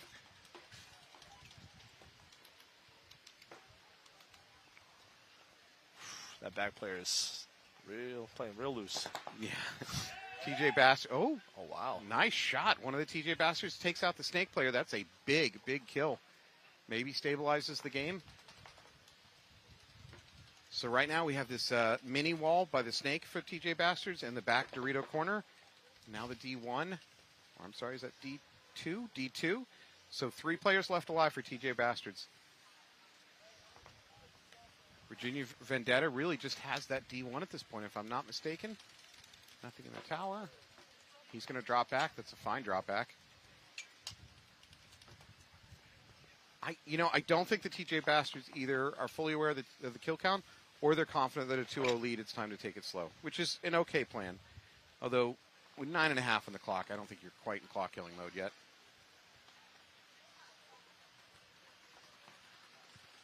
It has gone real quiet out here.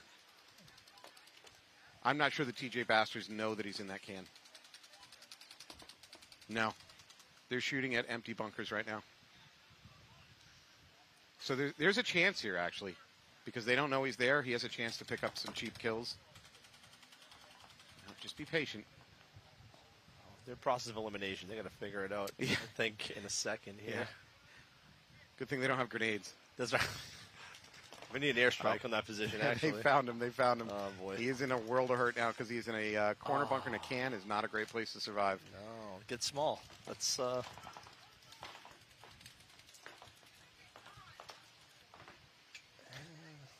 Oh, he's running out of... He's got very low on paint, too, so that's tough, yeah.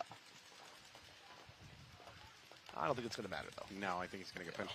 I think if I'm the Vendetta coach, I might towel out of this. Your 1-on-3 player is unrealistic to win it, and you're losing time. You're going to be down 3-0. I think I towel it out. Unless you owe your coach $50, then maybe he wants to punish you. For that yeah. So just leave you in there. There's an internal drama on that team. It's a sacrifice to the paintball gods. He got a kill. He killed the brick in the middle. Everything I said is wrong. Up is down, left is right. Oh, and then he dies. There we go. Fought the good fight over there, though. Yeah, I will say. So I'm gonna go ahead and second guess the coach because I can do that safely from the booth. I would have thrown the flag about 30 seconds. Stay quieter. He looks like he can take you. So. Like anybody can take me. But you know what? The weather, not too bad today. Right. Well, we're under a tent with a fan directly blowing on us. Beautiful. So, yeah, yes. beautiful. Weather's beautiful here. Yes. The tarmac, on the other hand. Oh, God. It's a little hot. Just trying to stay cool out here with the wind off the ocean is kind of nice. So. True. You staying near the ocean? Yes, we're staying Borgata, right up the way. Very nice. Yeah. You got any spare room? I don't think Danielle would like that. Sounds nicer than my place. All right, so Greenville Grau coming back out against DMG. They're tied up 1-1. We have, good Lord, 12 and a half minutes on the clock. Oh, wow. Yeah, it's essentially 0-0.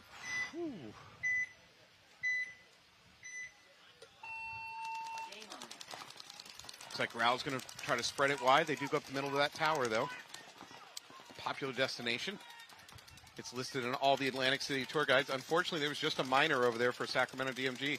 That's going to gut their snake side.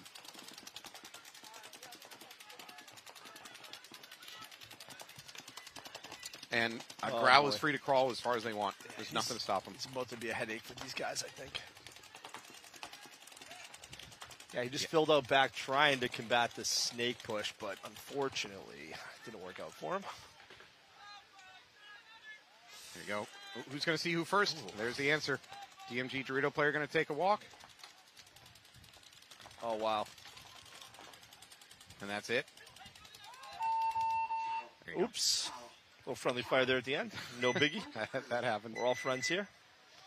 So let me give you a quick practice story. Yeah. You might enjoy. I got to play this layout last week up at AG Paintball. And great field. Eric's field. Fantastic. Yeah, great guy. And just as an experiment, because I knew we were going to be webcasting this, I went out to the snake corner and into this, what I'm calling the passing lane, pretty much immediately. Crawled the whole length of the field, and sure enough, nobody caught it. I was in their backfield, right, at this angled wall within the first, let's say minute of the game. Popped up, just started mowing bodies until somebody, a committed paintball employee, as a matter of fact, a teammate shot me in the side of the head. Was he a very tall gentleman? Yes, he was. Was his name Austin Mayo? His name is Austin Mayo. Fantastic player, great friend. Yeah, great employee. That's what you get for beating me in 10 minutes. I need you to sit down and have a talk with him. All right, Virginia Vendetta on my left. We got a flag right out of the gate here. Too many players? I don't know. What are we looking at here? Jump the gun? What do we got? They weren't on the wrong side of the field. They could have been an accident. It could have been a technical glitch. So our head ref out here is Jason Friend out of England. So far, I think they've done a very good job. This, unfortunately, isn't the first time that's happened today. Oh, I think are they gonna restart them? They got hits. Gonna need a little wipe down period, probably. Reverse point. Well, that could also be just a technical glitch. I think I might leave you alone in the booth for about 30 seconds while I go find out what the heck just happened. Fantastic. I will keep the profanities to a minimum.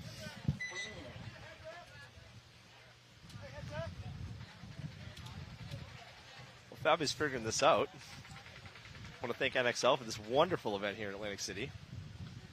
Obviously, we got ESPN here. And it's big for paintball. It's huge for paintball. Okay.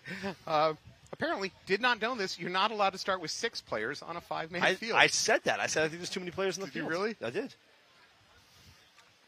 Coach has some words about it, and I think he's calmly discussing it with the head calmly rep. is a... Wait, I guess you could describe that. Oh, that's All a right, word well, I haven't if heard you're- that word in a while. What's that? If you're watching this on the webcast, you can rewind and actually count the bodies for us. I didn't catch it.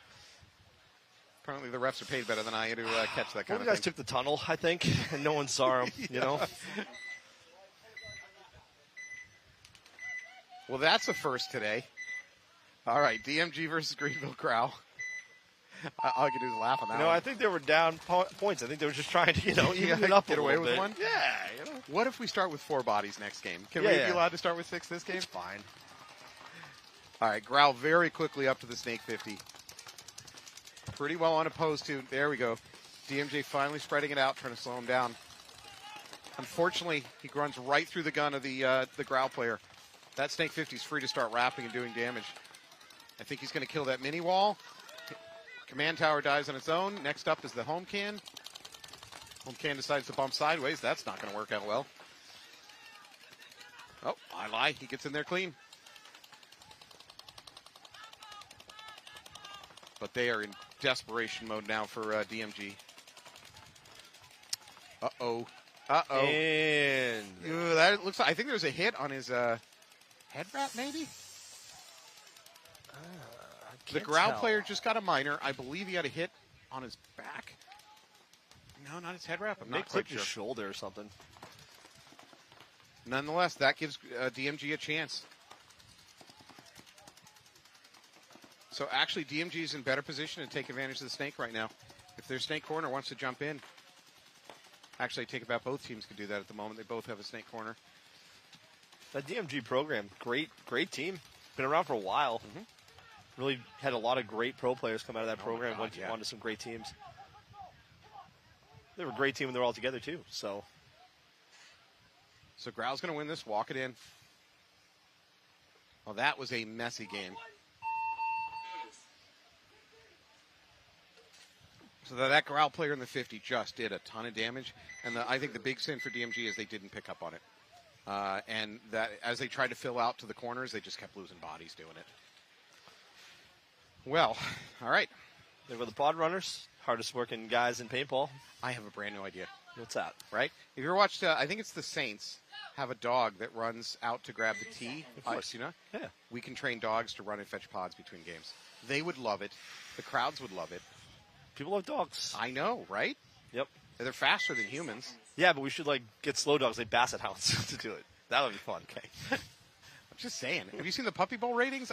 I think this is a valid idea. It's true. They called me crazy. The ASPCA called me worse. Yeah. Ask Daniel if you borrow our puppy to do it. Sounds good. Shout All out right. to Lucy. Lucy's a good girl. All right, Virginia Vendetta down 0-4. They need this. Wow, extremely good move here. Into the snake. So the TJ Bastard player playing that little angled wing. Oh no, the worst thing could have just happened from Vendetta. They pull a penalty. I think. Wait, no, he's got Yeah. some We got- eyes over here, but We got 3 bodies left alive over here for Virginia Vendetta. They've completely lost the Dorito side. yeah, they're doing their best to spread. He's trying to fill back out there. So this TJ player over here in the corner, I can tell he's thinking about initiating his crawl. He's got really no targets to shoot at, and I don't think anybody knows he's there. I don't know this corner over here. No, there's no paint coming in at him. I think he's free to crawl. And frankly, you do not want to get caught stuck there in some kind of extended gun battle. It is not a good bunker to try to play. All right, they're spreading a little bit here, so I think they're trying to kind of control. Oh boy, this is. There we go. All right. This is something here. Let's see where the Virginia Vendetta player decides to pop up. Oh no, there's a gap there. It's the second time I've seen that happen. Did he get clipped? No way. But unfortunately, yep, he got clipped. Oof. Oh. Man, Get out of there. damn. I have my money on him. It's a shame. Lost the house on that one. Atlantic City, you did me again. He got through that crack. I didn't think he was going to make it past that. No, He got hit after that, which is kind of crazy. Yeah, they should tighten that up there. That's a big gap there. Dead giveaway. So Virginia Vendetta is going to lose this one. They're going to go 5-0, and that's going to mercy it out.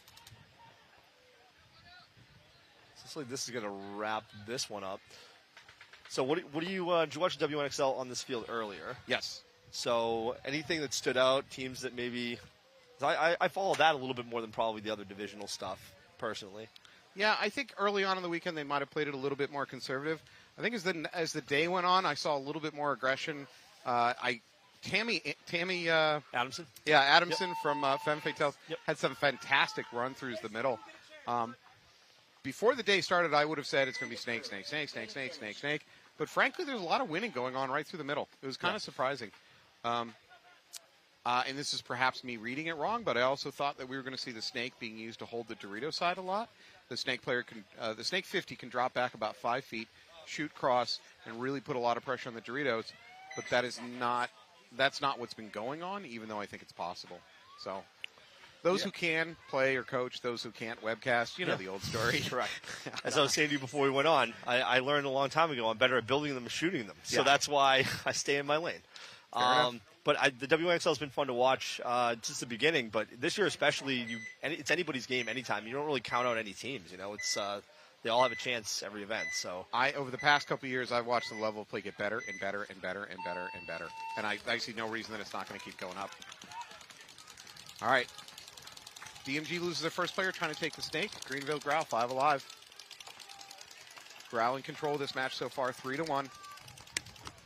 There's 9.5 minutes on the clock, so it's certainly not over for DMG. DMG has to avoid penalties.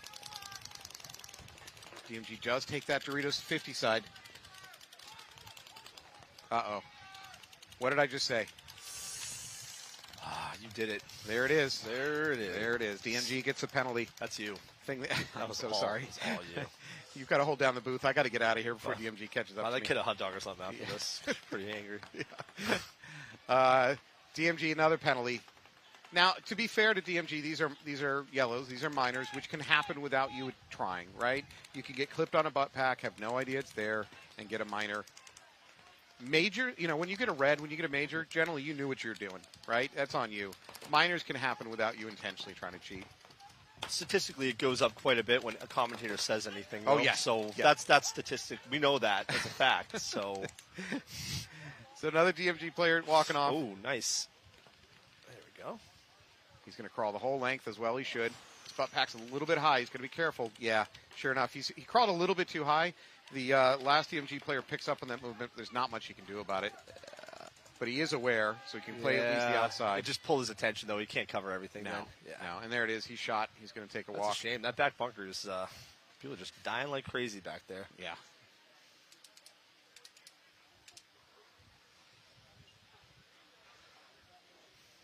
All right. I believe they're going to try to milk the clock. I don't know why DMG isn't toweling out of it. They probably should.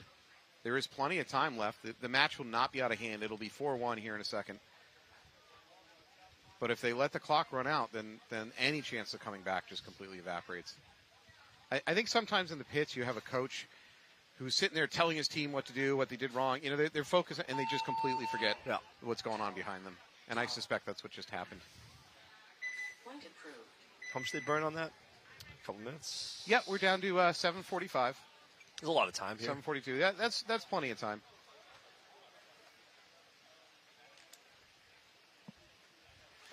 So yeah, exciting weekend. I mean, the pros, obviously, we got 2 tournaments in one here. Yeah, Since right. Texas That's crazy. finished up.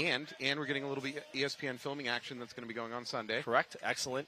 Bringing it back to television, which is what we've been demanding for years. I mean, obviously, we were on there for the motorcycle, which was great. But I think this could be a little bit better than that. Yeah. Yeah. So, every time that, okay, I've been around a long time, but every time I see one of these paintball events get televised, you get these friends of friends going, oh, you play that paintball thing. I watched it on ESPN the other day. Like, it does actually work for raising attention to the sport. It does. Yeah. And I've been around long enough to remember we've seen all the iterations at this point. Yeah, there's been a lot. There was that great tournament that took place inside of a Tennessee, some kind of arena. I think Smart Parts put that. That was in Mohegan Sun. That was in Mohegan. Oh, you're right. That was Mohegan Sun. Yeah, Smart Parts. We got the Boston people got the compressor from that for our. Oh, that's what we ran off of. We got the compressor. We bought it from that facility. We live off the detritus of other tournaments. Correct. Yeah, we're bottom feeders. Yeah, we just get it from the carcass of old events. That's how we built our company.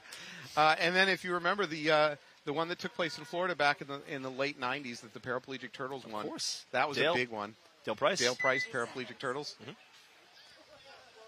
That was a great. That was probably the first big exposure of paintball on television, I think. They had the Universal Studios Lot 1, but that was kind of like a novelty thing. That was the first time we were like, this is paintball. And and you might be talking about the same one, but ESPN did air some of the Woods Ball. That's the same one. Yep.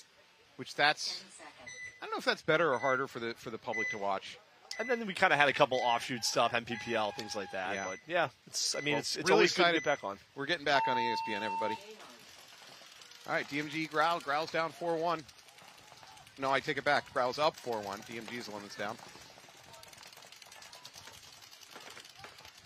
Should I say DMG just needs to avoid penalties, or will that jinx them? You just said it, though. I mean, I think they're smart. They're going to do what they need to do here to. I think the DMG player in the Snake is having a gun problem. He might be back up. If only he was shooting a fine Twister product. Listen, I'm a phone call away for these guys, you know. Happy to support everybody. Good slide. So I like this up to the Snake 50. Even if his gun is not working, there's no reason to sit back if you've got gun problems. Yeah, I mean, it's not a crazy amount of time. They need this. They need this point. Yeah, this point, they need this one. And they need to do it kind of quick. All right, Spencer for DMG looking across field, trying to pick up that Dorito. Growl slid into that Snake corner. Growl player in the middle getting called clean. So I think we got 5 alive for Growl, but obviously DMG has much better field positioning right now with this Snake being hot. I'm not seeing the return fire coming into the Snake 50, so I don't think Growl at this moment is even aware that the Snake is hot. I think they have somebody kind of posted on back here in this mini temple. I think that they're keeping them honest. That being said, you got a brick right here blocking it, so I don't know if... There's no paint coming into the Snake 50. There is a DMG player walking off that back line, though. I believe he's... Oh, and there's another one. Oh, that's not good. Spencer's team is melting behind him. He needs to do some damage quick. I think you just looked back and saw how grim the situation was. Never look back. Because he is frantically looking for bodies right now. Yeah.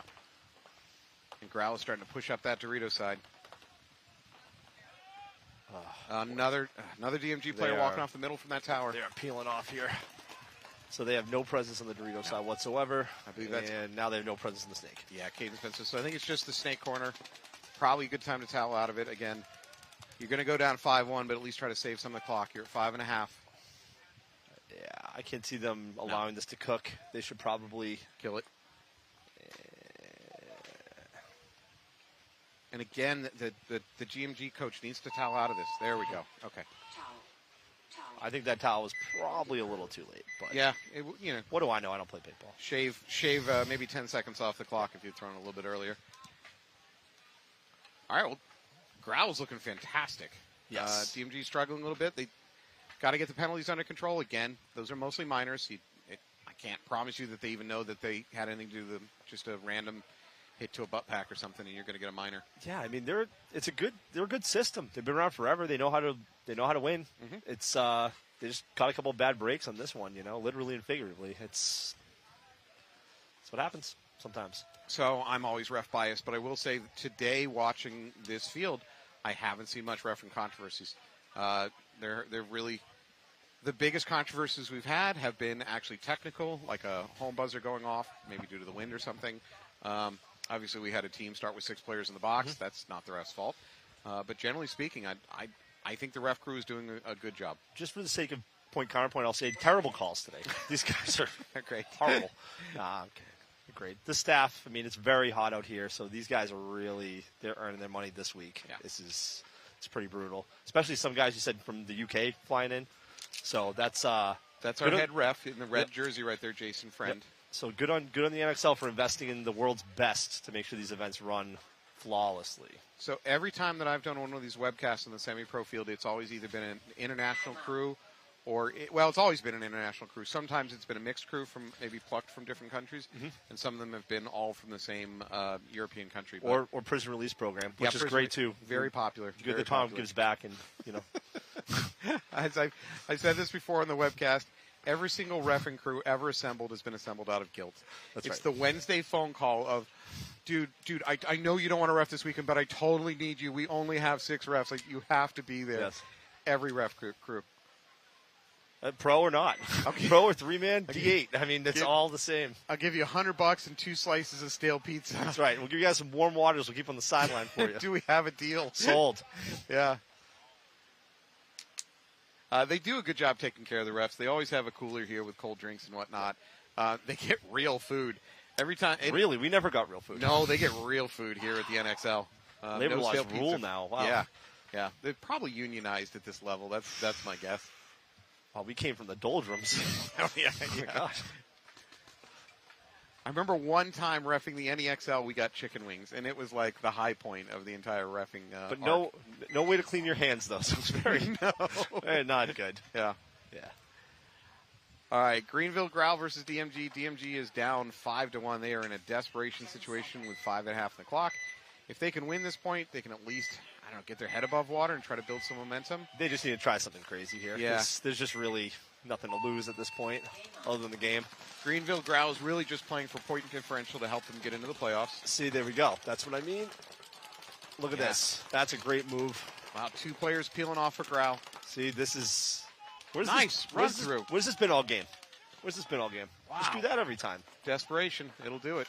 It looks like they still got, 3-4 bodies? No, 3 bodies at least for DMG.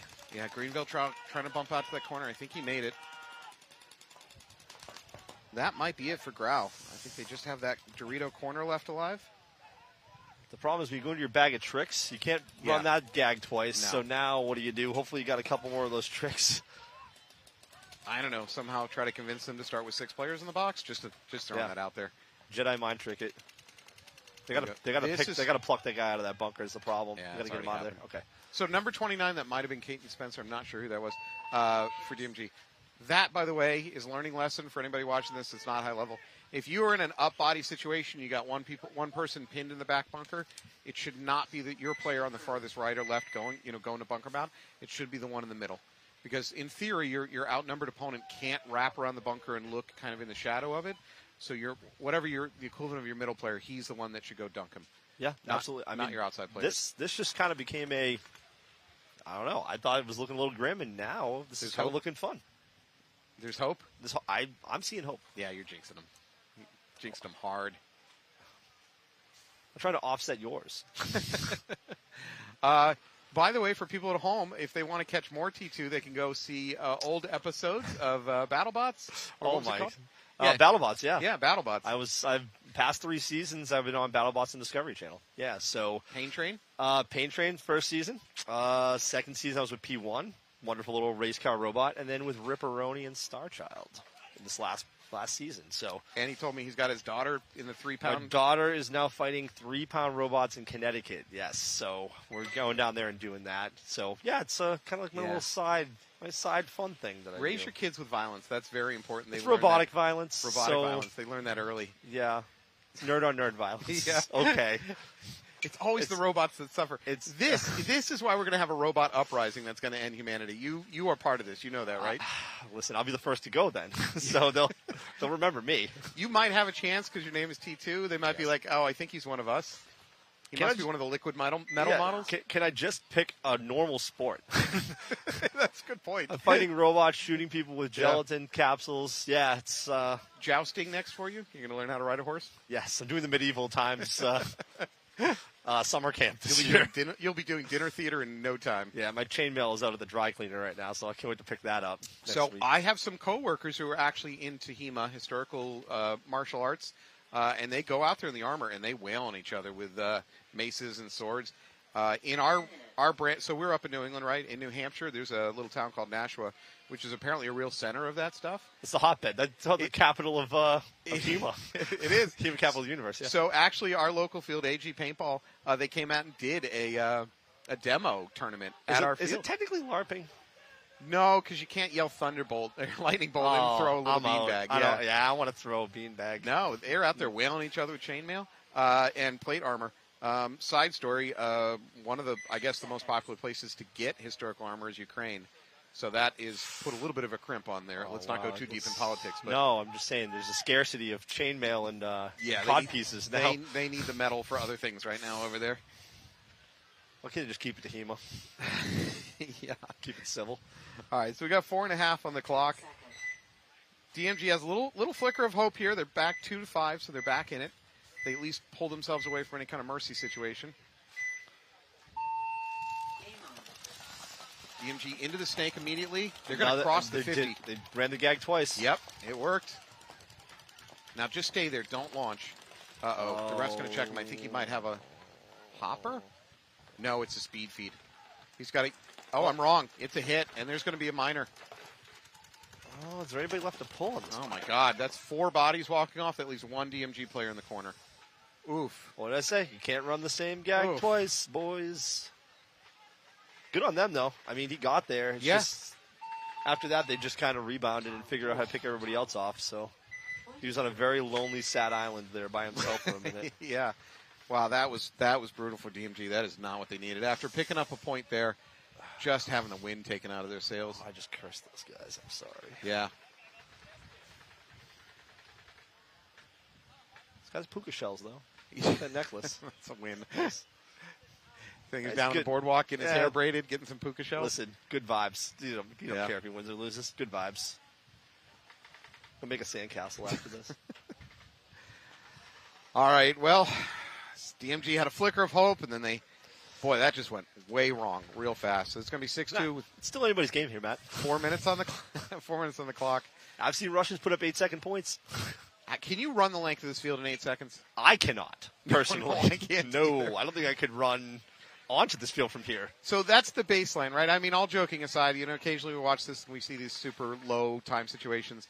Part of it is literally, even in a perfect case scenario, how if you ran the entire length of the field, nobody's shooting at you, it's probably 10, 12 seconds. Although you said the Russians did it in 8. I think the Russians did it in 8. Somebody on the chat's going to call me a liar and say all sorts of mean things about me, but I'm pretty sure I saw the Russians do it in 8. That being said, I think it was the X, and they went underneath the X. So, it's a straight shot. Okay, this had to be a few years ago then. Yeah, it's a while ago. Going it was under very impressive, though. They also did the dead box switcheroony. It was one of my personal favorites. I was hoping to see one of those today. Oh, I hate those. Oh, I know you like those. I hate those. Boy, I like it. I'm a fan of shenanigans every now and then. All right, here's the problem. So what T2 is referring to is if there is a no point in this sport traditionally, and I think that rule is changing actually. You start at the you don't switch ends, right? And occasionally that causes confusion. Both teams go to the same box. They've run out of time to go get to the correct box, and then the buzzer goes off, and suddenly you got 10 guys shooting each other from point blank. I guess it's kind of fun to watch, but I'm not a fan of it. Every now and then. It's a nice palate cleanser between points. All right, DMG player in the middle might have taken one off the hopper. He doesn't know it if it's true. No, he definitely got clipped. All right, DMG snake player taking a walk. They are in Dorito 2. That's something, but they don't have a snake presence. First player walking off, though, for Grau. Yeah, everybody's getting kind of hunkered down here, and there's not a lot of time to do that. Yep, Grau's hunkering down by moving up to the D1. That was a great call, T. Good night, everybody. I'm out of here. This is your semi-pro webcaster. In your defense, the D1's probably a better place to defend out of than that can in the back corner. So, well, they're in the driver's seat. They can just chill. They got nothing. They can do whatever they want. They can do cartwheels down the field, which I actually encourage them to endorse. do Yeah. Pump those viewership numbers. ESPN's here. Watch them. All right, DMG, you got just under 3 minutes. You're down 4 points. I think it's another DMG player taking a walk from the back line. Do you have the count on? I believe we're still 5 alive over here for Grau. It's a suboptimal situation for DMG. So Grau's going to... Oh, DMG gets into that Dorito. Nah, he gets the Dorito 50 for about a second. A Grau player getting a check in the back corner. I believe the hammer may be dropped soon. I think. Uh-oh, there's a DMG player limping off that backside. Another DMG player walking off. This is all falling apart. So DMG really needs to go back to the drawing board, figure out what just happened. This match did not, at no part of it went their way. The best part is, though, it's just one game. Yeah. Well, I believe you're going to get 4 prelim games if you're playing here in semi-pro. Losing 1 is not the end of the world. Losing 2, you're probably out of the playoffs. You have to get a little bit lucky. But, I mean, they have a boardwalk here, so they can go enjoy that and all the sights and sounds. True. You know? Maybe they go with the coal one. Maybe they go up in the coal chopper. You know? Get a ride. A little bit hard to enjoy the rest of your weekend, though, if you do all this to come here and it doesn't work out. I mean, if you play at the competitive level that you and I play, maybe. I'm just happy to be there, man. Just happy to be there. But it's tough. You prep, you do what you can, and this is a really, especially the snake. This is a very obscure layout, and you don't really know what people are going to throw at you until it's too late. All right. Well, that is going to wrap up this match. Got the rest coming off. We're going to take a little break. Cool. I would say normally this is the time I say, hey, you want to shout out to any of your sponsors, but you are your own sponsor.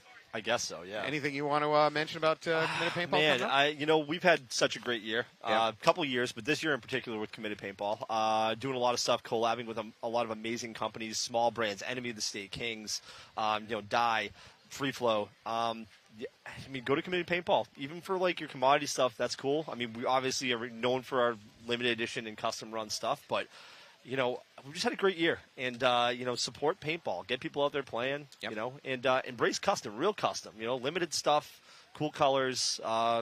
That's individuality in paintball. That's the cool part. So jump on their website. If you're there for the right 10 seconds, you might get in on a drop and actually get a You know what? We're struggling these days. 13 seconds last You're time. up to 13 seconds? Yeah, your empire is falling apart. Crumbling. I was so glad to actually have you out here. This is good I times. We've known each other for at least 2 decades. Absolutely. Never thought that we would end up here doing semi-pro webcasts. Different paths, but look where we landed. Yeah, we landed. Fantastic. Thank you, everybody, for watching. We're going to take a little break. We're going to come back with the next game. I'm going to hug Matt. Oh. Thanks, buddy. Thank you.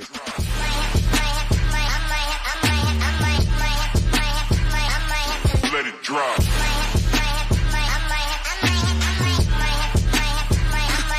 Let it drop.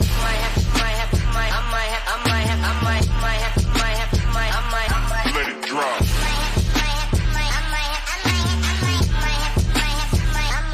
Let it drop.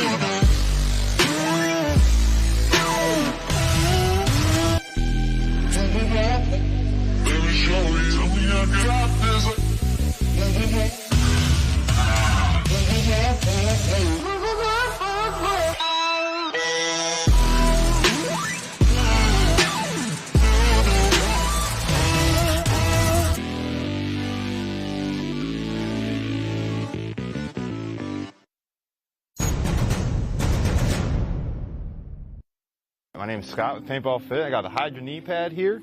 This is the newest version we just recently made. So it's still got all the same awesome things that we've had in the last couple versions. You got the compression sleeve that keeps it really tight on your knee so there's no sliding. It's also cut resistant. I got a little knife right here, a little blade. You can see, completely cut resistant. And the new thing that we just added was we added some gap here in the center. So we added another cut. And that way it doesn't bunch up behind your knee. And it doesn't cause any issues with like irritation from there being too much material. We had some people mention that was an issue, so we went ahead and cut that hole in there. And they also fit a little bit more snug now as well. So with the separation of the two, it actually allows it to hold better on the bottom and the top part of your knee, and that center doesn't get in the way at all.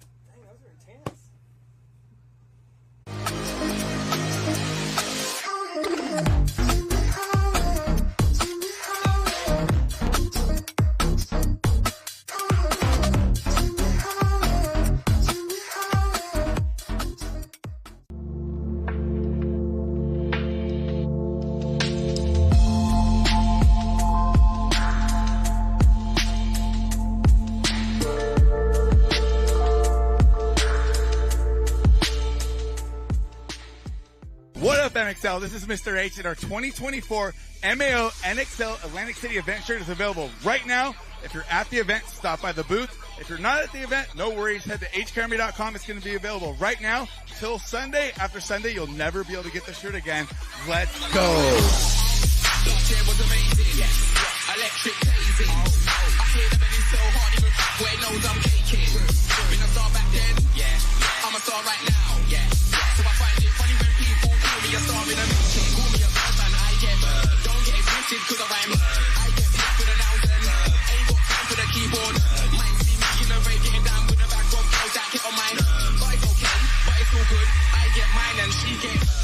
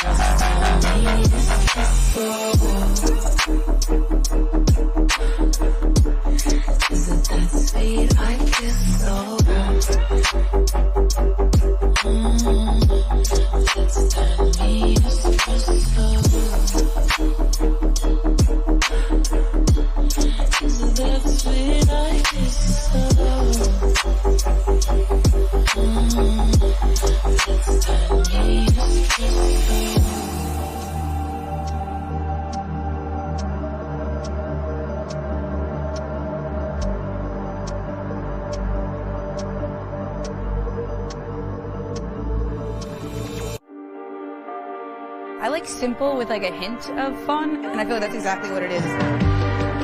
First thing I did, took it out of the box, ripped it a little bit, decided, you know, I'm gonna adjust the trigger a little bit. It was smooth, like super smooth out of the box. I feel.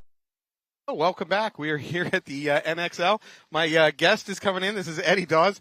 Eddie is coming in off of a really huge victory over DMG. Yes, sir. Yes, Eddie, sir. you want to introduce yourself to the audience? Yeah, hi. I'm Eddie Dawes. I played for Greenville Growl. Just got off the 7-2 win, like you were saying. So, Yeah. Somewhat familiar face at the booth. I did this probably the first time, I don't know, Philadelphia 4 or 5 years ago. Probably going to be a little rusty, but, you know. I think you'll do okay. Your voice box is still working. You'll be fine. There you know you the go. game. Yeah. Eddie and Greenville Growl just came off of a big win over DMG. This is your second game today. How'd the first game go? That was actually the first one. Oh, that was so, first. Yeah, so I might have to dip out a little early on you because we got Sea Dogs got the second. next match. So I know Sea Dogs won their first game. They're coming in as the second seed in our bracket, or the top seed in our Yeah. bracket, second overall. So that's definitely the hardest one on paper for us. So Then would you like me to start some Sea Dog drama? Sure.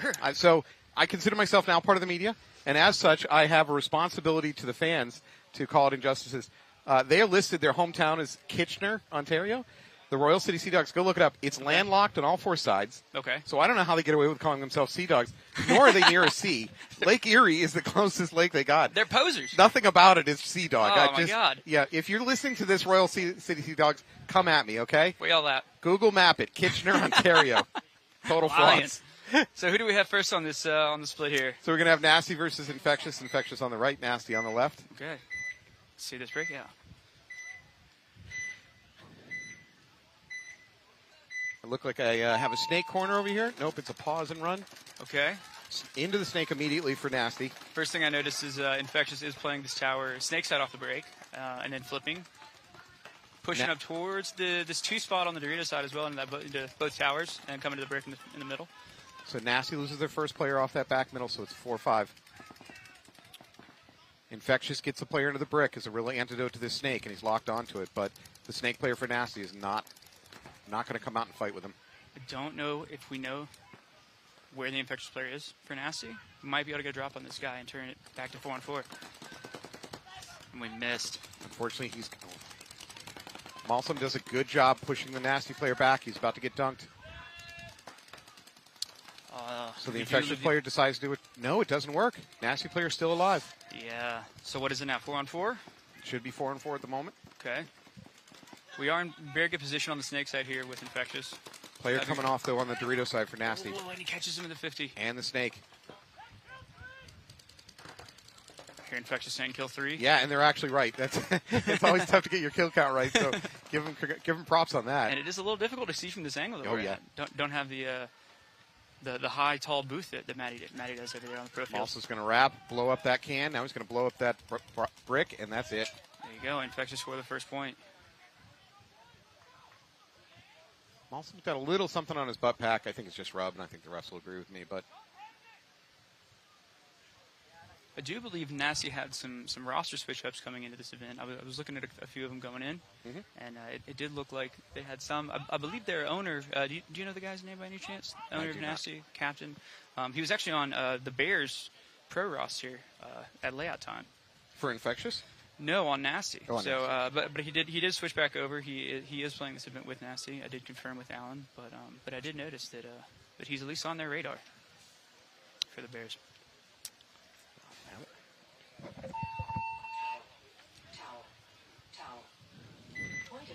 All right. I don't like that either. Nasty seems like they let about 20 extra seconds roll off the clock there.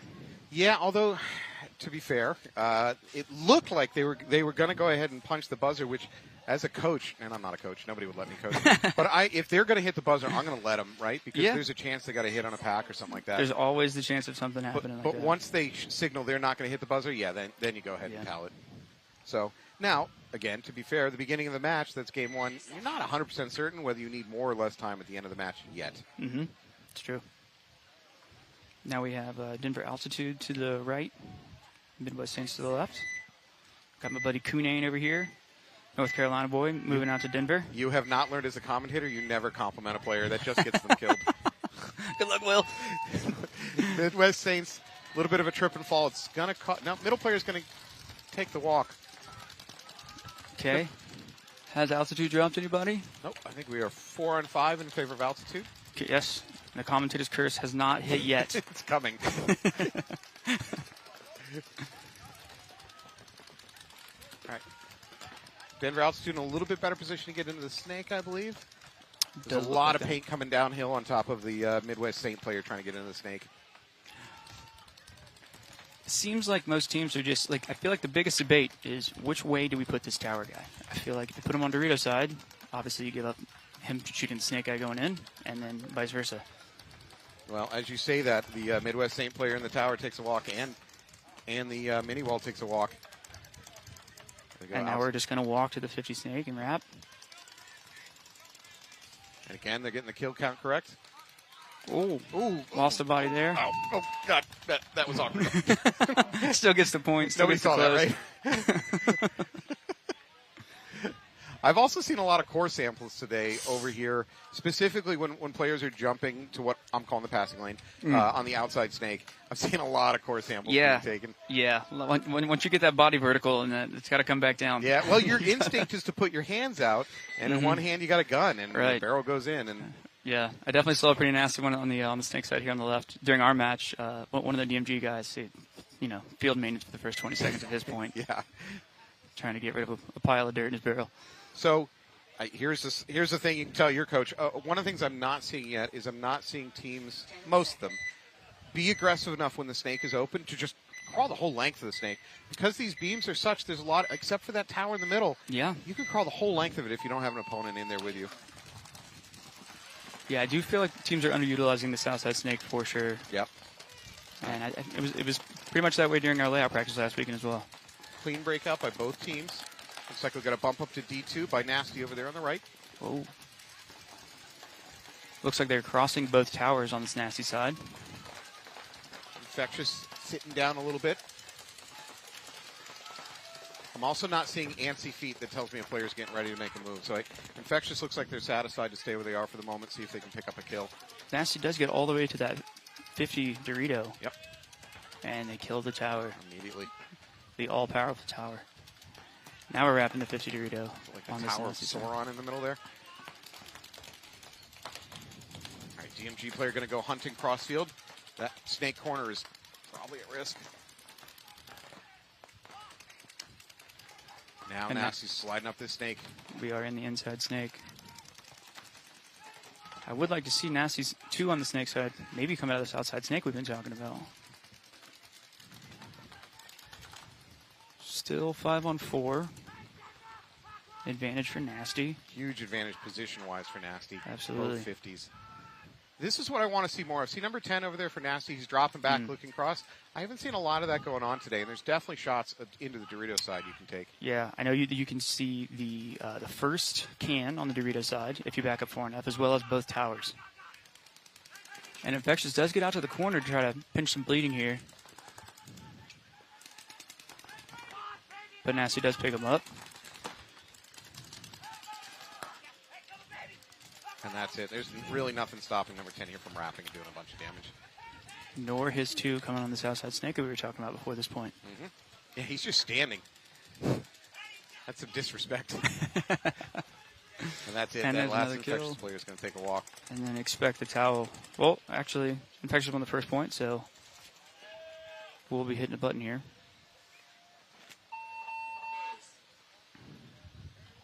All right, well, I don't have a single theme for what went wrong for Infectious that game. It seemed like they just lost some players. They did. Nasty did get pretty far wide on the Dorito side pretty early, so I don't know if they picked up the guy getting all the way to Dorito 2 off the break or not, but they didn't hold their lanes well enough, let Nasty get through them. Yeah.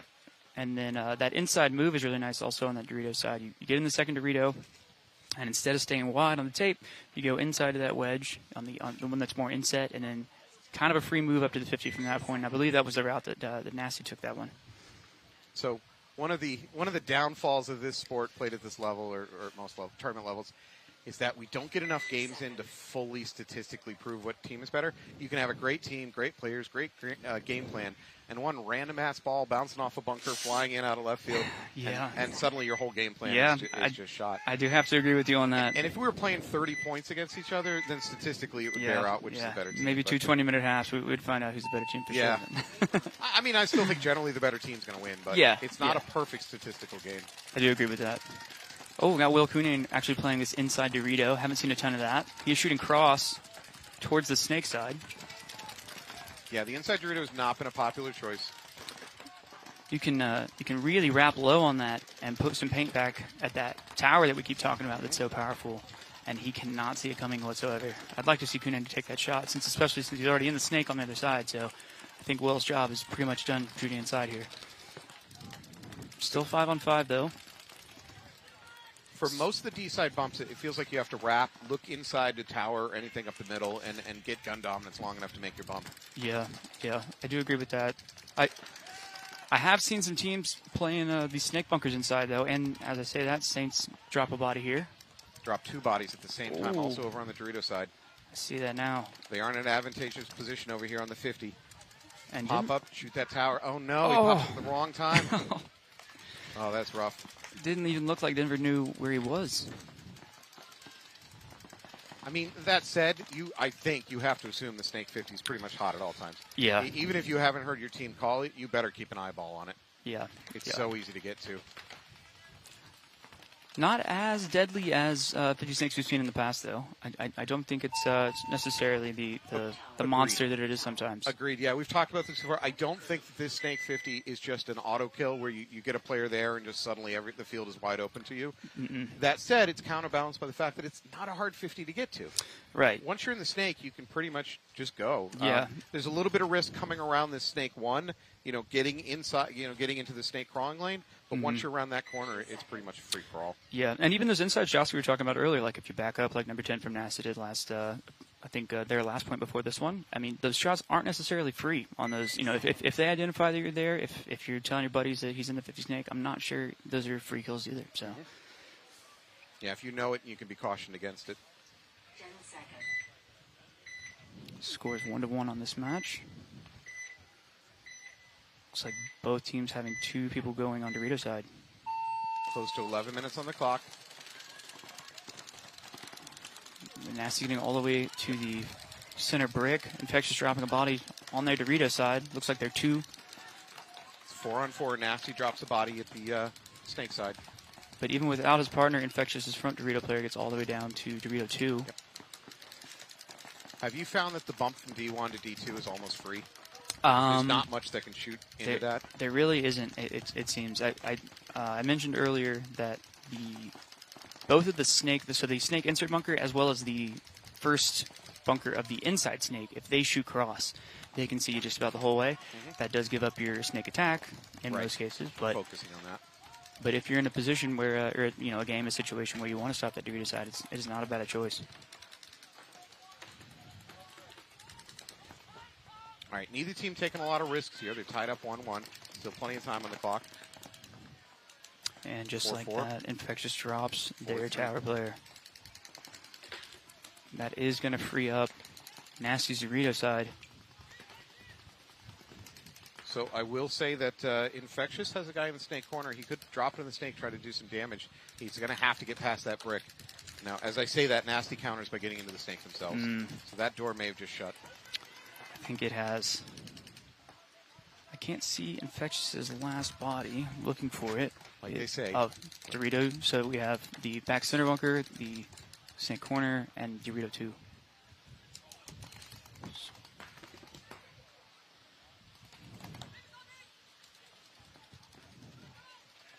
Nasty Snake player looking across. They still have that Dorito corner. He's going to do a drop back. I suspect he's going to pop maybe over the beam and make a crawl. Interesting. Do you think he thought he was about to get bunkered, so he pulled back? I'm not sure. I mean, unless he's already thinking ahead of time, considering that he's probably going to win this point. He knows that his team is up 5-on-3, I believe. So maybe it is just a step back, kill some extra clock. You know what? It totally works. He drops back to S2. He looks across, blows up the snake, the Dorito tube. So that's what he was going to go do. All right, he's operating on a whole nother level than you and I, Eddie. Yeah. What Yes, are we he doing is. commenting on yeah. this? Yeah. He's killing clock. No, he's killing people. Yeah. So Nasty is going to close this one out now and expect a towel from New York Infectious. There you go. You called it. I don't know where these teams practiced last weekend. I know Infectious practiced last event with us in Virginia, with alongside the Bears, and I believe Nasty has their own field somewhere. Ooh, a trophy. That trophy down.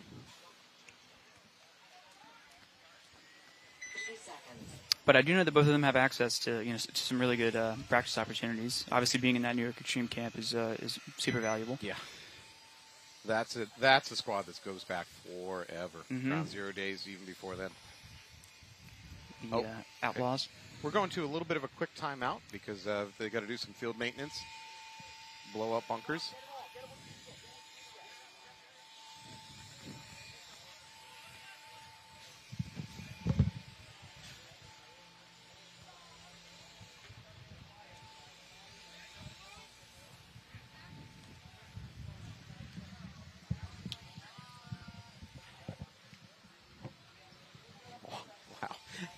Take a look. I'm taking a look over there on that on the right side of the field. I can tell which ref is the laydown ref because he is just filthy. Oh no! As hard a job as it is to be a ref out there, being a laydown ref is maybe one of the worst because when you get shot, it's always in the head. It's always right in the dome. So do they? I mean, this sounds naive, maybe. Do they have standard positions for refs? Do they show up and then they go, hey, you're the laydown guy today, you're the chrono guy today, or did they know going into it? So this crew, I believe, is not a pre-assembled crew. I think they're bits and pieces from around the world because he said there are a lot of countries representing. Gotcha. So, unless you volunteer, you're probably getting volunteered to go do a laydown position. This is not a criticism because I don't think there's any reffing crew that really does this I've seen. But I'd like to see the refs recognize game situations that are going to result in a crazy run-through attempt, and maybe shift their reffing resources to the team that's about to get run on, as opposed to just having the standard formation. Yeah, team that's down points and they've got 30 seconds on the clock. Some chaos will happen here. They're going to have to do a crazy run-through, so you might as well shift your refs over to the side of the field that the run-through's coming at. So altitude up 2-0 in this one. There is actually, was that 12? Yeah, 20 left on the clock? So I couldn't see the one. In paintball time, hours of time still on the clock. Now, one thing that we found in practice, we didn't, and I feel like it's the case on a lot of layouts where if you try to get up on points and hold and not move, it's very hard to win. When you go into a mindset of kill the clock and you play the pocket, it doesn't always work out. Most times it doesn't. I don't know if that's layout or that is just the nature of paintball teams in practice. You're a shark. You always swim forward in this sport, and practicing holding while teams practice it, I still don't think they're as good as just attacking and trying to win. No. A pod trick being attempted. The Midwest Saints fling a pod at the other team's breath. Got an arm. Hoping to bait them into coming and bunkering there. Got Jay Cutler in the center over here. The problem is, is he smoking a cigarette? The problem is that it was an empty pod, so there wasn't much impact force there. He wasn't willing to give up a full pod for that trick. You got to commit. Yeah. All right, Midwest Saints up the middle. Oh, we have a ref running in for altitude side. Never good. Altitude up 2-0. A little bit of a clock kill mode here. It's called clean. Okay. Commentator's curse still holding true for my buddy Kune. Yeah. So both teams seem to be playing this a little bit more conservatively. People aren't making bumps. They're not doing wild attacks. They seem to be willing to dig in a little bit. Yeah, and the only problem with that is only one team is winning. So yeah. I agree with Altitude doing it, but I'm not sure about the Saints doing this. If the Saints are down by 1 point, I wouldn't say sense of urgency at this point in time, but down 2 points, you might want to crank up the urgency a little bit. Yeah. I think we have a hopper down in the backfield of Altitude. Looks like he's doing some surgery. See that. I believe Saints are also down a body, correct? I think it's 5-on-4 currently. Well, as you say that, another player peels off the Dorito side. There we go. So for the Saints, we definitely have the brick in the middle. We've got that mini temple towards the back middle. I do see Mingo, my ex-ML Kings teammate. holding it down in the back. It sounds like you're describing a divorce. There's a lot of things you need to talk to. I'll listen. I'm happy to. That's the reason why I came in here today. All right, so Midwest Saints down body. Oh, at least they're up into the S2. Altitude fills out to this snake corner. And we're going to have to start thinking about maybe blowing the horn here and saving the clock for the Saints. Definitely a conversation in the pit right now, I would imagine. So we are at close to 10 minutes. Still a lot of time on the clock. I'm not sure I'm at panic mode yet But you know what? If they lose another body, maybe that's the time to whistle it. Absolutely there. Yeah, I mean, if you're the coach of the Saints and you're watching Altitude's behavior, you know they're trying to kill clock. Absolutely. Right? I think you could tell straight from their breakout that they had a game plan, and it was play the pocket, get a kill, and slow down. So if your guys can't do something to win the game soon, and if you lose a body, then I think I'm with you. I think you towel out of it. Kind of like resetting the chessboard and let's try again. Mm-hmm. Might be time. Just think Denver's position here is much, much stronger. Obviously, having the two-body advantage helps, but where they are as well. Now, I don't think they can move on the Dorito side just based off of where their center brick's playing. But if Denver clears this guy out, I mean... Denver has a huge advantage playing at sea level and all the extra oxygen they're receiving right now. That's what it is. That should not be discounted. The cardio is unreal. All right. So for the Midwest Saints, they got the S2 hot. I got to say, he's really kind of pinned. I wouldn't mind seeing him just drop and crawling out of there, either forward or backwards. Just try something different. Yeah. Denver's pretty well locked onto him. Especially now with some movement on this Denver side towards the Doritos. Yep. And on top of it, you got to push. You're down by 0-2, and the clock is just bleeding away. Yeah, we got to get a pick. Frankly, if you think you can do it unseen, you might also jump the beam and get to the outside, the passing lane, and see if you can blow it open.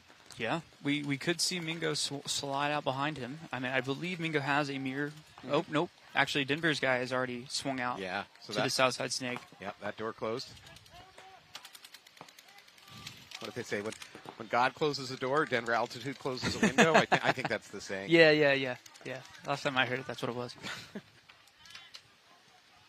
Dorito side is completely blown open on the Saints. I just my internal clock is ticking. I mean, it feels like a long point, and it's been a very, very long point. But again, we're at 7.5. I've just been in too many pits where you look at each other and go, "Should we blow it? Should we blow it?" And then 7 minutes go by, and you're like, "We should have blown it." Yeah, we should have blown it. We talked about it first time. So there's the sunk cost fallacy that the economists talk about, where you've committed a bunch of resources to a thing that's kind of a losing thing, and you're not willing to cut bait on it. And maybe that's what this point is, right? Midwest Saints is just we've sunk so much time to this point. Yeah. Just throwing the towel in on it just feels like such a waste. Oh, there's a counter pod trick. Denver Altitude also tries the pod trick, throws it at the Saints bunker. I don't think the Saints even noticed it. Was it full? I missed it. No, yes, again, it was an empty pod, rookies. So it doesn't work. Now we have to blow the horn. Losing the center break player. Yeah, Saints got completely blown open. Towel out. Okay, I'm going to hold a coaching clinic, and I'm going to get these players to learn how to throw full pods. I mean, this is just it's a real failure. I thought we were past this, guys, just as a whole league. Is there any rules against you taking a full pod of, say, concrete onto the field with you? Just how can we get more dense? Ooh, there we go. Altitude's player slides up to that middle brick on the other team's side. Believe that is CJ, maybe? This S2 is in a world of hurt. There it is. There we go. Yeah. Kunan actually ending up all the way over on the snake side. All right. Everything about that really was not good for the Saints. So obviously they lose the point. That's the first problem. They're going to be 0-3, and then they've got about 6 minutes left on the clock. That was easily a 6 or 7 minute. Yeah. What was the game clock left on that one? Did you see it by any chance? I believe it was around like 6:20 or 6:30 or something like that. Yeah. Again, they're not out of time. You can make 3 points up in 6 minutes. The problem is, obviously going down 3-0, running out of time, it affects everything. It's not just losing 3 points. It's now our breakout has to change. Now you're at a 3-2 pitch as opposed to a 3-0 or something. So chances are we have to go wide. A lot easier to shoot guys when you know they have to go wide in order to win. So. I have a friend, Adam Rand, who plays for Malicious Intent, and he did a lot of data diving, and he can tell you exactly what your percentage chances of winning when you're down by 1 point, 2 points, 3 points, and it is not good. Just exponential. Yeah. Nasty getting all the way out to the Dorito corner, as well as Infectious. Infectious is into the snake now. Okay. Slight advantage on this side then. So is Nasty, but... Well, the Infectious player holds up at S2. I think Nasty's going to bypass S2 and get right to the Snake 50. Oh, and he'll never make it. Gets picked up. Now, we are in Dorito 1. Oh, and a minor comes out for Infectious.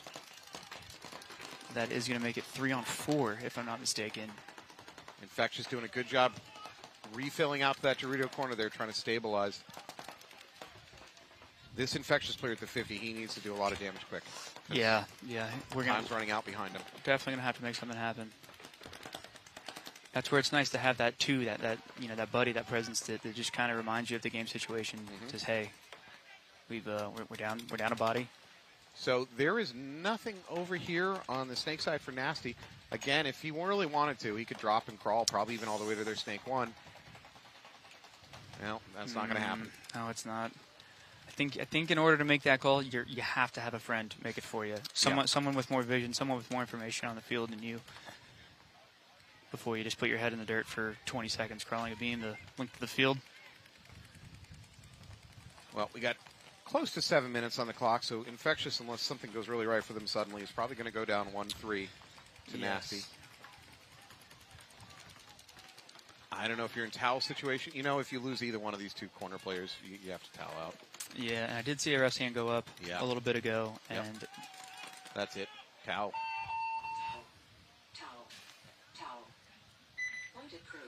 So I do think there's an opportunity there for the Infectious player at the 50 Snake. He could have done something. Frankly, the tower wasn't looking at him, and the tower's the only one with a really good look down inside of the Snake. He might have been able, or even drop back, jump over the beam, and crawl outside. Yeah, because I think if you do it from an earlier position in the Snake, the likelihood of them catching, like seeing a foot fly over the beam and kind of picking up on it is a lot less likely. So I think there was definitely the move. Again, I just feel like your 2 has to be the one who goes, hey, they're not wider than this bunker. This guy's not looking at you. I think this is the chance to jump in. It's It's very hard to be the front player when you don't have those eyes up off the break. Pretty much during the entire match, your head's in the dirt. Hard to know that chance. So when I've seen layouts like this, oftentimes I've had teams that we've had a code word that's telling our Snake guy, now is the time to say jump that beam and crawl the whole length.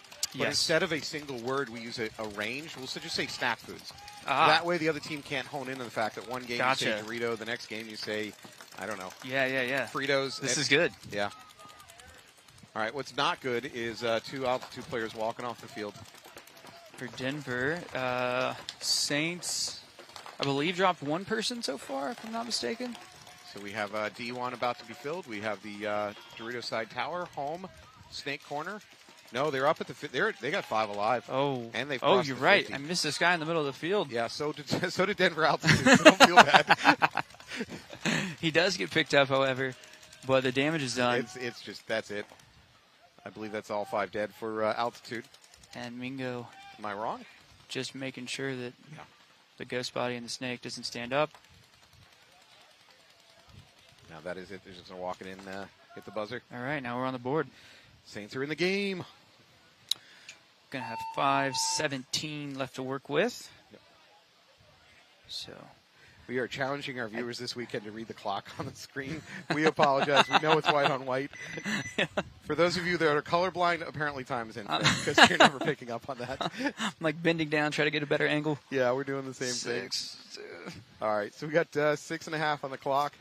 Infectious needs a couple points. This is doable. 2 points down is not the end of the world. No. That said, I don't think this field's real fast. I don't either, but it is hard for me to say that because we did just have a 7-2 game. They went to X-Ball. That's true. That's true. But I agree with you. I think in general it is a slightly slower field. Okay, this partnership has been going too well, so I'm going to throw you a flaming bag of poo. To be fair, DMG got a lot of penalties that game. They did. That did not help them. And they were all minors, which could have just been, hey, I didn't know my pack was hit or something. Yeah. None of them were majors. I'm not saying that you didn't shoot them, so it's totally your reason that you got the minors. Absolutely. It was something in the meeting, but before you came and grabbed me to come in the booth with you, we definitely said, hey, like they kind of gave us some points there, I think. So Got to be mindful of that moving forward in our tournament. All right, Nasty on the list. Nasty 5 alive. I think we might have dropped a New York Infectious player already. No? I think they did. I mean, if I just heard- listening to the number of paintballs flying in the air, there's got to be somebody dead. The home player's asking for a check. Yeah, for that's a Infectious. very yellow headband. And that's it. He's out. Okay, so now we are down to Infectious. I don't know if they lost the center tower player or if they just decided not to play it, but it has not been occupied. Nasty. I think Nasty's in a little bit of a lockdown mode. Obviously, kill a little bit of clock. We're at 5, just under 6. There, I do see a Nasty player walking off on the Dorito side. And I'm a big fan of this hop the beam thing that this Infectious player just did. And I don't know whether that Nasty tower is shooting. Oh, it doesn't matter. He's dead. He was shooting the S2. I don't know if it was just preventative or if he really thought that the Infectious player was there. Yeah, I don't think that angle. Like if he's trying to do a bounce shot off of his snake down the tape, maybe it's just much too sharp of an angle for it to come in. All right, Nasty player going to drop. I think he's going to do the outside crawl. Oh, frankly, are we if finally he going to does, see it's wide it? open. He's got to keep his butt down, though. Fritos, Doritos. Got to keep your butt down. He does have a friend playing that inset Dorito. I believe it's 2-on-2. Don't. No, I think he just gave it up. He popped his head up to take a look. That's a mistake. You are in. He just gave it up. He no just man's gave up land. the element of surprise. Now we got to live behind our gun because this guy is going to slip out. Go, jump the beam, jump the beam, jump the beam. Oh, and Oh, he got blown up. this is also one of these layouts. I mean, with the addition of all the new beams in the new bunker kit this season, I mean, it's so beneficial to have so many ones for the snake side. I didn't know there were this many beams available in the field kit. When I saw this field layout, I'm like, well, I don't know how anybody's going to practice because none of these fields have this many beams. I was wrong. So actually, I'll pass this on to your team. What you should your snake guys should be doing, they should be counting these beams and figuring out what beam equals what. Because if you're head down on this snake and you're crawling, the only signal you have is how many beams are in front of you to where you are in the snake.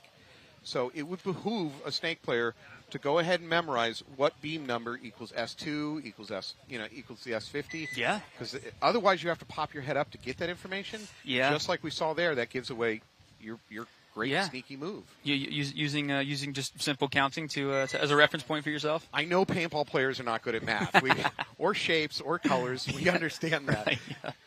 We struggle. Yeah. Shoot gun, bang bang. So 3-1, Denver altitude. Got 5:17 on this game clock. We killed a lot of time. These last 2 points. Let's see how the Saints break out. I believe we have a hit. No, he checked himself. It must be a bounce. So number 57 is clean for Denver. Altitude in the middle. However, Altitude's going to lose their snake corner. Ooh. And also their back center player. So not good.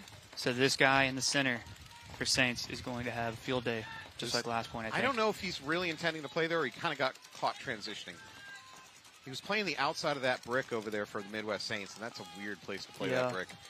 I don't think anybody's wide enough to stop him from going straight forward. But he does flip sides and goes through to the Rito side. So and this he does. This is a chance for the Saints player to get in the snake. Absolutely. I think he can get gun dominance on that home and just there he goes, right in. And just like that, he does get bored and flips, and then misses the guy filling in. Also gets shot. Yeah. By Kunane from the Dorito side. Saints filling that inset Dorito that we've been talking about is 3-on-4 currently, I believe. It looks like Altitude's happy to just sit on their guns. They're going to try to get some kills, which they've done. They've actually gotten a few kills just sitting there and being smart. But if they get one more pick out of these 4, it's going to be a pretty rough match for the Saints. Looks like we have 4 minutes now, ticking down. On your screen right now, you're looking at the snake corner for Denver. Altitude, trying to stem the bleeding.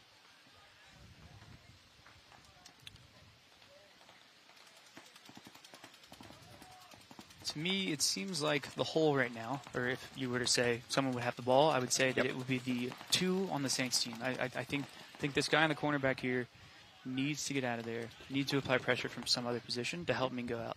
He could slide up the middle and do a better job of protecting his snake player from getting bunkered. Absolutely.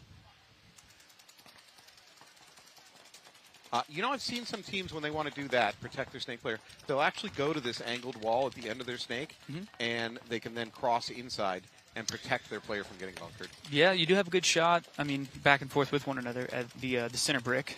I know from that bunker. If you're looking inside. Oh, he's looking for that. He got it. He got the kill in that center tower. So 4-on-2. Big kill for Midwest Saints. Altitude counters by moving up to that D2. It doesn't work. And he gets picked off. Wasn't I saying it's a free bump?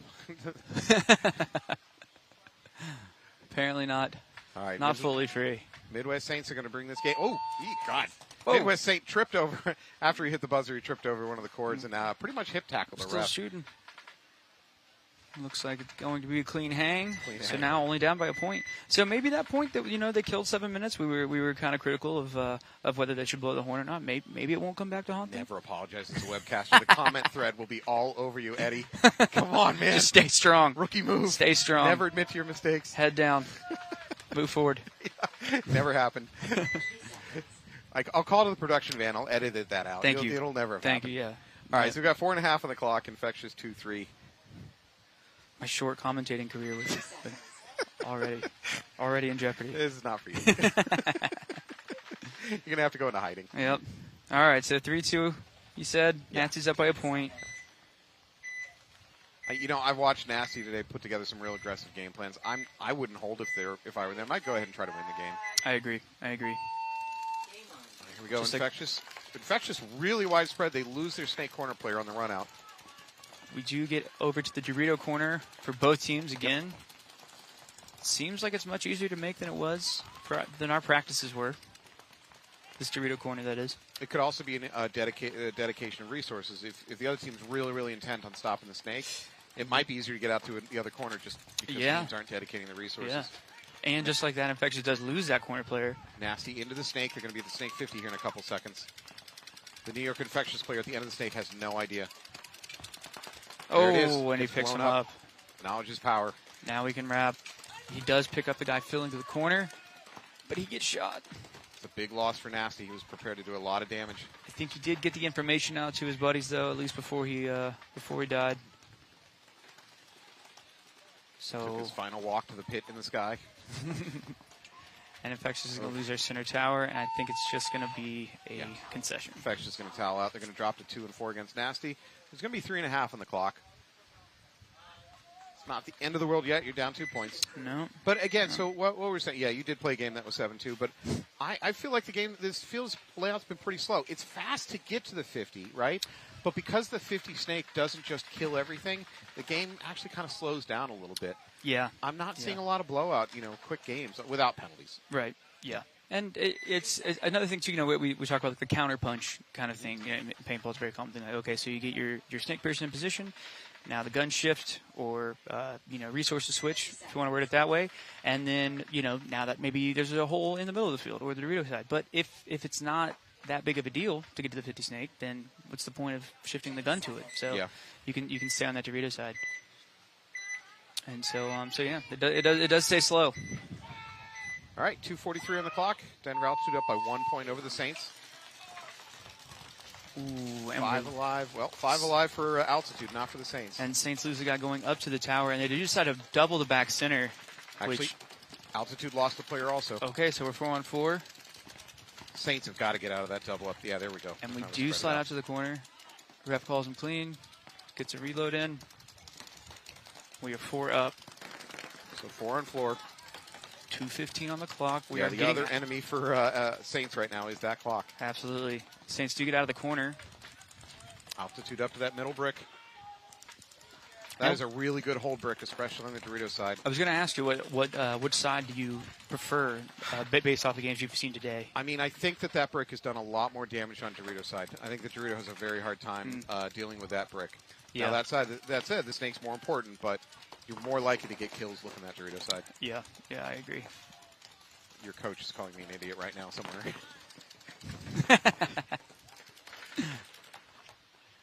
I'm sure he's tuning in to make fun of every mistake I make.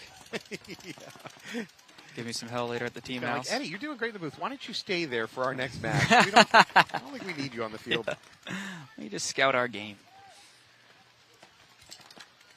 All right, we are at 1:20. Yeah. The Saints need to put something together soon. I've got to see a sense of urgency. Doesn't mean run down the middle of the field to their death, but they've got to start. There we go. There's a bump to that Dorito 50. That's the sense of urgency we needed. And he misses his shot, and so they do pick him up. Middle brick's going to take a walk for altitude, though. This is possible. 4-on-3 now in the Saints advantage. We do hear the scoreboard. Yep. We're under 60 seconds. Any major is a game stopper. I do think Mingo gets bounced in the cap beanie. Compass is clean. Oh. And here we go. Big crawl. Get your butt pack down, sir. All right. Go, now will we go all the way to the end? We're at 37 seconds. Does he have the information on this guy right next to him? No one in altitude knows. There we First go. kill for that corner. And we rip Home it is apart. going to take a walk. The mini brick is going to take a walk. This is going to be a point. You're going to tie close. it up. Do you believe in miracles? Absolutely. 21 seconds. Okay. The game clock. That is exactly on this field how you should be using that passing lane. That is, I agree. That is it to a T. Absolutely. Right? You just get a guy in there quick and go, go, go, go, go. As long as you have a 2 that is powering heads up with you, and you have a killer 2, I think is also probably pretty necessary just based off positioning. But man, we can see how much damage a person can do. That was a absolutely killer move. I've also seen some people successful by instead of going all the way to the end, they just use this little wedge. I guess you would call it like the S2 wedge, 40-ish. Yeah, little snake 2 wedge. You can pop up on the outside there and kind of use that as your bunker, but as long as they're not in the corner like they were. So absolutely true. My preference is go all the way because if you can get to that angled wing, you're in so much better protected position. Unless they know you're there, then they're kind of bunker you out. Right, yeah. Always hard to die out of those wings. They're just so wide and squared off. And obviously, you have so many options for snapping out of them. Infectious playing the tower, shooting Dorito side, misses his shot going up though. So Nasty will get out to this Dorito corner. Clean breakout for both teams. 5 alive. Still doubled up at home over here for Infectious. Yeah, ref running in, checking this Nasty player who got into the snake. If he is clean, we're going to see him crawl to the 50. Infectious loses their center tower player. Nasty sliding out to the corner here. And this is our number 10 who likes to back up, check his shots. We're at 3 minutes. If Nasty can put another point on the board, this becomes a very unlikely game for Infectious to and pull out. Infectious loses their Dorito corner player. I think they're about to lose their tower over on the Dorito side too. And then now you have to start thinking about, run through. What about margin? That was an unsuccessful run through by Nasty. Okay. Nasty has taken the position that if we're up in points and we're up on time, let's go full send, I guess.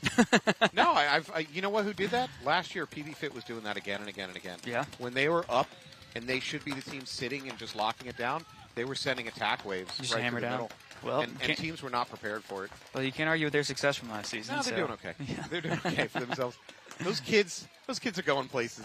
Yeah, I would Proud say of so.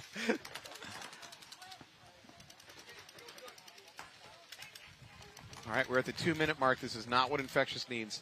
No, I don't like to see this the snake corner guy looking inside. I know he's trying to stop this Dorito push from Nasty, but we're losing. Would you towel if you're Infectious? You're down by 2 already. We're under 2 minutes. Or do you get to the point where you can't put together 3 points with what's time left? So you just let it. How was Infectious' first game? I'm going to have to give me a minute. Let me get my crack research division on top of that. That would be Samsung. So if they won their first game, I would probably say, hey guys, let's maybe want to kill the clock out, save the margin, but also not going to look like it's going to be their choice. And they do decide to towel. So Infectious will go down 5-2 here, minute 24 on the clock. So Nasty lost their first match against the newbies, 5-4. No dishonor in that. Right, New York Infectious. They're likely going to lose this match. Okay. Yeah. Let's see. I'm not sure. With a -1 margin, I'm thinking maybe. I still feel like we just live for another day. You win your both games tomorrow. You get a high margin, and then maybe squeak in. I think this might be Infectious's only Infectiouses. Infecti? Infecti. How do you plural that? I think this might be their only game today. Oh, well, they'd have to have 2. You would think so, unless they're going to stack up 3 games tomorrow. Yeah. All right, I'm going to watch this point Okay. And then I will have That's to get good. ready Your- for my your webcast. for my Sea Dogs. Probably watch the I will have to leave a little early here to go get ready for my Sea Dogs match. Gotta So go. I am already getting yelled at. Midwest Saints versus Denver Altitude. Oh, and Saints try to go extremely far on the Dorita side. They're down 3. Altitude's going to be able to There's win no this time. point. There's 12 seconds. They're going to have sprint. I think they're going to push this button. Oh yeah, Altitude Ooh, it's gets going to the be close. This is drama. 3. There they Wow. Wow, that is 1 second on the clock. Eddie, thank you so much. You got to get to your game. Yes, thank you. Thank you for having me. Everybody root on Eddie. He's going to be out there in the field in just a minute, unless his coach has come to his senses. All right, thank you so much. So Midwest Saints, Denver Altitude. Altitude's getting the check. It is clean with 1 second on the clock. Oh, my God. Wow. What a win. Even Saints, even Infectious kind of respects that. Actually, Saints, sorry. Wow.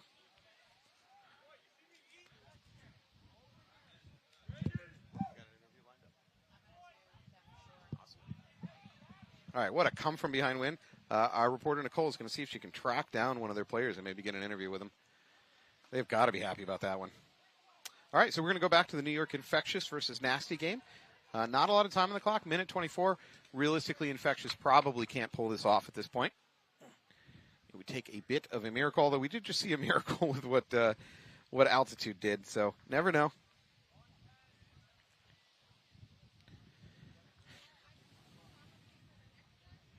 If I'm Infectious, if I'm Infectious's coach, probably just going to send him out on a relatively normal game plan. I don't think you're going to learn a lot from a crazy up the middle, throw a bunch of bodies at the other team. There's not enough time to realistically bring the match back. So you might as well use this point as a training for your next match. Maybe try a different breakout. Maybe look for a running lane or a shooting lane that you haven't explored yet. That's probably the best value you're going to get out of this. For Nasty, of course, they might want the point so that they can help their point differential and maybe get into the playoffs off of that. Nasty did lose their first game today against the Newbies, which there's really no dishonor in that. Newbies are a damn good team. So is Nasty. And it was a tight game, 5-4. I see Ramirez out there for Nasty. Felina's. Listen again. Okay. Here we go. Well, let's find out what Infectious coach decides. Oh, their player going up the middle immediately gets domed. If they had a crazy game plan, it's gone now. Oh, here it is. Infectious player is probably going to try to crawl the whole length, which is a great... it doesn't work. Nasty's going to try it themselves, though. They're going to try to crawl the length of the snake, pop up, do some damage. Nasty's definitely looking either to experiment or to get a big point differential to help them in the playoffs. Number 17 for Nasty. He's positioned to blow up whatever is left of Infectious. I think we just have that D1. That D1's getting swarmed, though. No. Number 17 for Nasty is like, I did so much work getting down here, and there's nothing to shoot. All right, well, New York Infectious is going to towel out of that. Frankly, 6-on-2. That's 6-2. That's probably most likely the best thing is just to save a player from a bunch of pain.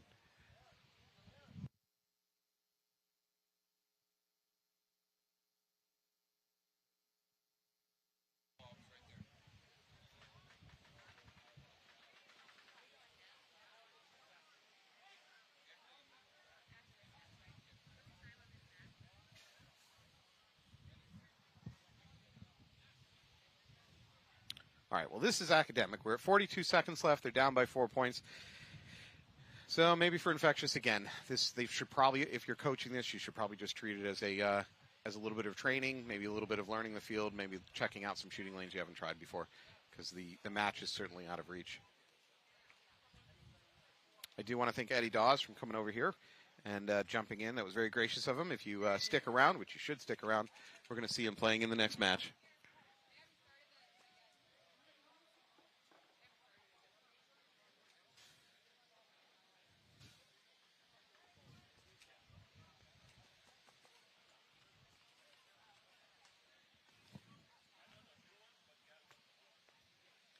Also take a moment to shout out to some of our sponsors. We haven't thanked them enough. Frankly, they're what's making this broadcast possible. Companies like Infamous, Valken. Valken, we're going to be joined by Fabio Turcano, one of the reps, to cover a game. Sup Air, GI Sports, Lone Wolf. Lone Wolf, of course, sponsor the entire field. You see their logo on every single bunker. Hormesis, Gel Blaster, Carbon. I believe we're going to have Walker from Carbon joining us at some point. We got Virtue, Eclipse, HK Army, and Dye. Really, thank those guys if you can. Support them because they're what supports this. Without it, we would not have a broadcast. All right, let's see what Experiment Infectious runs. Infectious 5 alive in, though.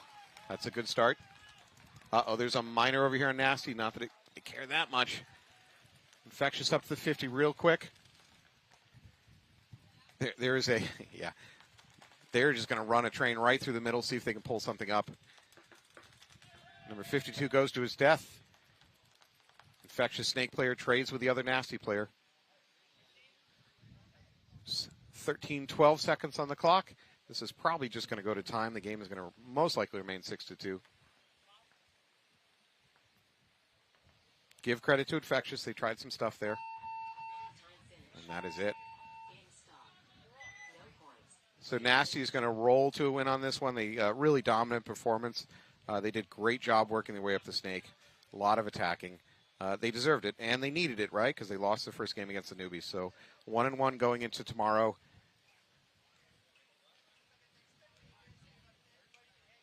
They're back in the driver's seat.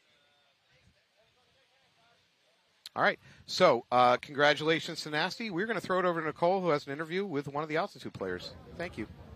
I'm Nicole, back here with Denver Altitude. I've got Dylan White with me here. So, I mean, you guys just had a crazy match. You had 21 seconds left on the clock. We're hitting the buzzer at 1 second. When you went into it, you guys are going into a tie. What was the thought process on getting into this point? Well, we were sort of playing for overtime. Our plan was to have heavy guns off the break. If we shot a couple of them, it's go time, like let's go. But if they also have heavy guns and kind of match that, our plan was to just play for overtime there. We got 2 kills right off the break. The players recognized it. They came down the field.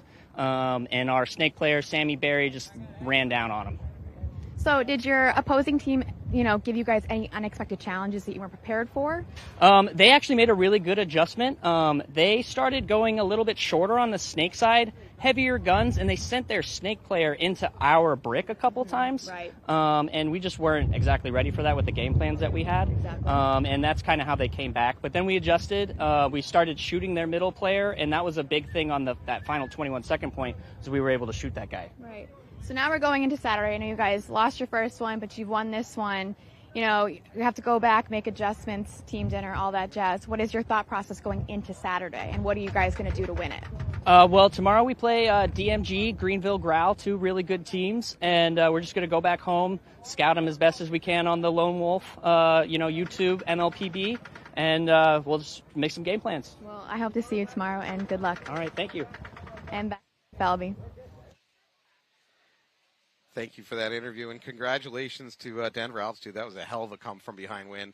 We're going to go to a break here in a minute, but when you come back, you're going to watch Newbies versus Battlezone. Battlezone's got a tall order in front of them. Newbies are a hell of a team, and they're playing great right now. You're also going to see Royal City Sea Dogs versus Greenville Growl. Greenville Growl coming off a dominant win versus DMG, 7-2. We just had Eddie Dawes in the booth with us from Greenville Growl, and he's going to be on the field. So stick around, and we'll see you in a few minutes for some more games. Thank you. Just isn't a piece of aluminum. It is, potentially that piece right there might be the game winner. It's still the same great people that invented all this stuff. It's still the same, made here, built here. It's a great opportunity for Infamous and Powerhouse to work together because all of the marketing and all of the interface that they do so well, we do design and manufacturing so well. The other products that are on the market are good. We're great.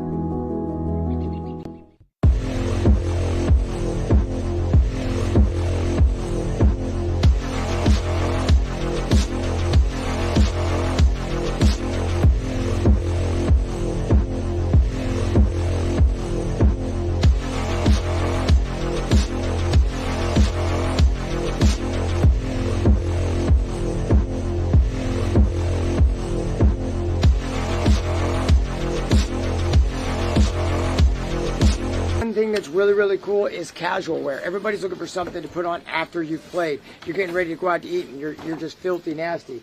We have our Hydra Lights. This is a very lightweight, very casual, basic pant. Just a small logo design on them. I wear them here. It's designed to be just a really good, comfortable, casual wear to go out on the city, have a good time. But if you find yourself having to get back on the field, we do have squeegee pockets on them. They're designed on both sides with our squeegee pockets. This is an abrasion resistant material. They're not as durable as my Hydra Skins, but they're going to last longer than any other casual pant out there. You're going to see a lot of our players out there playing in these pants because they are designed to play in, but mostly they're just designed to look good when you're out and about. There's no need to be super loud, you know, when you're out with all the big paintball designs and everything. This is very discreet. You can wear it out. Good to go. I might have to let it drop.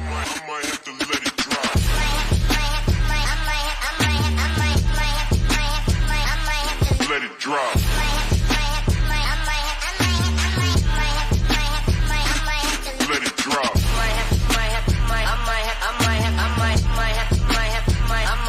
Let it drop.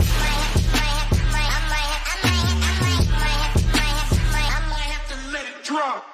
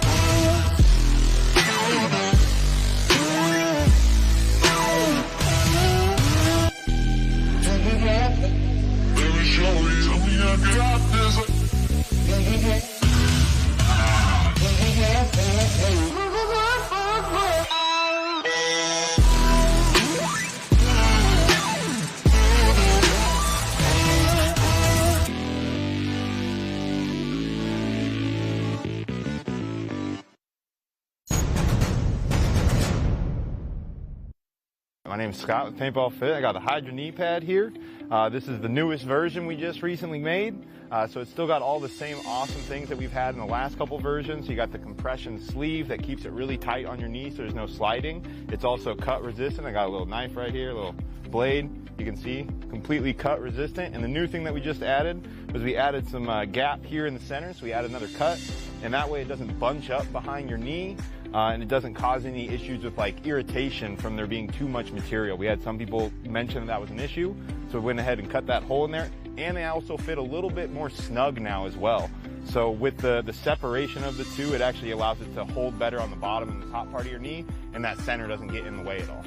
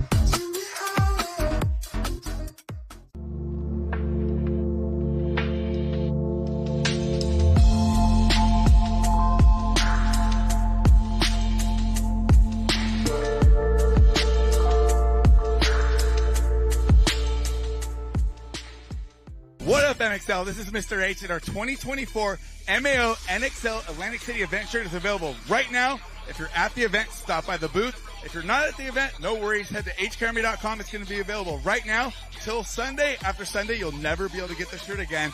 Let's go. Last year was amazing. Electric tasing. I hear the belly so hard, even Fatboy knows I'm caking. Been a star back then, I'm a star right now.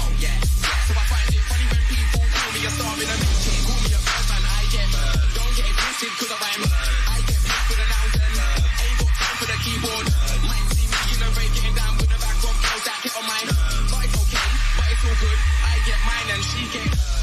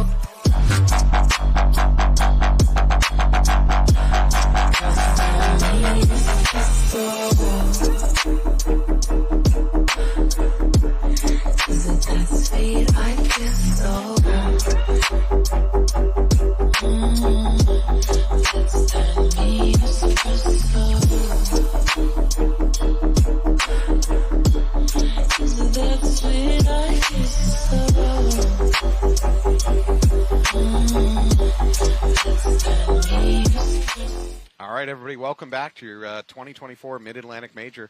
I'm very lucky to be joined in the booth by a member of the Northern Lights. Would you like to introduce yourself? Hey, I'm Allie Sashua, number 88. It's your girl, all the way from Canada. It's a pleasure to be here. You threw in the jersey number. Are you selling jerseys? Well, you know what? Hustle? Hit me up. We're self-funded, and we're always looking for extra donations. All right, so I'm going to pretend like I didn't already ask you this before, but what do you think of the field and your transition from Canada to here? Dude, this layout's crazy. Definitely not what we're used to playing. Lots of pocket plays today, which we're definitely not used to. Used to running wide, so this double beam on the snake here gets real crazy. So you get lost in there very easily, but yeah, lots of adjustments being made throughout the day for sure. Do you think it's a metric to standard conversion issue? Do you think that's what's going on? You know what? I think that's the problem. It's meters and yards at this point. It's apples and oranges. Yeah, it's just totally different The layout. measurements are off. I think that's what it is. 30 seconds. All right, well, we're moving on to our next match. I think we're going to see Newbies versus AZ Battlezone. Newbies, there's a really dominant team in semi-pro. 30 seconds. So that's going to be a tough match for Battlezone. After that, we're going to see Royal City Sea Dogs versus Greenville Growl. I'm assuming you're rooting Sea Dogs? You know, I'm a little bit biased coming from Sea Dogs area. I know those guys, so we're hoping for a good game. All right, at least we're open about our biases.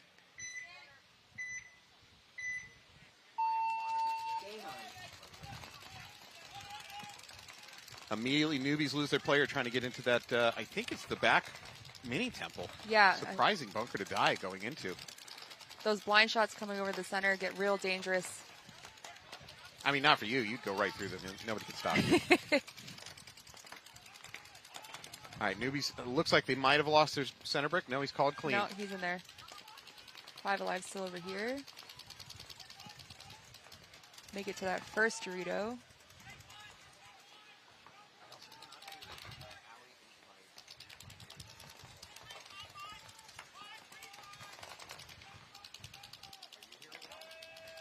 And newbies lose their center brick. This is not the opening that newbies probably thought they were going to have. I mean, They were in frankly, some, pretty key spots, and I don't know what happened. this is a great game so far from Battlezone, although they do lose their player in that tower in the middle. Newbies are at the Snake 50, which they can do a lot of damage real fast from. Those cross shots are killer. Yeah, the Doritos have really got to watch their back. Yep. Little snake battle here. Newbies player in the Snake blows up that mini temple. You're just waiting on this guy. I'm not sure I love that decision. He decided to go wide. I'm not quite sure. Hunter had a great game up until that point, but Might not have been the move. I think he might agree with you at the moment. It's so easy to be critical. We're behind the net, and we're not responsible for anything. We just criticize. Yeah, Hunter had a great game up until that moment. All right, well, newbies in this Snake corner. Not a bad bunker to be, but I'm not sure what else we got for the newbies over there. I can't see the Dorito side there. Not sure. There might be one in the Dorito too. Yep, we got Dorito 2 and that Snake corner. The wind is starting to pick up, so some of the bunkers are moving around. It sometimes can fool you into thinking there's a player behind it. All right. Moving into the Snake here. Snake 50 for Battlezone. Good place to be. Now, he has no vision over there on that Dorito side. There's just too much blocking him unless he wants to drop back about 5 or 6 feet. And the newbies guy had no idea he was in there. He was right over the top. He missed his shot, though. Yeah. Newbie player's going to live to fight another day. Here we go. He's going to do a full drop back. That's interesting. Tactical retreat. He's going to look Dorito side. So another Battlezone player walking off, though, from the Dorito side. He may realize that he's one of the last, if not the last player left alive. Snaps him out. Wow, newbies really turned this around. Bad start for them. They lost some bodies they probably shouldn't have lost, but they turned it around. That is an opportunity that just slipped through Battlezone's fingers on that one. A little nervous for the newbies in the start there, but bringing it back. All right, well, we're going to move on to our game of biases. We're going to watch some Royal City Sea Dogs, which I think you're rooting for. Ever so slightly. Yeah. Versus Greenville Growl. I got to say, they got a big task on the hand. Greenville Growl just had a fantastic match against DMG. I didn't catch that game today. What's that? I didn't catch that first game. Well, neither did DMG. 30 seconds. With this heat too, the bunkers have really been blowing up, and those bounce shots have been killer. I believe I saw the Heroines get away with get a bounce shot kill earlier today. Yep. Usually, in my experience, bounce shots are mostly about harassment. You don't get too many kills, that you just make the other player uncomfortable. But I can't come up with any other explanation for what I saw than a bounce shot kill. Definitely a couple. All right, Sea Dogs on my left, Greenville Growl on my right. Sea Dogs into the Snake 1. Both teams 5 alive. Doubling up this mini Aztec over here for Greenville. Greenville's up to that Snake 50 real fast. Now they're going to go up to the box. Wow, all the Greenville players making their bumps. Yep. Race to the 50. They won. Sea Dog's got to be careful here. Sea Dog S1, he's posting up down the middle of that lane. He's trying to catch the Growl player being sloppy.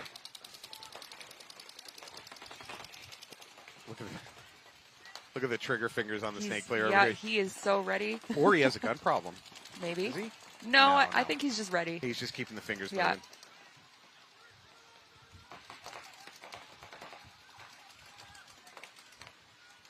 It's interesting. He's looking down at the Snake beam.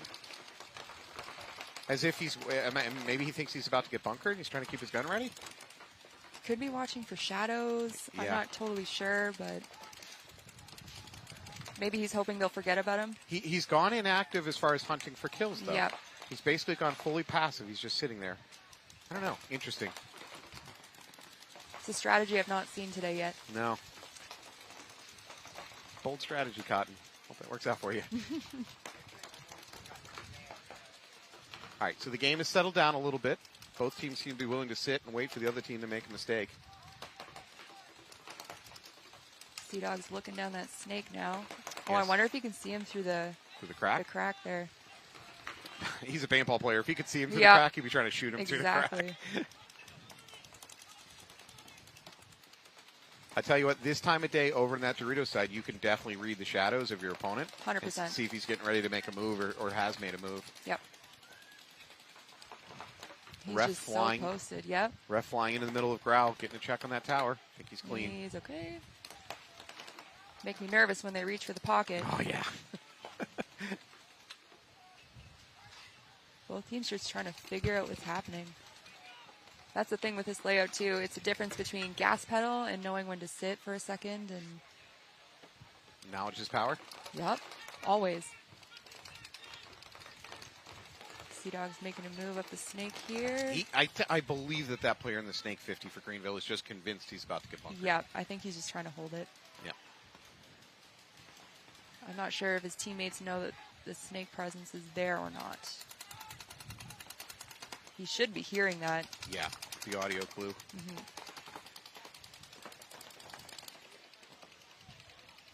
So having done a snake crawl down the outside of this snake, mostly what you can do is try to listen to the other team's guns to get an idea of where to pop up and when to shoot. 100%.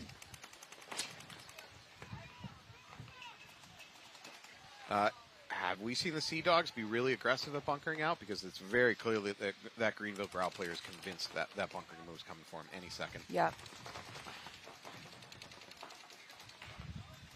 I think he's missing an opportunity to be a little bit more active. I don't think I agree with his passive strategy. Fishing a little too much. Yeah. Pop over the top occasionally, just a quick pop up, look, come back down. That said, I don't think the Sea Dogs are where the 50's hot. They're not shooting at it. Playing very safe. Both teams playing real passive right now. Yep.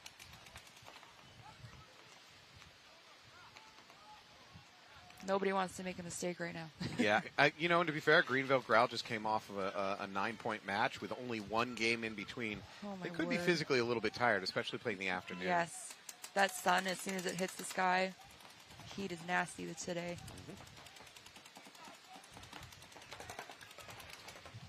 All right, so maybe it's also puzzle solving time. If you're out there in the field, you got to start figuring out how to break this. The Sea Dogs, especially their back corner, has a chance. He might be able to get to the outside of the snake, crawl the length of it. Maybe. Do they want to risk that body, though? The center tower for Sea Dogs, they could push up into this brick. Maybe get a better angle on the Dorito side. I'm not sure if that center brick player for Greenville is catching much heat. Might be keeping that guy in. Oh, we have a move. There's a move into that inside Dorito. Someone's toweling. Hold on. I think This that can't be right. I don't think this is a towel. I think No. this is just a bug in the system. Yeah. It's actually happened a couple times today. We're having a little bit of scoreboard Okay. problems. So I think they're going to tell everybody stay exactly where you are. Yep. Matter of fact, what they should really do is say you're not even allowed to stand up, because standing up is going to give you information. Yep. You should really have to stay down. But this is an unusual situation. I can't really blame the refs for not quite knowing how to handle it.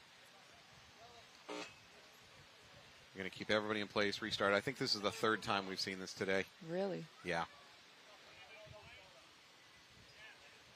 We're going to blame the corrosive salt air for playing havoc with our electronics. We're going to go with that as an excuse. It's the air. Yeah. The air is the trouble. Speaking of air, Tom Cole will have me off the air if I don't give an excuse real quick. All right. However, as a player, what you damn well better be doing during this kind of like mini timeout is you better be figuring out what your next move is. Talking to each other. Yeah. Now I got to give respect to the Greenville Growl player in the center tower. He's used this time to squeegee, readjust. Yes. I would, if I were you, I would reload when you have a Make chance. sure you're 100% ready to go. Yeah, exactly. It's free. There you go. The ref's telling everybody guns down, take a knee. Again, so he can't collect information.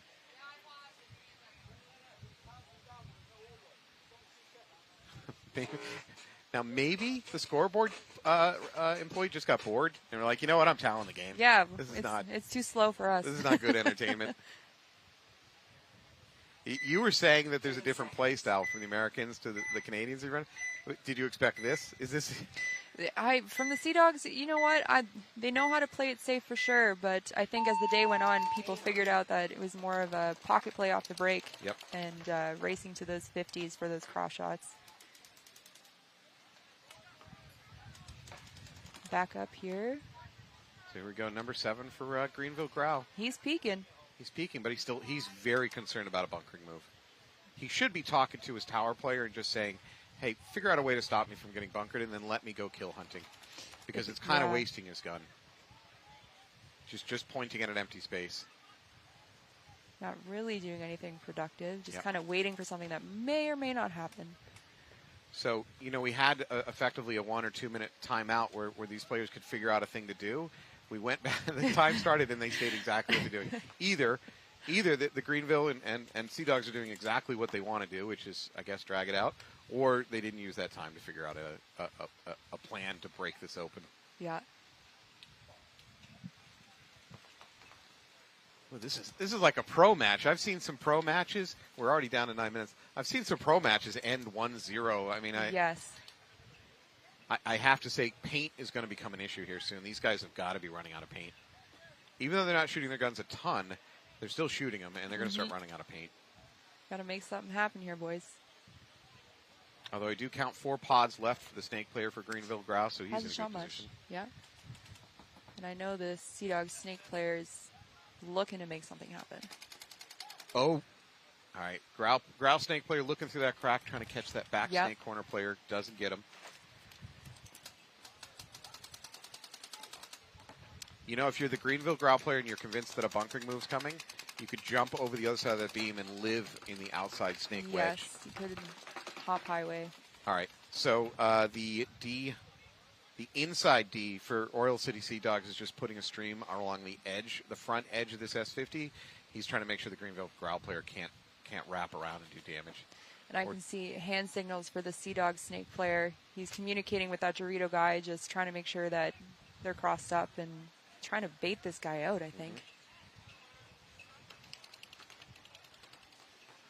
Well, this is nerve jangling time right now if you're a player on the field. I'm stressed, and I'm just standing here. Right? We are at 8 minutes now, and not a point has been scored. It's going to be a real momentum boost, whoever gets this one. I tell you what, newbies in Battle Zone are sitting in their pits going, we're already loaded up. What's going on, man? They're going to let us back on the field? Oh, here we go. Trying to make a move. He knows he's there, I think. Yeah, Sea Dog dropping for the crawl. He heard him for sure. He knows he's there. He's going to do him. There we go. Oh, my God. All that time waiting, and the Grau player still got caught. Did he make it clean? I think so. I don't think the Grau player even shot his gun, which frankly was good. I don't think he did. Because if he shot his gun, he probably would have gotten a penalty. Yeah, Nah, he's good. Okay. There you go. And he's going to tactical retreat backwards. Oh, no. He's dropping back. This game will never end. Well, I think he knew that the brick guy probably on Greenville's side, he probably knew that he got spotted, so. I feel like a Sea Dog player is going to jump up and run to the ref and hand him a card that says an extra free 5 minutes or something. We paid our entrance fee early, so we got this as a bonus. Every team gets one, right? Yeah, I guess so. Okay, a center move up here for the Sea Dogs. There we go. They're starting to push. That Dorito's just been cross, so trying to make a move here. Same thing for the center brick of Grau. He's just been looking that Dorito side this whole game. Has not flipped. The Grau Dorito player is popping his head up, looking around, trying to figure out what's going on. You know what I'm not hearing is a lot of communication. I think they're trying to stay quiet. Maybe I can't hear them, or... This is the classic, if you don't see me, I don't see you move. Yep, exactly. Practiced by children all over the world. If I shut my eyes really tight, you go away. I go invisible.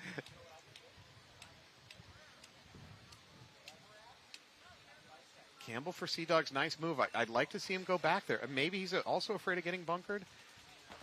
I mean, afraid is a derogatory word. I don't really mean that in that sense, but... he's not trying to throw his body away. Yeah. Which, you know what? Well, we're still at 5:45. There's still a lot of time on the clock, but Man, if we get down to 2 minutes, I'm not sure either one of these teams can win a game in under 7. So Never say never. We've seen some crazy things out here. I know they can. Like I said, Greenville Growl just came off a 7-2 game. They were certainly willing to win games fast. So many points. There you go. Campbell sliding back up for Sea Dogs. And moving up the Dorito side as well. I saw him slide in. Greenville's kind of stationary. And D1 to D2 is a pretty easy bump on this field, so I could see the Sea Dog going ahead and jumping up.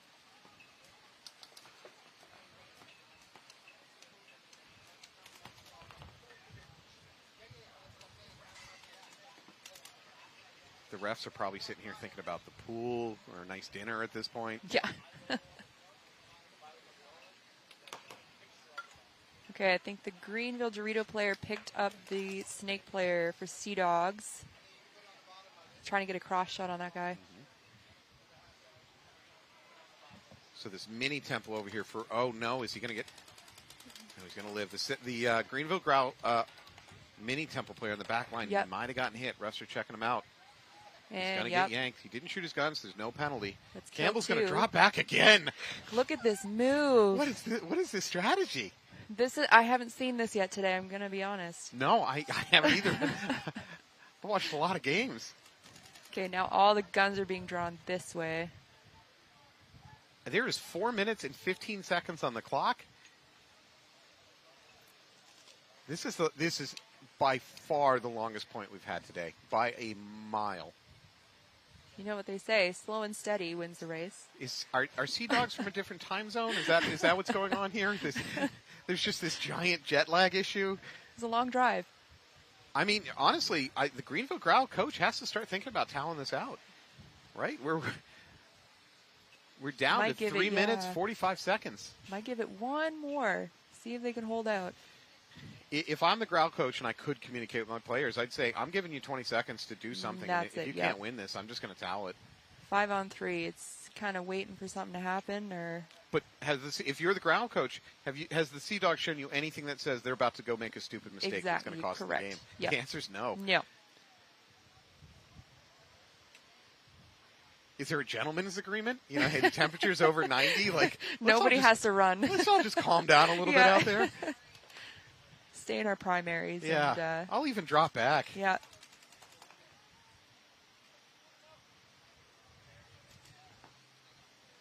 Now that Dorito side for Greenville is looking. Oh, he was looking tape way. Could have come through the middle there. Is he getting antsy feet? He's kind of flip flopping, trying to see what he can do here. Now Campbell over here has been primarily staying on that Dorito side. Yep. So that's going to be a risky bump if that Greenville Dorito thinks he's going to move up. Yeah, that Greenville brick player is just posted. He's waiting for that guy. If this were a boxing match or MMA, the crowd would start booing for lack of action. The refs would stand up both fighters and restart the fight. If I was on the other split deck, I'd be mad about, X-ball so quickly. You were down to 2 minutes and 20 seconds. Yeah, we were going to be on full-on X-ball for the entire match. Oh, for my goodness. For the other side of things, Battle Zone versus Newbies. In this heat, too. Wow. Oh, did we lose somebody? We lost one of the Sea Dogs players. Maybe he got bored and just walked off. He got a little antsy. Now so it's a 4-on-3. This is getting very concerning. Whoever loses this game is going to have no time. If you're the Greenville Growl coach, you're approaching the point where you can't towel. Nope. Because your team's not going to have enough time to go and tie it up. This is going to be a 1-point match. Greenville retreat back out to the Doritos. Have we ever gone to overtime for 0-0? I don't know if I've seen that personally. The Growl Dorito player has a bit of paint on his hopper. I'm assuming it's rubbed. The refs Probably, are looking at it. yeah. They're not calling it, but they have the snake side locked down. Nobody is making anything happen. Is that Campbell dropped all the way back to S1? A little bit of a tactical retreat again. Now he's go back up to the 50. Seeing if he can break it open here. Maybe he'll get a better shot on that Dorito guy if he sticks out. He'd be able to get a pack from that 50. Oh, 60 seconds. He did try to snap him. 1 minute left, folks. This is insane. If anybody is still at home watching this game, thank you for sticking with us. I don't mean to say it's boring, but this is wild. Everyone is so dialed in. You can feel it. Wow.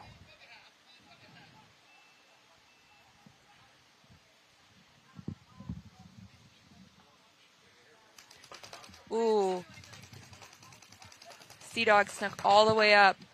Campbell finally thrown into it. Trying to get that cross shot. Yeah, I don't know if he's going to live through it. And He's here going we to get go. bunkered. Okay, at least a trade. Blow that side open, and to 33, I believe. This might go to 0.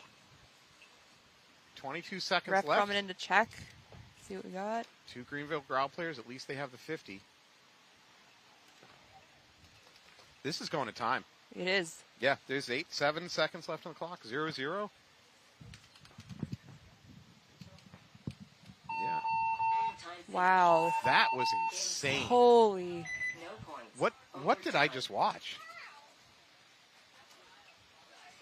I have no words. I really don't. Get some water in you, boys. I mean, the good news is that shortens the game time a little bit. We'll get to go home a little bit earlier. I guess there's that. But now newbies and battles on X-Ball. By the way, I can't come up with a logical scenario where like, oh, this was the rigged.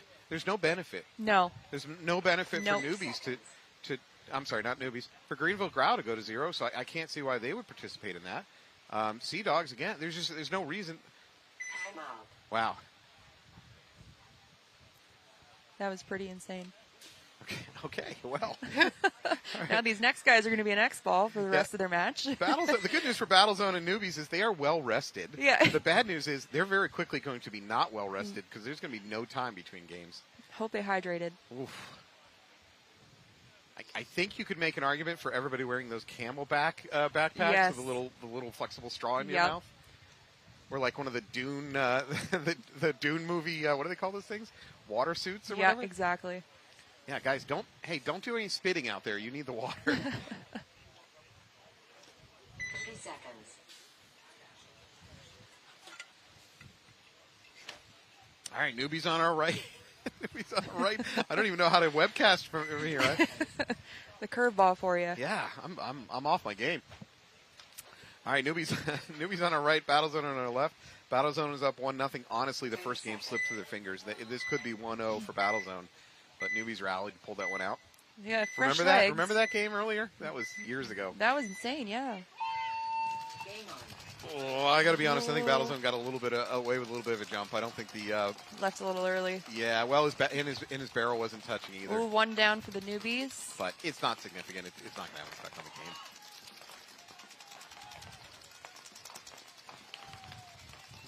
So 4 live now for Battlezone. They lost their player up the middle of the tower. 4-on-4. Yep. Neither team in the snake yet. A bump out to D1 for Battlezone. A And bump up D2, newbies. Oh, I think he took one off the head, the newbie player. Yeah. Yep, ref saw it. That had to come from the Dorito side. Maybe the Dorito can or maybe the D1. Yeah, I think so. I think the butt pack is at risk here for the newbie player in this snake corner. And there he goes. He's going Yep. to take a walk. Battlezone's going to probably bring this back. Do we Pretty still have hungry for anybody it. in the center brick for newbies? Is that I empty? don't see, no. That's just the wind moving it around. Yeah. Battlezone player walking off from the Dorito side and streaking Clean down point. the Dorito side.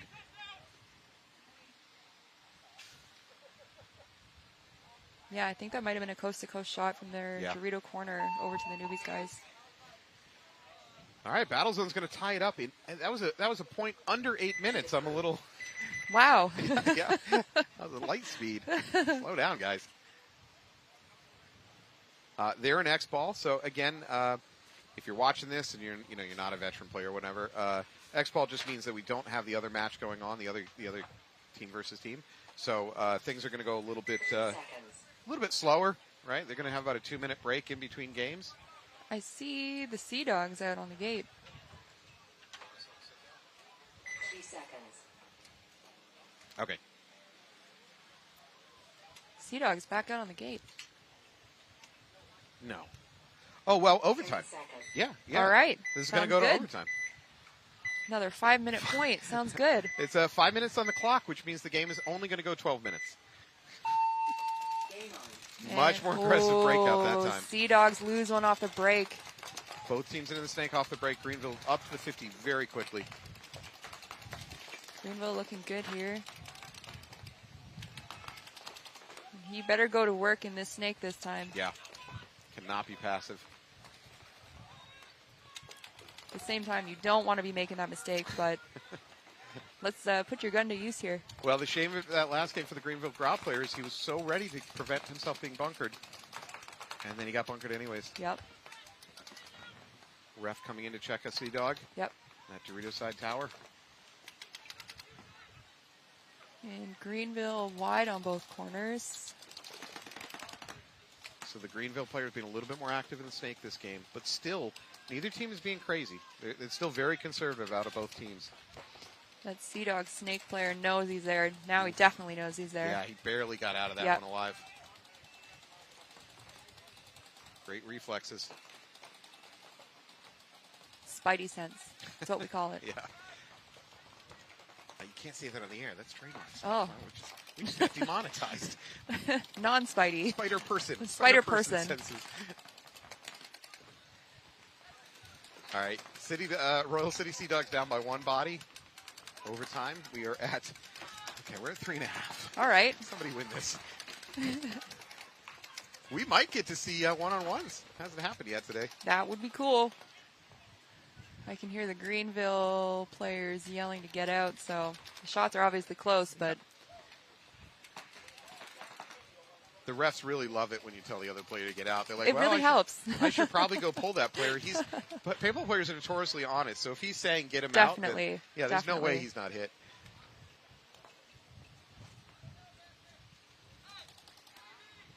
So we're at 3 minutes. This might be a last minute, giant run through or something by Grau. They're being conservative again. Both teams are being conservative. Now Sea Dogs are down by a player, so I understand hunkering down a little bit and being conservative. But Grau's got great position over here on the snake. 100%. They're up by a body. We're at about 2.5 on the clock.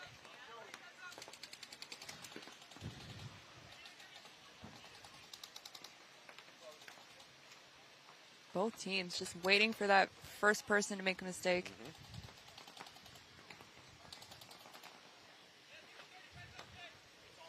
If I am the Greenville Grau player in this back snake corner and I got no paint coming in, which means no one's looking at me, there's an opportunity to get out here to this outside of the snake, what I'm calling the passing lane, and maybe crawl the whole length of it. Because there's no paint coming in at him right now. No, he's just kind of looking around, trying to see what's what. And I know he's got a job to do to protect his teammate, but we are now at under 2 minutes. Adapt, improvise. Yeah, overcome. Yep. You sound like you've spent some hours in a high school guidance counselor office reading her posters. Me? No. Never. The one with a kitten hanging in hanging off That's a branch. my favorite. In there. All right, we're at 1.5 minutes. Wow, this is like a repeat of last game. I guess they're trying to go to one-on-ones. And again, the communication is very quiet out there. I'm not hearing a lot of talk. Yeah. And it's not like people are hidden. I can understand if you're in a sneaky position up front. Mm-hmm. Could just be small conversations happening.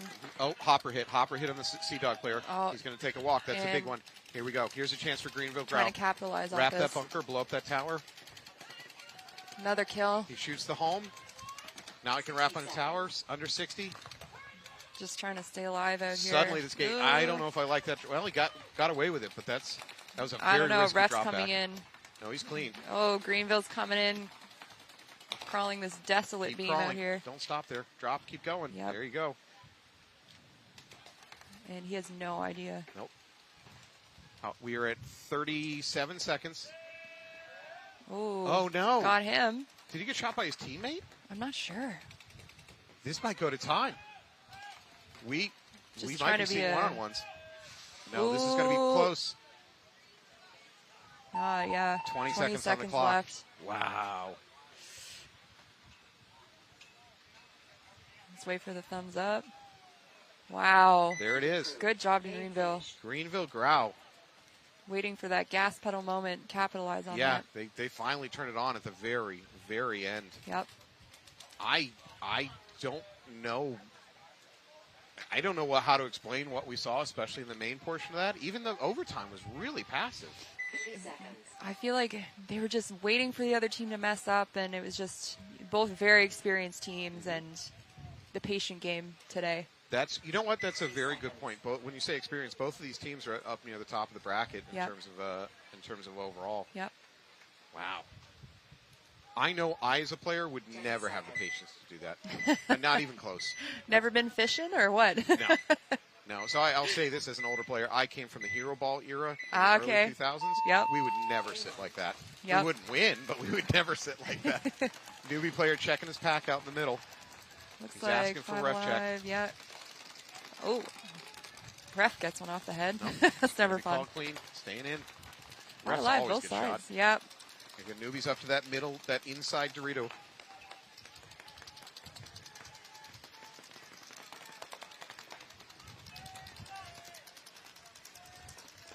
Growl spreading wide. No, not Growl.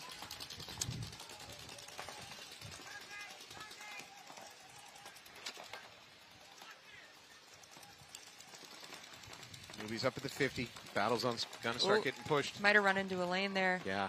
I think he got sent to his death. It could have been a bad call, bad information. All right, here we go. Counter move, although he's about to go into a gun. If he goes around that snake too, yep. He's going to run right into a newbie gun waiting for him. Now the newbie gun comes off of that lane at just the wrong time. Hunter couldn't know it, but if he'd kept his gun there. Yep. He's going to drop back, look for the cross kill. He might catch him. All right, now they know each other there. Yep.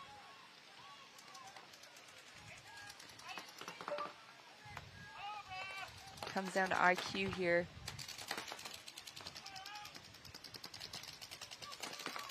Oof, careful That was battle close. zone. Oh, there he goes. He gets the shot. Clacks him. That's a big kill. Big move. Newbie trying to fill in that corner. The battle zone player didn't see it. He's a little bit exposed. He pulls back just in time. The newbies are wide over there, I think. Newbie's into that snake corner. Yeah, so he knows he's there. He just called it to his teammates. There you go. That's a big communication.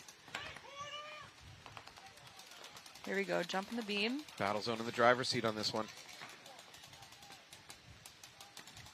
Game is 1-1. This would be a big point for them to pick up. Mm-hmm. Again, I'm not no disrespect to Battle Zone, but newbies were certainly favored coming into this. Yep, 100%.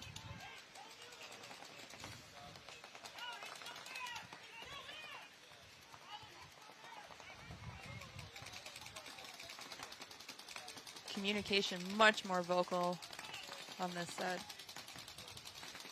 We have the inside Dorito for newbies. We've got this snake corner for newbies.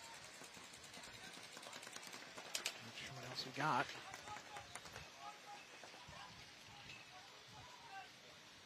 It might be just two newbies left alive at this point. Again, a lot of these bunkers are moving around in the wind. It can kind of give you a false impression somebody's there. And that Dorito guy's waiting on this snake 50 to wrap. Man, look at battles. All their players are starting to move forward. This is what I call wolf pack mentality. Yes. When you feel like the game is in your grasp and suddenly everybody wants to be the last guy. He's got to pop up. Oh, no. Okay, battle zone player almost shot his own player moving past the 50. So there's a battle zone in this little mini brick right in the middle, and he's kind of convinced that there's the snake is hot for newbies. It is not. Miscommunication here, but if this battle zone player can crawl all the way up, that's it. Newbies are going to towel out. Yep. Battle zone's going to go up 2-0. There's 7.5 on the clock. That's plenty of time. Mm-hmm. I mean, not if you're Royal City Sea Drug, Greenville Growl. That's not even close to enough time. But not sure what time zone they're in.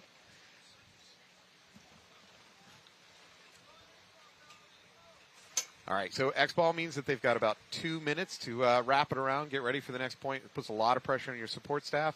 Yep. Puts pressure on your pod runners, puts pressure on your pod fillers, people cleaning. This is where it gets a little bit tough.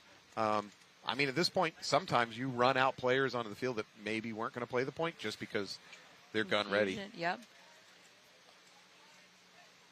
All right, well, that was a very interesting, I don't know. I just keep going back to that Growl game, and I have no explanation for what we just watched. Super, super long point. Mm-hmm. And then a super long overtime that ended very, very quickly. So, last minute clutch. That's how it goes. Yeah. There we go. So Battle Zone up 2-1 on newbies. Newbies certainly favored coming into this match. Battle Zone have done a great job getting to the 50s, doing what they need to do to take it. Mm-hmm. Newbies really Well, they did win their first match this weekend, I believe. I think that might even been against Nasty. So their playoffs aren't in. You know, if they lose this game, it's not like the playoffs are Total out of jeopardy, reach. yeah. But it sure isn't a good way to go. Yep. If again my memory is correct, which I have the memory of a goldfish, I'm lucky I find my way home each day. But if my memory is correct, Newbies won their first match 5-4, so they don't even have a big fat point differential to lean on to get into the playoffs. Got to come out hard on this one. 3 seconds. So Newbies, well, of course everybody wants to win this, but yeah. Newbies have aspirations more than just getting into the playoffs. They have aspirations to win this whole thing. 100%. Both teams looking hungry. All right, I look like I have a snake corner for the Newbies. And we got a far. Nope. No. They're gonna double up that mini temple. Pocket, both of them. Oh, and it works. They do take out one of. Oh, and there's a minor. And a minor pulled. Oh, not good for Battlezone. And this Battlezone player has no idea that his guys behind him have died. Yep. He's going to look back and panic.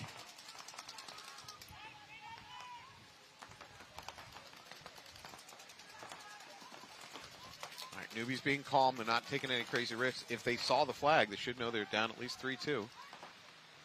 I saw another ref hand go up. Yeah. It's kill 3 for Newbies. One of the Battlezones players stopping by the head ref saying, really? Should I have gotten a penalty? Yep. And the ref's like, I don't know. I was the one over there making the call. As players, you and I both, we tend to look to the closest ref and start complaining to him. But if it's not the ref that made the call, no. you can't even comment on it. Oh, pop up by Newbies. Yep, He blows jump up. shot. Oh, my God. Blew up the Battlezone player in the head. Isn't that nice being tall? I don't know. You tell me. Depends. Depends on the layout. Yeah. Newbies going to win this You just convincingly. clean Of that course, up. that flag certainly helps. So Newbies are going to tie this up 2-2. Mm-hmm. It's going to be 6 minutes on the clock.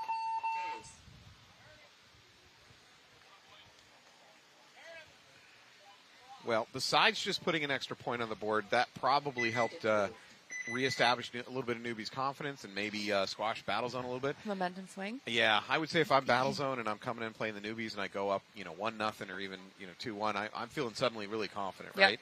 Yep, 100%. And that might have taken a little bit of wind out of their sails. Speaking of wind, finally got some cool breeze going through here. The air was stagnant this morning, man. So hot. What would be the temperature back home for you? And where is back home? So, I live kind of north of Toronto area. Mm-hmm. So the drive it took us to get down here was probably 11 hours total. Mm-hmm. And weather is definitely not this humid. I'll tell you that. The air is too thick to breathe. Well, you guys have had a fine tradition in the last few years of burning all your forests to the ground. Well, to be fair, that's not my side of the country. It's the other side. I know we got all the smoke down here. We knew whenever you guys were burning your forest to the ground the last couple of years because we were breathing it. Yep. My bad. I'll get that in check. Stop playing with matches. We've talked to you so many times. And we're going to take away all the matches from Canada if you guys don't stop it. You know what? I invite you to, honestly. I'm trying to save some trees. Yeah. All right, so momentum definitely in Newbies' favor here. Yeah. They've got, Tie game. 6 minutes on the clock. Still plenty of time to fight it out. God help me if either one of these teams take a timeout. I think I'll scream. So Nicole is going to try to rustle up an interview with one of the teams, if she's lucky, that was involved in that super, super long point. All right, I think we're going to have a little conversation. 30 seconds. Matt the Gym Rat, maybe. How's our webcast slush fund for bribing players to come on interviews? 10 seconds. They're willing to do it. You just sweet talk them in. So Nicole's going to give us an interview in a few minutes. All right, here we go. So I see a battle zone, maybe snake runner. Nope, out to the corner. Keeping that corner contained, but Newbies player gets in the snake, Yep. coming in for a He's check, gotta though. get checked. But even if he's clean, that's going to give away to the battle zone exactly where he's at. The ref has to go check. I'm not saying the ref did anything wrong, but that's... Oh, the Newbies lose one out of the Dorito corner. Yep. Oh, when they lose their snake, Another that's one. a huge kill. And they lose their And center they lose tower. the It is center. falling apart for Newbies. 2 players left alive. So at least they're spread out. They can cross it up, trying to limit the damage. Yep. 5-on-2 though. Yeah, Not Battle sure. Zone. Battle Zone's calling story time, which means slow it down. Yep. I mean, you can't kill the clock entirely. You still need to win this game. So if you're the coach of newbies, what are you doing right now? I'm panicking a little bit, but Sure. I'm not giving it too long, honestly. You're not. Yeah. How much longer would you? Oh, there's a Battle Zone player walking off in the middle. You got to have a little faith. Yep. So we got 4-on-2 though. That's a But tough nut still, to crack. the odds. At least the newbies players are both wide. We don't have anybody stuck in the middle. So I think if I'm the newbies coach, I'm going to say how many minutes do I need to win a game, assuming we're going to go down 3-2, and that's when I'm going to throw the flag. Minute and a half, 2 minutes. I was going to say a minute and a half. Battle Zone player at the 50's got 2 pods left, so he can't extend a really, really long gunfight. Yeah. Just trying to get those comms. Mm-hmm.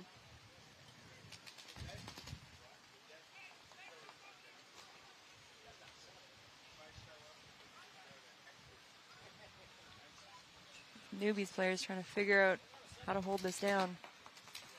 Ooh. That Snap been, battle. That would have been a big kill if newbies could have gotten that. Yep.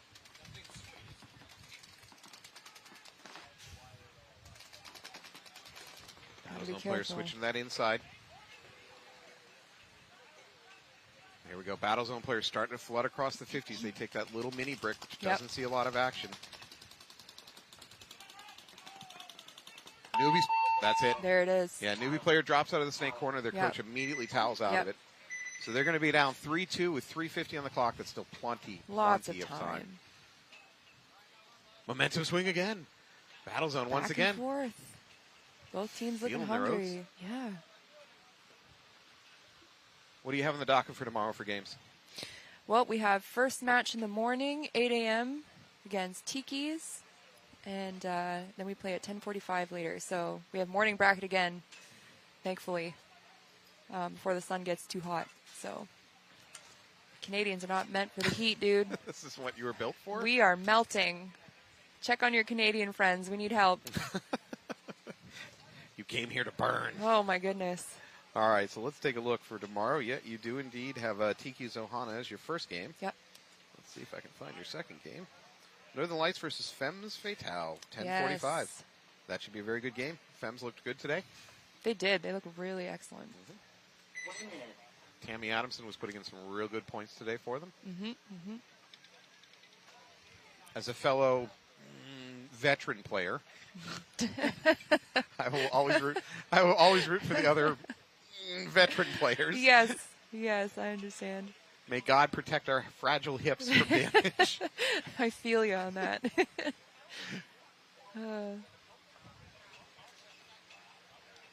All right, 3:50 on the clock. Battle Zone up 3-2. I mean, newbies just seem to be losing some gunfights. You know, it wasn't big moves really that swayed those games. It seemed like newbies were just losing gunfights, getting sloppy, leaving something out. Not playing tight enough. And those blind shots over the center, really nasty today. They got me a couple times. Just clacking us. Blind shots are unsporting. You should look someone in their eyes when you're going to shoot them. Hey, if it works, it works. Yeah. Newbies are relatively breakout. spread across the back. And, Battle Zone loses 2. 2 on the run out. That's exactly what newbies wanted. And Pushing up momentum the middle. shift, possibly. Another player walking off the Battle Zone. Kill 3. He's going to try to spread it. Try to get wide. He does. Is it realistic Oh, another one. Oh, okay. One body left alive. Yeah, I was about to say it's now no longer realistic to try to kill 3 minutes of the clock with Nope. one player left alive. Is his coach going to let him wear it? Nah, and he gets shot out. I don't think it matters much right now if they towel it because the game's going to go tied. Unless you think your team is a fast team or a slow team, then you might strategize whether or not to throw a towel here. Plus, if they're willing to hit the buzzer and they might have a hit You on might want to let him, yeah. Always let him hit the buzzer. 100%. Ref checking him. Calls Thumbs rub. up. Looking good. There we go. Good point for newbies. Tied up. Again. Yeah. We're going to go to overtime. No one's going home. I'm getting whiplash from this momentum shift here. Yeah. 3 minutes on the clock. 3-3. You know what? If I'm Battle Zone, and I don't want to jinx this by saying this, but even if you lose it, this has got to be a confidence builder coming out against one of the 100%. best teams. Yes. Now, you're not going to talk about it that way. You're going to talk about letting it slip through your fingers if you lose it. Of course. Depends what side of the net you're on, right? Yeah.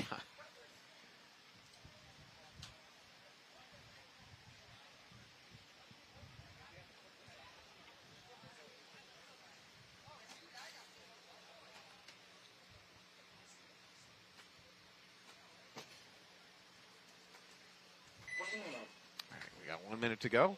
Tied up 3-3. 3 minutes on the clock. Depending on how maybe this field is slowing down. So I was talking to Eddie Dawes of Greenville Growl, which ironic considering the point we just watched. Yeah. And we were talking about this is a slower than expected field. Yeah, at first at the layout drop, we kind of thought, oh, we got to get wide quick, but these lanes from the center are just, if you're not looking, you're going to run right through paint.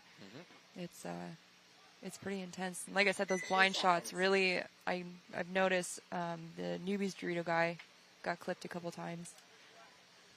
I think what's interesting about this snake is if you can get through that initial lane, right, Yes. get out, you can get into the snake and then move up the snake really easy. You can get to the 50 real easy. However, it is not this enormous auto kill bunker that just destroys everything on the field. So that's a nice balance. It's easy to get to, but it's not going to reward you with a ton of cheap kills. And if you make it there and your team behind you is not with you, it gets a little dicey. Oh, newbies lose one off the break, and so does Battle Zone. Yep, so 4-4. I guess if you're going to lose a player, you'd rather lose your middle than one of you guys going wide or going into an important position. Got to keep that wide presence.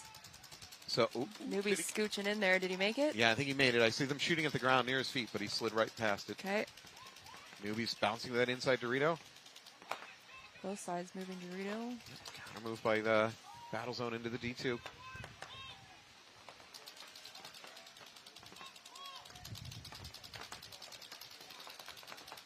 We're at 2.5 minutes. Game tied up. Uh-oh. I saw a flinch in the back for the newbie player at that mini temple. Ref's going to call him clean. And he's good. That's a lost opportunity for Battle Zone. That would have been a nice kill. I'm assuming it was a bounce. I would also expect to see a lot of bounces in the heat with the paint starting to get rubbery on you, although these teams are doing a good job keeping it in coolers, but still. Well, since they're an X ball, the turnover for paint is pretty good. Yeah, good point. All right, Battle Zone's the first one that's going to push down the snake. Even though they know he's in the S2. Oh, he might have. Oh, he got came clipped out. from the Dorito side. Newbie's going to respond by getting to the outside. They might try to crawl the whole length of the field here. Let's see. Going to take a look. If you shoot your gun, you're going to give up that potential. Wow, great Newbie's shot. Coming in. There we go. Towel. So what just happened? The newbie player went to the outside of this snake. Yep. He kind of turned inwards, looked, and saw the corner bunker, and managed to pop him. That corner bunker was not looking for him. So great kill by the newbies. Battle Zone coach immediately towels out. Immediately.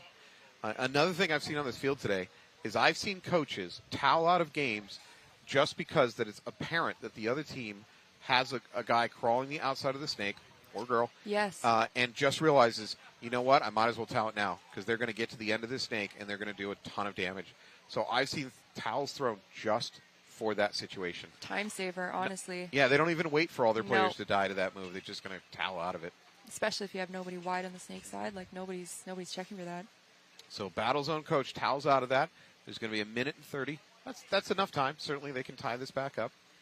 But Battle Zone can't afford to lose a point because if you're down 2, then that clock is not enough.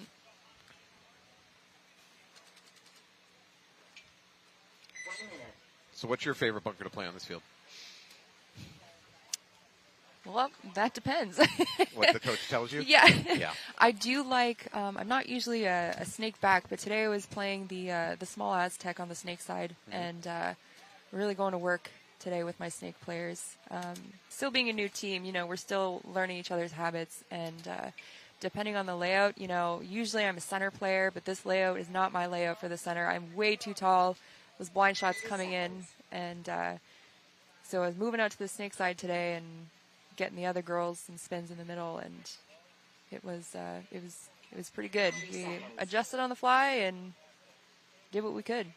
I'm kind of surprised. I thought you might say that we were going to send you to the tower in the middle, because with your height, it might give you a chance to shoot down into the snake and catch snake crawlers. Yeah, I was No. running too high, and I Get kept clipped. getting clipped in the face. Yeah. All right, here we go. All right, battle zone on your left. Their back's up against the wall. Oh, newbies player got hit out of the back. I think the battle zone player in the snake corner took a bounce off the goggles. I see a ref coming in. Yeah, Hold he on. asked for a check. Okay, No, Oh. now he's going to take a walk. lost one. No flag, though. Newbies just have to kill the clock. Newbies take a walk, though, too, so it's 4-on-4. Yep. We're going to be in a minute here. Battle zone has to push somehow. They're not in a great position to do anything on the No. snake side. 60 seconds. 1 minute left. Ooh, and the tower for newbies gets clipped out by the Dorito guy. Coming in hot. He's popping that hopper way over the top. Yeah. Get that Jay Edwards move. All right, Battlezone loses their fill-in snake player. Battlezone has crossed the 50. They're into that 45 brick. There's going to be And a here counter comes the move. snake player. He's I don't know if tucked he in. caught him. I don't think he caught him. Oh, no, he did. Yeah, he did. Hunter is going to blow this Ooh. up. Number 22 for newbies. Yep.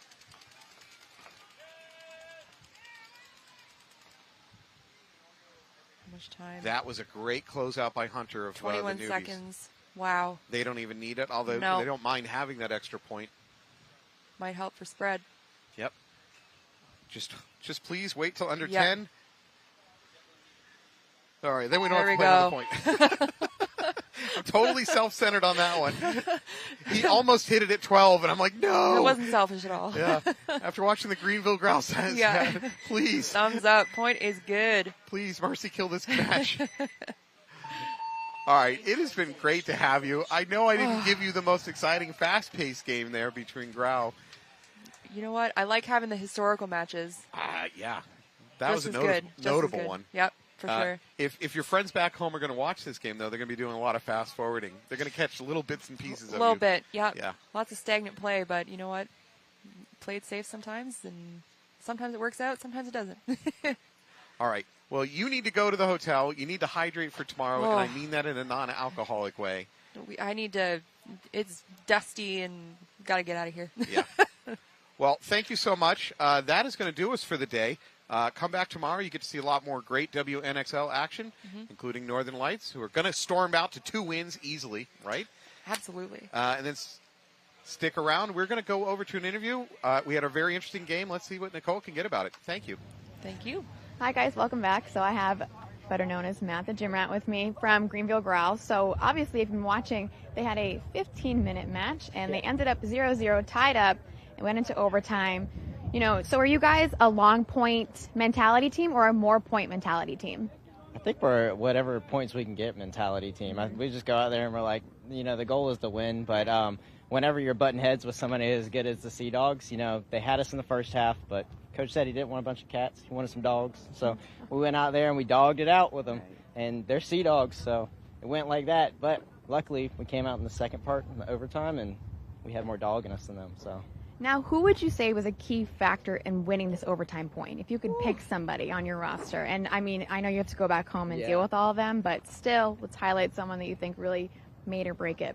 Yeah, in the overtime point, I'm glad that Zachary Freese wasn't out there because he would have been mad if I didn't say his name. So it's good that he wasn't out there. But no, Jay staying alive in the snake was huge. He went down the field and was able to pull all the guns, and then Eddie was able to clean up behind him, and the Dorito guys just stayed alive the whole time. Right. And I think like if you have to give it to someone like Austin Castor staying alive in the back center was huge just to connect all that. So JB and Mark on that on the Dorito side, staying alive, doing their thing, and then Castor just to nail it down, and 60 seconds left, and they're like, you got to go. And the guys in the snake, they went. And last and final question. I didn't tell you this one for a reason. Oh. Do you think curling in the curl rack is making you a better paintball player? Smiley Joe sent you for me, didn't he? Smiley Joe is my work husband. So you're right. Joe, no, that's don't curl in the curl rack. It's a squat rack. First off, let's get that right. Squat rack, but don't curl in there. And that's it for today. We'll see you guys tomorrow. Thank you so much. I think everybody stuck around for an amazing interview about working out. Also, a quick shout out to Smiley Joe. If you're home, we all wish you were here. Again, thank you so much. We have some really interesting games tomorrow. and we had some great games today. That was one of the most interesting end matches that we've seen in a little while between Growl and Sea Dogs. Nobody saw that coming. So I hope you stuck around for that one. Please have a good night. Come back with us tomorrow. We're going to see some action. We're also going to see some playoff games for, I believe, Division 5 and Youth. We're going to go to another interview. We're not done yet. This webcast gives you more. All right, guys, I've got one more for you. This is Tyler from the Newbies. They just came off a win as well. What do you think was making you guys so successful in this last match? We were a little sloppy to start, but, we just played our game, played our ball, cleaned it up, and ended up coming out on top. Now, how is you guys' mentality on and off the field? Do you think your off-field vibes really influences your on-field vibes? Yeah, for sure. We usually try to stay confident, just based on our pre-layout practices. We're usually pretty confident coming into the event, and showed out today. We're 2-0. And now you're back in tomorrow. You said 2-0, correct? Yep. So you're going in 2-0. We go back home. What are the adjustments? What are the improvements? Is that we all talk about? Or are you guys going to stick with what we did today? No, I mean, we definitely got some things to clean up. Like I said, beginning of both matches, a little sloppy to start, but cleaned it up. We had some adjustments to make, and yeah, that's pretty much it. Well, thank you so much for joining me, Tyler. Have a good night, you guys. You too. Thank you. Thank you. I like simple with like a hint of fun, and I feel like that's exactly what it is. First thing I did, took it out of the box, ripped it a little bit, decided, I'm gonna adjust the trigger a little bit. It was smooth, like super smooth out of the box. I feel like it was like very like darts, you know what I mean? Sometimes you have like a drop shot, or sometimes you have like a longer shot. I feel like it was there, like where I was aiming, it was like very just like quick point missile shots, right on the money. One of the most appealing things I think also to me about the 180R is just like how it feels in my hands. Certain guns where like the back grip and the front grip feel like too far apart, you know what I mean? Or it feels too long. Full tank and full hopper, it feels very light. Airing up and degassing, I felt sometimes you want to push your gun in and you have to like force the click. I feel like on this thing, it was just like butter. My name is Krista Titus, and my favorite thing about the G-Tech 180R is definitely how fluffy it feels in my hands and while I'm shooting.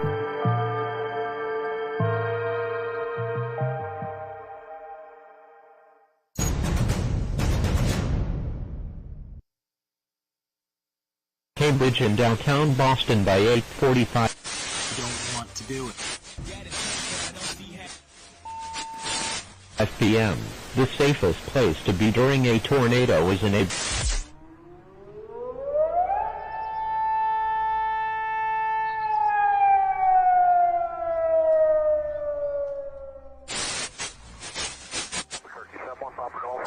Just isn't a piece of aluminum. It is, potentially that piece right there might be the game winner. It's still the same great people that invented all this stuff, and it's still the same made here, built here. It's a great opportunity for Infamous and Powerhouse to work together, because all of the marketing and all of the interface that they do so well, we do design and manufacturing so well.